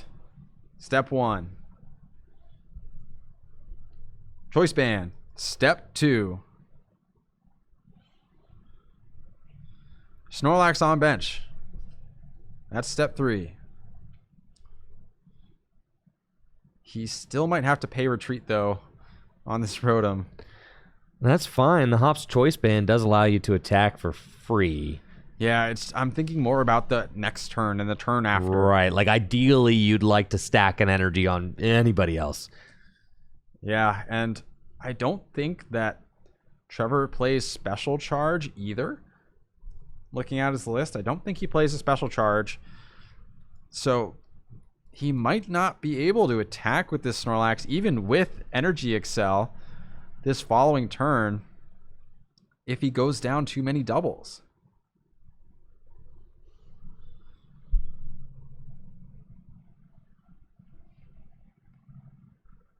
All right.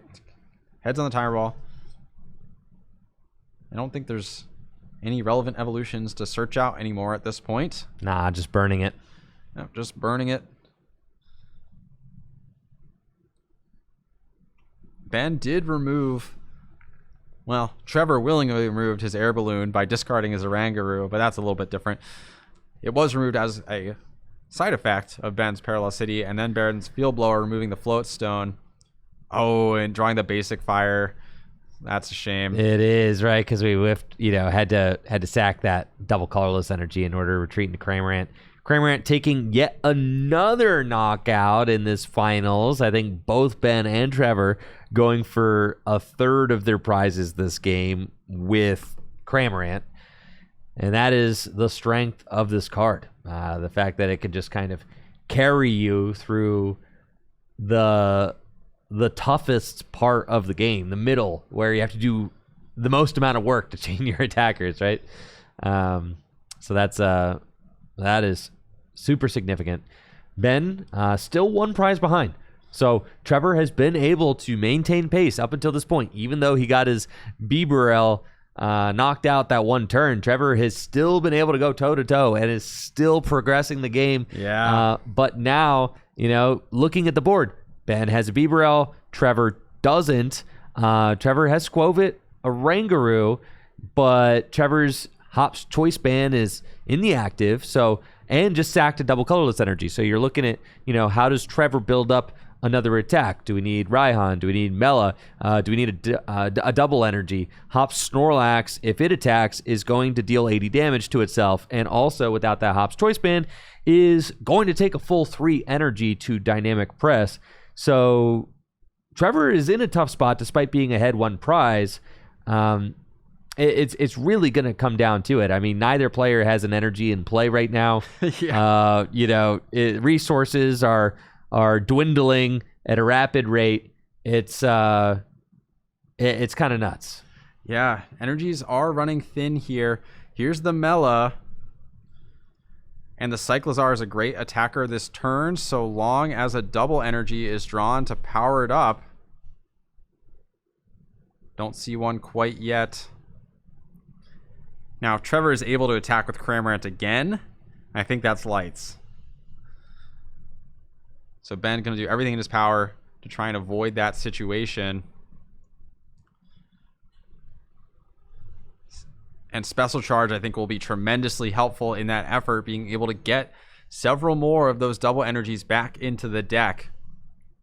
There are now 3 double energies in Ben's deck that he can hit off this combination of Instruct, Nest Dash, and Industrious Incisors. And there is the Lost Vacuum sending the Choice Band to the Lost Zone, which Ben will correct. He says, I do not want that thing coming back any which way whatsoever. Don't care if you play Alana's Fishing Rod or not. So the Hops Band in the Lost Zone.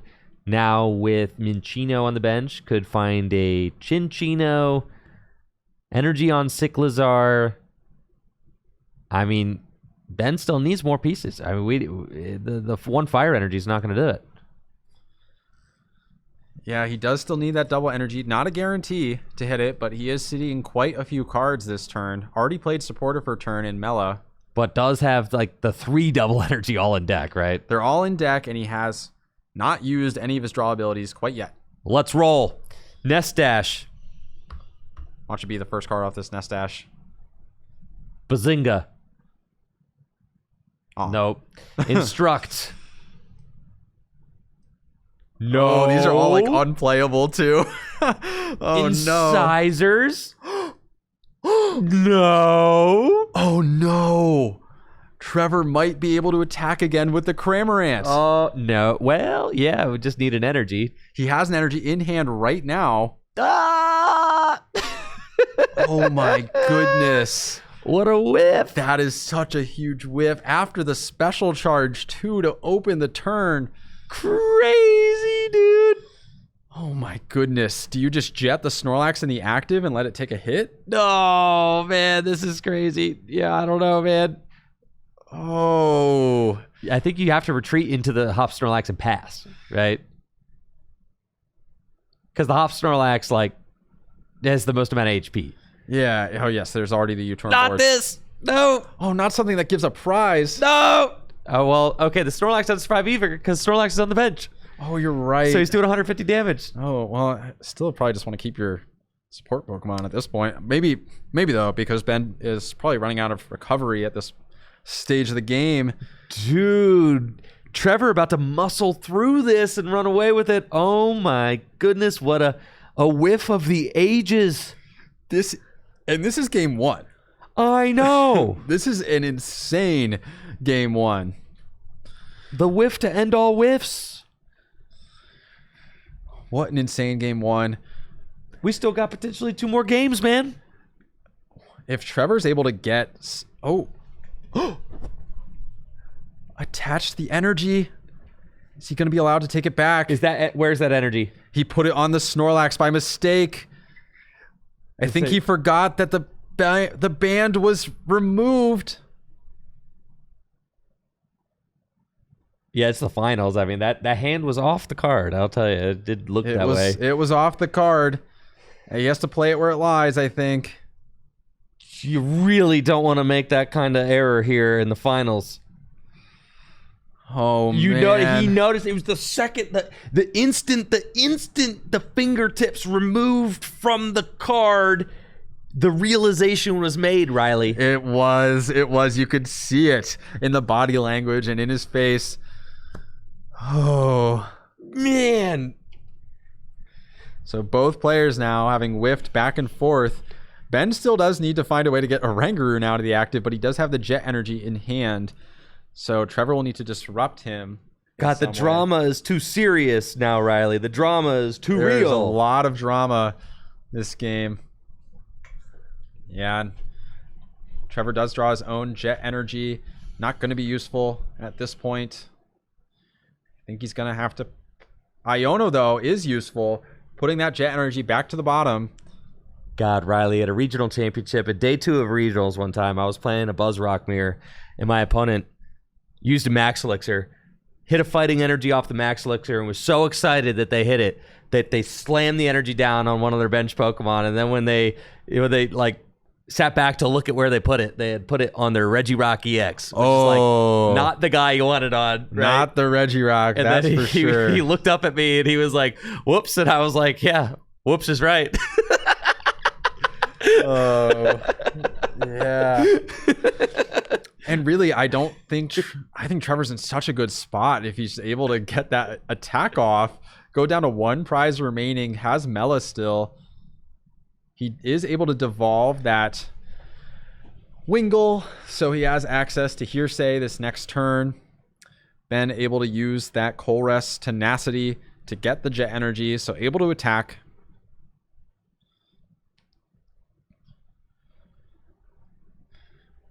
What's nice here is Trevor will be able to respond to this. Most likely, he does have at least 1 double energy in deck, so could always respond just by using that Snorlax. And then he has the Fan Rotom access to take that final prize. So I think Trevor's maybe in an okay spot here. It was almost like the last 2 turns just didn't happen. Yeah, it's just like a little gentleman's pass back and forth, right? Yeah, and then it ended up being like they both hit the thing that they would have wanted to hit. Right, subsequent turn. right.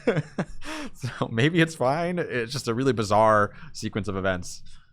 Well, sometimes I feel like, maybe Trevor was like, it's hard to say. I mean, it's just been such a long day, a grueling, Yeah. Especially if you played yesterday too. I mean, that's all day yesterday, all day today. Of Pokemon, and sometimes you get like a little ahead of yourself when you're playing, and it's possible that Trevor was kind of like 1 step ahead in his mind, thinking about his active getting knocked out, and then as soon as he started his turn, just didn't remember that the hop span got removed, right?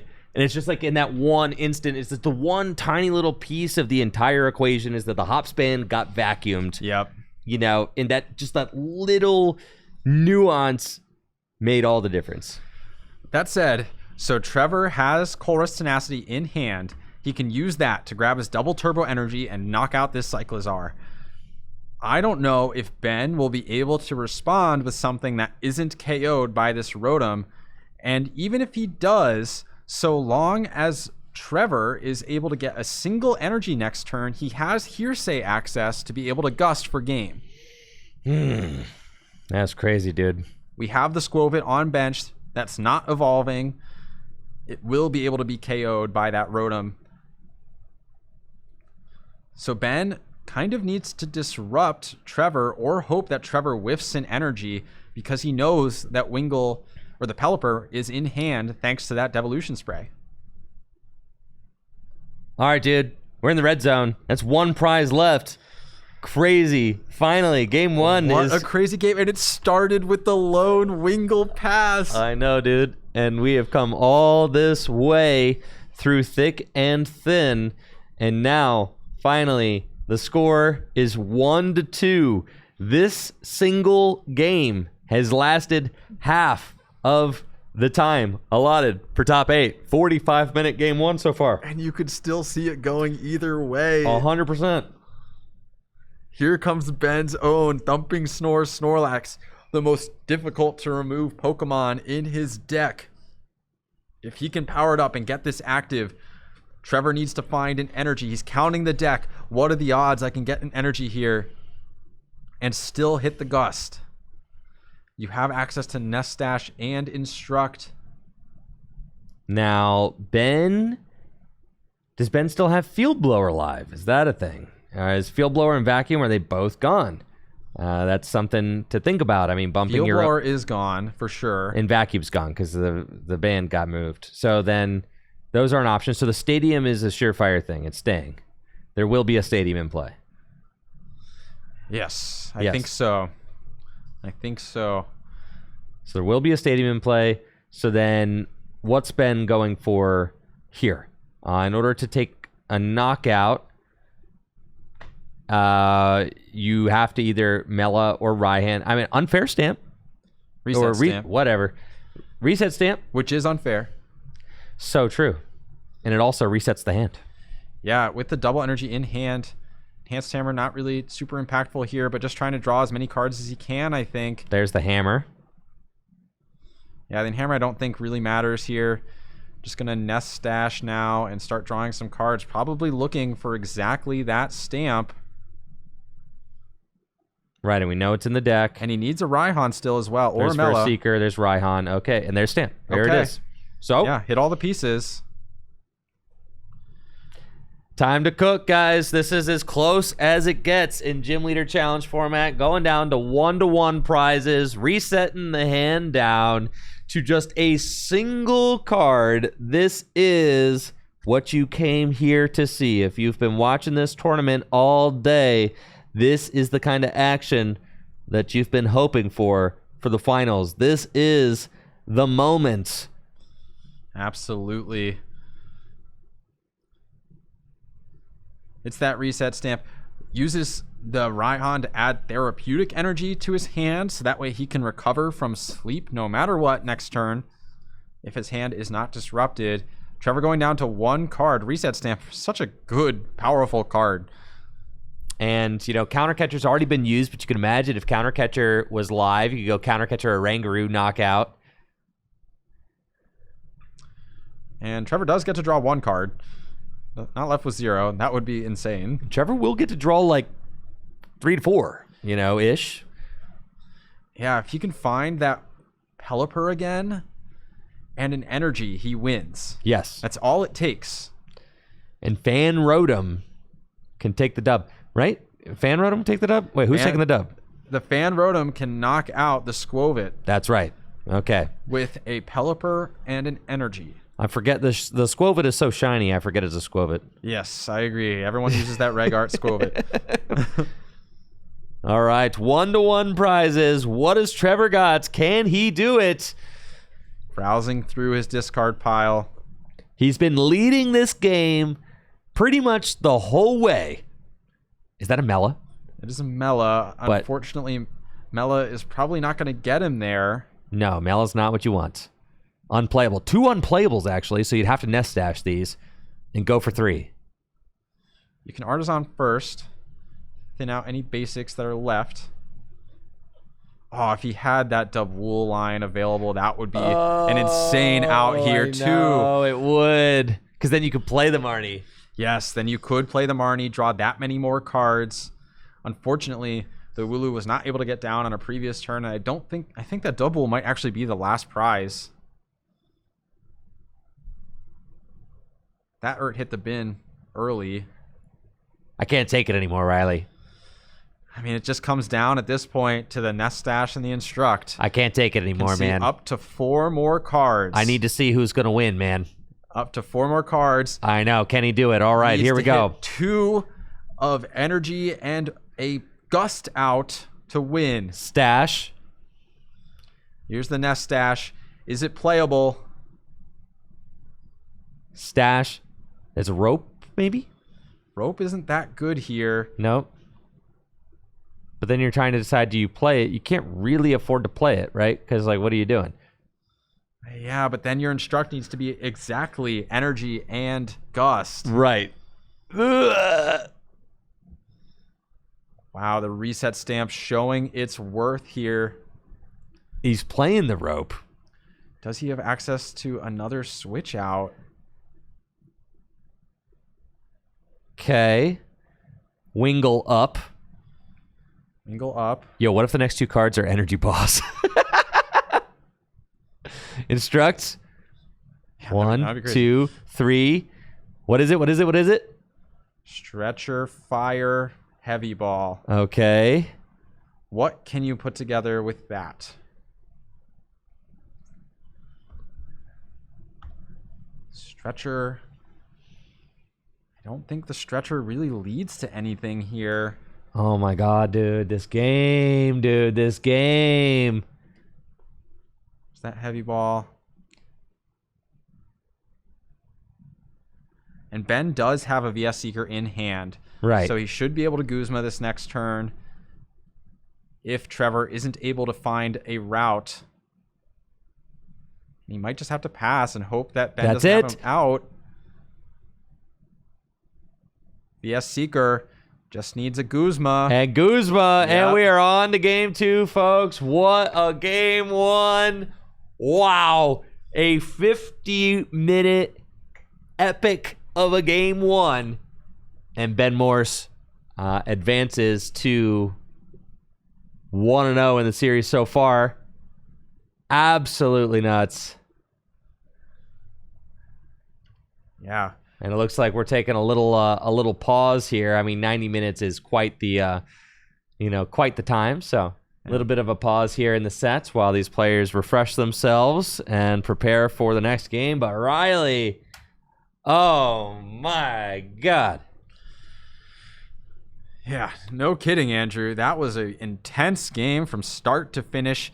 Ben had the opportunity to win as early as his second turn, wasn't able to hit the combo, fell behind substantially, and clawed his way back. The reset stamp at the very end defining that game. I mean, I think if Trevor was able to keep that hand with the Pelipper already in it, I think he probably would have been able to piece it together. I think so. I think it was the stamp there that really put in the work. I mean, it was a combination of factors. It was the turn that Ben gusted the Bieberell was kind of like setting Trevor up to eventually miss a piece, right? And Trevor was able to do a really good job staying on top of it and continued plugging away, streaming attackers. But like little by little, things started to kind of fall off the tracks. And then finally, when it came time to take that final knockout, just didn't have the pieces to put it together after a reset stamp to one. Just an incredible display there in the first game. And we still got 40 minutes. And we still got potentially 2 more games, Riley. And I think that goes to show that even though Ben's list is teched out in a way that he's hoping to beat the Colorless Mirror, that this is a very close matchup between these two players. And anything can happen when the cards are on the table. You never know what those exact 60 cards that you're going to draw are. Well, you know the 60, but you never know the exact specific cards you're going to draw in the exact order you're going to draw them. And we saw Ben whiff that critical turn with the Cyclozar. And to be fair, if Trevor didn't mess up that energy attachment, he probably had that game completely sealed. Probably, and that is why you have to sit down and play, Riley. Yeah. The perfect plays don't always occur. That's right. You have to make them happen, and we are human, and misplays and misfires and mistriggers is all part of the game that we love. and you got to play through it, pick yourself up, dust yourself off. We saw that game 1 almost ended with a non-game. It's possible that after that 50-game epic, we have a non-game and then are on to game 3, just like that. So we'll have to see. Yeah.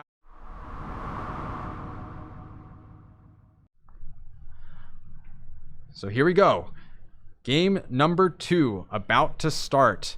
Trevor shuffling up and is going to get his initial Pokemon going. These colorless decks are truly behemoths here in GLC. That Thumping Snore Snorlax, of course, being one of the main stars of the show with its gigantic 180 damage attack. Ben taking that mulligan. And we're off to the races. All right, let's get some hype going, folks. Let us know in the Twitch and YouTube chats. Who are you rooting for? Who do you want to see take it home? Who do you want to win this game? Let's get some hype going for these awesome players duking it out in the finals. All right, Ben going first. These colorless decks do enjoy going second so they can get their full setup with supporters. And actually is a very similar start to Trevor's this previous game with a Snorlax with 1 energy and basically nothing else. The nice thing about Snorlax as opposed to Pelipper being the only Pokemon is it can start attacking. He does have a fire energy already on it. I believe there's a twin in hand. Could start to use that dynamic press as early as turn 2. Trevor, though, starting that Ditto, I mean, literally the optimal starter for this deck. That is true. Yeah, Ditto is actually the best starter that Trevor has because of that transformative start ability, which allows him to go and search his deck for whatever Pokemon basic that he wants and to swap it. You discard the Ditto and you put the new Pokemon in its place. And we haven't seen this yet from Trevor's deck, but this is the first time that we're going to actually get to see this Ditto transform. So that's cool. Could be as simple as transforming into a Fan Rotom and then using Fan Rotom to then, go fetch the rest of the boys. But we'll see what Trevor's got in store. Yeah, a Fan Rotom, if he's able to attack with a Fan Rotom here, that would actually be phenomenal because that is the Hop Snorlax in the active, which does do 80 damage to itself. So if Ben decides to get aggressive, he would knock himself out with that Hop Snorlax. And Ben does not play any HP modification in his deck. No, you don't want to knock out your own Pokemon, especially to take out something as small as a Fan Rotom. Like Snorlax KOing itself to knock out a Fan Rotom feels extremely silly. So extremely. Yeah, you don't want to do that. And I think there's a Colress Tenacity in hand, so Trevor could actually guarantee that combo for himself. He could Transformative Start into Fan Rotom as long as it's in deck, which maybe it's not with the Snorlax eye up. Ooh. Transformative Start into Snorlax, saying, you know what, game 2, I'm just going to get my biggest guy and I'm going to start going crazy. Yeah. I respect it. I think you always go for Rotom here if you have access to it, especially with the Colress Tenacity, because you could guarantee that swing by grabbing an Energy and a Stadium card to activate the Assault Landing. Yeah, I don't see Rotom in the deck. This could lead to a pretty lackluster start for Trevor, though Ben, of course, playing at roughly the same playing field here. Not getting a lot of basics this first turn. I'm sure Ben will also be thankful for access to that Artisan. Yeah, Colress's Tenacity, Artisan. Just going to try and get the board set up. Getting the double energy is quite good. I was wondering if Trevor might go for the... well, no, you can't go for the town store to get a tool, like an HP boosting tool. I'm like, oh, maybe he'll get an HP boosting tool to like help the Snorlax survive. It can't actually, because if you get like the Cape of Toughness, then you give Ben the guaranteed choice band to do 200, right? So it's like that'll hit through any HP boosting tool that you have access to. So now it's almost like, okay, well, having this Snorlax in the active now, I mean, the Hop Snorlax is just threatening it so much with the 1 energy on it. Yeah, this is an awkward spot for Trevor, to be honest. that Fan Rotom would have been so phenomenal, and instead having to go throw a Snorlax into the active and put it in harm's way. Don't love to see that. Eyeing up at Wooloo potentially, Wingull. I wonder what the full extent of Trevor's prizes are. It feels like there's a lot of pieces missing right now.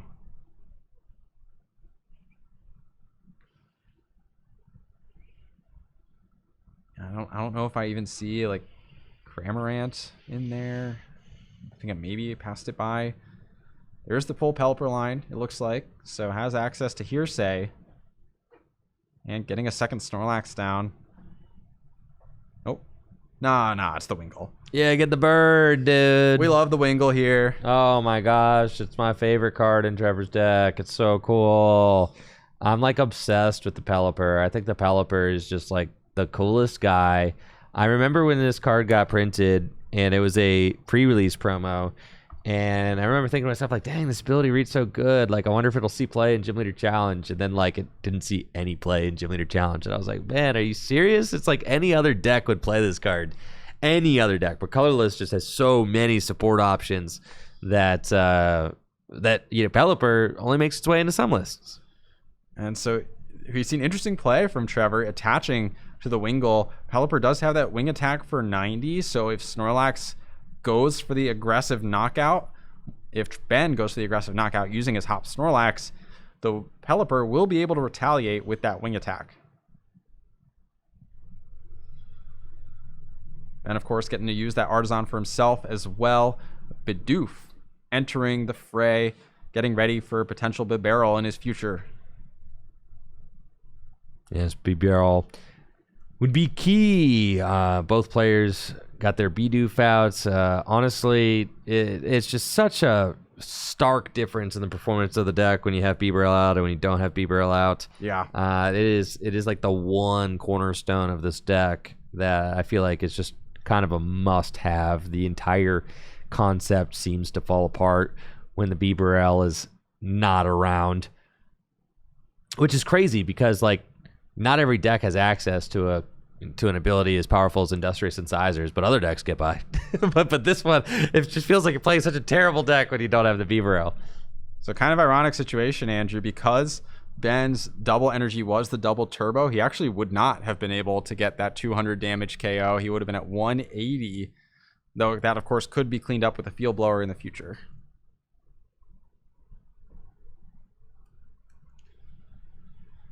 Okay, Bibarel fully online with an air balloon. Very nice on Trevor's end. Does not have an immediate response to this Snorlax though. And even the Fan Rotom again would be super useful here just to get this KO, but lacks that option. Trevor's got the Bibarel online, Artisan. What's that fire doing on the Wingull, dude? It's for the wing attack, man, on the Pelipper to do 90. I was just explaining this. Yeah, sorry. My brain is like completely fried right now. I'm barely operational, man. That's all right. I'm doing my best over here. I know. Riley's like hard carrying. Every once in a while, I'll I feel like I'm fading in and out of consciousness, and I'll be like, huh? What? That's okay. Oh, yeah, finals. Okay. I just start talking when I see that happening. My eyes are over here glazing over. I'm locked in. I know. Locked in. Yeah, Riley is like hard carrying right now, and I really appreciate it. It's cool. I'm talking to chatters in the chat. Okay, yeah, I'm doing that part for sure. Which is equally important, kind of. I think so. I think so. So let's see. Trevor going into the nest ball, grabbing that Wooloo. Wooloo would have been so useful this previous game if he had access to that Double line. Unfortunately, I believe Double was the last prize. So not able to utilize that to the fullest effect. Now, none of these Pokemon are useful this turn. Double has to evolve before it can do anything particularly impactful, and Cramorant cannot attack for one more turn yet because Ben is at 5 prizes. Now, something that I'm noticing is that I think that Trevor doesn't have like a lot of attackers, like proper attackers in his deck, right? Like there's no Cyclizar. Yeah, Cyclizar is really the only attacker difference there, but it is noteworthy. I mean, we saw Ben go for the Cyclizar at the end of game 1 and get that extra attack in without having to recover a Pokemon. Whereas now Trevor has to rely on the Snorlax and Fan Rotoms, and even sacrificing this Wooloo potentially just to make way for his powered up Pokemon on a following turn. Yeah, and we had quite a bit of discussion about, which basic attackers were worth including. Obviously, with the Hops package, you got your Cramorant. There's no real need for the Kangaskhan anymore with the Rally back. Cramorant's kind of doing that low maintenance 120 thing now. And then Hops Snorlax can also just crank out a ton of damage and sometimes even attack for just one double colorless energy. So, which other guys are really worth playing? I'm kind of a Cyclizar hater, not going to lie. I think the Cyclizar is 140 damage. Yeah, that's so mid, dude. Dude, no, that's fine. So mid. That's for fine. 3, I know, but I guess for me, I was thinking that Lugia from Celebrations could still get played because I just am so scared of fighting. And I feel like Lugia makes that matchup so much better. There were 3 people at this 125-player tournament playing fighting. Sure, man, but if fighting were to win this event, I'd have to eat my shorts. So I said so earlier in the week.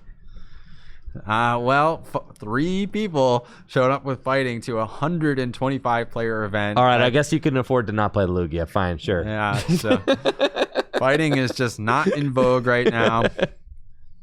You could just play an entirely Fighting Week deck. That's fine. I think it actually is. As we see 2 entirely Fighting Week decks in the finals here. In before Hitmoncombo wins the next one, dude. I'm just saying. I will not let Hitmoncombo win so long as I am teching against it. So true, Andrew. And who's to say, maybe there's some insane cards that come out in Destined Rivals that really make fighting go over the top. But for now, in the world we live in today, fighting is a little bit underwhelming, I must say. Legalize Claydol, dude. It's time. It's time to go all the way back to base set, I think. That's where fighting will get the support it needs. Unfortunately, every other type will also get some really insane stuff. Yeah, legalize Claydol. Printed in Celebrations, dude. True. Yeah. True. Yeah. Let the Celebrations cards in. I agree. All right. So we've got a great game 2 here on our hands. And what do you think, Riley? You think that Ben's gonna just absolutely sack this Snorlax? You think it's gonna dynamic press itself? I think he's gonna try and avoid that. Okay, yeah, here we go. Here we go. Yeah, the Jet Energy was a perfect combo to get that in the active. Of course, being able to hit those pieces with the Cypher Maniac's code breaking, not just pure luck of the draw on that. No, right, yeah. Ben did stack these cards, so when he very conveniently drew into the Jet and the Bibarel, that was orchestrated. Yeah, that would be insane if it wasn't. That would be so if you're wondering why we didn't pop off at that, it's because he stacked them. So yeah, legally. With allowed with the Cypher Maniac's code breaking there. So let's see here. Promoting the Wingull, I don't know if that's your best attacker. You do have the Cramorant attacking this turn if you want. Trevor feels very much on the back foot, though. Down 2 prizes in a mirror match. Not where you want to be, Riley. Not where you want to be. And I think if you're going to make comebacks, one of the pieces to make that work, much the same as Ben's Counter Catcher or Reset Stamp, the Dubwool is a great way to do that by eliminating a support Pokemon and disrupting on the same turn. Because Dubwool is not available this turn, and potentially not for several turns, it's going to be hard to create a combo that disrupts Ben significantly enough. He has Bibarel in play, has Instructor Rangaroo, has the Nest Stash, and has a Chinchino that's waiting to evolve. It feels like Ben was able to obtain kind of the board presence and the prize lead that makes a colorless win feel somewhat inevitable. That's kind of the place that he's at right now. The Hop Snorlax is like, yeah, it's built up, but it's not really worth a whole lot. It could tank. It could crank out a huge hit at the cost of itself if he absolutely needed to clear something. But the draw engine, right? I mean, just the Oranguru, the Bibarel, the prize lead. Trevor's got a lot of work to do to keep up in this game, and I think that's why when you're looking at how to beat the colorless deck, you need to think about, how do we disrupt the engine? Because the engine kind of creates a certain amount of inevitability to the draw and to the win. So cards like Parallel City are very good. Cards like Avery are very good. Cards like Countercatcher that allow you to just bring up the Bibarel and knock it out in this situation would also be very good. Because if you look at it, Ben doesn't actually have the best attackers in play right now. Like Fan Rotom and a damaged top Snorlax? It's not the most intimidating thing ever. What Trevor needs to do is he just needs to be targeting down the correct Pokemon each and every turn right now. I mean, it's kind of, you need to go through with pinpoint precision and say like, all right, the Bibarel's got to go, the Orangaru's got to go, and then I mean, it's a long game. 6 prizes. The Colorless deck is not taking multiple prizes at once. Like some decks in GLC can do that, right? And we've seen that. And we've seen it. Oh, yes, we did. Earlier today, we watched Articuno from Roaring Skies take 6 prizes. Yes. Yeah, 3 KOs for 6 prizes by that Articuno with that ancient trait. Colorless has no tricks quite like that. No. So when you're talking the Colorless deck, you kind of need to think of a more board state. It's more about board state. It's more about board presence. You are racing to 6, so you definitely don't want to give up too much of a lead. Some decks are more comfortable giving up a 2 prize deficit in order to then mount a comeback. Colorless is not as much of that kind of deck. It can maybe force 1 2-for-1, but especially when you're looking at a list like Ben's or even Trevor's is not playing Mallow and Lana or Luxurious Cape. So really, neither of these lists are really forcing the 2-for-1s that are needed to mount an insane comeback like that.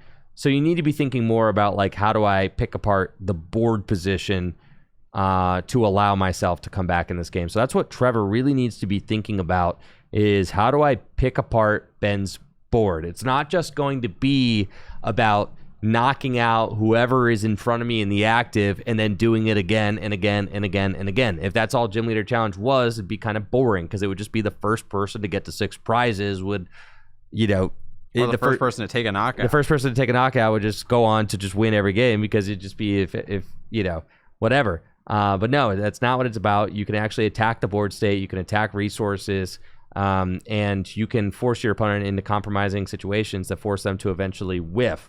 That's the game that Trevor is needing to play right now. Whether his deck has the tools to do it, and whether or not he has the position to be able to do it with Ben's lead and board state already, well, we'll have to see. Yeah, and I keep going back to the Daboul. I think if I'm Trevor and I'm looking for that kind of route, Daboul is one of those cards that allows you to do those sorts of things. Being able to play an Avery and then gust up one of the precious few Pokemon that were left on the bench. It's true. Being able to gust up the Bibarel and Iono or Marnie or N and reduce the size of Ben's hand. Iono being the only option, I believe. No N in Trevor's list. Those kinds of things are what will actually disrupt the board flow. And sometimes that means you have to ignore the attacker for a turn. But that's usually okay if that means they can't stream the next attacker. Mm-hmm. All right. Ben's going to do the thing. Okay, Ben knocking himself out, taking a prize, but also giving one in return to Trevor. Kind of equalizing that prize exchange a little bit here.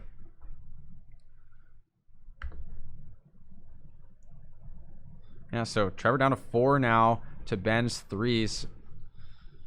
Yeah, so Trevor has an opportunity to tie it up. I mean, just one step behind now. So really, it's still in that kind of situation where if you can force Ben to miss a beat, I mean, that's the name of the game. Can you force Ben to miss a return knockout somewhere? Force Ben to miss building up that Snorlax this next turn. Yeah. He does have a Hex Maniac in hand right now. Interesting choice to promote the Wingull, only to retreat that fighting energy, but it's fire. Or fire energy, sorry. Yeah. You're good. No fighting energy entering the GLC tables. Okay. And there goes the Daboul. So, furthermore, not an option, this Daboul line. And really haven't seen Trevor utilize it very heavily over the course of these past few games. Nah, it's all because of that Parallel City, dude. Look at that thing. I know. Super disruptive. Bench of 3. Yeah, you're operating in really tight quarters. There's just no bench space for the Dub Wool. And Parallel City is just such a disruptive card in this format. I mean, I maintain that it's the strongest stadium in the format. Just absolutely nuts. Definitely. Limiting your opponent's bench to 3. Imagine playing with that card in Standard. I mean, just obscenely powerful, right? That card's so powerful. Pokemon doesn't print cards that powerful anymore, man. No, I mean, Parallel not trainers, was ridiculous. not traders. Yeah. Parallel was ridiculous for sure. It was even questionable at the time. It was so sick, dude. I love that card. I think the card's hype. It is kind of hype. Yeah. So going in with that Hearsay, evolving the Wingull, searching the deck now for grabbing teammates out of the discard pile rather, and using teammates to search for 2 cards out of his deck, eyeing up a double energy and the Fighting Fury Belt. Would have loved to have the opportunity to use a Cramorant again this turn, but Trevor runs a relatively thin line of Pokemon Recovery, and paired with his relatively thin line of attackers, he kind of needs something to take a hit in this mirror at some point. Yeah, I don't know that Trevor's list is built to like have your guy get knocked out every single turn. He kind of wants like the Snorlax with the Fighting Fury Belt's got to live like once, right? Or the Snorlax with the Cape of Toughness. I mean, those spots like, you know, Fighting Fury Belt, Cape of Toughness, those are spots that could be for additional attackers or could be for additional recovery cards, but instead they're to try and create 2-for-1 situations, which is also something that definitely helped Trevor to get to where he's at right now. I mean, a 190 hit point Snorlax is absolutely ridiculous, and that's what we're dealing with. So we'll see if Ben is able to cook up the knockout. It's not guaranteed by any means. We've seen Ben clear Trevor's HP boosted Snorlax before in this set with the Hops Snorlax and the Hops Choice Band, but I don't think that that's going to be something that he's going to be able to whip up so easily this upcoming turn. Yeah, he can't always remove the tool as well. Even if it's not that specific turn, he could remove it on a later turn, which would still be quite powerful. Trevor does have the Scoop Up Net in hand, so he could scoop up the Snorlax after it takes a hit, which I think would be a worthy use of the Scoop Up Net, and attack with something like a Cramorant instead, if he can find the recovery for it. The unfortunate thing is when you play teammates, you're not disrupting your opponent at all. So Ben still has access to all his cards in hand, has the full lineup of support Pokemon on the bench, and is still on a Cramorant turn himself. Thumping Snore, taking the knockout. Trevor tying it up at 3 prizes. Ben is on the play now, and we'll see what he's got. Buddy Poffin. I'd be able to search the deck for a couple Pokemon with 70 hit points or less, but at this point, all those Pokemon are either in the discard pile or in play, so just going to fail it. And then keep on keeping on. Squovit, Nestash, Oranguru, Instruct, Beebrel, Industrious Incisors. Lots of draw options available for Ben. If he wants to power up his own Snorlax in retaliation to deal with Trevor's Snorlax, then he's going to have to find a Raihan or a Mela. We could see a card like Enhanced Hammer potentially fly this turn if Ben decides he wants to maybe push around the Snorlax instead of dealing with it. But here's Mela. This is the turn to attack with Cramorant. Mela is still a viable supporter just to get an extra energy attachment. Right, and with the with Nestash and Instruct and Industrious Incisors, I think Ben, just kind of thinning the supporter out of his deck with his Pokegear with the intention of chucking it on the bottom of the deck with Nestash. So kind of just ordering the deck in the way that he likes and then putting it all to the bottom so that he can draw cards off the top. Looking for those double energies so that he can swing with Snorlax, maybe looking for a Vacuum or for a Field Blower so he can remove the Fighting Fury Belt with Hops Snorlax. I mean, this is, or not Hops Snorlax, with Hops Cramorant. This is a Hops Cramorant turn because Trevor's at 3 prizes. But in order to do enough damage, I mean, he'd have to have a buff in addition. He'd have to have the Hop Snorlax or Town have store is in play. Or have the band. And I guess the town store is in play, so you could go get the band for free, right? Oh, never mind. Yeah, well. You're not There's searching the for any Pokemon vacuum. either. All right, Still needs vacuum. the double. Vacuum also does thin the hand slightly Yep. because it does have that 1 energy or 1 card requirement to activate it. Incisors. 1, 2, 3. Oh, the last card. You got to be kidding me. Now draws the vacuum. Last card, double colorless energy. Precisely the combo that Ben needed to hit to stay in this trade. I'm not going to lie, Riley. I thought for sure we were about to witness another whiff because... I thought so too, especially after card number 3. Yes. Yes. Because this is the whiff. That is like the exact whiff that he had in game 1 where he was looking for the double energy off the incisors. Couldn't find it despite having 3 in deck. And as we were getting on to card 3 or 4, I was like, oh yeah, dude, here we go. Whiff again. This is the story of the finals. All right. Snorlax stays asleep. Oh, never mind. It wakes up. That looked like a 1 on the dice. Yeah, it's Pikachu heads and Pikachu tail. That's I see. I see.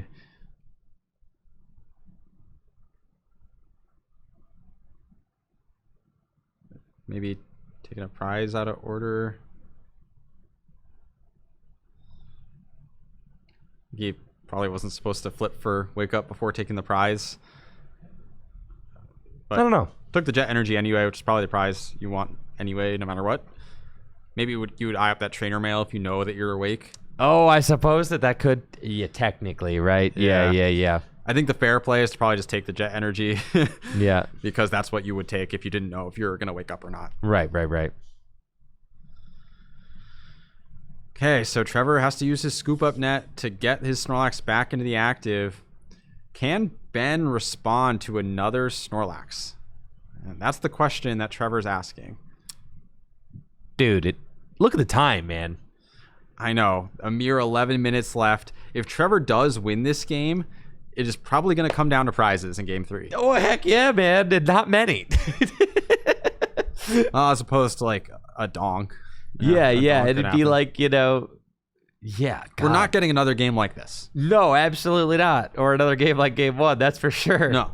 Yes. No. There will be no like full 6 prize complete game. And it's not like these guys are playing like at a snail's pace, really. No, I feel like they're both keeping like a reasonable clip. Yeah, there's a lot of game actions every turn with this colorless deck. You do have a lot of support Pokemon that manipulate the deck in hand. And here we go with the Raihan. So nice pickup from Trevor. Going to be able to power up another Thumping Snore Snorlax.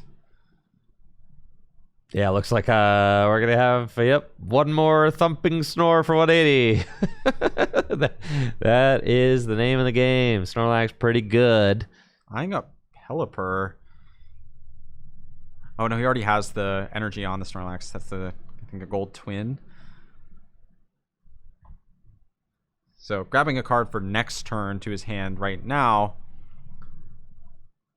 And Ben doesn't really have an obvious response on board. The Cyclizar does not do enough damage. So Right, Riley? You're hating. Because it stinks. So your hating is proven right. I'm saying. The Parallel City is disruptive in of itself. Get rid of that Oranguru.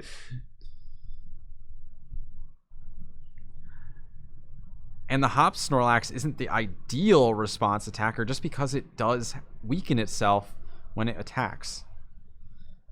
And it just still takes that 3 energy. So how will Ben respond here to the Snorlax? He could try and gust around it. That's an option. Counter Catcher is not live because he is either ahead or even on prizes at any given point. Yeah, we're all tied up here. So what could it be? Hops Cramorant, not an option. Yeah, Cramorant disabled. Nope. Could be like a Gust Fan Rotom. I kind of like that. Gust Fan Rotom is definitely an option. You get you to 1 and just say like, all right, man, got to figure out one more. Yeah, that does put Trevor, like, gets an easy knockout and always has that Pelipper option to hearsay for something like an Iono. And you do have B-Barrel, but in an ideal world, you have a set of cards to start with that you can then nest stash in B-Barrel as opposed to having to use those right away. I kind of like this route from Ben. I mean, Ben's just looking at the escape rope, right? And his rope is still there. This could be like a rope knockout situation. Be like, just go figure it out next turn. Figure out the Snorlax situation later. Yeah, the rope, I'm supposing that Trevor would send up a Rangaroo here. It's got a beefier amount of hit points, not knocked out by a Fan Rotom. So it would require at least the Cyclizar to be powered up.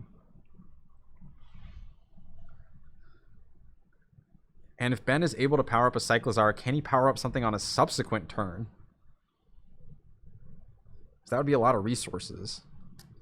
It's crazy how tight the resources get, even with Cramorant, which like alleviates so much pressure. Okay, here's the Raihan. Yeah, it looks like it's more than likely going to be that like escape rope Cyclizar play. Trevor has the immediate response and can Iono Ben to 1. I think it's the Cyclizar escape rope, and then you're going for like Fan Rotom boss game, like on a Squovit or something. Yeah, just ignore the Snorlax. No, I'm agreeing with you for sure. Yeah. I think if that's Ben's angle, he definitely wants to get the Fan Rotom down this turn. Just so that way it's one less thing that he has to worry about next turn. 100%. I mean, he's under parallel. 4 cards, finds Verseeker. Did he find anything else that he wants? Because you know that Trevor's going to try and disrupt you. Got Super Rod. You can put the boys back in the deck. Dude, I mean, I don't think he hit the escape rope, so... Yeah, I mean, he played... What if this game comes down to game 3, dude? That would be crazy. And we've seen that, like, the starts of these games have been wild. Like extremely hectic. Extremely hectic starts for both of these players over the course of these last couple games. So it's really hard to say even, like, what would happen in a game 3. It literally is just anybody's game. It comes up to, like, opening hands, Yeah, it's not like anyone is particularly more or less aggressive in the early game. They all are trying to do similar things, but go about it in slightly different ways. Okay, here we go. Driving Buddy. 10 short. 10 short, and there's no real way to, there's no, like, damage manipulation with these colorless decks. So Snorlax is sitting pretty here. Double heads would be amazing. Stay woke, Snorlax. Oh, crazy. Wow. So now Trevor has the opportunity to just... I mean, I think Trevor's just in such a good spot at this point. Can attach to Fan Rotom. Yep, I like the attachment. And you really don't even need to do anything. Like, you just need to give yourself access to Pelipper next turn. That's it. Yeah, knock out the active. That's where the threat is.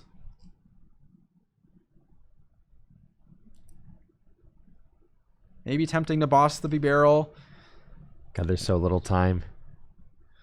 Yeah, this is coming down to the wire, Andrew. There's so little time, dude. There's so little time. Oh, my gosh. I don't see really much reason to do anything other than just KO this active. You have 2 Gust Outs in deck. You have Pelipper as well, so basically looking pretty at hitting these outs.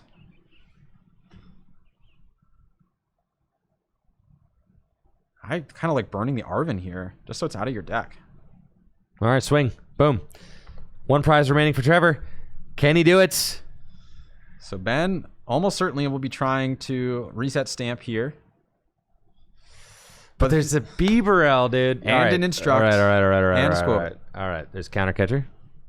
Counter Catcher is live. Yeah. The thing is, if you Counter Catch the B-Barrel, you just have the Snorlax. Well, Enhanced Hammer. Okay. Yeah. That would be the route. You gotta throw the whole sink at him, dude. Yeah, and that's where maybe it was better last turn to just boss the B-Barrel potentially.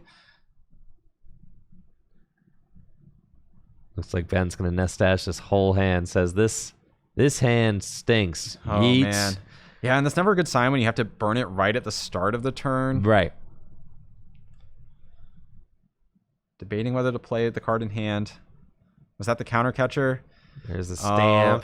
But he doesn't have an attacker. He has a quick ball. I don't know. I don't think he has an out to do anything this turn. So he can try and counter catcher, reset stamp, and buy a turn. But to what end? That Snorlax is just waiting on the bench. One Guzma wins the game. You still have the Fan Rotom available. And Feels like the counter catcher writing's stamp. a little bit on the wall here. Quick falling away the counter catcher. Giving up the counter catcher angle. Is Oranguru an option? Snorlax so easily knocked out. Yeah, and I don't think Ben even has the cards in hand to power it up. No. Oh my goodness. And time is dragging forth. Oh my gosh, this might end up just being a first prize taken in game 3. You gotta be kidding me, dude. I think that's where we're headed right now. Of course, in a finals, there has to be a winner. Yes, there are no ties. So we have to go to a game 3, and the first prize taken would decide the match at that point if we get to time before. Of course, Ben, in theory, could win with a 1-0. He could. I mean, I think that's extremely unlikely. No, Trevor's got Beaverell and a fully loaded attacker. But maybe that's what he's going for. Maybe he senses this has been going on so long. Oh yeah, dude. I mean, my time is up senses would be tingling like crazy at this point. I mean, for 90 minutes, like 90 minutes is already probably the longest set these guys have ever played. So here we go. Bring the Oranguru into the active. 1 energy on it and pass. Guzma wins the game. A Wake Up wins the game. 1 heads. 2 heads. No. Oh my god, dude. Ben looking at the crowd. Oh my god, dude. What an intense series. Oh my god. Oh man. Oh, look at all the players lined up to watch this super intense finals. I know. Oh, that's a good crowd staying here late to watch the conclusion of the GLC 1K 1-1. And I think Natalie might be explaining the rules for if time is called before they start a game 3. Which, Riley, that's like almost guaranteed at this point. Yeah. Yeah, I mean, we're definitely entering turns at the very start of this game at the very worst. Yeah, I mean, I got a minute. I probably started it like right around the time they started. It's close. Wow, those double heads came in really clutch too. And time. Yep. That's time. That is time. So we are now in turns. God. That's it. It's not just first prize taken because they got to play to +3. So the player who goes first turn 0, 1, 2, 3. They each have 2 turns to play. And if it's tied, then it's golden prize. Next prize wins. Yep. So that's it. Very stressful situation for these players. It all comes down to the first couple turns of this game to decide who wins the finals of the Full Grip 1K GLC event. Yes, so time has been called. I know you see 5 seconds left on my timer. My timer was just slightly off, so time has been called. The first player in this set will be turned 0. So I suspect that Ben is going to give that to Trevor, making it so that Trevor is turned 0, and that is exactly what has happened. So Trevor is turned 0, and then Ben will be turned 1, and then Trevor will be turned 2, and Ben will be turned 3. So what that means... Ooh, Trevor does have the ability to take a knockout on turn 2 on Bidoof. But that doesn't win him the game. It doesn't. It just puts him up a prize. Being up a prize is super valuable in this spot.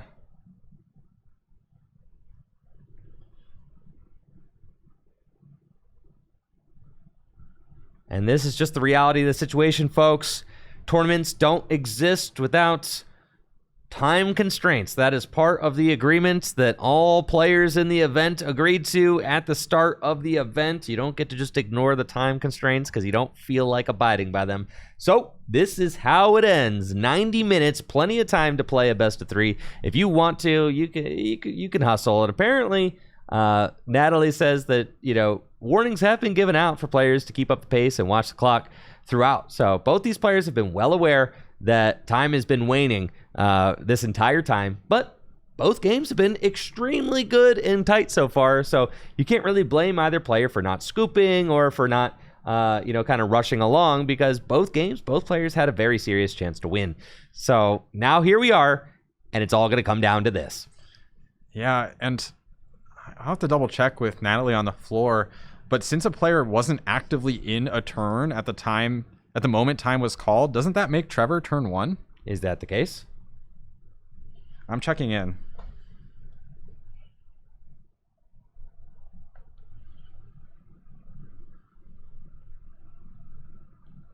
It looks like they are all looking at the rules right now.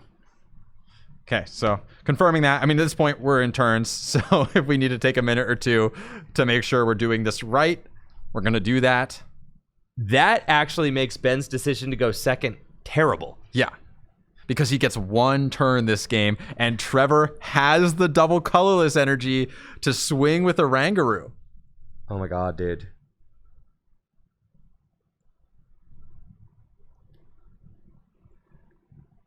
The judges are confirming. This could be a very precarious situation. Ben has a 60 HP in the active, 60 HP basic in the active. Oranguru does 60 damage for 3 energy. Yo, is it that Trevor's actually turn 1? Yeah, all right, cool, we got it.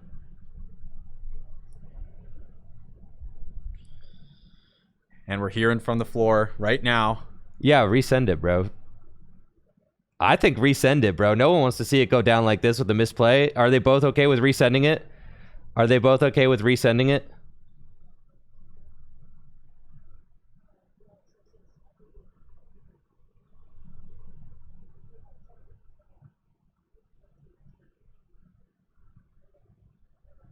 And Natalie clearly explaining situation on the floor to the players. So because there was not an active turn in progress. Yep, carry on. All right.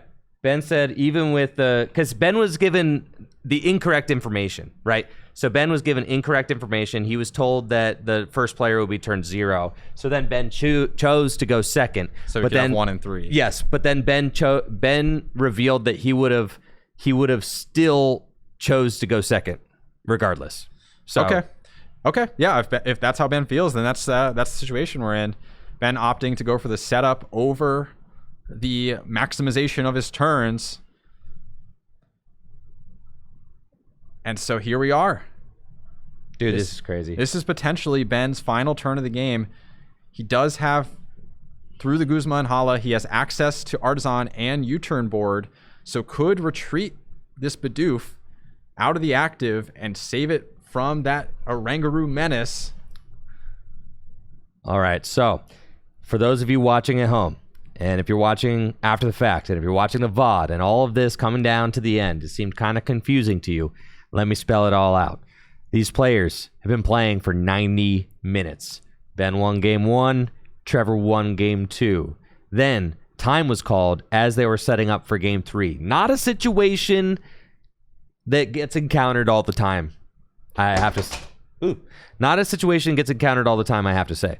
However, the correct ruling is that turns start with the new game, and the first player is turn 1. Natalie had originally explained it that the first player was turn 0, and that each player would get 2 turns to play. That makes a lot of sense. But the correct ruling is actually that each player gets 1 turn to play. Or not each player gets 1. That the first player goes first is turn 1, second player turn 2, the next player is turn 3. So that's what we're experiencing right now. Trevor was turn 1 of time. Ben is turn 2 of time, passes with the Snorlax active. Trevor is turn 3 of time. So if Trevor doesn't take a prize this turn, then it is next prize wins. If Trevor does take a prize this turn, then he wins. And that is what it is. Okay. And the logic there being that time plus 3 turns. That's so that right. plus 3 turns means you finish whatever turn is in progress. That is turn 0. That's and then right. there are 3 subsequent turns. So because there was no active turn at the moment time was called, we start with turn 1. Now, Ben, getting the setup, I think, exactly as he wanted it. He has a Snorlax in the active. It has a double energy on it. It is ready to thumping snore this coming turn. It will knock out this Oranguru in 1 hit. Can Trevor either hit a gust to knock out this Bidoof or find a way to survive the turn? You got to put Hero's Cape on the Oranguru. Hero's Cape on Oranguru would work because it is a double turbo energy on the Snorlax. So that is one way, though that does make you vulnerable to tool removal. But I mean, like, what other option you got? Like, if you've got the option to go find, and you do, I think he's got Colress. He could go find. Yes. He could go find his town store, and then town store for Cape. That like does technically get him to the next stage, right? It does. It does. That's an option available to him. I think he's going to explore if there's anything else that would work here. For example, if he could hit that gust, that would be extremely useful. Did I say Hero's Cape? Whatever. Cape of Toughness. Whatever, guys. I've been calling it Hero's Cape too, so that's my bad. Listen, my Snorlax is a hero. He wears a cape, okay? Yeah, Cape of Toughness. Cape of Toughness. All good. Lots of capes flown around in the Pokemon TCG. So this is the final turn of time, but because this is a top cut match, there has to be a winner. Oh my god. Dude, this is crazy. Okay. What's the supporter? Avery. So saying that I don't think the stadium is going to be enough. I need to draw more cards. Oh my gosh, dude. That's like... It's almost guaranteed the... Oh, nope. That doesn't do it. Fighting 3 belts not enough HP. You need that Cape of Toughness plus 50.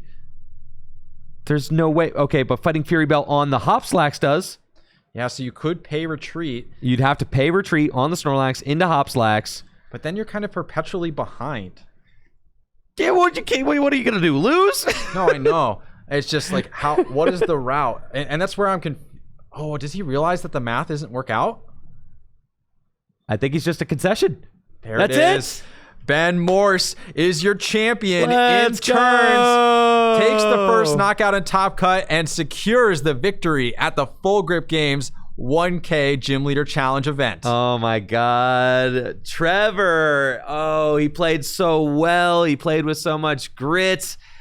Oh, 2 times finalist Trevor Redding. Absolutely incredible performance. Both of these players played their hearts out all weekend, and I am just so proud of both of them. What an incredible celebration of Gym Leader Challenge format. What an amazing display of deck building skill and in-game piloting. What an amazing show of sportsmanship here at the end as well. And huge congratulations to Ben Morse, your Gym Leader Challenge Journey Together 1K champion here at Full Grip Games. What an insane set of games. Truly a treat to be able to watch that. Yeah, Riley, I don't know if I could have asked for a stronger finals. That was insane. So intense, super long, drawn out, but interesting back and forth. Players that were behind ended up winning both times in games 1 and 2, thanks to thoughtful decisions and careful routing. But Ben comes up on top thanks to that final attack with Snorlax. Thumping Snore, the attack that defined both of these players' runs, wins Ben the entire thing. I'm going to go grab Benjamin Morse real quick for a winner's interview, so y'all hold tight. We'll be right back. Thank you guys so much for being here and for all the hype and the supports as we have streamed these Pokemon TCG games all weekend. We're going to wrap up with Ben Morse here in just a moment.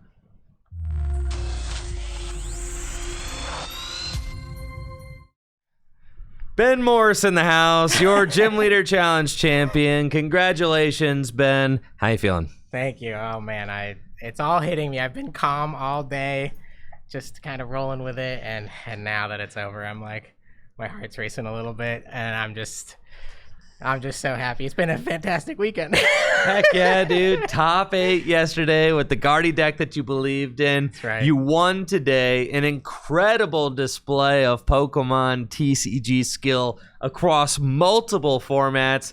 And then today, obviously, yesterday was cool and all with the top 8. That's not what you're here for. No. My goal was Gym Leader Challenge champion. And we got there. Top 8 yesterday was just a little bit of icing on the cake. But yeah, I've been grinding hard for GLC, refining my deck list, and just testing for weeks. And I'm just so happy it paid off. I think the list that I came up with help of some friends is just absolutely busted. Every card pulled its weight. Except Turbo Energize. Maybe I could cut that. I used it one time, I think, the whole tournament. TM Turbo Energize. That's crazy. Right. Yeah, the Colorless just is that deck that goes fast enough that you don't even need to take a turn to set up energy. Like, it's crazy. So, sheesh. Yeah, crazy games. Yeah. So how'd you come to the conclusion to play Colorless? Obviously, it seemed like the deck to beat this weekend, but what made you actually want to play it rather than trying to craft something to beat it? Yeah, no, just testing it, testing against it. I think that's how most people do. They're like, okay, if your deck can beat Colorless, then it's like a decent deck. So test against Colorless. And I was pretty locked in on not playing Colorless, and a lot of the locals here were like, let's just do something that can counter Colorless. But the more and more I played, especially with the new hop stuff, making it so the energy attachments aren't as costly throughout the game is a huge buff on top of Fan Rotom. No other deck will set up as consistently as Colorless, including going first, because of what Fan Rotom can do. And so, especially in a best of one Swiss tournament, I just thought I want to play every single game, and I want to, even when I lose the coin flip, I don't, and especially and thinking that a lot of games will be against Colorless. If I lose the coin flip on any other type besides Colorless, odds are I'm losing the first prize, and they're setting up their entire board. So I thought it was ridiculous to play any other deck except Colorless, to be honest. And I was telling people that. I was even telling people I was going to play Colorless. I'm like, I don't even care if people know. Like, there's no stopping it. I was like holding what I was going to play before Colorless, like close to my chest, not going to tell anybody.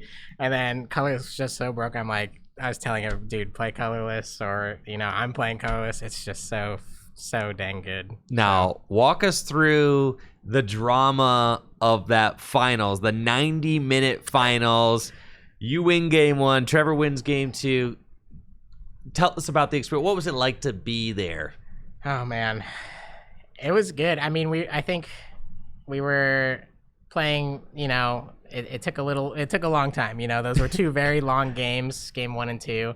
Happy that I came out on top in the first game. I felt like I had kind of an advantage throughout, both in board state and in the prize lead. So I was pretty confident throughout that game that I was going to take it home, and I was able to get there. And our colorless decks are pretty different in what Pokemon we're playing.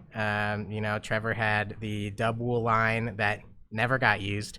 He had, what was the other guy? He had the Pelipper, dude. The Pelipper. Oh yeah, the Pelipper was doing work for him, but again, that's like an evolution that can get you 1 card.